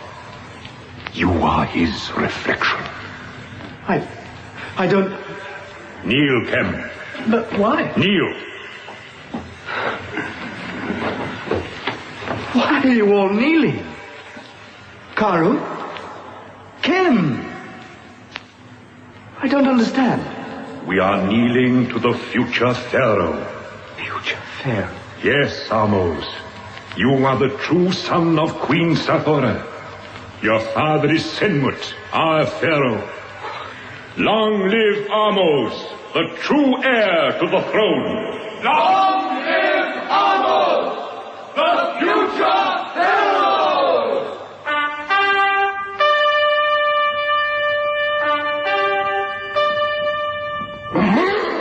I knew it! So he exists. Yes. There is no mistaking about it. The amulet is real. It is real, Peten Ra. So, my dear stepfather, the pharaoh, thinks he is now a strong lion again.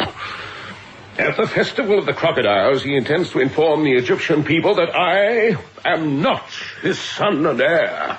Queen Saphora had a son, and he will be the chosen one to remake Egypt with his hands and drive the Hyksos from Egyptian lands. We suspected, of course, that a son had been born, but how was the child ever taken out of the palace? There were many people still loyal to Queen Saphora. There still are. Oh, yes. It is better that our distinguished guest does not know about this. Lord Honeyman, why should he?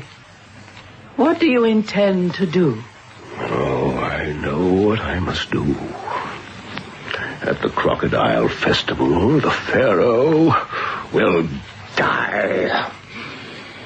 As for the owner of this trinket, I believe I know how I shall catch him. We need bait to tempt the bird. And I think, Hamabari, I know precisely what that bait will be. But, Karu, I don't understand. You will, Ahmose. How can I be who you say I am? How do you know? What proof do you have? More than you think. I was so certain that amulet round the god's neck was mine. There were two identical amulets. One worn by the god, the other by the god's representative on earth, the pharaoh. You've been known to many of us for a long time. Batu was a scribe at your father's court. But he never told me. Ah, the dangers were great, and they are greater now, Ahmose. Peten Ra knows for certain that you exist. There will not be a corner of Egypt where you can be truly safe. That is why we didn't wish you to know your true identity. Why, my father never told me. In the black tomb of Osiris? How did you know? Before a pharaoh is crowned, he has to endure the secret ceremony of meeting the gods of the underworld. He has to die, so that he is reborn like Ra, the sun. The pharaoh of Egypt must learn never to fear death. Your father learnt that, and his father before him. It was also necessary that you were officially recognized. The pharaoh and the priests of Osiris were convinced. Karu, you were a tomb robber. A brave one. But you're a declared outlaw in Egypt. How is it that you know so much about my father, and the Black Tomb, and Batu, and about me? All my men are dedicated to the service of Amun-Ra. They are here for one purpose only, to clear Egypt of the Hyksos locusts. We are servants of the true Egyptian crown. But come, my royal prince, let us eat, drink, laugh, and dance, and celebrate the future. You are not attending the feast tonight, Hamabari? The life of a priestess is not all food, wine, and pleasure, Lord Honeyman. I have my duties. But you wished to see me. I wondered if you had any news for me. King Apopi likes to have value for the money he gives to people. Ah. Then please tell King Apopi from me that Petan Ra plans to betray him. How? After he has killed Senmut and seized the throne of Thebes, he intends to break with the northern kingdom. How ambitious of him. He is ambitious. Before Apopi can recover from such a wounding betrayal, he plans to march into Avaris, overthrow your Hyksos king, and place all Egypt under his sole power. And with what does he intend to defeat Apopi's army? Or does he plan to march into Avaris all by himself? Once he is married to Nefertari, in her name he hopes to create a powerful army of patriotic Egyptians. And there are such people. You should have killed her a long time ago, as Apopi wished. It is not always possible to do everything Apopi asks me to do. Apopi pays well. But I have to be certain he will win. Oh, he will. Secretly. Unknown to Petan Ra, there are Hyksos troops within striking distance of Thebes. As soon as Senmut is dead, before Petan Ra can do anything, Thebes will be controlled by our army. Simple, my dear Hamabari. They need to be very close to Thebes indeed. Oh, they are. They are.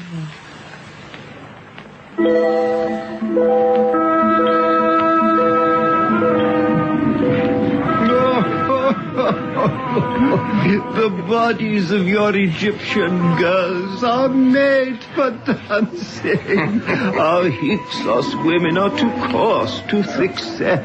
Apopi always insists on Egyptian girls to dance at his banquets, but I notice with some envy the best of them are down here in Thebes. We must send some to the mighty king of Avaris. You have been too generous already. Give Lord Honeyman a bowl to wash his fingers. More wine for Lord Honeyman. You are very quiet, my Lord Pharaoh. Oh, is it that you have attention only for the dancing girls? You are staying for our festival of crocodiles? Oh, you Egyptians, always having festivals. I propose to make a speech to my people that may be of interest to you. My Lord Pharaoh, have I shown you this new treasure of mine? An amulet, the Eye of the Sky God. My Lord Pharaoh. Are you ill, my lord? What is it, my Lord Pharaoh? Do you recognize this piece of gold? A trinket taken from a murderer? Forgive me. Escort him to his room. The Pharaoh is ill.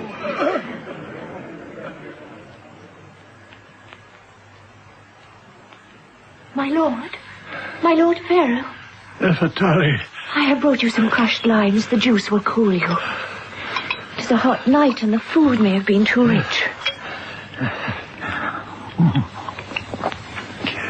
Nefertari, we may not have much time. What do you mean? I want you to find Karu, the tomb robber. Karu? Well, no one can find him. The old burial caves in the Theban hills. Tell him my son is in great danger. Your son? Nefertari, why has it become so cold? The desert wind. Oh, you may have a fever. Drink, dear Lord. My mind, my thoughts, I feel as if I'm floating in water. Deep water.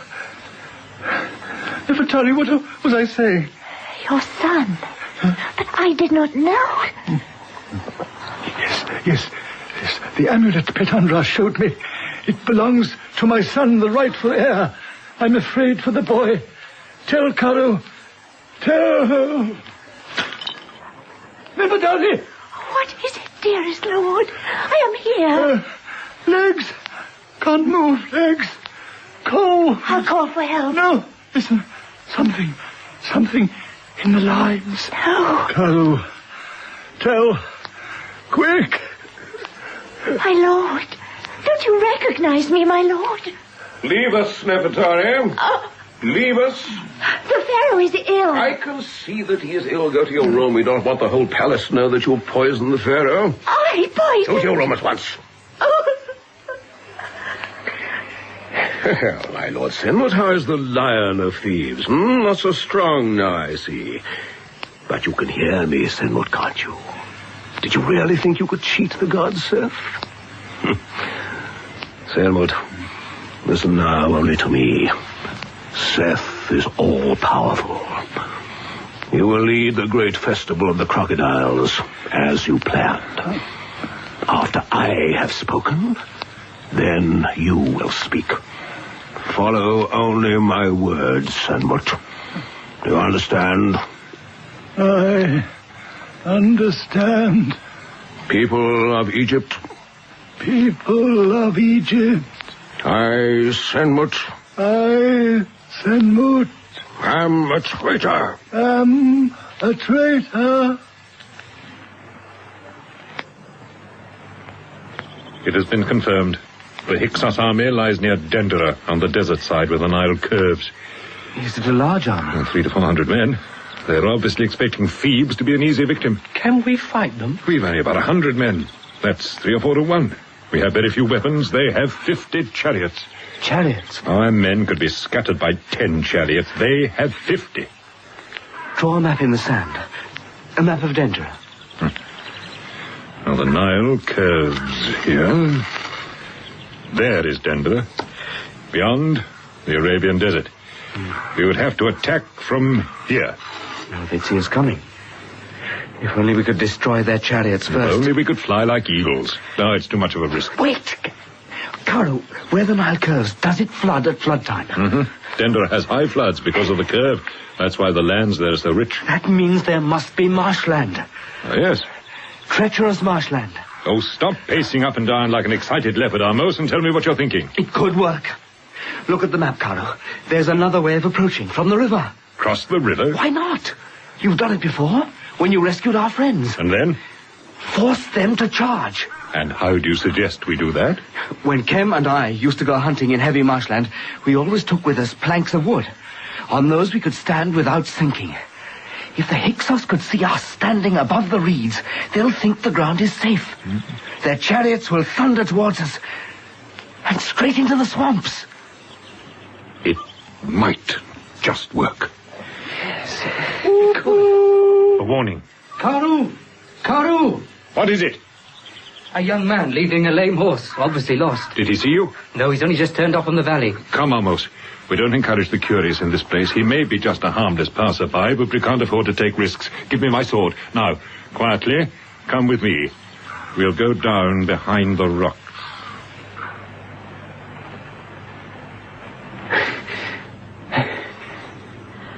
The horse is lame, all right. The young man looks as if he's landed in the mud at some time. He's looking round him.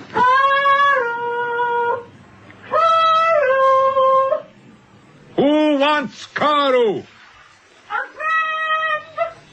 We are Hyksos guards, looking for that infamous tomb robber. And we arrest you in the name of Petan Ra. No! Stop him. Wait! Let me go! Let me go! No need to... Ow! Fight! Hyksos, pig! It's all right, we're not... My lady! Almost, it's you. Karu, it's the Lady Nefertari.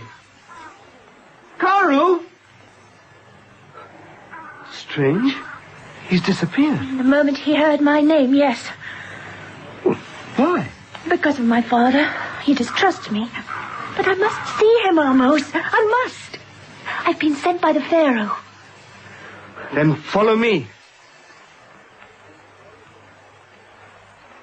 No, Amos. It's impossible. But Karu, we can't just send her away. She's risked great danger. She can't go back to the palace. She should never have come. She'd have been followed. No, that's why she dressed as a beggar boy. Beggars don't ride ponies, even lame ones. Why don't you trust her? Because of her father. Is that what she said? Yes. You've got to speak to her. No. Let her come in. Let her tell you everything. I shall be listening. I do not wish to see her. Ken? Yes? Please ask the Lady Nefertari if she'll come in. Of course. My lady. He still refuses to see me? Would you tell me your message? I will tell Karu. Very well. The Pharaoh has been poisoned. What? Not deadly. That would have looked like murder. What then? A Hyksos mixture brought from Avaris. And I gave the Pharaoh the poisoned drink. Do you think I poisoned him?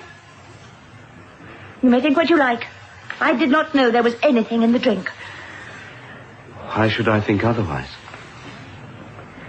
The mixture has put the Pharaoh in a kind of trance. He will now obey everything Peten Ra tells him. At the Festival of Crocodiles, Senmut will tell his people that he has betrayed Egypt, that he conspired with the Hyksos king of Avaris, that he wished to stop Peten Ra becoming Pharaoh, as the loyal Peten Ra wished to free the Egyptian people from a Pope's yoke. As he reaches the end of the speech, he will be assassinated, a Syrian marksman. It will look as if Senmut was killed by one of his own people, in anger at his betrayal. How do you know all this? I was with the Pharaoh. Peten Ra ordered me to leave, but I hid and listened. I do not know if my father was a traitor or not, but I love the Pharaoh. I'd give my life for him willingly, if I could save him. Nefertari, you saved my life once. Mine and Kem's. And one day I hope to repay him. But I can tell you this. If your father is like you, he could never have betrayed the Pharaoh. Thank you, Amos. I shall wait outside.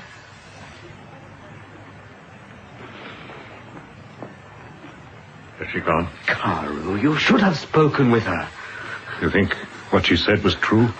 Why should she lie about such things? Why should she risk her own life looking for you, alone?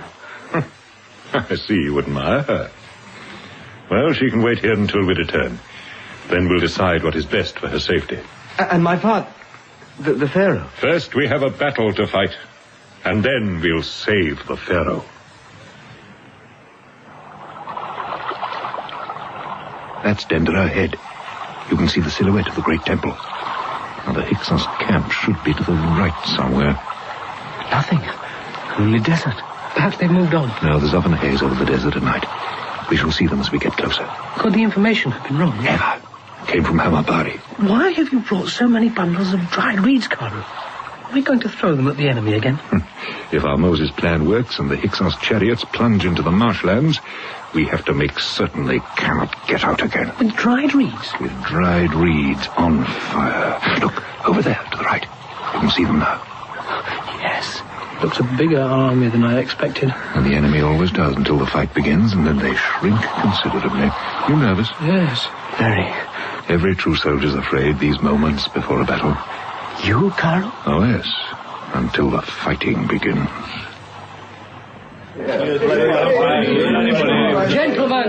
Gentlemen, our task here is going to be an exceptionally easy one. I have just received a message from our envoy in Thebes, Lord Honeyman. Tomorrow the Thebans are indulging in some festivity or other, apparently to do with crocodiles. While this is at its height, we are to enter Thebes as noiselessly as possible, by the north gate. which Honeyman has arranged to be conveniently left open for us. We proceed directly to the palace, disarm the guards, and when Peten Ra returns in triumph, we place him straight under arrest. Afterward... What in Set's name is that? Captain! Captain, we're being attacked! From the river, sir! From the river! Let's go and see. Over there, sir. Where the reeds are. How many? Impossible to tell, sir. Order the chariots to form up and charge. But, sir, with respect, sir, if those are reeds, the ground will probably be wet. I have been an officer for some time, and I have yet to learn lessons from any of my men. Look at this ground, idiot. Yes, sir. Dry sand. Look over there. They're standing above the reeds. That means it must be dry there, too. Order the charge immediately and send in the soldiers to follow. Are they going to charge? It's difficult to say. When I give the order, set fire to those bundles of reeds. They've been soaked in oil. The moment the chariots pass over them, they'll be cut off by a wall of fire. There'll be no turning back. Now, men, when they begin their charge, we rush out of the reeds and force them to pursue us. We then run back into the reeds as if we were scattering. Is that understood? Yes, yes. Good. And remember, keep to the planks of wood. Yes, Carl, I think they are going to charge. Yes, here they come.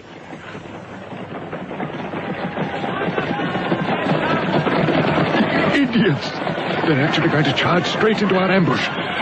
They're passing the dried reeds. Now, fire the reeds! Fire the reeds! Oh, Moses, worked! It's worked! They can't turn back. They're floundering into the swamp. Straight into the Nile. Now we shall fight with our hands. Good, I'm ready. No, not you, Amos. Karu, That's an order. Tim, you and Amos ride back to the camp. Wait for me there. No arguments. The risk's too great. The battle isn't won yet. Take the horses and don't leave the camp whatever happens. Do you understand? Those are orders. But Karu, Even a pharaoh Amos must learn to obey orders before he can give them. Yes, Karu. And be careful. Death to the Hyksos! In the name of Amun-Ra! Amun-Ra!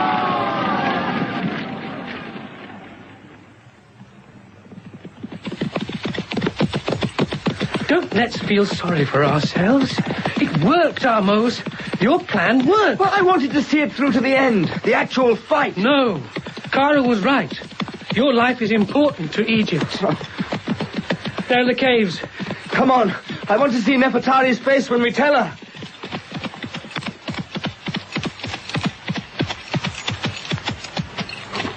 That's strange. Did you hear the signal? No. Nor me. It's very quiet. I don't see any of our guards. Can anything have happened? I don't know. But I'm going to find out. I'm coming with you. No, Kem. If there has been any trouble, you must ride immediately to warn Karu.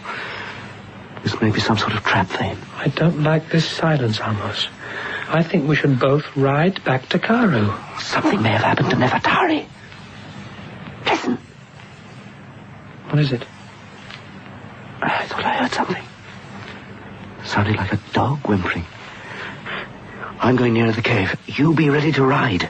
If anything's wrong, Karu must know. What about you? Nothing must happen to you. Nothing's going to happen to me. Did you hear that? What is it? Wait here. I'm going into the cave to find out.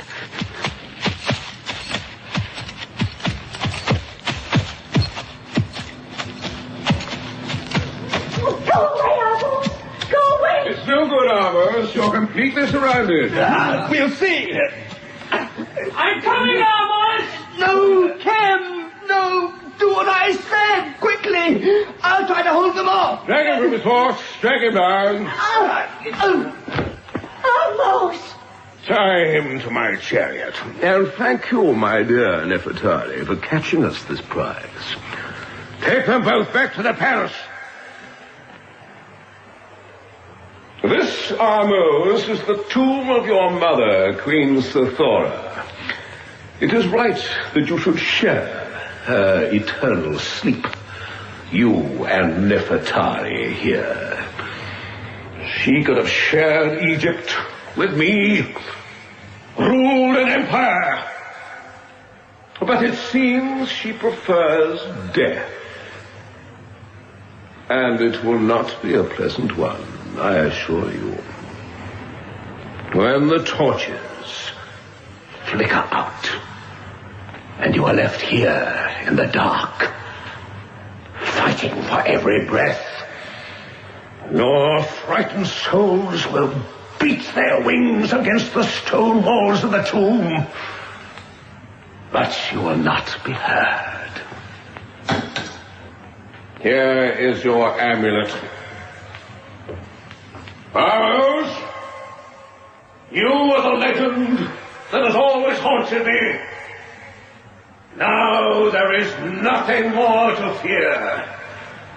By sunset tomorrow, I, Hetenra, will be the Pharaoh of all Egypt. Seal the tomb!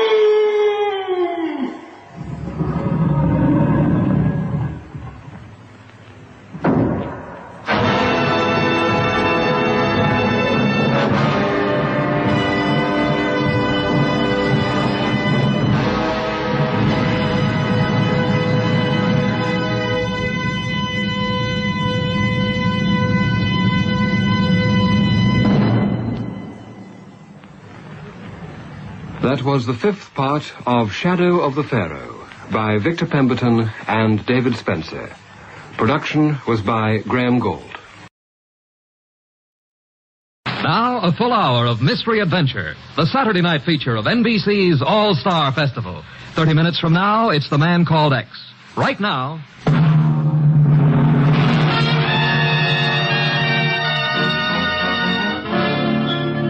Dangerous Assignment, starring Brian Donlevy as Steve Mitchell. Brought to you by the makers of Anacin for fast relief from pain of headaches, neuritis, and neuralgia. By Chesterfield, the only cigarette that combines mildness with no unpleasant aftertaste. The cigarette that brings you Bing Crosby and Bob Hope. By your local Ford dealer, who is now displaying the new 1951 Ford, the car that's built for the years ahead. And by RCA Victor, world leader in radio, first in recorded music, first in television.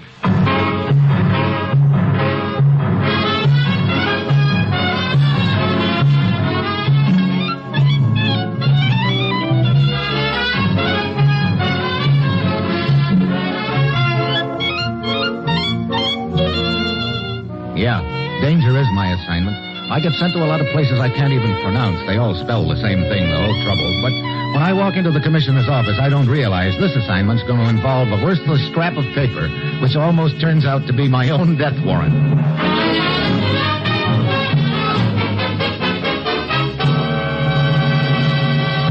Morning, Commissioner. Steve, I suppose I pulled you right out of a big deal, as usual. No, matter of fact, it was all very innocent this time, Commissioner. I was out getting some new furniture for my apartment. You were what? Sure. I just bought a coffee table with a lazy Susan. Really? Well, on second thought, Susan wasn't so lazy after all. That's what I thought. Well, Commissioner, I've finally gotten the jump on you. How's that? You're always calling me in here and sending me off into the wild blue yonder, so this time I'm ready for you. I'm all packed up and I've got my passport in my pocket. Now, what wild and woolly spot are you sending me to this time? Richmond, Virginia. What? You heard me, sir. Richmond, Virginia. Great. That's what I get for trying to be a mastermind. Okay, so I unpacked. I wouldn't do that just yet, Steve. You start in Richmond. Where you end up is anybody's guess. What's the deal? Ekman's in this country. Ekman? Hasn't anybody done the world a favor by knocking him off yet? Steve, you know as much about Ekman as I do. He's part-time foreign agent, part-time international information peddler. He's smooth and tough, and he's been in our hair for longer than I care to remember. What's he doing in the United States? Can you think of any reason why Ekman would steal an old Civil War map? Civil War map? Are you kidding? We know Ekman went to Virginia. We also know he managed to crash a fancy dress ball given by a Colonel Carruthers there. After the ball, this map was missing from the wall of the Colonel's study. But I still don't see how a Civil War map could be important enough. Neither do I. That's why you're going to Richmond. Now, Steve, get down there. Talk to Colonel Carruthers. Then go anywhere and do anything you have to get to the bottom of this whole deal. Well, that's it. You've got your assignment. Good luck.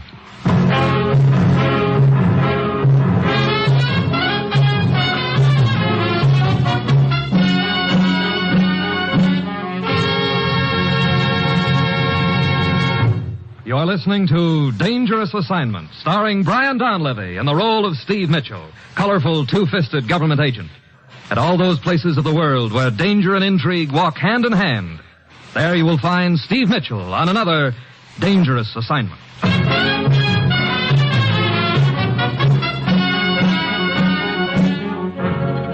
Well, I've had a lot of screwball assignments in my time, but this one takes the cake. A Civil War map yet.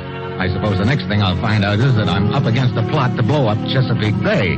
It's Wednesday when I get to Richmond. I head for Colonel Carruthers' mansion. We're delighted in order to make your acquaintance, Mr. Mitchell, sir. Although I must confess I'm a little puzzled as to why they should send a man from Washington to investigate such a minor theft. But then the things they do in Washington have puzzled me for quite a spell now. We're interested in the case primarily because of the man who apparently stole the map, Colonel Carruthers. As for the map itself... The document is of historical value only, sir. As you see, my study here is filled with relics of the Great War. War between the states, that is. Yeah. And the map had no value other than as a relic, huh? None whatsoever, no, sir. No, it had to do with the Battle of Fredericksburg. December 1862. A decisive victory for the South, I might add. As a matter of fact, it was merely a rough sketch, but it was actually used by the Confederate Army. That gives it value to a collector. Do you know this man, Ekman, Colonel? Ekman? Yeah, the one who swiped the map. The scoundrel passed himself off to me as a Claiborne. Fine old Southern name. Oh? He claimed to be writing a book on the Battle of Fredericksburg. Matter of fact, I remember thinking at the time it was rather strange. What was? Well, that he should be writing a book on the Battle of Fredericksburg, when one was just published last month. One in which my relics and my research appear quite prominently. But to get back to this Claiborne, Ekman. Ekman, yeah. Well, he wanted to browse through my books and my relics. I was quite preoccupied at the time. I was making preparation for a fancy dress ball. So I gave him permission. And it was after the ball was over that I discovered that the map was missing. Mm-hmm. And the man with it. I see. However, now, if you would care to see what that map looked like, there's a picture of it in this book I spoke of, the one that was published last month. That's the one in which my relics and my research appear. I happen to have a copy of that right here. The picture of the map is on page 263, approximately. Let's see. Oh, say, sir, just in passing. Here's a picture of the very sword used by Jeb Stuart himself in the charge of the Battle of that's First... very interesting, but the map, Colonel, please. I'm coming to the map. Now, here's a picture of a genuine mini ball here. Mini? Kind of used to shoot out of cannons. Colonel, the map. Now, here's a... Somebody else's relic here. Yeah, now, here we are. Yeah, here we are. The map. Mm-hmm. Yeah. Mm-hmm. You were right when you said it was just a rough sketch. I don't get it. Why would a foreign agent like Ekman steal a map like this? Well, that's the mystery of it, sir. Of course, we're not completely sure it was Ekman who stole it. Colonel, these guests you were entertaining at the time... Sir, if you were trying to imply that the people I invite into my home are of the caliber that would stoop to common theft... I'm not trying to imply anything, Colonel. I'm just... what's this scrawl in the lower right-hand corner here? Now, I see it, sir. Mm-hmm. Thank you. Oh, yes. Well, that is the signature of the man who made the map. A Frenchman named Cartier. He fought for the South during the Great War. A great friend of my daddy's. As a matter of fact, it was Cartier's great-grandson, Bill Carter, who gave me this map. Mm-hmm. Bill Carter. Comes from a fine old Richmond family. Cartier? Yeah, well, family. Changed the name around a little. I suspect Bill was sugaring me up a little with the gift of that map so the young blade could ask for my granddaughter Juliana's hand in marriage. I see. Well, thanks for the information, Colonel. I'll see you later.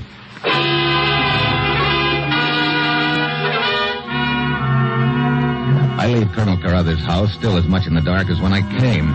Why Ekman would steal a map 90 years old is a way beyond me, but there must be a reason. I've got to find out what it is, which means that first I've got to find Ekman. So I start checking. 3 hours and $25 later, I find a cab driver who remembers taking a man answering Ekman's description to the Colonel's house last night. waiting for him a few minutes, and then taking him to a hotel in Richmond. I try the hotel, but Ekman's just checked out. The clerk remembers, however, hearing him inquire about the sailing time of a ship named the Southern Empress from Norfolk. I get there just as the ship is hauling in her gangplank, but I make it aboard the last second and head for the bridge and the captain. No, Mitchell, there's no Claiborne on my passenger list, and no Ekman either. That doesn't surprise me, Captain. Ekman used the name of Claiborne in Richmond, and he could be using another name now. You sure he's on this ship? Pretty sure. Well, you've written down his description for me. I'll pass it along to the rest of my officers. Okay, I'll nose around the ship and spread the word among the stewards. I think that would be your best chance. Incidentally, where are we heading? Lisbon, Portugal. Lisbon? Does that make sense to you? This man Ekman, I mean, is that where you figured he'd be heading? Lisbon, Coney Island, what's the difference does it make? Right now, nothing about this deal makes sense. Well, I'll check with you later.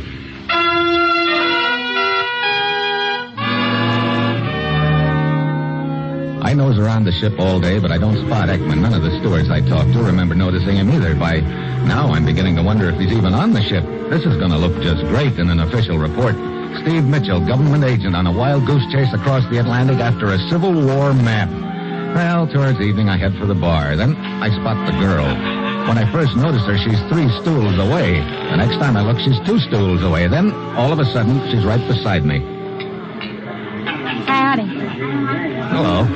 I always feel a girl shouldn't sit in a bar alone. Doesn't look right. Oh, well, now you're not alone. You probably think it's real brazen of me to talk to a man I don't know. Well, they tell me life on board ship is pretty informal, Miss... Besides, my first name's Zoe. Steve Mitchell. Now, isn't that one? That one? I just knew your name would be Steve. Oh, no, ask me how. I just knew. Well, you're one up on me there. I didn't just know your name would be Zoe. You enjoying the boat ride, Steve? Oh, not particularly. How about you? Sounds like this is the farthest you've ever been away from the Mason-Dixon line. Oh, now you're just poking fun at me, Stevie. But I think I have myself a mighty fine boat ride. Sure enough, I can manage to make me some friends. Poor little helpless girl like me, she needs friends wherever she is. I tell you for sure.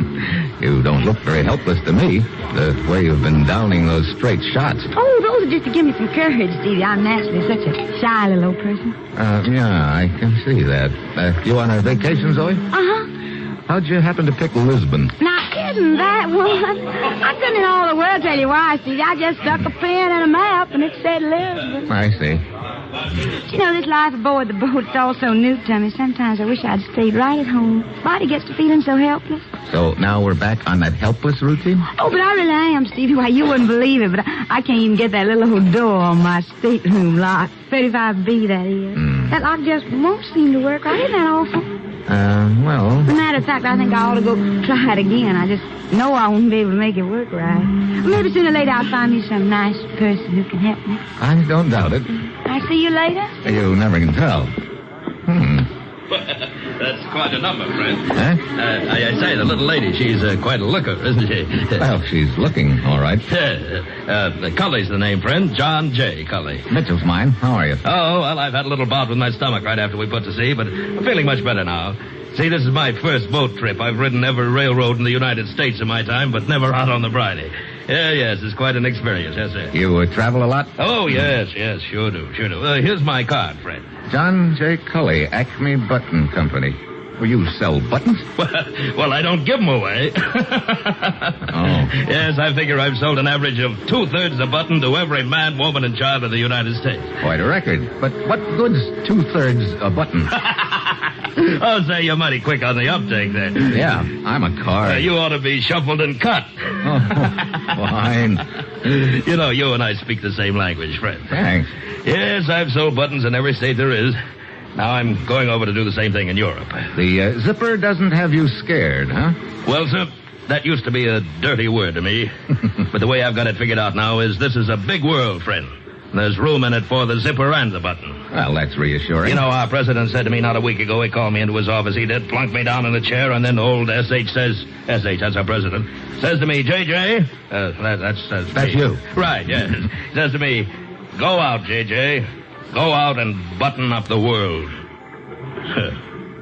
It's a great thought, isn't it? Oh, inspiring. I beg your pardon, Mr. Mitchell. Oh, Captain. Excuse me, Mr. Cully. Oh, yeah, sure thing, friend. Keep them flying. You mean keep them buttoned?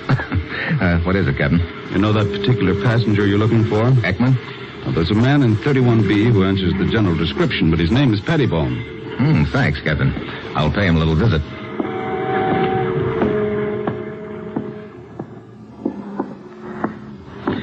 "31B. Why, Stevie. Well, Miss Magnolia Blossom. I thought your stateroom was 35B. Oh, it is, but I always feel that a person belongs to get acquainted with the neighbors. And when Mr. Pettibone was kind enough to ask me to step in for a teeny little old drink. Where is Mr. Pettibone? He just stepped out for a minute. I'll be right back. You said you were just on a vacation, didn't you, Zoe? I sure enough did. You're sure that's all there is to it? You don't happen to be interested in any Civil War relics, do you? You mean the war between states? Well, I'm sure I don't know what you're talking about, Steve. Oh, here's Mr. Pettibone now. Hold it. Wait, let go of me. You're not Ekman. Of course, Ekman. Of course I'm not Ekman. I'm Mr. Pettibone, if you please. And if you're a private detective, you can tell my wife that... Private detective? Wife? Oh, great. Thank you and good evening, Mr. Pettibone.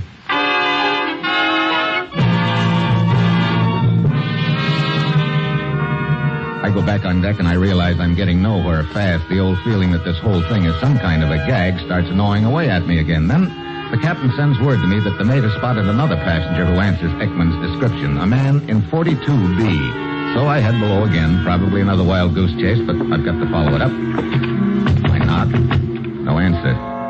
Door's unlocked. I go inside. Stateroom's dark, and I catch a whiff of a heavy Swedish smell. I flick on the lights. The room is all torn up. Then I hear a sound behind me. I start to whirl around, but too late. Something hard connects over my right ear, and I hit the deck.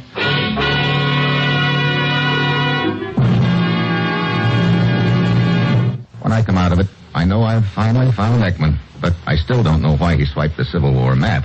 He's very, very dead.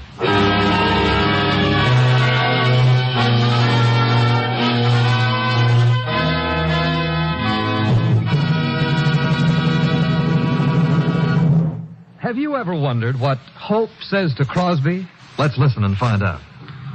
Say, Bob, incidentally, now that you're with Chesterfield, suggestion, please. Yeah. Why don't you try and conduct yourself with a little savoir-faire, a little je ne sais quoi, joie de vivre. Look, Vienne Rose.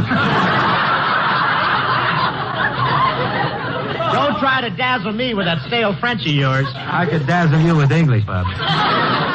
Dazzle be enough out of you. Seriously, friends, Skinflint and I, we do agree 100% on this. Chesterfields are milder. And they leave no unpleasant aftertaste. So always buy our cigarette, Chesterfield. The best cigarette for you to smoke. Chesterfield, Chesterfield, always wins first place. That milder, mild tobacco never leaves an aftertaste. So open a pack, give 'em a smell. Then you'll smoke 'em. Don't forget to give Crosby for Christmas. I mean a Chesterfield Christmas carton with Bing as Papa Santa Claus.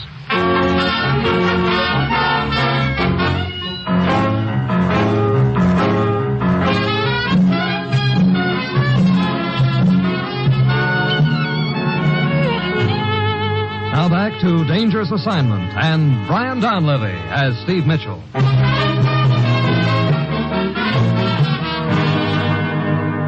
Any idea who killed Ekman, Mitchell? None at all, Captain. It was probably the same person who hit me over the head when I walked into Ekman's stateroom.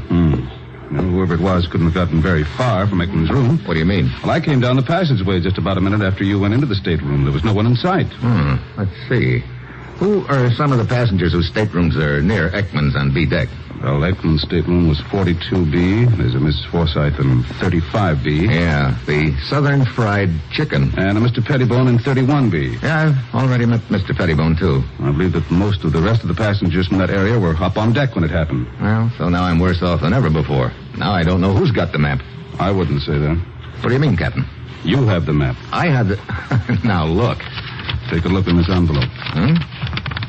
Hey, the map. Where did you get it, Captain? The mate told me this Ekman had asked him to lock up the envelope in the ship's safe, so I thought I'd better see what was in it. Yeah, it looks like the picture of it that I saw in that book that Colonel Carather's placed back in the States. What's so important about it, Mitchell? That's the point. It's just a rough sketch drawn by a guy named Cartier almost 90 years ago, so now I've got it. But I still don't know what the deal is all about. Wait, Did you lock up Ekman's stateroom after we left? Yes, I also posted a guard there. Good. I'd like to examine his papers. I'll meet you there in 10 minutes. First, I want to have a talk with the Belle of the South.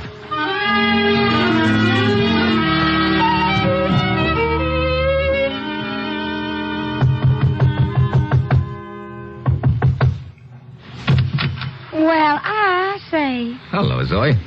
Now, I just bet you finally came to see if you could help me fix that little old lock on my door. Well, not exactly. Oh? Zoe, the last time I saw you, you were in Mr. Pettibone's stateroom. How long did you stay there after I left? Only a minute, Steve. And Mr. Pettibone, he was quite disturbed about your visit. He seemed to think you were a nasty old private detective or something like that. I told him I wouldn't pay you, no, never mind. Why do you ask? Because not long ago, a man was killed just a few staterooms away. Oh, me? The things that can happen on a boat. Yeah, the things that can happen on a boat. I suppose you wouldn't be knowing anything about it. Well, Stevie, whatever do you mean? What's the matter? Nothing. You got a cigarette, Zoe? What? No, shucks, I'm all out. I see. Where are you going? I'll see you later, Zoe. Well, I do declare if you aren't the strangest man I ever did.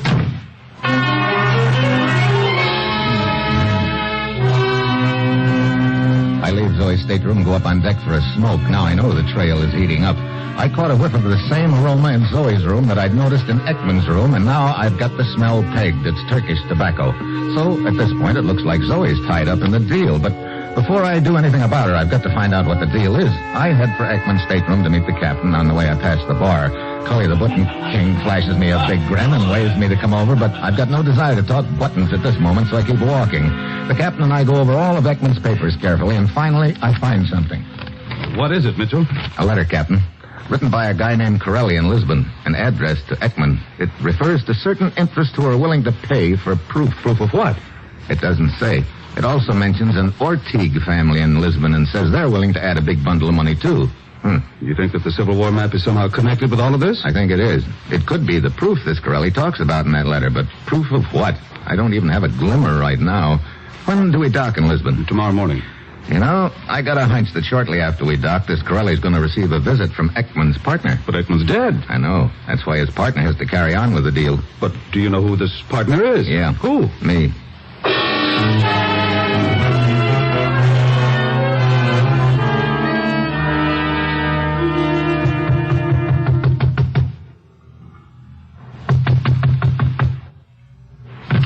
Yes? Corelli? Who are you? A friend of Ekman's. Oh, come in. When did your boat dock? 20 minutes ago. Where is Ekman? Somebody caught up with him. He's dead. Dead? But the map? Don't worry about the map. It's a good thing Ekman and I both were working together on this deal. You have the map? Yeah. Give it to me. Not so fast, Corelli. I've been thinking. I'm not sure the dough is enough. What? But it was all agreed. The interests who wish the map are willing to pay $10,000 American, and the Ortigue family is willing to add another $10,000. Maybe the map is worth more than that. I would strongly advise you not to try and bargain with them. They are getting restless as it is. Any further delay might ruin the entire transaction. Okay, I'll call you in a couple of hours, Corelli. Very well. And if you do not have the map for me by then, I would not be surprised if the parties I represent had something for you. Something for me? What do you mean? A bullet.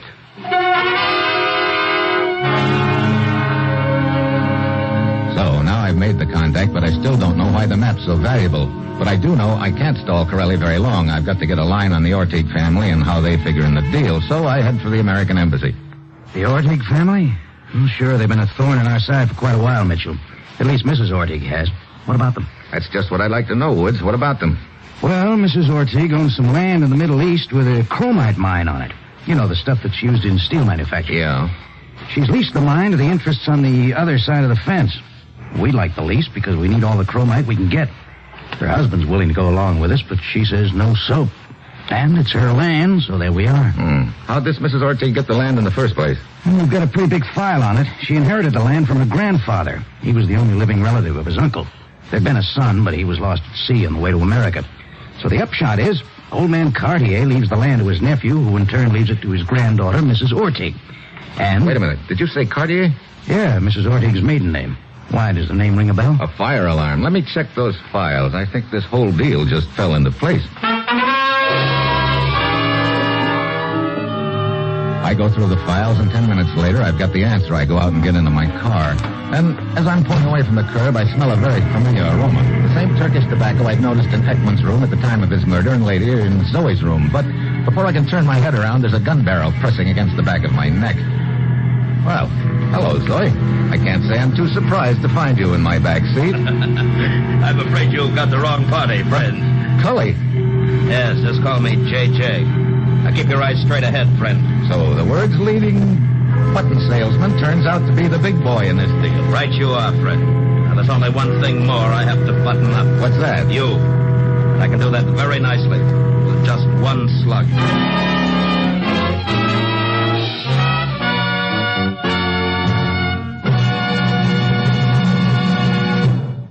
Here's the word from RCA Victor. Only 6 shopping days before Christmas. But that still gives you time to adopt the RCA Victor plan for 365 Christmases every year. Just hie yourself to your RCA Victor dealers on Monday and acquire that perpetual Santa Claus, the gift that keeps on giving every day, every year to everybody. An RCA Victor million-proof television set. You'll have your choice of 18 different members of the RCA Victor Royal Family of Television. Every one is a superb value. But if you're a real wizard at investment, you'll choose a magnificent combination, which gives you RCA Victor console radio and console phonograph right along with your RCA Victor television, all in one beautiful cabinet, and for far, far less than you'd pay for separate instruments of comparable quality. Whichever RCA Victor set you choose, it'll make every day feel like Christmas for everybody in your family. See RCA Victor million-proof television.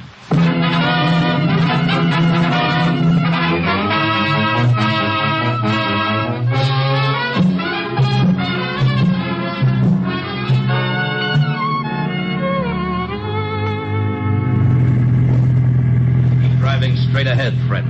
And remember, I'm sitting right behind you with a gun. Okay, Cully. Now reach in your pocket real gentle-like and pull out that map and hand it over. You know, it took me quite a while to find out why that map was so valuable to Mrs. Ortiz and the outfit she's leasing that Middle East mining land to. The map proves that she doesn't own the land. Quite an important little piece of paper, isn't it, friend? It sure is. Old man Carter owned the land years ago, and he thought his son was lost at sea on the way to America, so he left the land to his nephew, who in turn passed it on to Mrs. Ortiz. But actually, that son wasn't lost at sea. He got to America, and among other things, he drew a map with his signature on it. He's got some direct descendants in Richmond, Virginia, who are the rightful owners of the mining land. Sure. That's why certain people who are anxious to keep the lease don't want the map floating around. Now, come on, hand it over. It was you who knocked off Ekman on the boat, huh? Merely increasing the profits, friend. Originally, it was going to be a 3-way split, Corelli, Ekman, and myself, but I figured J.J. That's you. Right, J.J. I said to myself, why a 3-way split? So you knocked off Ekman to make it a 2-way split. I'm a jump ahead of you, friend. I just took care of Corelli, too. Now it's a 1-way split. You're a real go-getter, aren't you? That I am. Well, that explains the smell of Turkish tobacco. You've just killed Ekman and knocked me on the head when you heard the captain coming down the passageway. You had to duck into another stateroom and you picked Zoe's. She was with Pettibone at the time, and that's why I smelled the smoke in her room later. Look, friend, stalling isn't going to do you any good. Now just trot out the map and give it to me. Okay, I guess I haven't got any choice. I got it here in my pocket. Hey, why did you speed up? I'm sorry, my foot slipped. Well, unslip it. Mitchell, that parked car ahead of us. I see it. You're heading right for it. JJ. You can't shoot when you're draped over the front seat, J.J. Let go of me. Let go of the gun. No. That's better. Mitchell, maybe we can make a deal, huh? Sorry. The deck just got stacked against you, Cully, in a little matter of murder charge staring you in the face, and I'm sure when the Carters back in the States find that they own the mining land, they'll be happy to turn the lease over to our government. You had it all figured out, Cully, but I guess you forgot that fine old Southern proverb. What are you talking about? A man who poses as a button salesman sometime ends up getting clipped right on the article of the same name.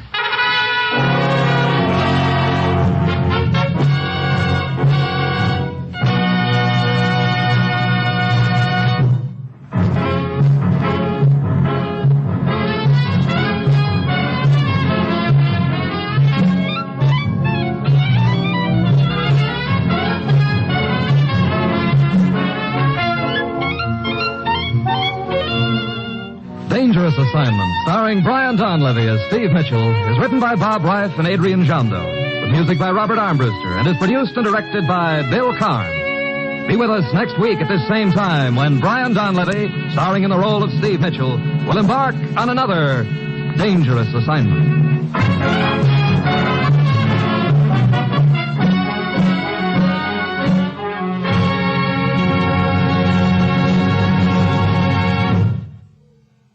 Dangerous Assignment came to you from Radio City in Hollywood. Now, more mystery on NBC's All-Star Festival. Stay tuned for Herbert Marshall as The Man Called X. This is NBC, the national broadcasting company.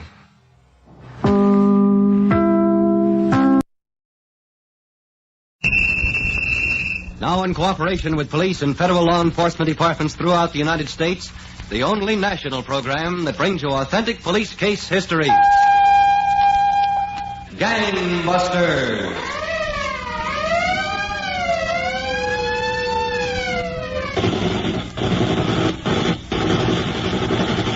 Tonight, the case of the Dakota Badman, who shed handcuffs as a snake sheds skin, but who learned that 2 sudden shots at a federal agent would be repaid in kind. And now to Gangbusters and facts that show the operation of our law enforcement officials in their war against the underworld. Gangbusters has asked the Honorable Victor S. Anderson, United States Attorney in Minnesota, to narrate by proxy tonight's case. The inside facts in the case of the Dakota Badman. Mr. Anderson, I know the criminal you're going to tell us about tonight was, for a long time, at the top of the list of fugitives wanted by the Federal Bureau of Investigation. That's right, Don Gardner. This man, John Frederick Benson, didn't know when he'd had enough, but he was to learn that agents of the FBI are also noted for their perseverance. Well, where would you like to begin, Mr. Anderson? I think the best place down would be on the outskirts of Houston, Texas. At 3 o'clock on a mild February morning, exactly 2 years ago this week, the all-night clerk at the Palace Grove Modern Tourist Camp was fast asleep in his chair as a lone figure crept by him. The intruder walked cautiously across a dimly lit court, past cabins number 1, number 2, and number 3. He stopped at number 4. He looked around and quietly tried the door.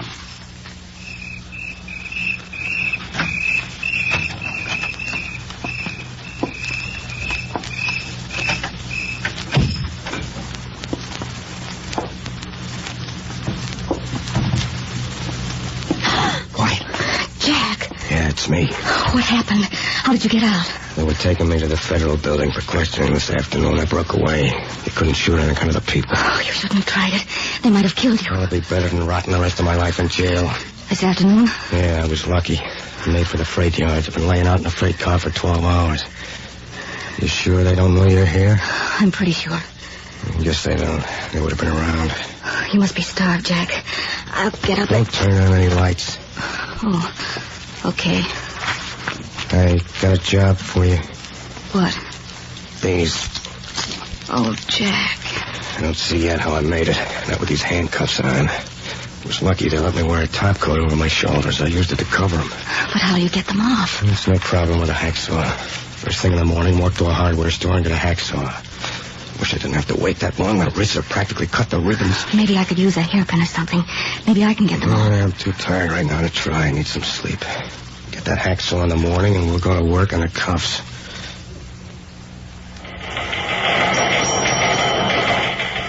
Attention, Texas and Southwestern authorities. Escaped federal prisoner, John Frederick Benson, described in first bulletin. This man, who may still be wearing handcuffs, escaped custody of United States Marshal at Houston, Texas. Caution. Caution. Benson may now be armed and is known to be extremely dangerous.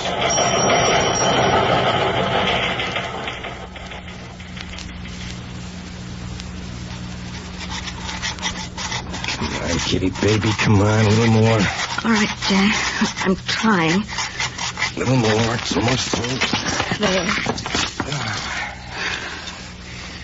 That's that. Thanks, kid. Didn't think I'd make it. I don't see yet how you did. Just luck, that's all. I guess you're the luckiest guy in the world. It took some figuring, too. Ooh, my wrists. Well, I gotta do a lot more figuring, baby. We're still too close for comfort. Tourist cabins are okay, but when they're looking, that's the first place on the list. We gotta get out of here. Yeah, I suppose we do. Yeah, gotta get out and fast. They want me now worse than ever. Jack. Yeah. What happens now? Where do we go? Gotta get a heater. Gotta find some place to lay out for a while. That takes dough. Everything takes dough. You got any left, Kitty? A little. How much? 300 or 400. Good. That'll help some. Where you got it? In my suitcase. Good girl. Jack, take the money and leave me here. Are you kidding, baby? No, take it. What's the matter? You want to stay here? I can't go through that all over again, Jack. I can't see them get you again. I can't. What do you have to go through? I'm the one they're after. You talk like I don't mean anything to you. If you didn't mean anything to me, would you be here now? Would you have those cuffs off? Yeah, I'm sorry, kid. Guess I wouldn't. Am I crazy, Jack? Why do I see only good in you? Everybody else sees bad. If they're right, I'm crazy. I guess you only see what you want to see. Let them think I'm bad. What do you care? Do you want me with you, Jack? I gotta have you along, baby. You're my insurance. They take one look at the two of us together and nobody's suspicious. We can go any place and do anything. We're just an ordinary couple of people. That's not much of a reason for me. Oh, look, kid, you know you count first all the time, but I think for the next couple of weeks I can't do much traveling. I gotta light someplace and stay there. Where? Well, how about Kansas? Your sister's place. No, Jack. I don't want to get her mixed up in it. Who does want her mixed up in it? It's a big farm and far away from everything. You said she needs help since her husband died. You won't like a farm. You'll get restless. What do you think I was raised on? You wrote Nora you were married. Writer, you're bringing your husband for a visit. All right. That's what you want. Well, we can stay there until I get my bearings. Yeah, maybe it'd be a good idea to cool off on a farm.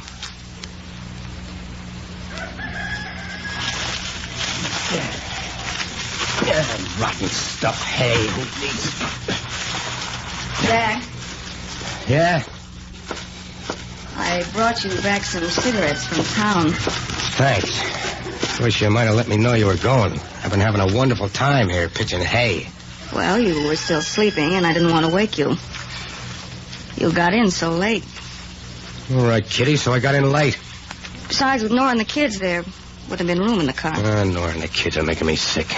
I had all of this farming I can take. 3 weeks isn't so long, and they're still looking for you. They're looking for you hard. Yeah, let them look. Any jail would be better than breaking your back in this kind of work.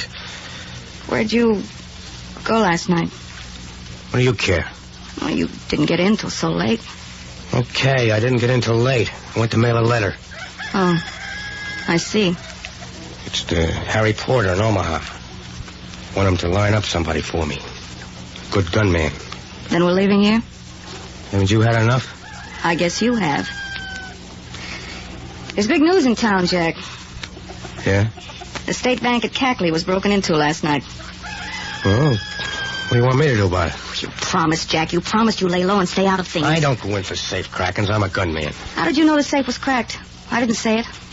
Oh, don't all banks have safes? Hey, what are you trying to make me walk into? You were out late and there's no place to go. I never broke into any place before. That's not my line. The talk is it was an amateur job. Forget it. Had nothing to do with the thing. Now, let me get finished up here. Yeah, Jack. That'd be a good idea. Oh, Nora wants to fix supper early. She's taking the kids over to the McLaughlin's later. Yeah, the kids. They give me a pain in the neck. Come on, let me get some hay pitched.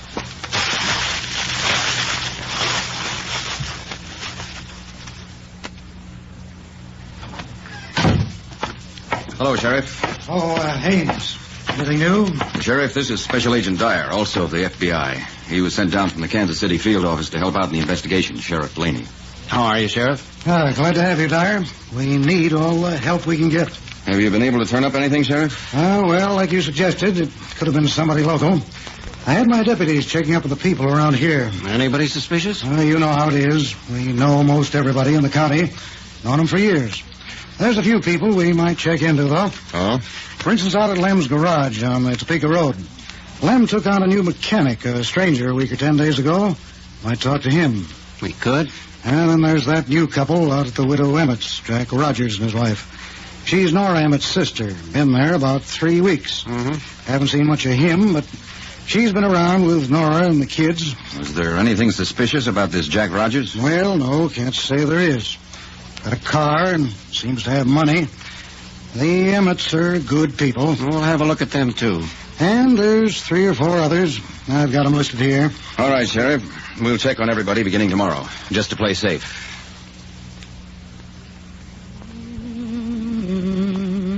Kitty. Kitty. In here, Jack. In the kitchen. Crying out loud. Where are you when I want you? I'm just fixing lunch for the kids. Hey, what are you, a nursemaid or something? Let Nora take care of her own kids. She went to town. What, again? Does she have to go to town every day? She's been living the life of Riley since we came. I pitch the hay, you take care of the kids. What is this? After all, Jack, she's been awfully nice to us. Well, let her get a couple of hired hands. We're pulling out anyway, as soon as I hear from Harry Porter. Jack, you promised you'd stay until the heat's off. You promised me. Well, I had enough farming. Car. Nora? No. She said she wouldn't be back till 6. Take a look out the window. Who is it? It's not Nora. It's a man. Cop. I'll talk to him, Jack. I'll send him away. Where are the kids? Upstairs. Go up and keep them there. I'll handle this. Be careful. Please be careful. Go up and take care of the kids. Let me talk to him. I'll handle it. Jack, Let go. you're not going to use that gun. I got it, yeah, and I'll get up there. I'm going to meet him on the porch. You get up with the kids.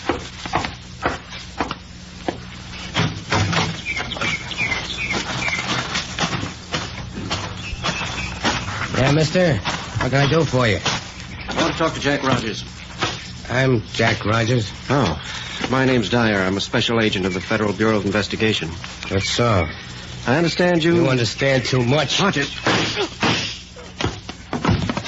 Jack, you shot him. Sure, I shot him. I told you I wasn't going back. What are you going to do? They knew we came here. There must be more of them What do around. you think I'm going to do? I'm getting out the back way. All right, Jack, I'll get ready. No, kid. This time I have to travel light. I'll get in touch with you. But I want to go. There's no time. They got nothing on you, Kitty. Don't tell them a thing. You don't know a thing. I won't tell them anything. Goodbye. I'll see you. So, Don, that was the situation. The criminal, John Frederick Benson, shot and critically wounded an agent of the Federal Bureau of Investigation who attempted to question him.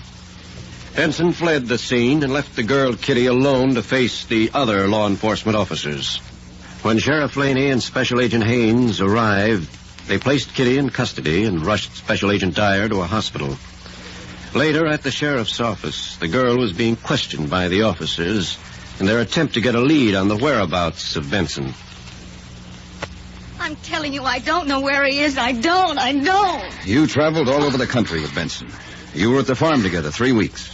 He must have mentioned where he counted on going when he left. We were going to stay for a while. There wasn't any thought of leaving.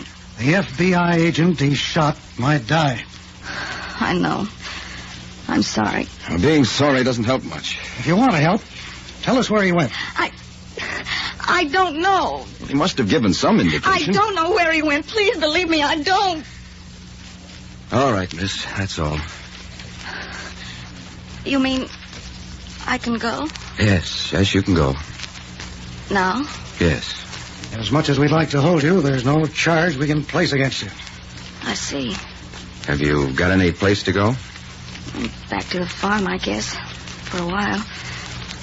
Then I don't know. All right. If we need you, we'll be in touch. I'm sorry I couldn't help you more. So are we. Well, Sheriff, she's on her way. I hope you get something out of it, Haynes. Me, when I get somebody that belongs in jail, I like to keep him there. Sheriff, Benson's a lot more important than she is. And if he knows she's out, maybe he'll arrange to see her.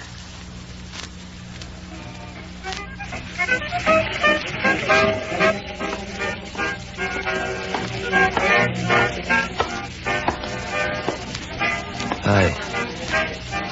Well, Jack, ain't it? What do you care? What are you drinking? I'll buy you another. Oh, mine. The name's Miggs. Harry Porter said I might find you here. Yeah? How is Harry? Okay. Is his ear still giving him trouble? It's not his ear, it's his stomach. That's right. It's his stomach. He said you was looking for somebody to go in business with. Maybe I am, but not here in Omaha. I'm free to travel. Meigs, huh?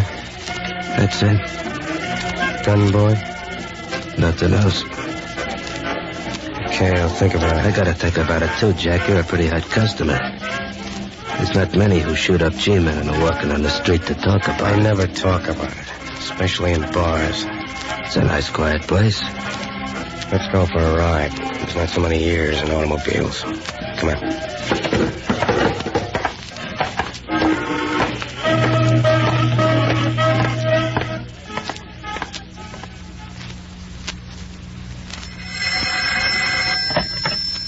Special Agent Haynes. Haynes, this is Marshall. We just got a teletype message from Minneapolis. The girl, Kitty, got there on the train this morning and bought a bus ticket to Sainish, North Dakota. Sainish, huh? Well, Benson's got relatives there. Yeah, I know. We're already watching him. Okay, let's move in a little closer. Get plane reservations for Minneapolis. We'll work out of there.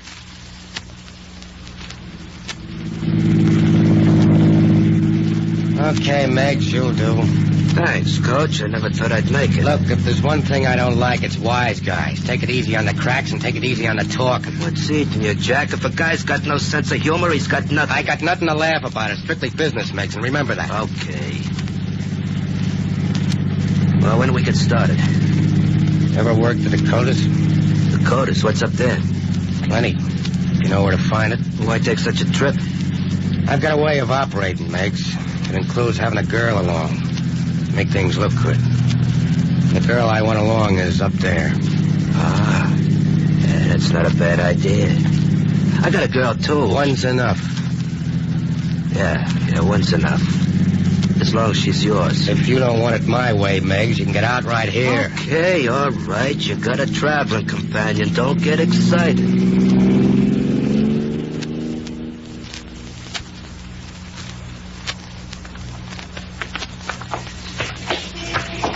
That's the house, Haynes. Kitty moved in the day before yesterday. We got a mail check on the place. No letters from Benson. Well, what about the phone? Well, that's going to give us some trouble. Well, what kind of trouble? Benson. Oh, stop and light a cigarette. I want a better look at the place. It so happens that Benson's aunt is the night operator. I didn't want to plant anyone in the exchange. If she spots him, it might clear the works. Okay. But keep agents posted around the exchange every minute the aunt is on duty. Will do. The manager of the exchange has no connection with Benson. Good. I don't think Benson will have nerve enough to come right to the house. He might figure it's covered. But I'm almost certain he'll try to get in touch with Kitty. And if he does, we want to know about it. Come on.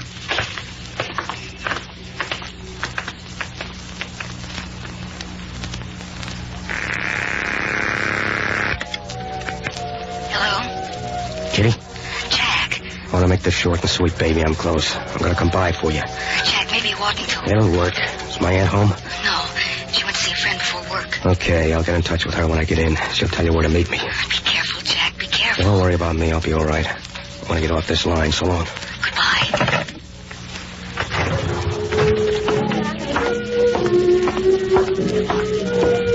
Okay, Meg, let's get out of here. Sit down, will you, Jack? Let me finish my drink. All right, make it snappy. Who you calling, that dame? Yeah. She got a friend? She don't live in this town. Oh. Well, who cares if she's got a friend? Hey, when do we get this baby yours and where? I'm getting curious. You don't have long to wait now. You ever hear of a little place called Sainish? Should I have? We're driving there right now. Good. That's where we take on our extra passenger. Now get finished up. We got 50 miles to drive. Okay.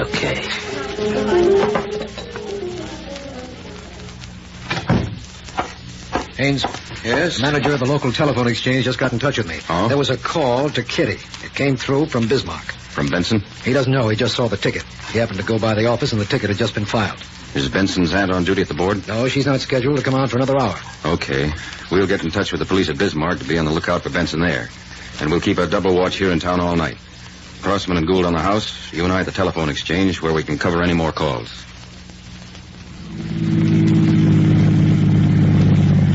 So this is Sainish, huh? Yeah, this is Sainish. I can see why you left it at such an early age, Jack. What do people do around here for excitement? They sleep. Watch where you're driving there. Stop sign. I see it. Okay, go on. stop sign they need there. Why, to see the cows coming? That's the telephone exchange in the middle of the block. You mean your aunt's got to stay on duty all night? Who makes calls around here at night? Pull in over there. Okay. Why don't we go to the dame's house? I'm doing this. All right, turn out the lights. Okay. Hey, what do you need a gun for here? I didn't need it back in Kansas either, but I used it. Come on. I'll wait here. Come on, I said. Okay. All right, we go around the back. What's the matter with the front? Nobody's there but your aunt. We go around the back. All this trouble to see a dame. Come on, shut up. That's far enough, Ben. Cops, get him! Doc, shoot at him. Stop. Oh, Jack, put your hands in the air. Okay, hike it up. That's it. Okay, take it easy. Where did the bullets catch Benson? Hard, I guess. He's dead. Okay. Wait here till the coroner comes. I'll take care of this one. Go on, you. Start walking. Okay, I'm walking.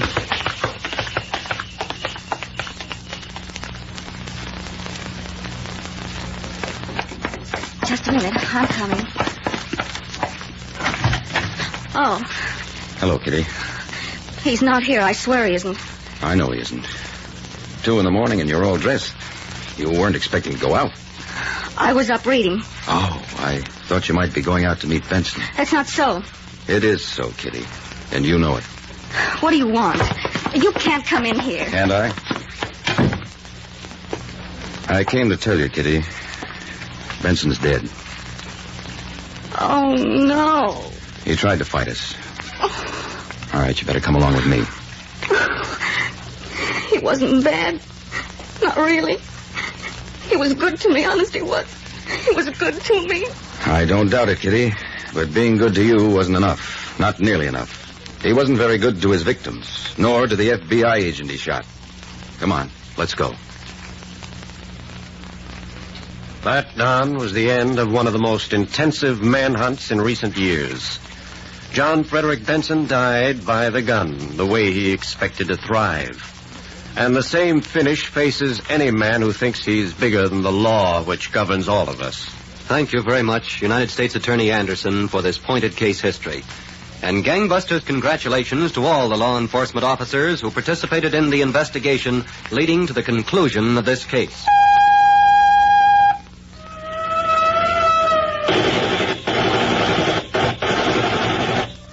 Tonight's case was dramatized by Stanley Niss and directed by William Sweets, with Ken Lynch and Charlotte Lawrence in leading roles. Don Gardner speaking. Gangbusters is a Phillips H. Lord production. Listen to me. Put down that gun. Jerry, be careful. I'm telling you for the last time, North, get out of the way. Clark, in the name of heaven, will you... Mr. and Mrs. North, starring Richard Denning and Barbara Britton. Listen as Pam and Jerry solve the mystery, Too Late to Die.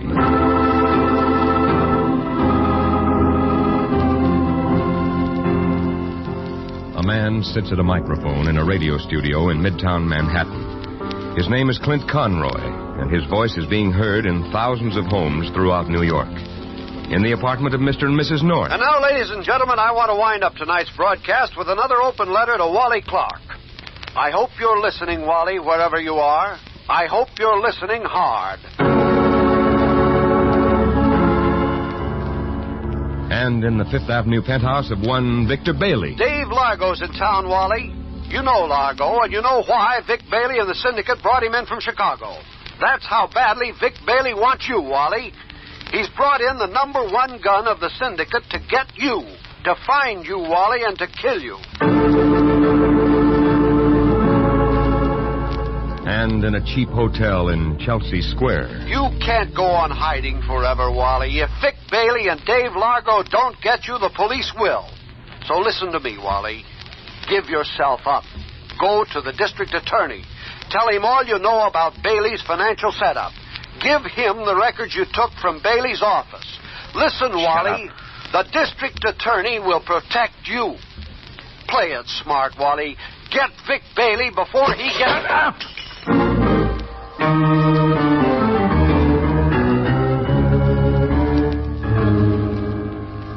That guy, why can't he leave me alone? Why does he have to keep after me? Every night for a month, all he's done is... Oh, I'm sorry, Nora. I shouldn't have blown my top like that. No. Well, you shouldn't drink anymore. Please, Wally. Oh, okay. A cigarette? On the dresser. Wally, Clint Conroy's trying to help you. Help me. Well, he is. And, darling, he's right. We can't go on hiding forever, living like this. Me in this room and you sneaking around town like a hunted animal, living Lord knows where. Oh, Wally, do you realize that tonight's the first time I've seen you in a week? I know. Well, what kind of a life is Look, it when... I couldn't come around because... Because why? Look, honey, I don't want to frighten you, but you're going to have to move out of here. Why, Wally? Well, I think the dame on the switchboard, a little blonde. The one they call Gladys? Yeah. I got a hunch she recognizes me from the picture in the paper the other day. Oh, Wally. I'm not sure. I may be wrong, but... Did she see you come in tonight? No, she isn't working tonight. Nora, I rented a room in a rooming house for you, up on 81st Street. Now we'll go... Wally, I can't stand it any longer. You've got to go to the district attorney. Give him Vic Bailey's records and tell him everything you can. Then go order a coffin? The police would protect you. For how long? The rest of my life? They'd have to, because sooner or later Bailey'd get me. It might be a month or a year or 5 years, but he'd get me. He'd be in prison. Prisons don't stop guys like Bailey, Nora. Honey, can't you understand? Bailey isn't just one man. He's hundreds of men. Yeah, thousands of them. He's the syndicate. The syndicate. And even if I sent Bailey to prison, it'd get me because there are too many guys like me. Guys who talk. And the syndicate would have to make an example of me. Well, then send his books and records back to him and... That wouldn't do any good. It isn't just his books he's worried about. It's the guy who kept them.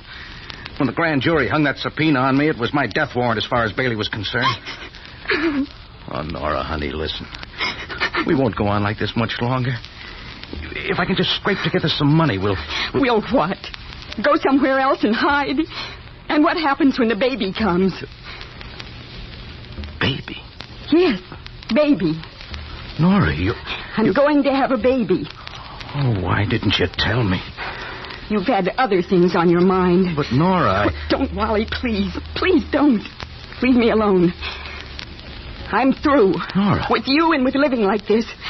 I'm not sure what I'm going to do, but I do know this much. Our baby isn't going to be born behind closed shades in some hall bedroom with you there. You with your gun and your fear and... Get out, Wally. Nora. Get out right now and don't come back.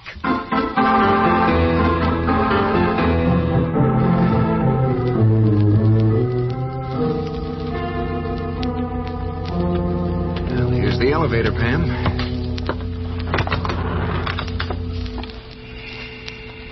I hope Clint's had time to get home from his broadcast. He said he'd be here at 7, didn't he? Uh-huh. Well, he'll probably be here then. You know, it's funny. What's funny? About Clint Conroy wanting you to publish a collection of his columns and broadcasts. Well, what's funny about that? I don't know. You'd think a man with a radio broadcast 5 nights a week, a television program, a gossip column in newspapers all over the country wouldn't care about a book that'd sell only a few thousand copies. It'll sell more than a few thousand. Oh, I hope so. I know so. Look, Clint Conroy's a big name, and... Oh, here we are. I'll get the bell. And if his book isn't a bestseller, I'll certainly miss my guess. Pam! Jerry! Hello, Clint. Come in. Here, let me take your coat, Pam. Thank you. I'll just throw mine here, Clint. Okay. Come on in the living room, huh? Now stir up some Manhattans. Okay? Oh, fine. We heard your broadcast tonight, Clint. And you're certainly giving this Wally Clark a ride. What's the story there? Story on Clark? Yeah. He's a young guy, a bookkeeper, fairly legitimate, worked for a small outfit called Mammoth Enterprises Incorporated. Dummy outfit that Victor Bailey set up to cover his personal take from the rackets. Here you are, Pam. Thank you. Jerry? Thanks. Well, about a month ago, the district attorney slapped a subpoena on Clark ordering him to appear before the grand jury with Bailey's records. Clark took a powder. A rumor has it Bailey figured Clark would melt and run down in his shoes when he went before the grand jury, so we ordered him eliminated. Killed? Dead. But Clark was a jump ahead of Bailey. He and his wife disappeared. Let's forget about this and have another, huh? Oh, excuse me.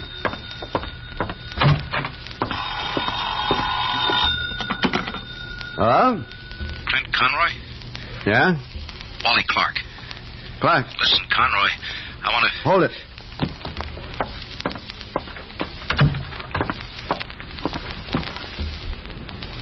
Okay, Clark.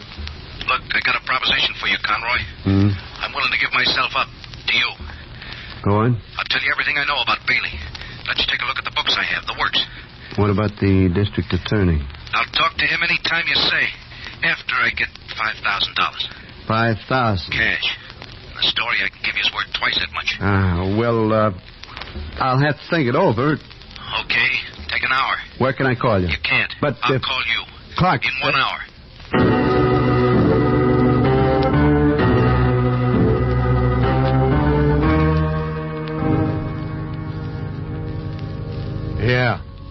Yeah, okay. I'll tell him. Well? Bert Noonan. Well? Says Clark stayed in a flop joint in Canal Street last Saturday night. And? Left a dirty shirt and hasn't been back since. You're belting that bottle pretty hard, Vic. Why don't you mind your own business, Largo? You're getting the jumps, Vic. You shut up. Drinking, smashing glasses in the fireplace, yelling. Shut up, Largo. I brought you here to do a job, not to... I'll answer it. Sure.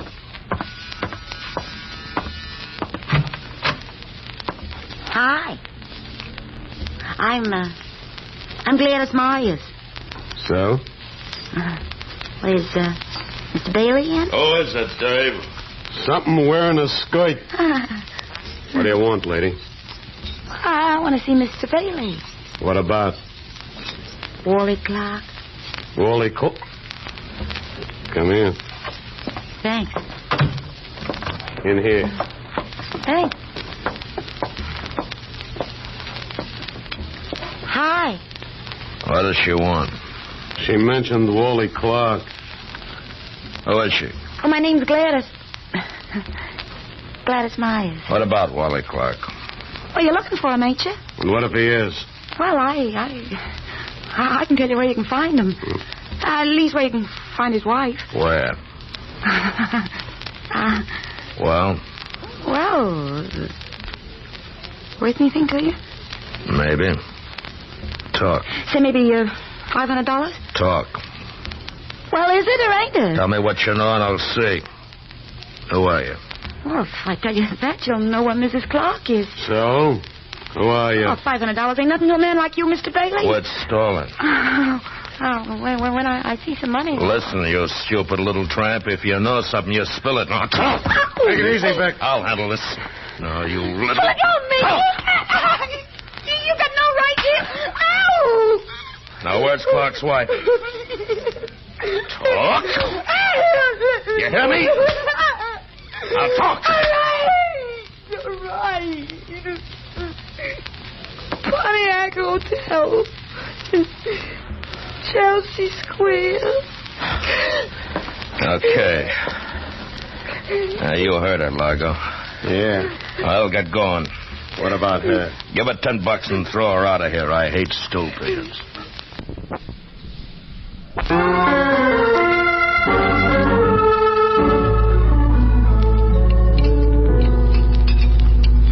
And don't you think one section of your book should include the columns and broadcasts you did from Korea, Clint? Hey, Clint. Oh, I'm sorry, Jerry. Is something wrong, Clint? Wrong? Well, you keep looking at your watch as though it were a time bomb that was going to explode any minute. Well, in a way it is. What do you mean? Well, look, I need some help. You remember the phone call I got just after you two arrived? Yeah. What about it? It was Wally Clark. Wally Clark? You mean that... Yeah, he's willing to give himself up. Oh, golly. To me. You? Well, why not the district attorney? Because the district attorney won't pay him $5,000. $5,000? Mm-hmm. For what? For his story.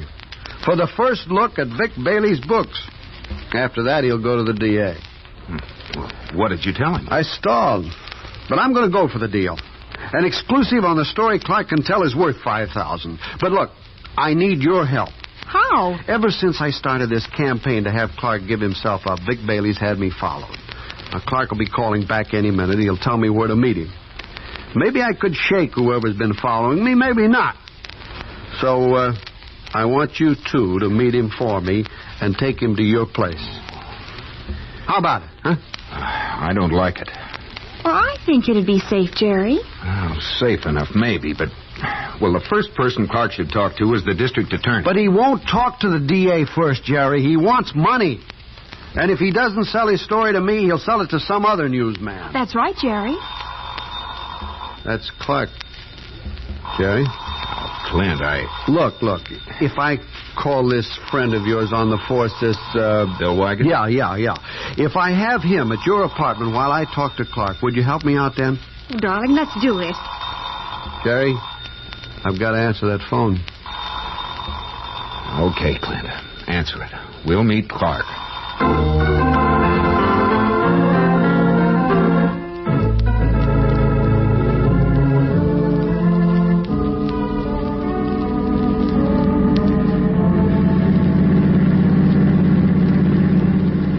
Pier 12 is the next one, Jerry. Yeah. Oh, look. That must be the shed where we were told to park. You wait here. Keep the motor running. All right, darling. Oh, but be careful. Yeah.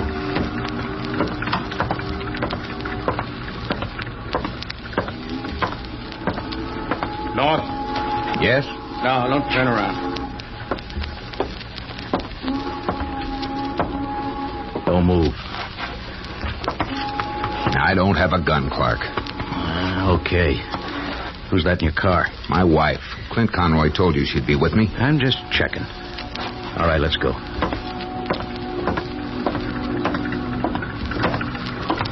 I'll ride him back. You drive, Pam. All right. Turn the car around, Mrs. North, and go back uptown. Uptown? Our place is down in the village. We're making a stop before we go to your place. A stop? Where? In Chelsea Square, the Pontiac Hotel, to pick up my wife.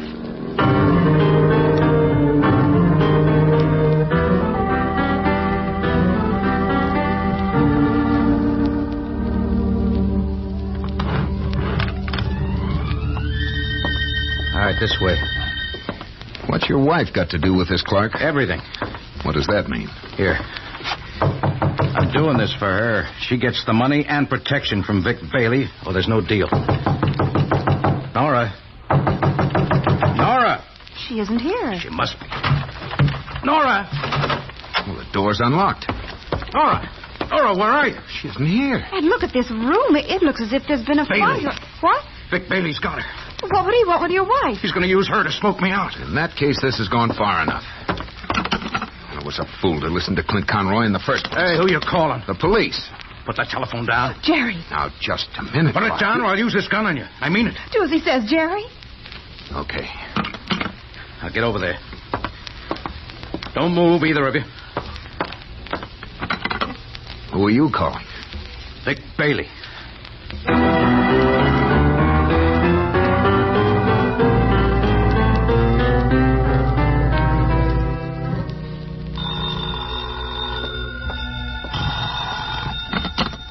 Hello. Hello, Bailey? Well. Wally. Yeah. I had a feeling I'd be hearing from you. Okay, Bailey, let's cut the talk. You win. Where's Nora? Where are you? I'll meet you anywhere you say. And my books, Wally. Where are they? You'll get them, Bailey, after you've let Nora go. But if you've hurt her, I swear to heaven... Relax, Wally. Where shall I meet you? You know my place in Scarsdale? Yeah? Be there in an hour, Wally. Okay.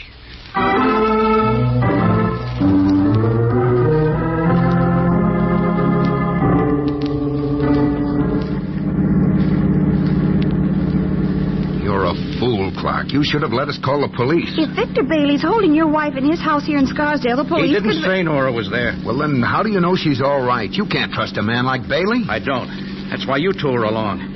You're going to keep Bailey honest. What do you mean? Turn here, North. And keep going, but turn off your lights. I'll tell you how you're going to keep Bailey honest. You're going into the house first, North. You're going to make sure there's no one there except Bailey and Nora. And if there is? Now pull up here under that tree.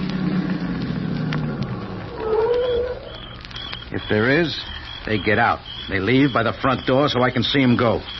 Then I go in with the records and you bring Nora out.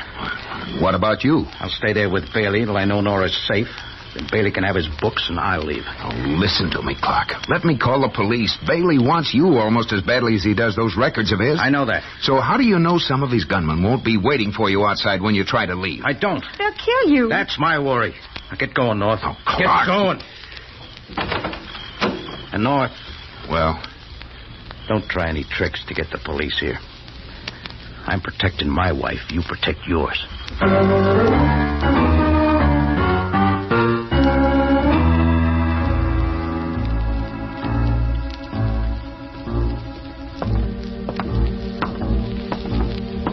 All right, Bailey. Now, where's Mrs. Clark? In here. Resting. There.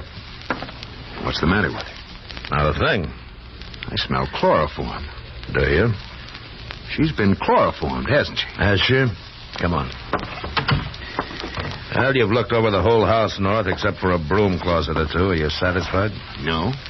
But Wally Clark will be when your friends leave. Okay, Largo. Smiley.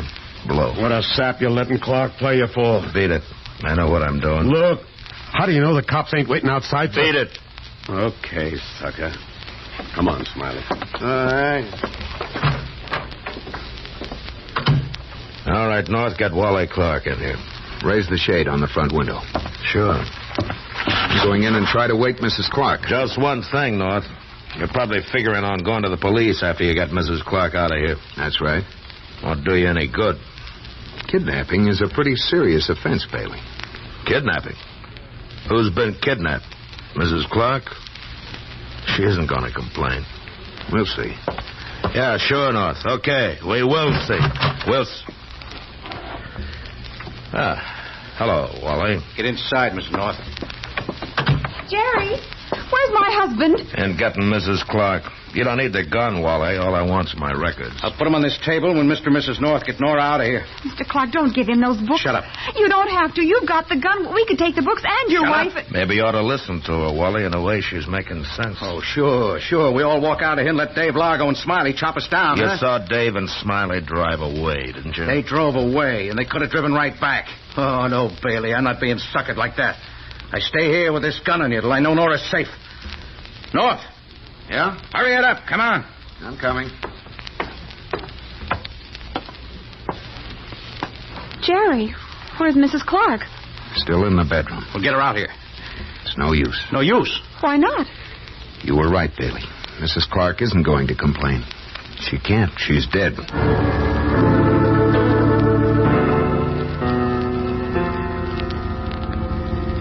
Dead? Oh, no. Nora.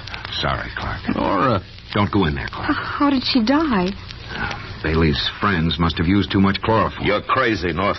Am I? She isn't dead. She can't be. Go see for yourself. I will. Stay where you are, Vic. Look out. Stay right where you are. No. Just a minute, Wally. Take it easy. I'm going to kill you, Vic. No. Don't be a fool, Clark. Jerry, watch out. If you want to kill Bailey, you're going to have to shoot me first. Get away from him, Mr. North. Jerry, darling, Get away don't. from him. You played it square with me. I don't want to hurt you. All right, then give me that gun. No, I warned Bailey. Listen to If me, he Clark. hurt Nora, Listen. Look, Wally, give me a break, will you? I didn't hurt her. It was Largo. It's Largo's Be fault. quiet, Bailey. Look, Clark. All you'll get out of killing Bailey will be the electric chair. And the pleasure of watching him die. Listen, now put down that gun. Let me call the police. Let Bailey be the one to go to the chair. I'm telling you for the last time, North, get out of the way. Clark, in the name of heaven. Ow! What? Gunshot! Came from outside. Yeah, Wally. And look. What? At this. Oh. All right, get his gun, Pam. Get it. I've got it. Give it to me. Here. Now, get over there and sit down, Bailey. Hurry up. Move. All right. All right,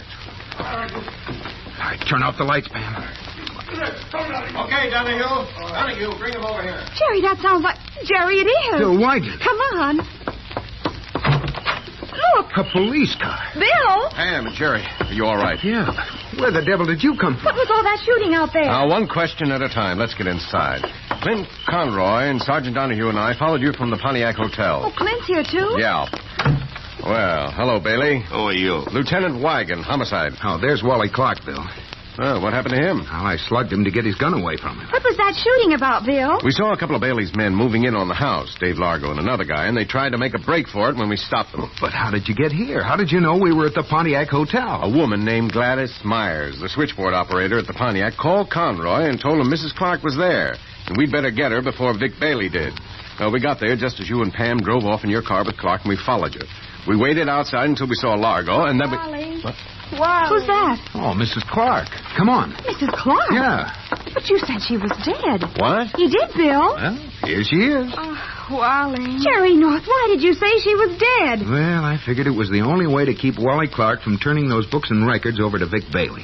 But what if those shots from outside hadn't distracted Wally Clark so you could get his revolver away from him? What would you have done? Well, I would have... Well? Come to think of it, what would I have done?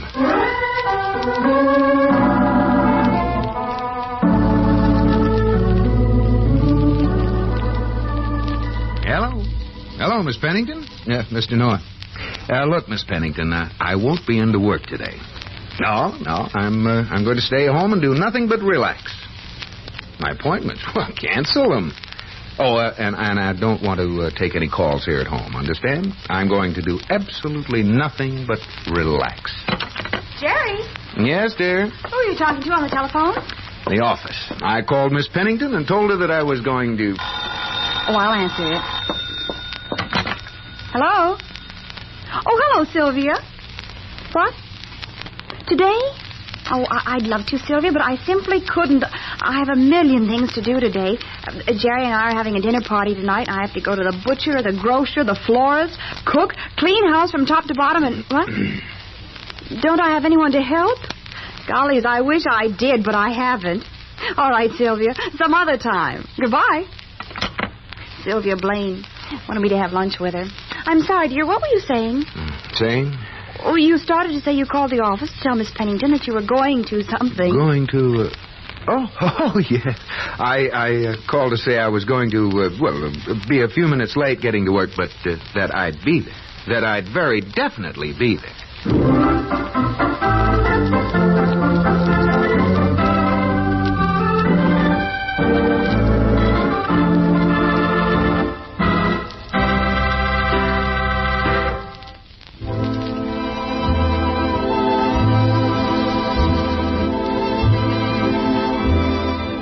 Ham and Jerry are sure to have more exciting adventures next week. Listen in, won't you? There's always mystery well sprinkled with humor on Mr. and Mrs. North. This is the United States Armed Forces Radio Service.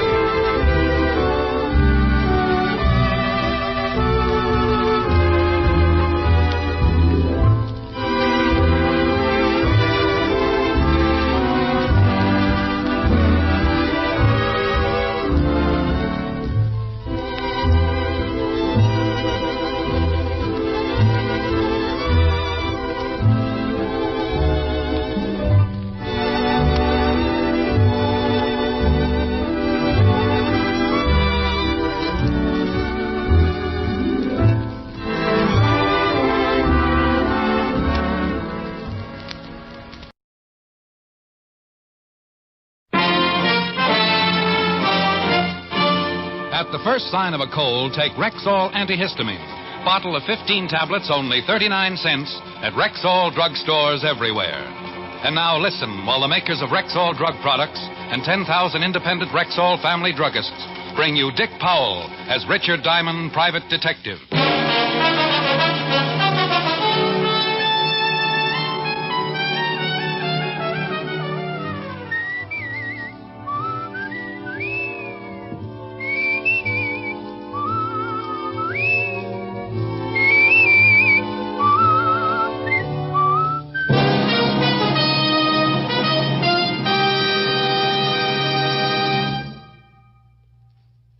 Good health to all from Rexall.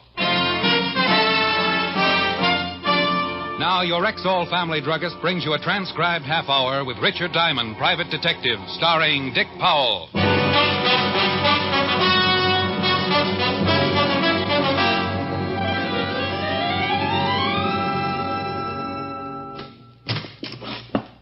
Mr. Diamond?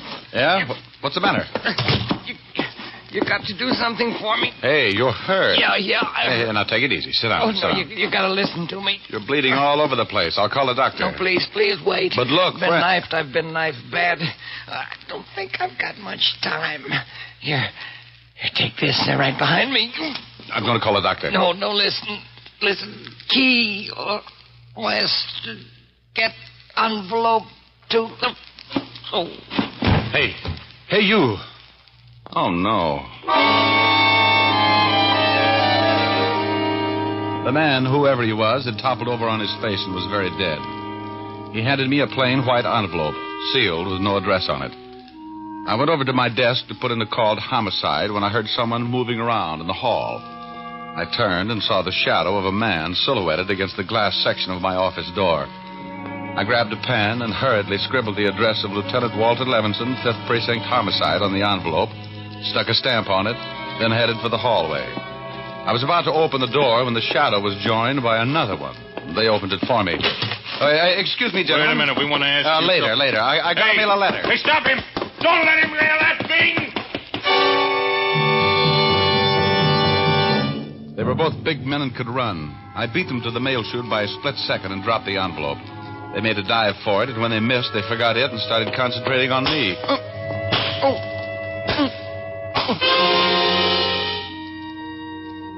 Mr. Diamond? Mr. Diamond? Mr. Diamond, please try and sit up.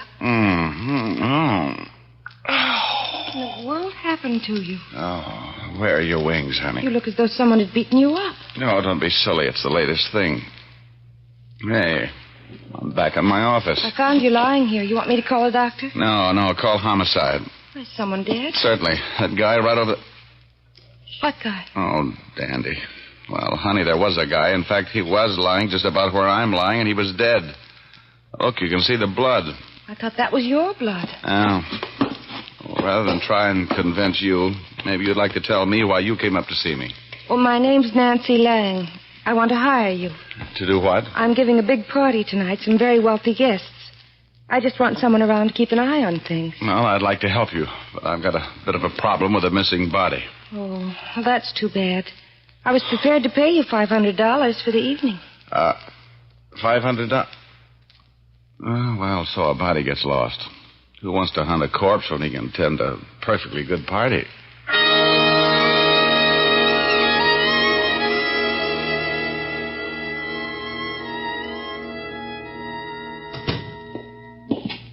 Well, good afternoon, Sergeant Otis. Oh, how are you, Diamond? Still breathing. Why don't you try it sometime? Oh, go jump in the lake. Only if you lend me one of your shoes to paddle around in. No. Hello, Walt. Hi, Rick. Oh, no. What happened to you? Well, two charming gorillas used me for a fast game of squash. Who were they? Never saw them before. But I got a hunch they killed the guy. Let's have a look at your mug file. I gave Walt the story and told him about the mysterious envelope he would be getting in the mail. But after 2 hours of checking the rogues gallery, we came up with nothing. So I went home, shaved and changed, and went out to my client's house, where she met me in a well-appointed library. Her appointments were, Mr. Diamond, right on time. You look much better. Well, I tried to wear something that wouldn't clash with my bruises. I'd like you to meet Senor Giardo. Giardo? An old friend, a very wealthy politician from South America. This is Mr. Diamond, Mr. Giardo. How do you do, sir? How are you, Mr. Giardo? Mr. Diamond is a private detective. He's here to guard the wealth. Oh, very interesting. Kind of an official watchdog, Mr. Giardo. Well, there will certainly be enough to guard. Miss Lang's guest list is made up of some very wealthy and prominent personalities. In fact, I am very flattered to be among them. I've seen you before. Oh, very possibly. Have you ever been to South America? A couple of times, but that's not it. My home is in Bogota. No. Well, it doesn't matter. I'll think of it. If you'll excuse us, Mr. Giardo, I want to show Mr. Diamond around the house and grounds. Certainly. A pleasure meeting you, Mr. Diamond.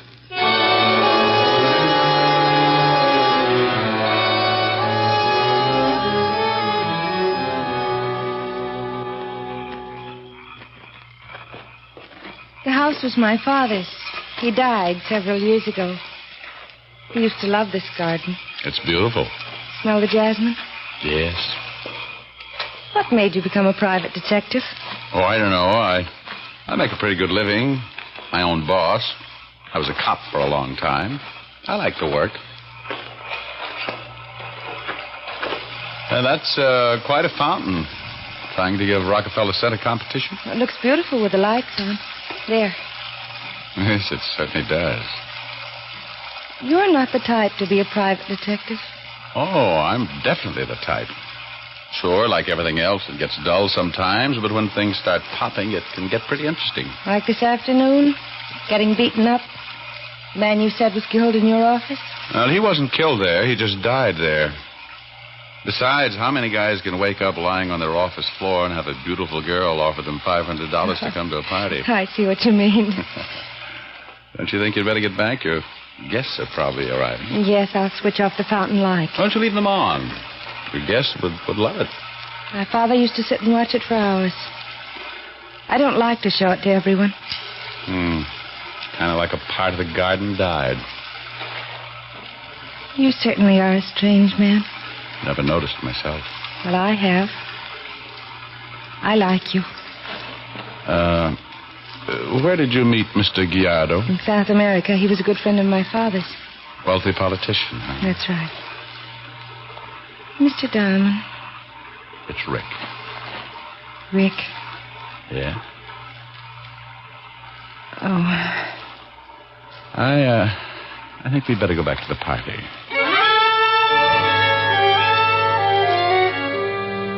I'm a fairly normal guy. Nancy was a very exciting girl. And the kiss in the garden was as nice as anybody could ask for. But there's one thing I do pride myself in, and that's a certain lack of stupidity. There was something wrong, nothing I could put my finger on, but I sensed it. Like being lost in a dark room with a loose high-tension wire.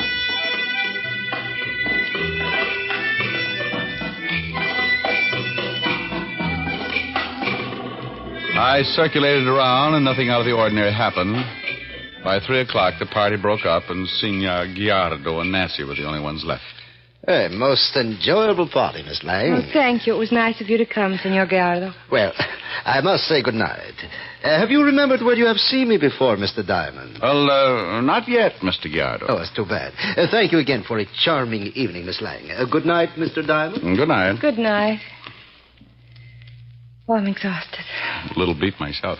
You want some coffee? Love it.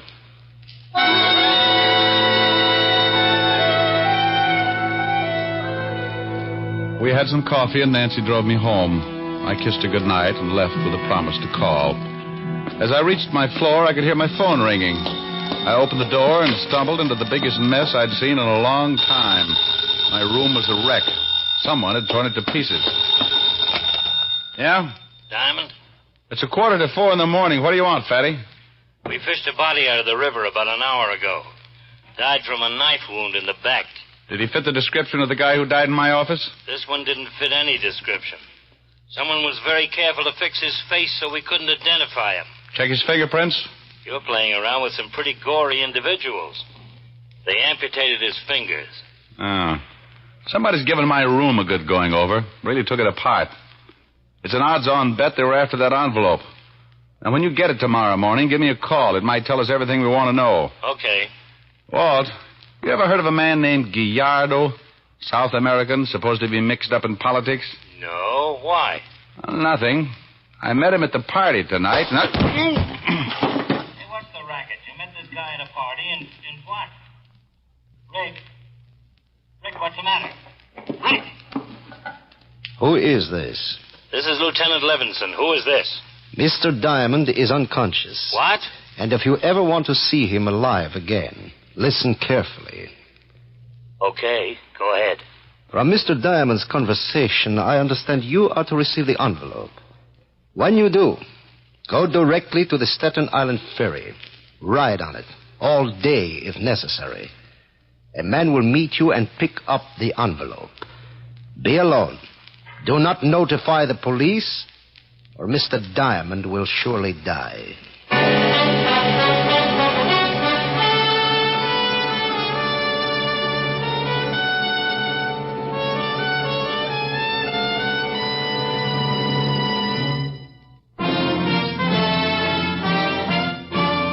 back to tonight's adventure with Richard Diamond, Private Detective, starring Dick Powell.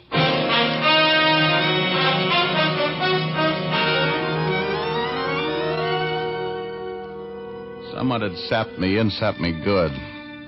I had a dull, throbbing headache, and when I began to find my way back to consciousness, I felt my coat pulled off and my right shirt sleeve rolled up.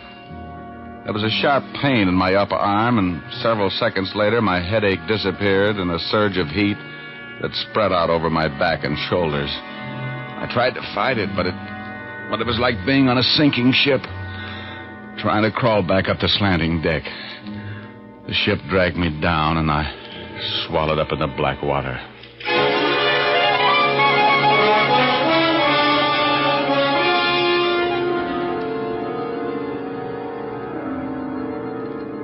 The next thing I remembered was a blinding circle of light overhead, like the sun if you were looking at it through a sheet of wrinkled cellophane.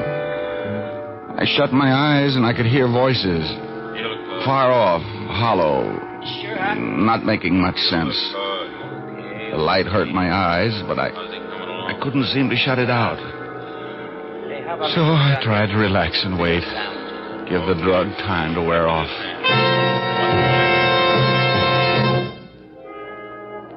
After what seemed like hours, the voices began to make sense. The light was easier to look at. It was just a plain ceiling lamp. Hey, you want a sandwich? As the feeling in my fingers began to return, I realized I was lying on a bed. There's a restaurant on the corner. I won't be more than 10 minutes. The other man had promised to be back in 10 minutes, so I had to do something in a hurry. I kept tightening my muscles, trying to get the circulation back. I had to make a try. I wasn't sure of my strength, but I had to try. I rolled off the bed. Hey, coming out of it, huh? Trying to break your neck? He leaned down to pick me up, and I hit him just below the Adam's apple with the side of my open hand. The man choked and turned blue. He grabbed for his shoulder holster, and I kicked out with both feet. He doubled over and fell on his face. The effort had put him out of commission, but I was exhausted. I grabbed his gun, staggered for the door. But getting out of that room was like wading through an acre of glue. I made the hall somehow and started down the steps. I met the other man coming up. His arms were filled with beer and sandwiches. I shot him right through his dinner.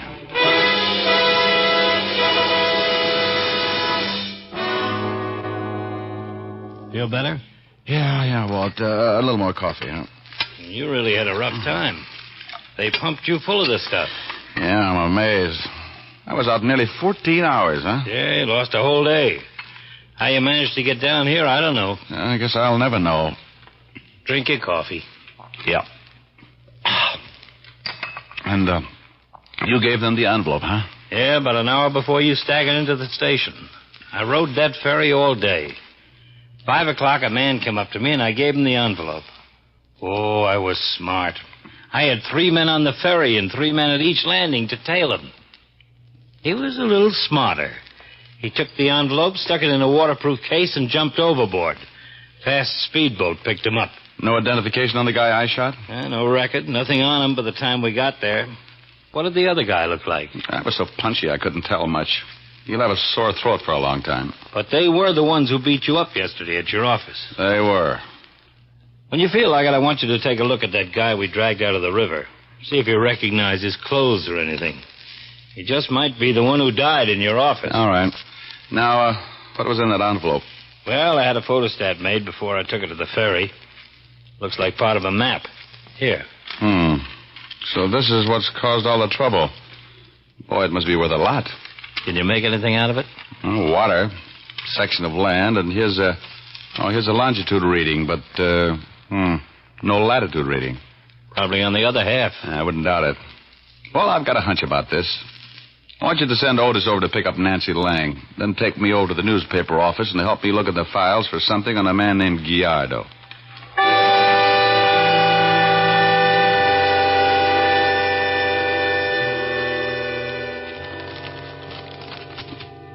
You know what you're looking for? Yeah, this guy Gallardo, Senor Gallardo. I know I've read about him or seen his picture.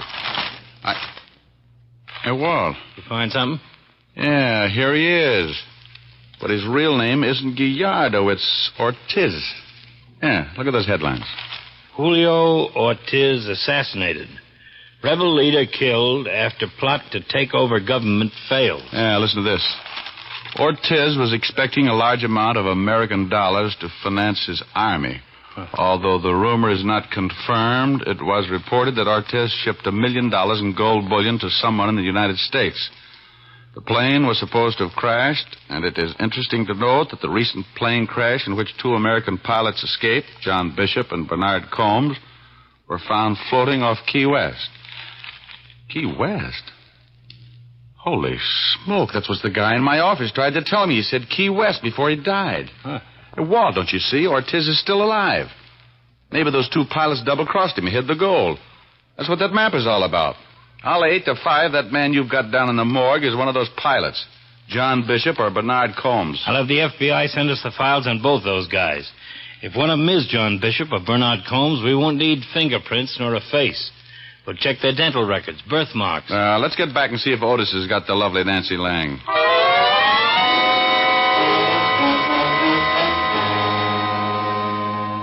That's right, Lieutenant. She ain't in town. She's gone on a vacation, her butler said. Did he say where? No, he said he didn't know. He said this Miss Lang left town about 4 o'clock this afternoon. And I'll bet she's with Ortiz. Walt, when you talk to the FBI about those 2 pilots, have them check Nancy Lang, too. I'm going to Key West. Send any information to the chief of police there.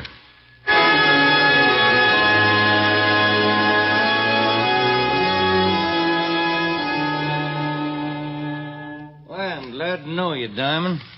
We just got a teletype from a lieutenant identifying the body. It was Bernard Combs, one of the pilots.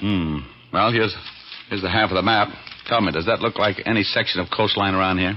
Well, now, that's hard to say. I'll have it checked. You ever heard of a man named John Bishop? He's the other pilot. Oh, sure. When them 2 boys was found floating around, they brought them into Key West. Mm-hmm. They was in the hospital here a couple of days. Bishop still lives in Key West. Well, I hope so. He may have died here very recently.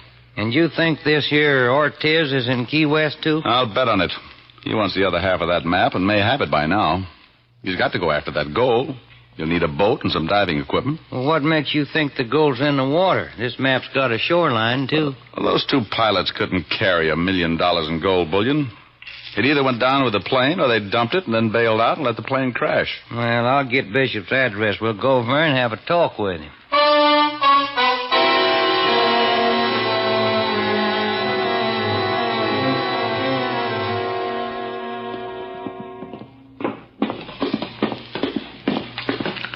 He's on the next floor. Well, I hope you're right. Well, that's where he's been living. Right down here. Bishop? Hey, Bishop. Door's locked. You got a pass key? Yeah. Bishop, you... Lord have mercy. Yeah. Is that Bishop? Yeah, that's him. Boy, he sure is dead.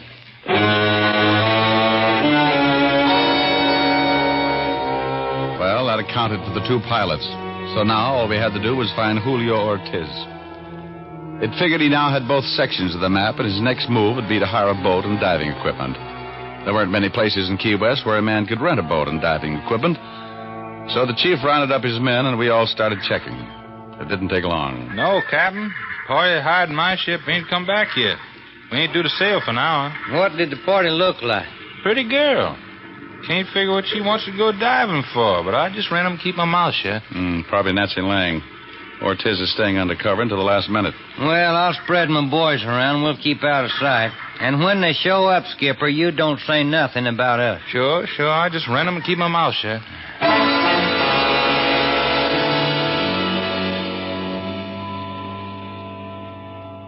About ready for that boat to sail. Well, they'll wait till the last minute. Just imagine $1 million in gold, just like a pirate story. Not enough killings mixed up with it to be one. Hey, hold it. That them? That's Nancy Lang. But Ortiz isn't with her. Who are them two fellas? I've never seen them before.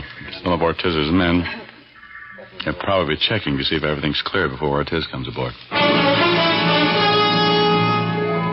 We got as close to the schooner as we could and waited. The two men walked over and checked the diving equipment while Nancy Lang went below. We kept waiting, and still Julio Ortiz didn't show. Hey, they started an engine. I don't see Ortiz anywhere. They're casting off. We better take him. Yep. We're going to have to jump. Look out for that one. He's got a gun. I got him jumped. The other guy's running forward. Stop, you! He's going over. Well, my man will pick him, huh? Yeah, I'm going below. What in the world? Hello, Nancy. How did you find me? Where's Ortiz? I don't know who you're talking about. Is this the girl? Nancy Lang, meet Key West's chief of police. How do you do? Where's Ortiz? She says she doesn't know who he is. Okay, young lady, I'm going to hold you for the New York authorities. Hold me for what? Murder. John Bishop and Bernard Combs, and we can make it stick. It might go easier on you if you tell us where Ortiz is at. I still don't know any Ortiz. Gallardo, the man I met at your party. That's ridiculous. Now, look, we know all about the gold. You don't have a chance of raising it, and eventually we'll get Ortiz. We're back at the dock. If you don't help us, Nancy, it's pretty sure you'll get life for complicity. And if I do help?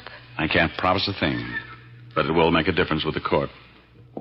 Julio's waiting 10 miles down the coast. We were to pick him up, then go out and raise the gold. He has the map?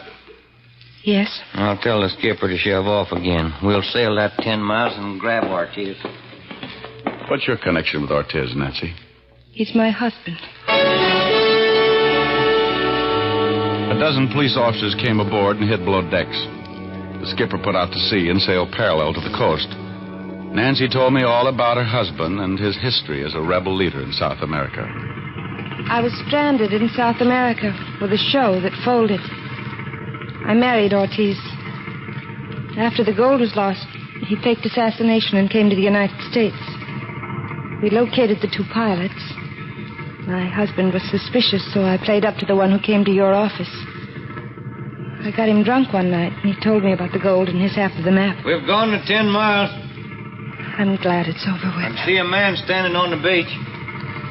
Mr. Diamond. Yes? I was supposed to lure you into that garden. Figured. What I said at the fountain. I really... Oh, forget it. Yeah. No sense making it any tougher.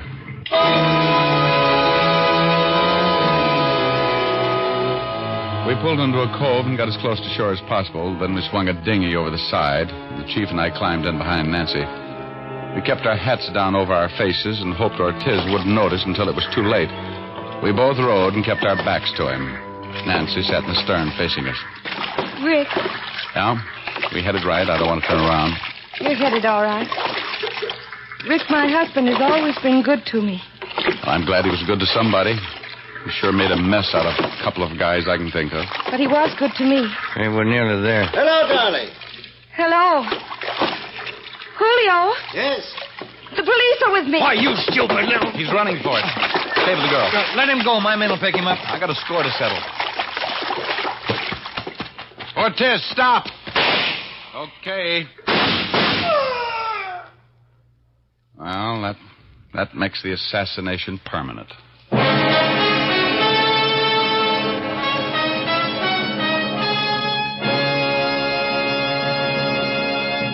Again, here's your Rexall family druggist.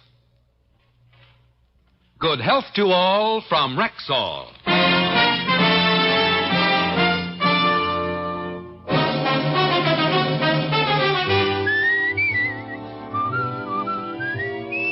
Richard Diamond, Private Detective, stars Dick Powell in the title role and was written by Blake Edwards with music by Frank Worth.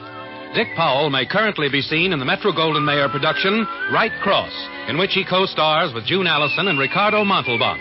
Featured in tonight's cast were Barton Yarborough, Barney Phillips, Virginia Gregg, Wilms Herbert, Arthur Q. Bryan, and Lou Krugman. Richard Diamond, Private Detective, is transcribed in Hollywood by Jaime Del Valle.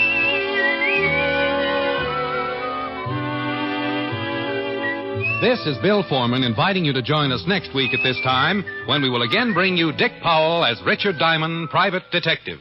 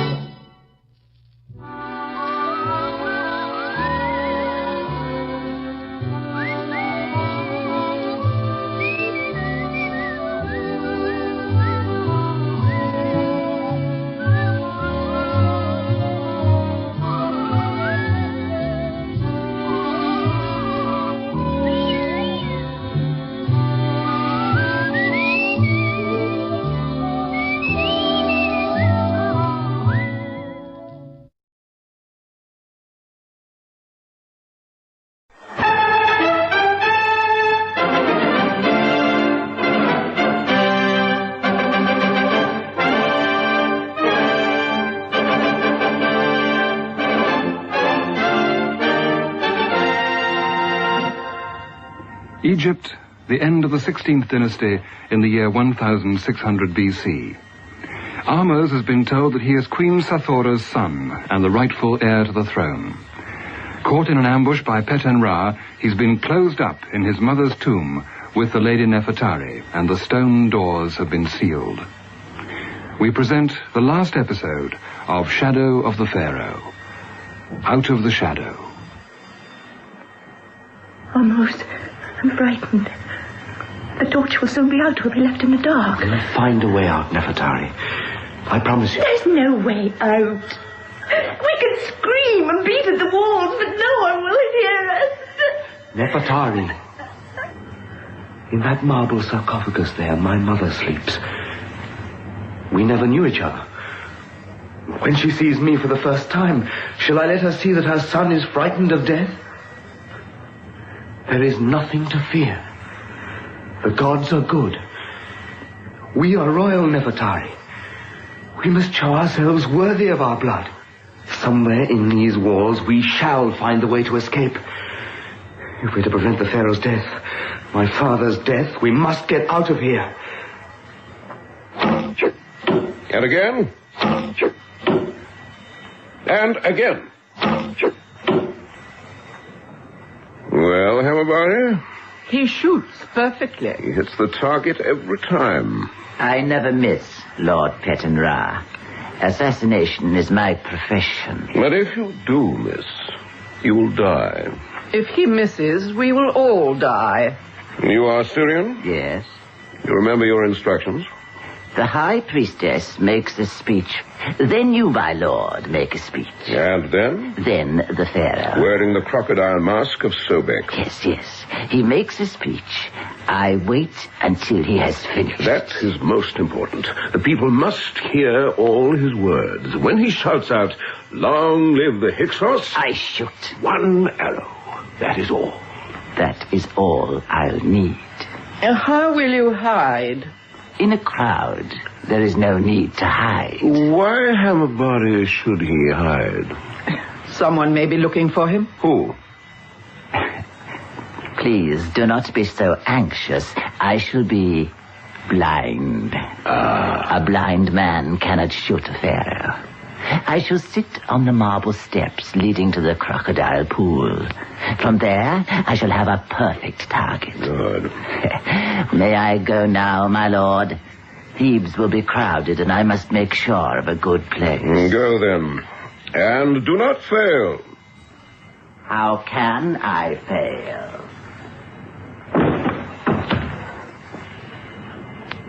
Hammerbody. My lord? Were you expecting to be in the crowd today? No one. The boy Ahmose? It is possible. No longer. Last night, the trap closed for the last time. Nefertari was the perfect bait. He will trouble me no more. By the time the Festival of Crocodiles begins, he and Nefertari will be dead. How long did it take to suffocate? What have you done with them? They've been buried alive in Queen Sathora's tomb, and there is nothing you can do about it, Hammerbody. What should I do? Oh, come now. You've made a fool of me for a very long time. The trustworthy priestess, my friend, my ally, and all the time you were my enemy. What do you intend to do? Even you would not dare to kill the high priestess of Hathor. If I dare to kill a pharaoh, I assure you I dare to kill a priestess. But I cannot ruin the festival. People have come from miles around to watch you talk to the crocodiles. How can I disappoint them? But tonight, Hamabari, when I am the pharaoh of all Egypt, that will be different. Guards! Guards!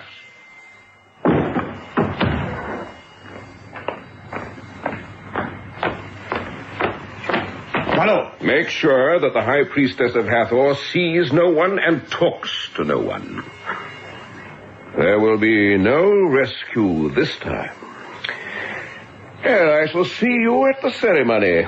I leave you now to think of the two little birds dying slowly in a sealed tomb. There's no escape. No. And the torch will soon be out. Oh, almost. Are we really going to die?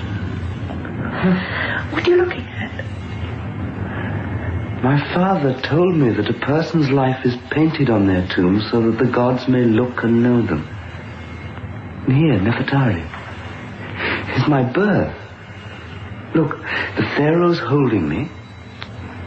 There's Antef, the physician, and Mabari, a tall man, and then... The tall man is carrying you. There's a boat. The pharaoh is waving to him. He's sad. No, you and the tall man are alone on the Nile, and... A torch almost. Smoke and a tall flame. It's going up. Nefertari, look, the name of the tall man who took me away and saved me from the Hyksos. He's your father, the Lord Tahotep. Your father wasn't a traitor. He was the pharaoh's friend. He saved my life. The torch has gone out. How strange, Amos. I am no longer frightened.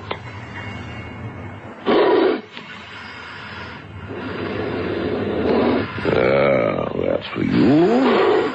And that's for you, my beauty. My dear Harleman, it's good of you to spare me your valuable time. I see you're dressed for the festival and wearing all the jewels of Avaris. As a representative of a great king, I have to take some care. I wonder if you've taken sufficient. What do you mean? Care over your plan. My dear Petanra, my only plan is to attend the festival of crocodiles. And then I hope to return to Avaris and tell my king that at last Senmut is dead and that a Hyksos prince is pharaoh of Thebes.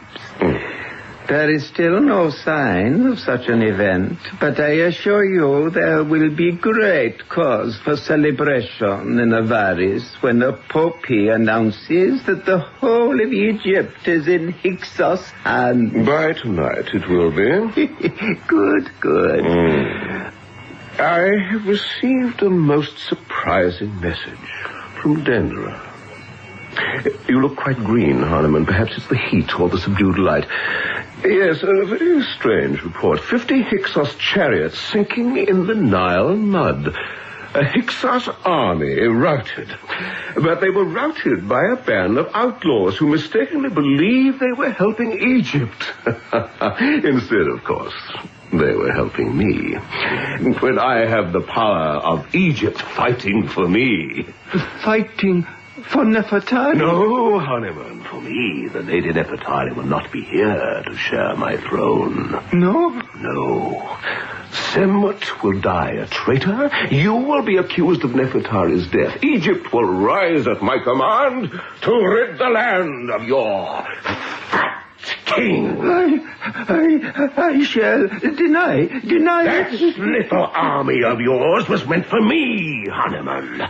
How sly you be. Petunra. Yes, Honeyman? Snake. Out of its cage. Snake. The python of Seba. Keep it away from me. Keep it away. Oh, it seems to like you. Quite loving. Mine. sick. Your eyes are bulging, honeyman.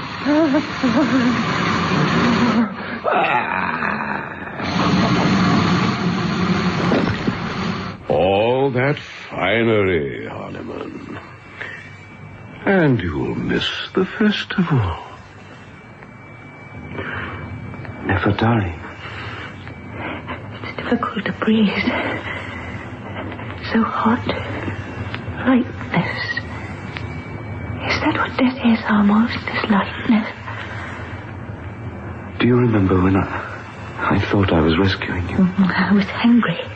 And then the white temple in the moonlight. If I had become Pharaoh, I would have asked you to be my queen. Would you have shared Egypt with me? Nefertari? Nefertari? You're crying. I'm seeing what life means for the first time. It's beautiful, and we have to leave it. Well, what is it? Scratching. The sound of scratching. There's something in the tomb. No. Scorpions. Rats. Oh, almost I'm frightened. I don't want to die. Great Pharaoh, your audience is assembling. The whole of Thebes is waiting for you. And you look magnificent. Now your cloak of crocodile skin. Good. There is no one to save you, O mighty lion of Thebes. And you can't even roar. But I hope you remember your speech. People of Egypt. People of Egypt. I, Senmut. Am a traitor. Good. Now for the golden mask of Sobek the crocodile. Beautiful, isn't it? Your face, Senmut, will never be seen again alive. There. Now you are Sobek the crocodile, the friend of the god Seth. People of Egypt, I, Senmut, am a traitor. There is something almost. A rat. Many rats. I'll go and see. No, don't leave me. Stay with me. Give me your hand, Nefertari. Oh, with pleasure, my lord. Strange to be called that. Oh, my leg. Ken! I didn't realize it was such a long drop. Are you both all right? The gods must be with us today. They're here, Karu, and they're both alive. Hurry! We must get them into the fresh air.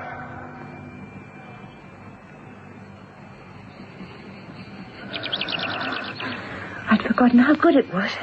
Just to breathe the clean air. Oh, it's the poor girl. You've recovered a little, I see, my lady. And here's some strong wine. It'll bring some color back into your cheeks. You've been very good to us.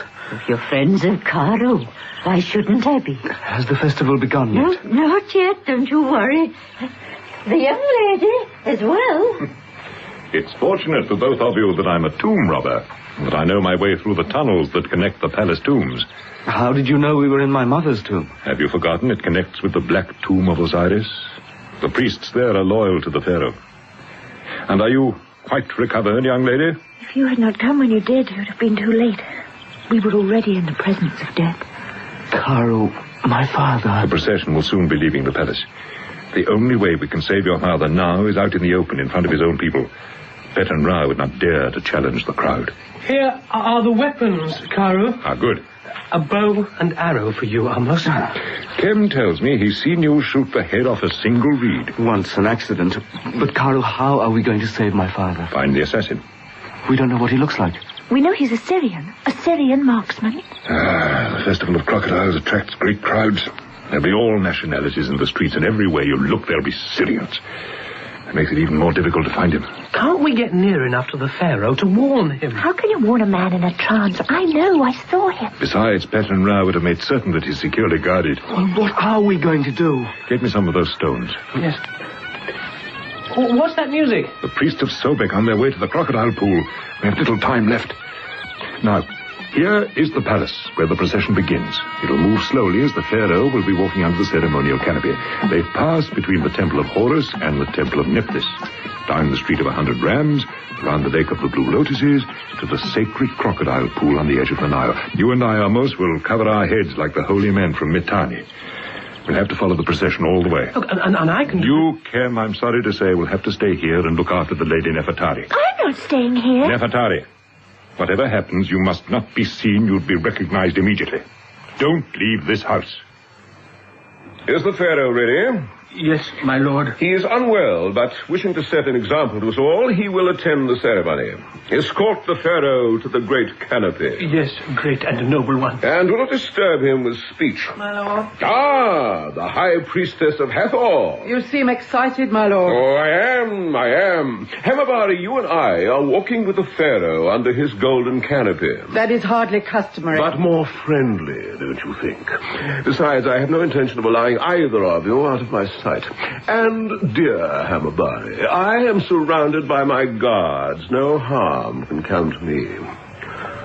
Now, let the festival of the sacred crocodile begin, and the fanfares sound!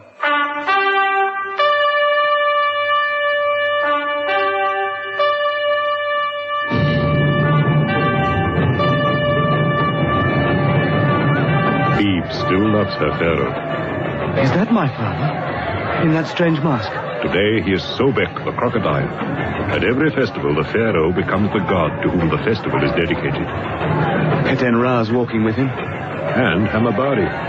Something must be wrong. She's looking from side to side as if she half expects to see us. We must remain hidden from her. Peten Ra's just waiting for her to give something away. It's going to be impossible to find the assassin in this crowd. What are we going to do, Carl? Move with the procession to the two temples. That, I think, is where the danger lies.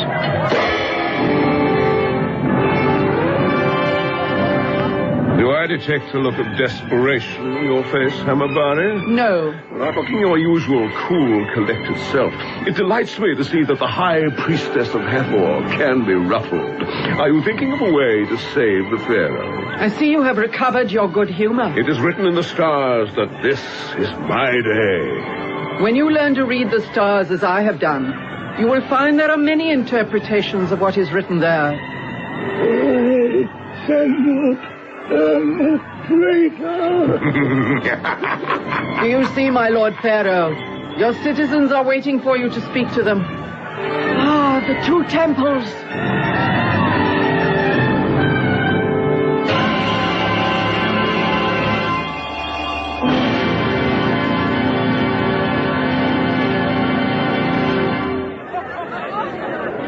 Why have they stopped? I don't know. Acrobats? Yes, Amos. Syrian acrobats. Syrian? The procession's moving on. They're not making the speeches here. Come on, Amos. We must keep with them, and as near to your father as we dare.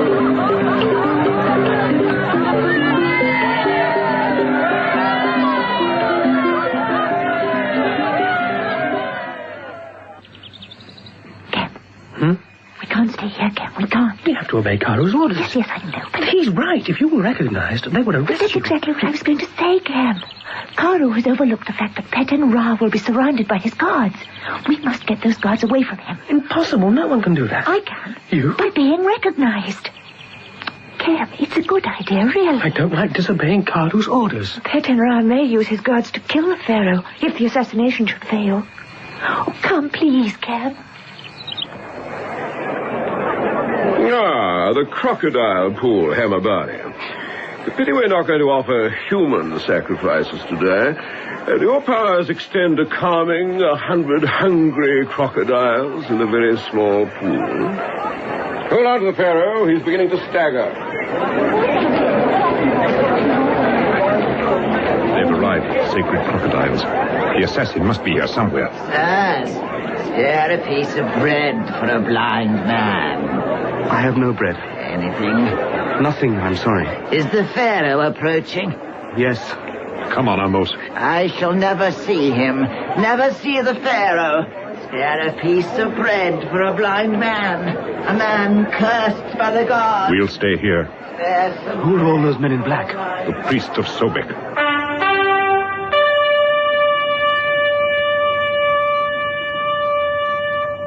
Silence for the High Priestess of Hathor!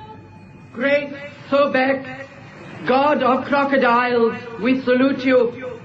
We bring you offerings and beseech you to look kindly upon us. Thebes is full of blind men. You know, greatest of crocodiles, what it is to be blind. Were you not blinded by the light of Ra? Look then for a blind man. For a blind man can be dangerous. She's talking nonsense. He is Sobek the was never enemy blinded by waiting Ra. for his Peasant Ra time looks to angry. strike. Look for the blind man, Sobek, I beseech you. Petin Ra's risen. The guards are pushing Hamabari back. Blind. Of course, the blind man. I'll find him and kill him. People of Thebes, my enemies have spread dark stories about me, but I am as much an Egyptian as you are, and Egypt has been betrayed. The Pharaoh will tell you. Silence for Senmut, Pharaoh of all Egypt! People of Thebes, I, Senmut, am a traitor. I have sold Thebes to my have you done friend it? the Yes, Pope the assassin is dead. I believe in the Hyksos cause. Say no more, great Pharaoh! It's Nefertari. Arrest that woman! The guards are chasing after her. Stupid girl, I warned her to stay away. My son and heir, Etenra, tried to save you from the Hyksos yoke, but I prevented him. Long live the Hyksos! Petin Ra. Gods! Look at me, traitor. I am the future.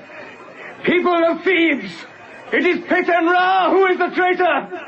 He planned to kill my father, the Pharaoh. People of Thebes, I am the son of Queen Sathora. The shadow, keep it away from me. Crocodile fool, he'll fall in. The Pharaoh's shadow, keep it away.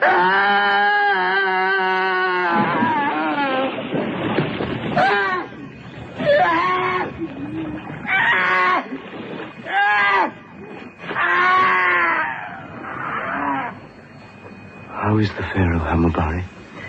He has recovered from the trance, but I fear the shock has been too much.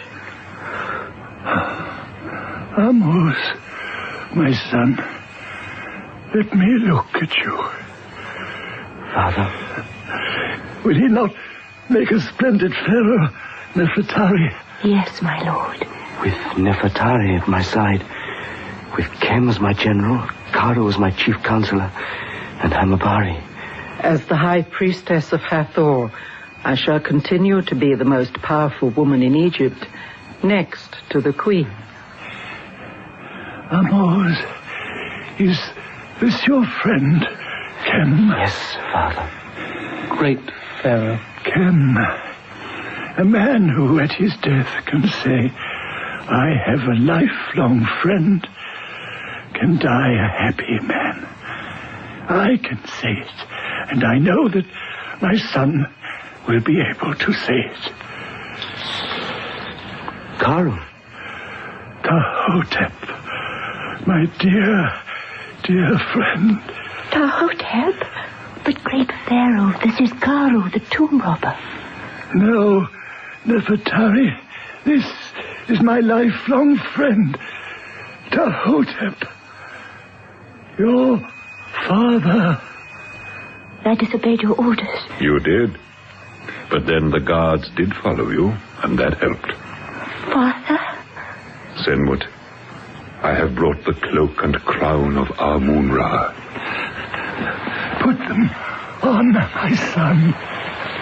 Amos, I cover you with the golden cloak of the warrior.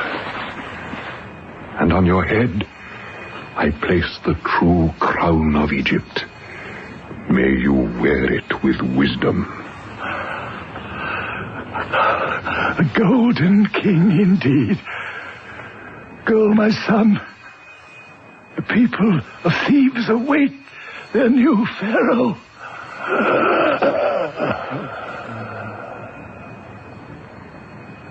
Amos, your father is dead.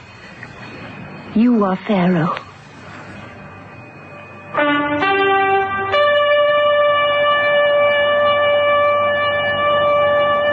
People of Thebes, I dedicate myself to ridding Egypt of the Hyksos, and Egypt will be Egypt again.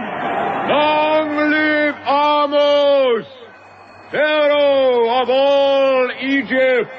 Long live Amos, Pharaoh of all Egypt.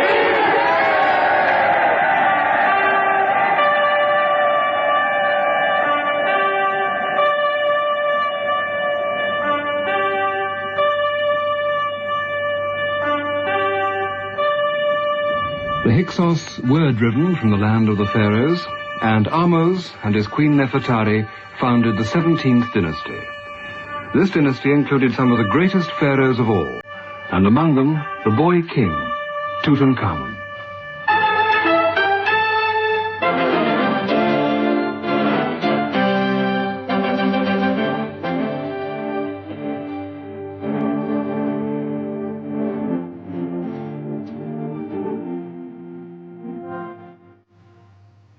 And so we come to the end of our serial Shadow of the Pharaoh by Victor Pemberton and David Spencer, with Sean Barrett as Amos, David Valler as Kem, John Bentley as Peten-Ra, Sheila Grant as Nefertari, Betty Bascom as Hamabari, Rolf Lefevre as Senmut, and Louis Stringer as Honimon, with Fraser Carr and Catherine Parr. Production was by... The Kraft Foods Company presents Harold Perry as the Great Gildersleeve.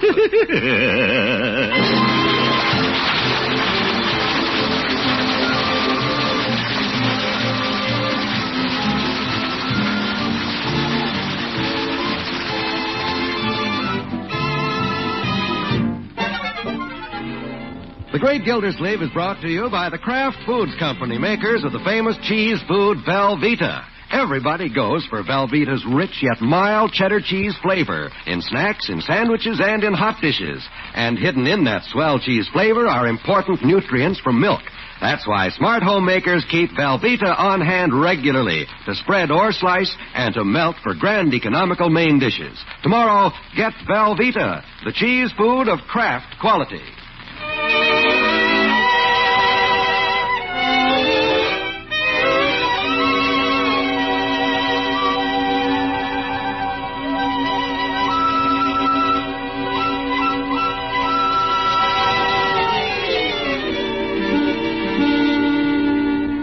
It's April in Summerfield, when nature can hardly contain itself.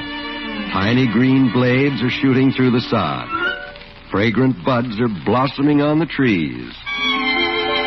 And the Great Gildersleeve has burst out of his office. A little early. Take me out to the ball game. Excuse me? Hello, Bertie. Your water department called. They just hung up. Oh? Your secretary, Miss Bessie. She said Martha Williger was in after you left asking about some reports. Think you better call her back? I don't think so, Bertie. By the time I got back to the office and got out the report, it would be tomorrow anyway. So I might as well wait till tomorrow, huh? Where's Leroy? He's been in the refrigerator for the past half hour. Huh? Better go pull him out before he freezes. I have a surprise for him. Don't you go start eating too, Mr. Gilsleeve. We got stew for dinner. Stew. Leroy. Hi, Unc. Just making a little sandwich. All right, Leroy, but put back all that stuff in the refrigerator when you get through. That's my sandwich. Oh, my goodness. Look, Leroy, got a big surprise for you. Here, catch. God, swell, Unc. What is it? Open the box and see. Golly, a catcher's mitt. Well, I promised it to you 2 years ago. Just waiting for you to grow up and the price to go down. Golly, what a swell mitt. Official league. Yeah, you bet. Autographed and everything. Who did A.G. Spaulding catch for, Leroy? He made it, Unc. Oh, he made it. Oh. Gee, thanks, Unc. Hey, toss me that orange. Let's see how it works. Orange? We shouldn't do this in the kitchen, my boy, but just once. All right, here it comes. Oh, boy, I'll never miss one with this big mitt. Let me step back a little. Now, Leroy. Just one more. Let it come. Well, just one more, then. What are y'all doing out here in my kitchen? Baseball season, Bertie. Here, Bertie, catch. Watch out, Leroy. Leroy, don't you... Oh, Leroy, just look at that right in my stew. Leroy. Gosh, she muffed it, Unc. Leroy, Bertie don't allow no ball playing in the kitchen. That's one thing. Bertie don't allow ball playing in the kitchen and oranges in the stew. Yeah, well, we're sorry. It's fine to be sorry, but no ball playing in here. This is Bertie's kitchen. This ain't no Yankee Stadium. You hear that, Leroy? Mr. Gilsleeve, what would you think if Bertie served you stew with oranges in it? Stew is now, Bertie. Bertie can't get dinner with oranges flying all around the place. This is Bertie's kitchen. This ain't no Yankee Stadium. Bertie, Mr. Gilsleeve, do you know what this is? Yes, Bertie, of course. That's right, Bertie's kitchen. It ain't no Yankee Stadium. You hear that, Leroy? No Yankee Stadium. Let's go play outside. Hey,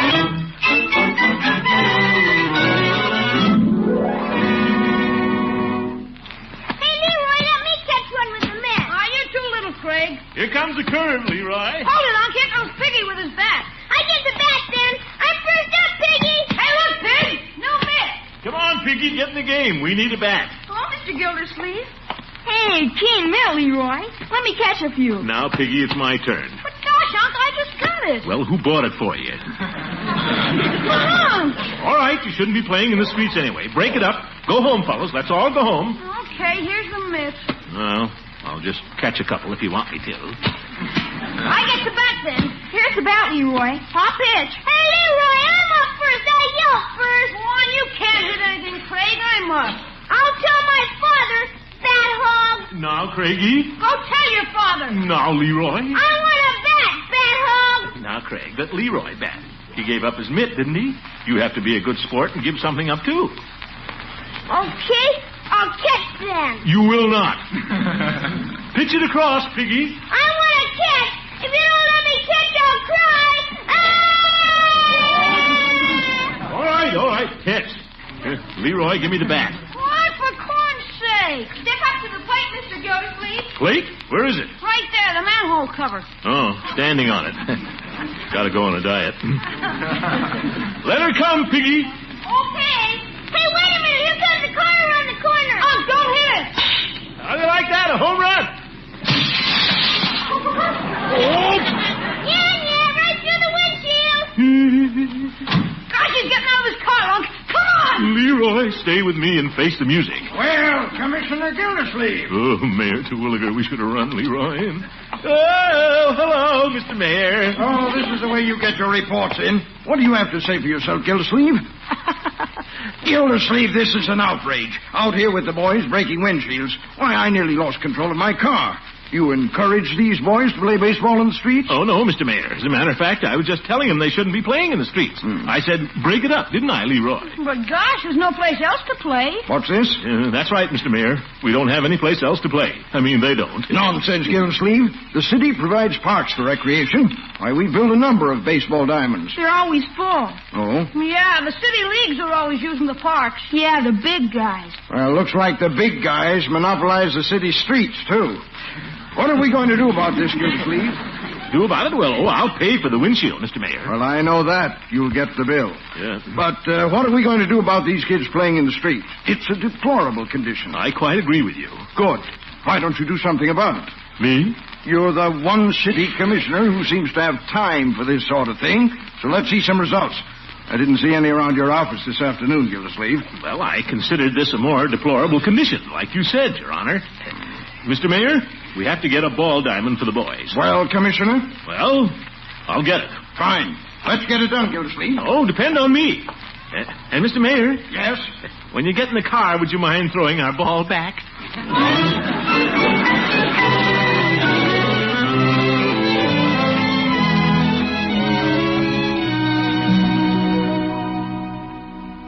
Sit down, Gildy. What's on your mind? Well, I have something important to discuss with you, Judge. Must be important if you wanted me to give up my bowling tonight. What is it? Well, the mayor has put me on a special project. Special project? You mean at last he's found out the water department can run itself? Now, Horace, this is no laughing matter. The boys in this town need a place to play baseball, and I'm going to see that they get it. We have to keep them off the streets. Wonderful, Gildy. When did you become so public-spirited? I broke the mayor's windshield. So I heard. Well, it wasn't very funny, Judge, believe me. No, I'm sure it wasn't, Gildy. I've never approved of boys playing in the streets. It's extremely hazardous. You said it. This town has long needed someone to direct the activities of our young people. You're right, Judge. I've often thought, what a fine thing it would be if Summerfield had a boys' club. Boys' club? And I stand ready to heed the call whenever the community looks to me. All right, Judge. I'm not asking you to take over. I just want some advice. The mayor's put me in charge. As I say, Gildy, anything I can do. Yes. Judge, you know the real estate situation. Who's got some vacant property big enough for a baseball diamond? Nobody in our neighborhood. Pieces of property that large are pretty scarce. But let's get out the maps and look. Maps? Oh. A lot of maps there, Judge. Well, cartography is one of my hobbies, Gildy. Let's see what we have here now. Hey, there's a big piece of property. Who owns that? I'm afraid that's out of the question, Gildy. That belongs to the Russians now. Russians? We have the wrong map. Oh. Now, this is the map of Summerfield. Where? As you see, there aren't many large areas that haven't been broken up into lots. Wait a minute. What's that big vacant space right there? Why can't we get that? Well, that's underwater most of the time, Gildy. I'll have it drained. I've got the authority. I hardly think the mayor would approve, Gildy. That's your reservoir. It is? Yeah, better not drain that. By the way, here's a vacant piece of property that I handle. Happens to belong to an old flame of yours, Leela Ransom. Leela? Just think, Gildy, if you'd married her, you'd own it now. Yes. Let's see. It is big, isn't it? Not too far away either. 3rd Street. Yeah, might do. And I'm sure that she'd be delighted to have the boys play there. Good old Leela. But as a matter of policy, in Leela's absence, I usually take up property discussions with her cousin. Adeline Fairchild? Well, I'll take it up with her cousin myself. Perhaps I'd better get my hat and go along with you. You've helped enough, Judge. Now you go bowling. And try to stay out of the alleys, you old goat.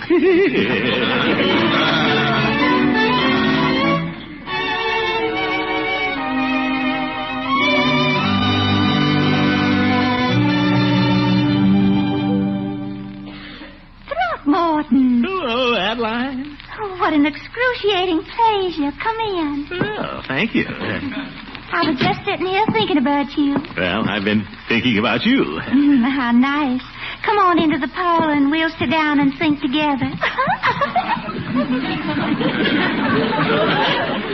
Well, I've already done the thinking, Adeline. Now it's time to act.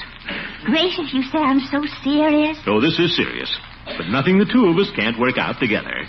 How interesting. Sit down. And I'll turn on the radio and get some dreamy music. So much nicer to talk with music. You don't have to talk so much. Never mind the music. I'll do the talking. Throckmorton, I just love you when you get so domineering. Huh? Adeline, you know that big vacant lot of Leela's on 3rd Street? Mm-hmm. You suppose she'd turn it over to us? To us?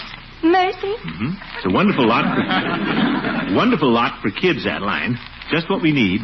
Well, I don't know if Cousin Leela would let us have it if she knew what we had in mind. What's wrong with your own property? My property? Oh, that's out of the question. Not even enough yard for Leroy. And we have to keep our boys off the streets, Adeline. No girls? Well, I had a baseball team in mind. A baseball team? Goodness gracious. Well, of course, Grandmother Fairchild had 8 boys. Had 8? Wait a minute, Adeline. I think you misunderstand me. The neighborhood kids need a place to play baseball, and I thought Leela's lot would be just the thing. Oh, well, I think that's a marvelous idea, Throckmorton. You do? Well, great. I've been watching the boys playing in the street, and I've just worried myself sick that something terrible would happen. It did. I mean, it is pretty dangerous. That's why I'm behind this thing, Adeline. May even organize a boys' club. An idea that came to me just a little while ago. Well, you just go ahead and use that little old lot any way that you see fit, and I'll write Cousin Leela about it. She'll be proud of you, Throckmorton. And so is your little Adeline. My little... how about that dreamy music now, huh? Let's relax and have fun. Oh, Throckmorton, I just love you when you're so carefree, like a big jolly bear. Yeah. Oh, you.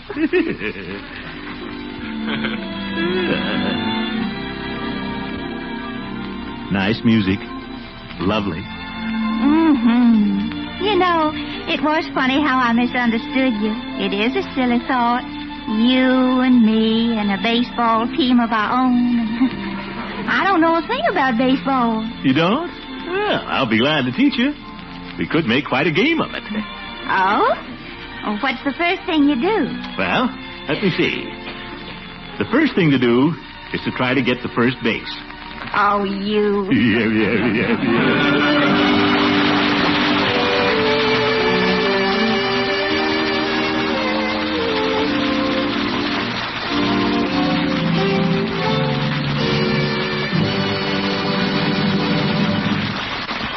The great Gildersleeve will be with us again in just a minute. Homemakers tell us that one of their hardest jobs is to keep getting variety into meals. For example, those daily vegetables. They do get a little monotonous when served the same way day in and day out. And here's where Kraft's smooth melting cheese food Velveeta comes to your rescue. Vegetables taste new and different when topped with a glorious Velveeta sauce. Here's the easy recipe for that sauce from the Kraft kitchen. Just melt 1/2 pound of Velveeta in the top of a double boiler. Then stir in 1/4 cup of milk. There you have a grand, smooth sauce packed with a rich yet mild cheddar cheese flavor, ready to add golden goodness and variety to almost any vegetable. It works wonders with leftovers, too. With Velveeta sauce, you can glamorize leftover bits of ham, chicken, or seafood with a taste-tempting dish that's elegant enough for guests. And don't forget Velveeta for main dishes. It helps supply muscle-building protein, milk minerals, food energy, and vitamin A. And for snacks and sandwiches, nutritious Velveeta spreads or slices and toast perfectly. Insist on genuine Velveeta when you shop. You can depend on Kraft quality.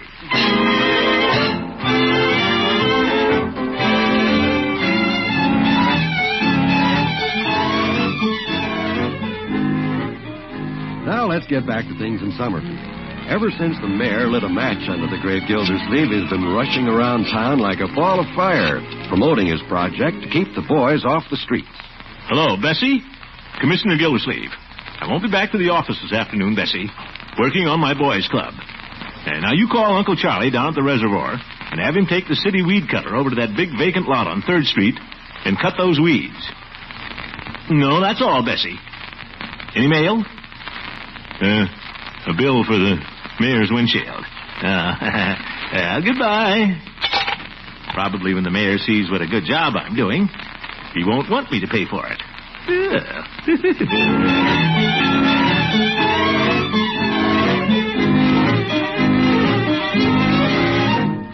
Clerk, We'll take 3 more fielder's gloves. Very well. You pick them out, Leroy. Oh, boy. Will that be all, sir? Well, let's have 2 of those Louisville slugger bats. The short ones. If we're going to have a club, we may as well do this thing right. Gosh, who's going to pay for all this, Unc? The mayor? The mayor? I hardly think so, Leroy. He's watching the budget these days pretty close. Election year. Well, you don't have to pay for it, do you? Just leave it to me, Leroy. I'll raise the money. You take the equipment out of the field. Okay, we'll go out and practice. So long, Unc. So long, Leroy.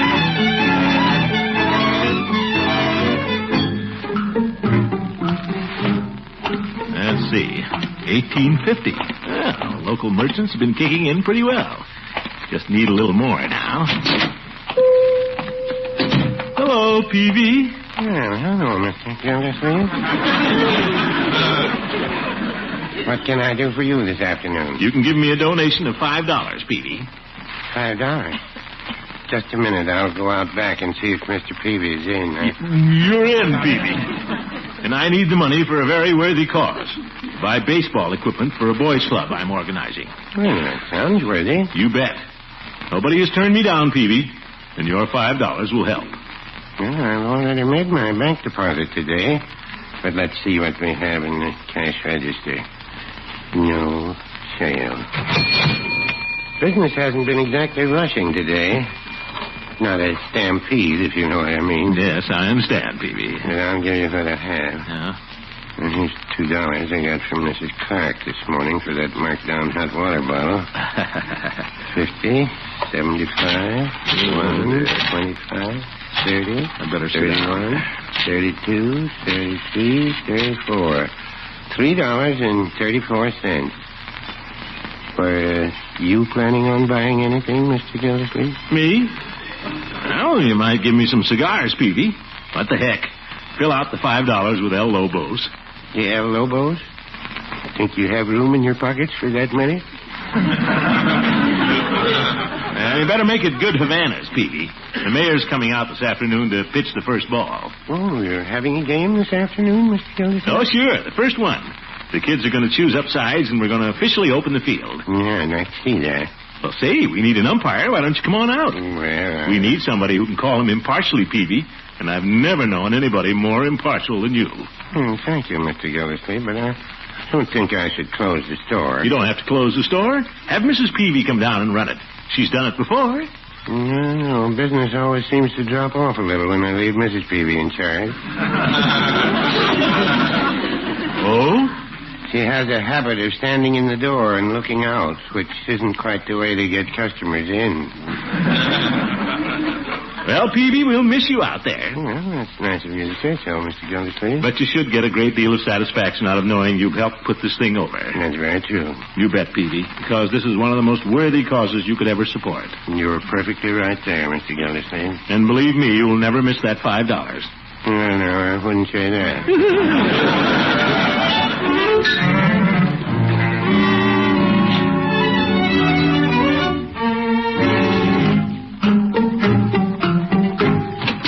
Hi, Commissioner. How's the lipid roacher of Summerfield? Oh, well, thank you, Floyd. Then you've heard? You bet. Great stuff, Commish. Well, I wish somebody'd helped us out when I was a kid. Where I lived, the railroad tracks ran right through left field. Huh? If you timed it right when a slow freight went by, you had a home run sure.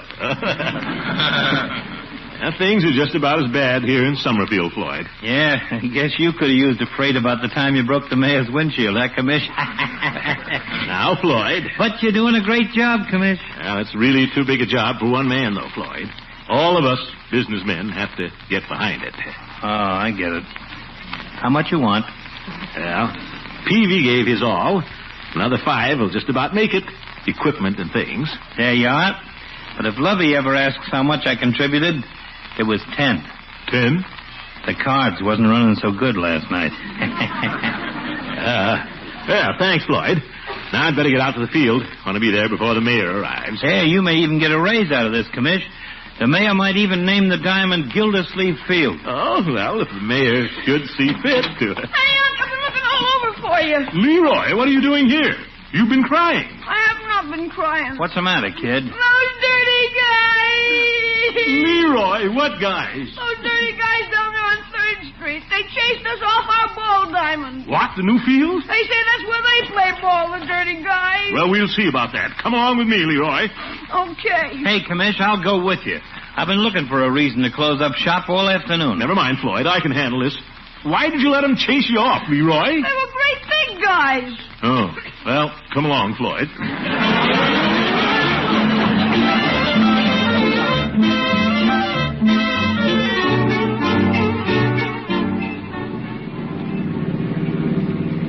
Wonder why Leela Ransom ever bought property over here on 3rd Street. I was born right on this street, Commish. Some of the best fighters in town come out of this neighborhood. Best fighters? Uh-huh. Who chased you off, Leroy? One was a kid named Armstrong. Not Pug Armstrong. Pug? Oh, no, it couldn't have been. Must have been his son. Old Pug's with the fire department.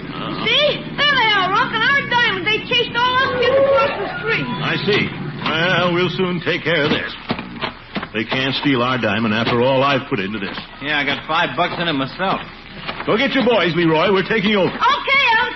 Come on, kids. My uncle's here. Yeah, dear. All right. Who's the leader of this gang? Hold it, fellas.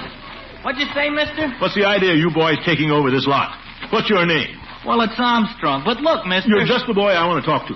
What's the idea of chasing these boys off this lot, Armstrong? Hey, you ain't Pug Armstrong's son, are you? Yeah, that's right. Well, what do you know? Where is old Pug, anyhow? Now, Floyd. There he is, coming up right behind you. Oop. These two fellas causing a little trouble here, are they, son?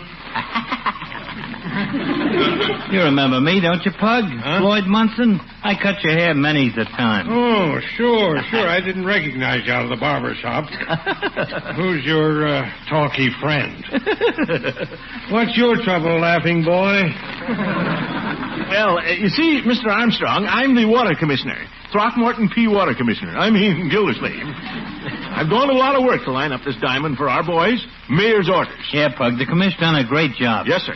And your boys don't have a right to chase my boys off the lot. Yeah? We've been playing ball all the time here, way before it was ever fixed up. Yeah. Well, it belongs to our boys' club now. You understand, Mr. Armstrong? Well, if your club has taken over the property, I guess that's it. But it's a pretty lousy thing to do. We have to keep our boys off the streets. Sure. So your kids take the diamond, and what happens to ours? They have to go play in the street. Sure. Hey, Commish, maybe Pug's got something there. Instead of Leroy's gang just choosing up sides, why don't the two teams play each other?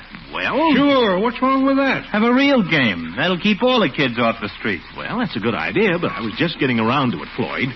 Let me think of these things. Who's in charge here, anyway? I'm sorry, Commish. Now, Pug, Mr. Armstrong, here's what we'll do. Hey, Commish, look, the Peeve. Well, Peavy. Yeah, good afternoon, gentlemen.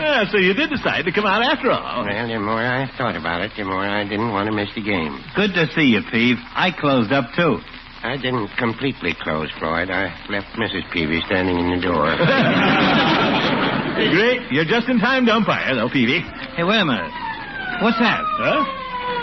Well, the mayor. Well, get a load of him, an escort and everything. And look who's with him. Judge Hooker. Good. Well, Gildersleeve, gentlemen. Well, hello, Mayor Terwilliger, Judge. Hello, Gilder. Mr. Armstrong. I hope I'm not too late for the opening pitch. Oh, no, Mr. Mayor. Glad you could make it. We're all ready. You've done a nice job here, Gilder. Yes, Commissioner Gildersleeve, I'm most proud and pleased. You've done a wonderful job. I see you're taking care of a lot more boys than I expected. Well, I decided to expand the club quite suddenly. Oh? Yeah. I see you brought a photographer. Great idea. Well, the newspapers always want a picture of the first pitch, you know. All right, you young fellas, some of you get out there in the field. Yeah, get right out there, fellas. Here's a new ball, Mr. Mayor. Gildersleeve, since you're behind all this, why don't you stand up at the plate and hit the first ball when I pitch it? Oh, well, thank you, Mr. Mayor. If you're sure you want me in the photographs. Get ready now, Gildersleeve. It's liable to come in there pretty fast. Oh, really? Well, I'm set, Your Honor. Blow it out of the park, Unc! I'd miss it if I was you, Commiss, unless you want to lose your job. All right, Floyd. Batter up. Play ball. Remember, Peavy, play politics. Wherever the mayor throws it, you gotta call it a strike. No, I wouldn't say that. Here it comes. Lay into it, Commiss. Swing, Gildy. Oh. Foul ball. Over. Harry Winfield. My my goodness.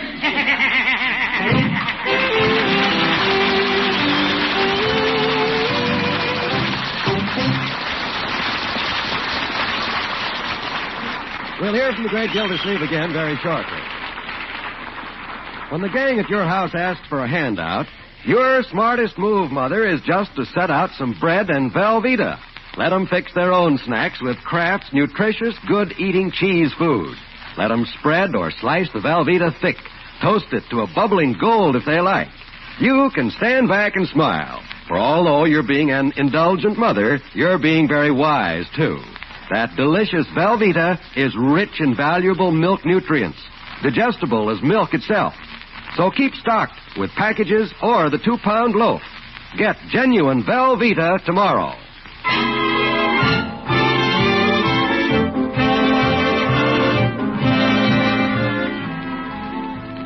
Hey, fine game, Hunk. Weren't you proud of me when I hit that home run? Well, yes, I was, Leroy. So was I. Just think, if I hadn't, the score would have been 32-0. Well, the other boys were a little big. Yeah, too bad about the mayor's windshield. Did he make you buy him another one? No, but he was pretty hot under the collar, my boy, until my pal Pug came over and asked who my talky friend was. Good old Pug. Seriously, folks, we're going to have a great boys' club here in Summerfield, and it's a good thing for other communities to look into. And now is the time to do it. This very week, during National Boys Club Week. I know it's helped to keep Leroy off the street and out of my hair. Good night, folks.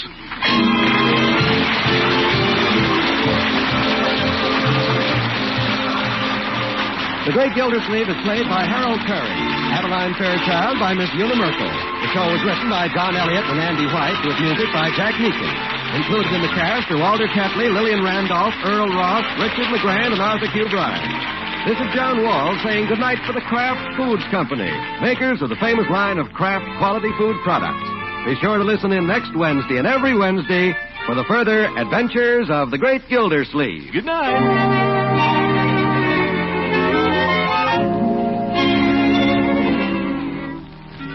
Homemakers, here's the 7-minute solution to the main dish question. Have swell macaroni and cheese you cook in 7 minutes flat. It's Kraft Dinner. Every box of Kraft Dinner gives you both ingredients for fluffy light macaroni with a fine cheddar cheese flavor. And the price of Kraft Dinner is so low that it costs only a few cents a serving. So tomorrow, for speedy, thrifty, delicious macaroni and cheese, get several boxes of Kraft Dinner.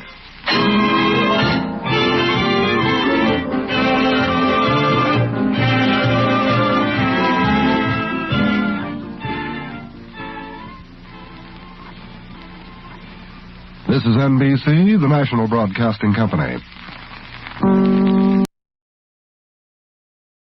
The Kraft Foods Company presents Harold Perry as the Great Gildersleeve.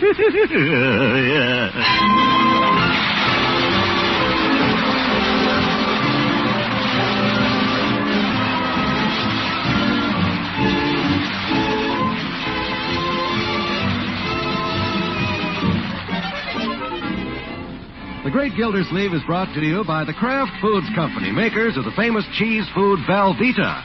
Everybody goes for Velveeta's rich yet mild cheddar cheese flavor in snacks and sandwiches and in hot dishes. And hidden in that swell cheese flavor are important nutrients from milk. That's why smart homemakers keep Velveeta on hand regularly to spread or slice and to melt for grand economical hot dishes. Tomorrow, get Velveeta, the cheese food of Kraft quality.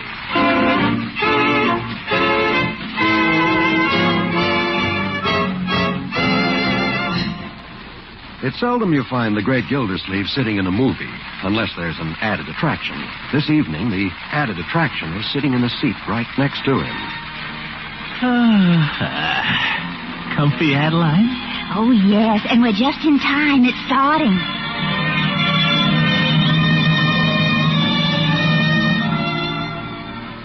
If the picture gets too exciting, Adeline, you can hold my hand. But Throckmorton, this is a romantic picture. Oh? Well, then I'll hold your hand. All right. Nice title. Love is love. I know you'll just adore Anthony Dane. Anthony Dane? Who's he? Who's Anthony Dane? Oh, Throckmorton. London, 1560. At the court of Good Queen Bess. I just love period movies, don't you? Where they wear costumes and all. Well, I haven't been to any where they didn't. Which one's Anthony? He hasn't come in yet. I'll bet that's him. Oh, yes, that's him. Wearing silk stockings. Doesn't Anthony walk gracefully? Look how he carries those broad shoulders. I don't know how he does it on those spindly legs. Tomorrow, I sail with the Queen's fleet for the New World. Tomorrow? Tomorrow. Oh, tomorrow. Excuse me, Adeline. I'll get some popcorn.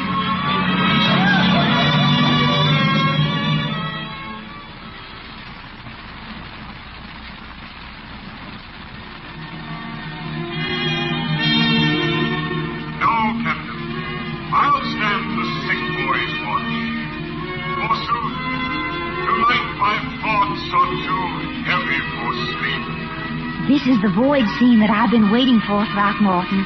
Anthony's soliloquy about love in the crow's nest.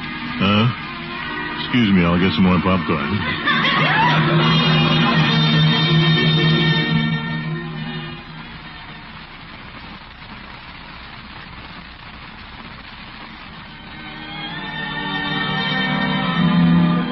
She's not in the courtyard. I know. Our guard. Yes, she must be there.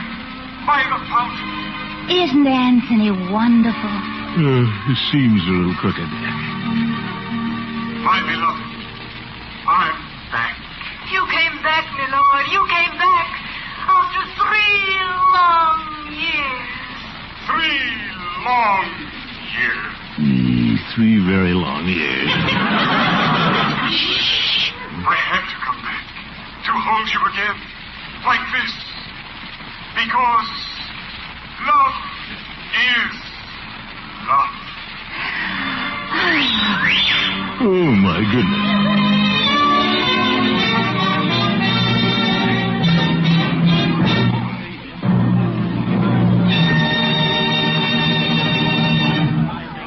Mercy, what a man. Yes, come along, Adeline. It's over. It's all over. All right, but I could sit here all night. Pardon me. Pardon me, miss. Madam. Oh, but we can go home and talk about it, and I'll make some coffee. Let's walk by the office first, and pick up some cigars. I chewed all I had to keep awake. Can't you get some at Mr. Peavy's? I'd love a soda. It's pretty late, Adeline. Everything's closed now, and I'm too tired to go shopping around. Well, if you're so tired, Throckmorton, let's call a taxi. Taxi? I can't sit down anymore. 3 long years.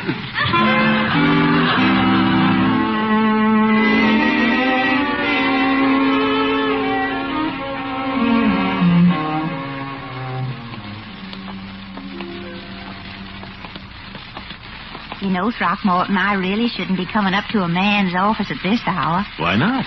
Man has to have cigars. Well, if the Queen's attendant went to the fountain with Anthony unchaperoned, I guess I can go to the water department with you. Yeah, and come to think of it, I've never really shown you around here, have I, Adeline? No, you haven't. Wasn't Anthony wonderful? So tender with women and so rough with the Indians. Yes. Well, here's where I run the water department that you've heard so much about, Adeline. That's my executive-type chair behind the desk. And there's the... Throckmorton, do you think your hair will get that distinguished steel gray at the temples? Like Anthony Dane's did after 3 years in the New World. I've been in the New World quite a while, and it hasn't turned gray yet. But it will, Adeline, if you don't stop talking about Anthony, the Great Dane. Oh, I'm sorry, Throckmorton. I have been neglecting you, haven't I? That's all right. I'll get my cigars out of the drawer and we'll go home. Oh, now, Throckmorton, don't be so sensitive. Tell me about your office. No, it's not very interesting anyway. Let's go home. Gracious, what are all these important-looking papers? Just some reports Bessie and I have to get to the mayor early in the morning. Let's go. Bessie? My secretary. You know, I think I'm a little jealous of your secretary, Throckmorton, getting to spend all day with you. I think I'd like to trade places with her. Oh? Well, you'd probably be more efficient, but I don't think we'd get much work done. Oh, you. Well, let's try it anyway. I'll play on your secretary. Play, but Adeline. Oh, be fun, Throckmorton. It's getting late. Well, you sit at your desk now, and I'll help you get out your report to the mayor. Mm. Now, where does your secretary usually sit? Sit? Well, Bessie always sits in that chair, but in your case, heavy. Oh, you. What's that? Sounds like somebody came in. Oh, dear. Is that you, Gildersleeve? Me? Oh, hello there, Mayor Terwilliger. Gildersleeve, I saw a light, and I wondered who'd be up here at this hour. Well, it's just me and Miss Fairchild. This is our mayor, Miss Fairchild, Mayor Terwilliger. How do you do? How do you do? Gildersleeve, what's going on here?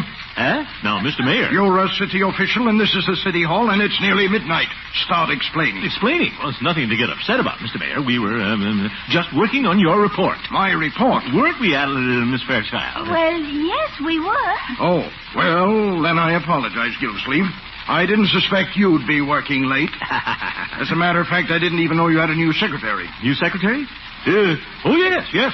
New secretary. Well, really? Now, Miss Fairchild, never interrupt the mayor. That's all right. I think you've done the right thing for once, Gildersleeve, getting rid of your old secretary. What?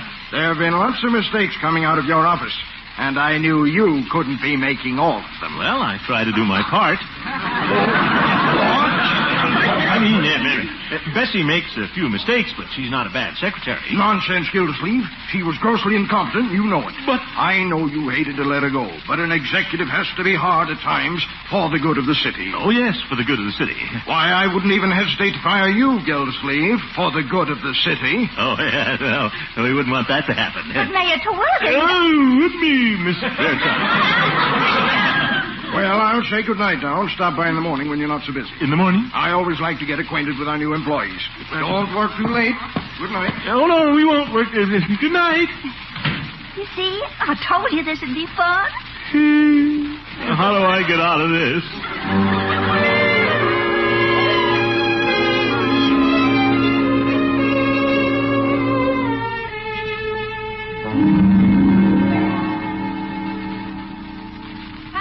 Marge. Again? Gosh, Unc, what are you doing up so early? Good morning, Leroy. Marjorie. Unky, you are up early. Early? Not so early. Bertie, breakfast. I'm in a little hurry. That you, Mr. Gildersleeve? You up early. Oh, my goodness. You see, you're up early. What's up, Unc? Leroy, I just have to get down to my office and take care of a few things. Each approved. You want some of the paper? Leroy has the comics. No time for the paper. I'll read the comics to you, Unc. Oh? Wow, Biff, Zoe, take that. To be continued. Oh, my goodness. Leroy, I have a big enough headache without that machine gun stuff. Your eyes do look tired, Unky. Didn't you sleep well? No. Bertie, let's hustle it up. Here's your juice. I didn't know you were getting up so early. What was that? Oh, juice. What did you and Miss Fairchild do last night, Unky? Well, we went to the movies. To the movies, not you. What'd you see? Did you see Wolf Call? Same thing, practically. Love is love. Not Love is Love with Anthony Dane. Anthony Dane, what a drip. Oh, Unky, didn't he just thrill you? No, I can't say that he did. He's a drip. He is not. You just like him because all he does is make love. Leave him. Don't try to be smart. He's a drip. Unky, make him stop. Now, Leroy, let's not have an argument. He can't help it if he's a drip. Unky! Here's your bacon and eggs, Mr. Gildersleeve. You sneaked up on me this morning. Thank you, Bertie. Let me know next time you want it early, and I'll have it ready for you anytime you want it early. Now, Bertie, let's not make a big thing of this. There's nothing so unusual about me getting to the office early. Leroy. All you got to do is let Bertie know when you want breakfast early, and she'll have it ready anytime you want it early. Fine, Bertie. I heard you come in so late last night, I didn't think you wanted it early. How was I to know? That's all right, Bertie. But all you got to do is let me know anytime you want it early. Yes, Bertie. I'm up anyway, and all you got to do is let me know anytime you want it early. Ye gods, I'll never get up early again, not even to save my job.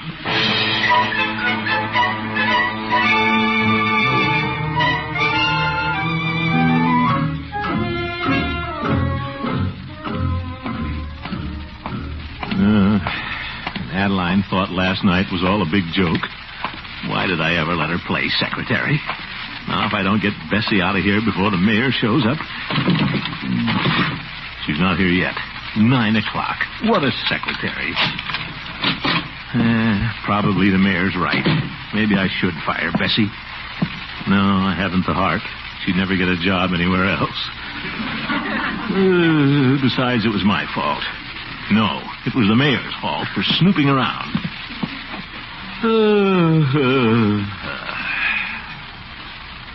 And I like this chick. Where is that Bessie? Good morning, Mr. Gildersleeve. You're up early. Bessie, where have you been? It's 30 seconds after 9. I'm sorry, Mr. Gildersleeve. I'd have been here earlier, but I stopped outside the door to pick up the mail. Here it is. Oh. A travel circular. Travel circular? Say, I could take a trip. What'd you say, Mr. Gildersleeve? Wait a minute. Bessie, why don't you take a trip? Me? I'm going to on my vacation. I've been dying to see the Grand Canyon. Well, don't take off your hat. Go see it now. What? The Grand Canyon's wonderful this time of year. Leave this morning, Bessie. You've been working entirely too hard. Goodbye. Have a good time. Thank you, Mr. Gildersleeve. Mr. Gildersleeve, are you feeling all right? No, but I'll feel better if you'll go on a vacation. It'll give me time to straighten out things around here. Hasn't my work been satisfactory? Let's not go into that, Bessie. Just take your vacation immediately.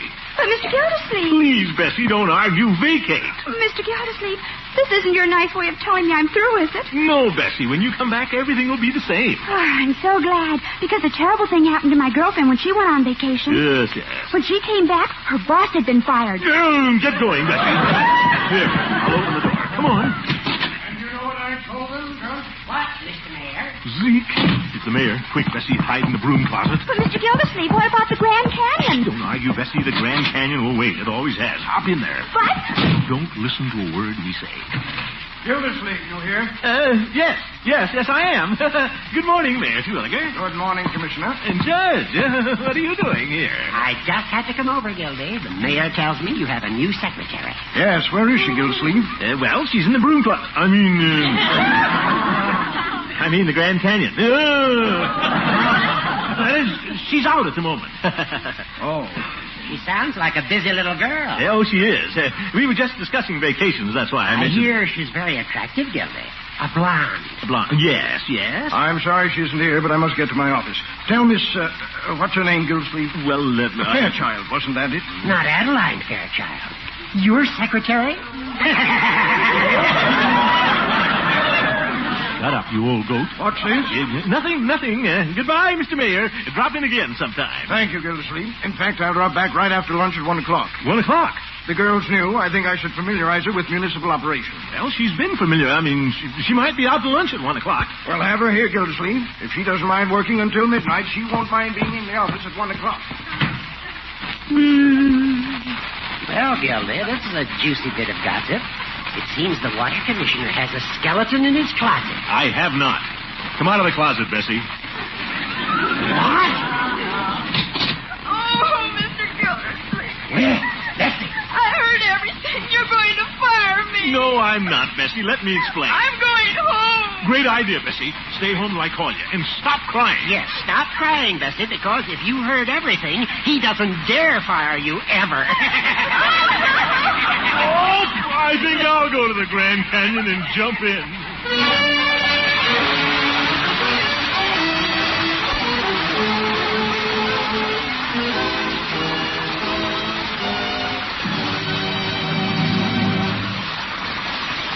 Just between us, Gildersleeve isn't going to jump in. He'll be right back.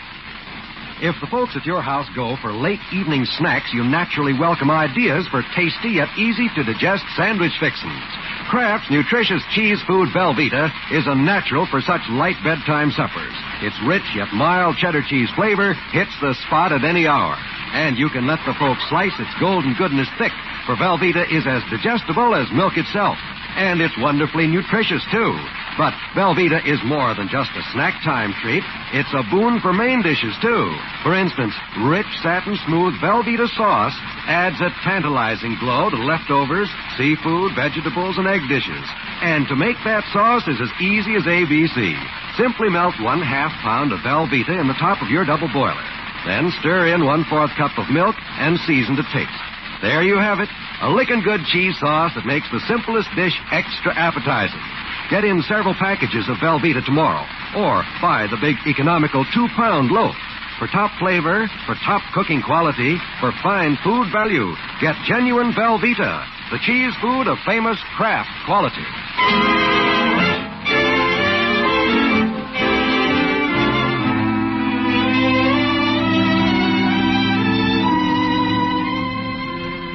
Well, it's been a rough day for the water commissioner, and it's getting rougher.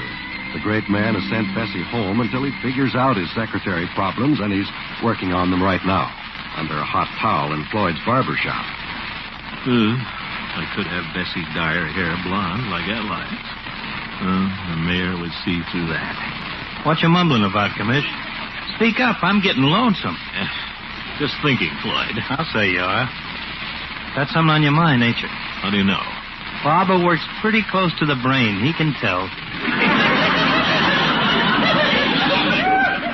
Hey, let me feel. Yep. And feel the wheels going around. Pocket. All right, Floyd. I happen to have a headache. Let's stop the clowning. I'm sorry, Commish. Just making conversation. Part of the service. All the service I want is a shave, Floyd, and hurry it up. Okay. But you ought to let me do something about them eyes, Commish. Looks like you've been working them pretty late nights. Very funny. Here, let me drop a little murine in them. Well, it might feel pretty good. Open the left one. There you are. Oh, Floyd, don't drop them from so high. Okay. Right eye, Commish. That's it. Well, if you're going to drop it, drop it. Keep it open. Don't flinch. It is open. Okay. Bombs away. Oh, not the whole bar, Floyd. Well, that one was a little worse. How'd they get in such bad shape, Commish? Personally, I wouldn't stand for it, working day and night like you do down at the office. What's this, Floyd? Why, I even hear it takes 2 secretaries to keep up with you. What? One for during the day and one at night. I see Hooker has been here. I'll get this straight, Floyd. I have only one secretary, and that's Bessie. Oh, yeah?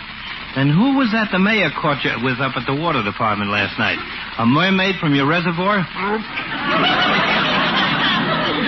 Floyd, Miss Fairchild and I stopped by my office to get some cigars after a movie. That's the truth. No, Floyd. Couldn't you feed the mayor a better story than that, Commish? Like you was waiting for a streetcar? It's all a horrible misunderstanding, Floyd. The mayor assumed Adeline was my new secretary, and now he's coming back at 1 o'clock to have a talk with her. Oh, yeah? What are you going to do, Commish? What would you do, Floyd? I'd hire her. What? I'd like to have a classy dame like Miss Fairchild around here to sharpen scissors and stuff.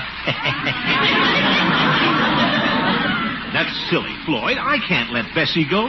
Besides, Adeline knows nothing about stenographic work. So what? Put her on the city payroll. What do you got to lose? Only my job, that's all. Oh, yeah, that's right. Hey, why don't you have her come down at 1 o'clock and save your hide and then let her go? No, Floyd, that's ridiculous. Get me out of here. Why not? That would be gross misrepresentation. Not only that, it would be dishonest and unethical, and I won't do it.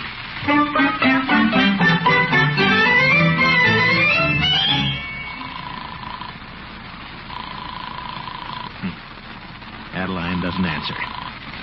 Well, I'm kind of glad. I'd hate to be dishonest and unethical like that Floyd.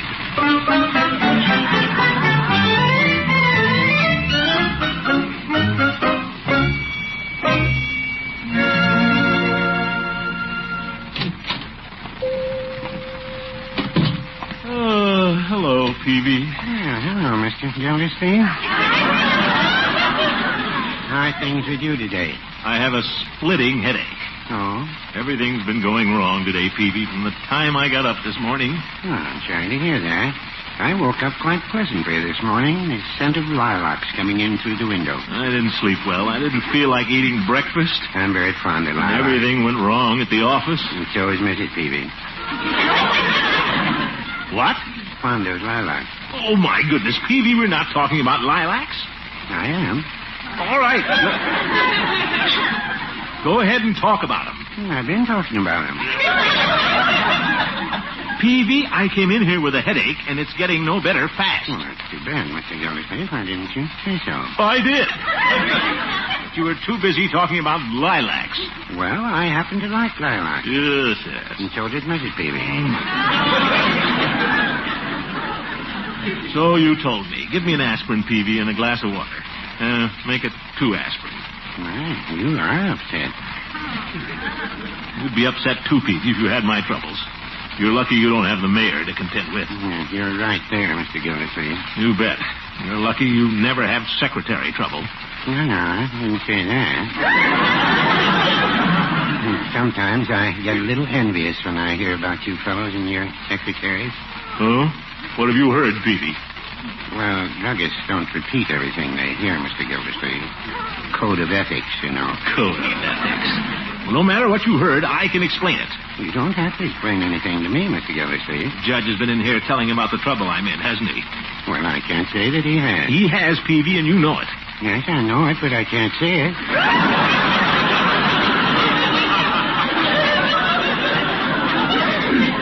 Code of ethics, you know. Code of ethics, yeah. I don't care what you heard, Peavy. The only thing I'm worried about is what I'm going to tell the mayor at 1 o'clock. You care for another aspirin? No. Too big a problem for aspirin. Peavy, I respect your opinions. What do you think I should do? Another one. He who plays with fire. Oh, I give up. Don't you want to hear the rest of it? I know the rest of it. I've read your almanac. What? So long, poor Richard. Thanks for the aspirin. All that advice, and he didn't buy a thing. I think I'll take an aspirin myself.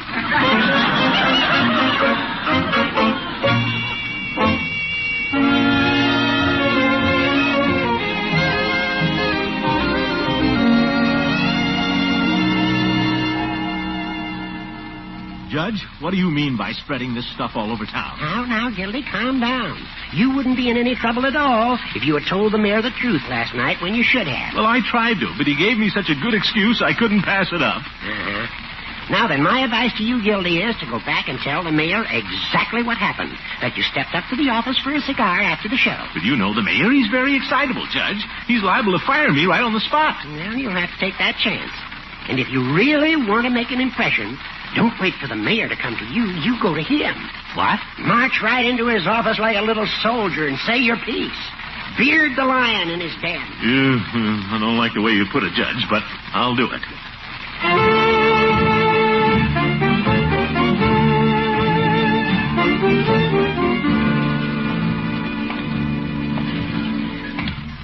Beard the lion in his den. Wonder if the lion's been fed. Well, good afternoon. Is the mayor in? Mr. Gildersleeve, come in. Thank you. Laryngitis, Mr. Gildersleeve? No, I don't think so. Although it has been a little damp in the water department.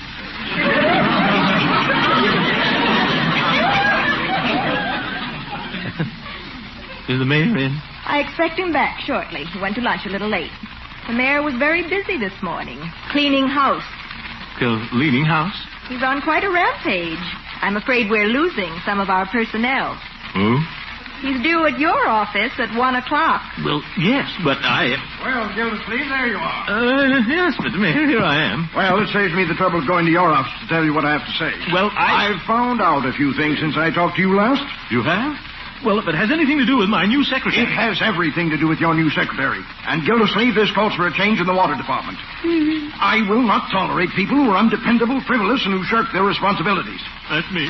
Now then, about this new blonde secretary of yours, this Miss Fairchild. Yes? On the way back from lunch, you know what I discovered.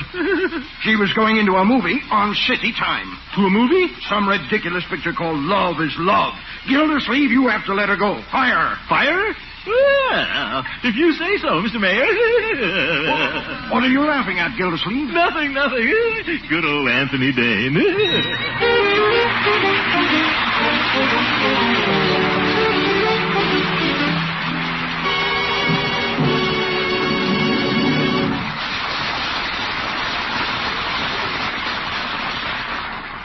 We'll hear from the great Gildersleeve again very shortly. Do you know how to transform a little leftover meat into a main dish with real prestige? You do it with Kraft smooth melting cheese food Velveeta. Simply melt Velveeta for a wonderful cheese sauce. Then pour it generously over leftover ham, chicken, or veal and serve on toast or in patty shells. What a sparkling, flavorful way to make your meat dollars go further. Velveeta's rich yet mild cheddar cheese flavor gives sandwiches an air of importance, too. Serve Velveeta plain or melted in a tempting golden hot sandwich. Any way you serve Velveeta, it helps supply high-quality complete protein and other valuable milk nutrients.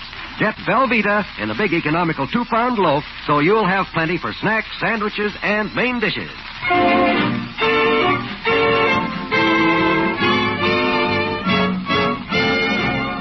Ye gods, Bessie, I got your job back for you. Now stop daydreaming. Let's get on with the work. Oh, I'm sorry, Mr. Gildersleeve. I was just thinking about my vacation at the Grand Canyon. Vacations come in August, Bessie. Let's buckle down. Here it is, nearly 5 o'clock. We'll never get these reports to the mayor. Mr. Gildersleeve, may I make a suggestion? What is it, Bessie? Why don't we come back tonight and work? No, not that.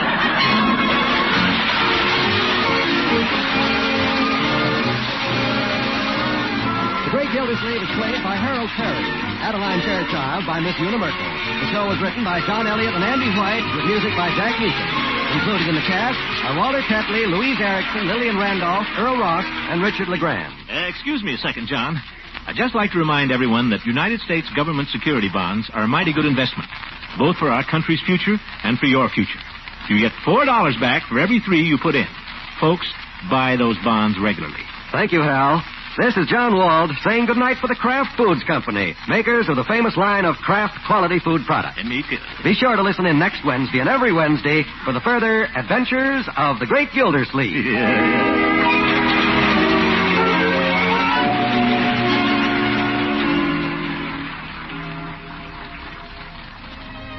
A complete dinner main dish cooked in just 7 minutes. Grandmother would have said it couldn't be done. But every package of Kraft Dinner gives you both ingredients for a macaroni and cheese dish that's hearty and delicious. There's the special Kraft Dinner macaroni that cooks fluffy light and tender in just 7 minutes. And there's golden Kraft grated that you stir in for a grand cheddar cheese flavor. What's more, Kraft Dinner costs only a few cents a serving.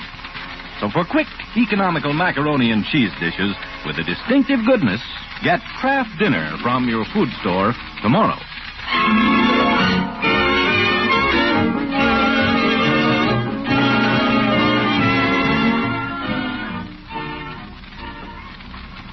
This is NBC, the National Broadcasting Company.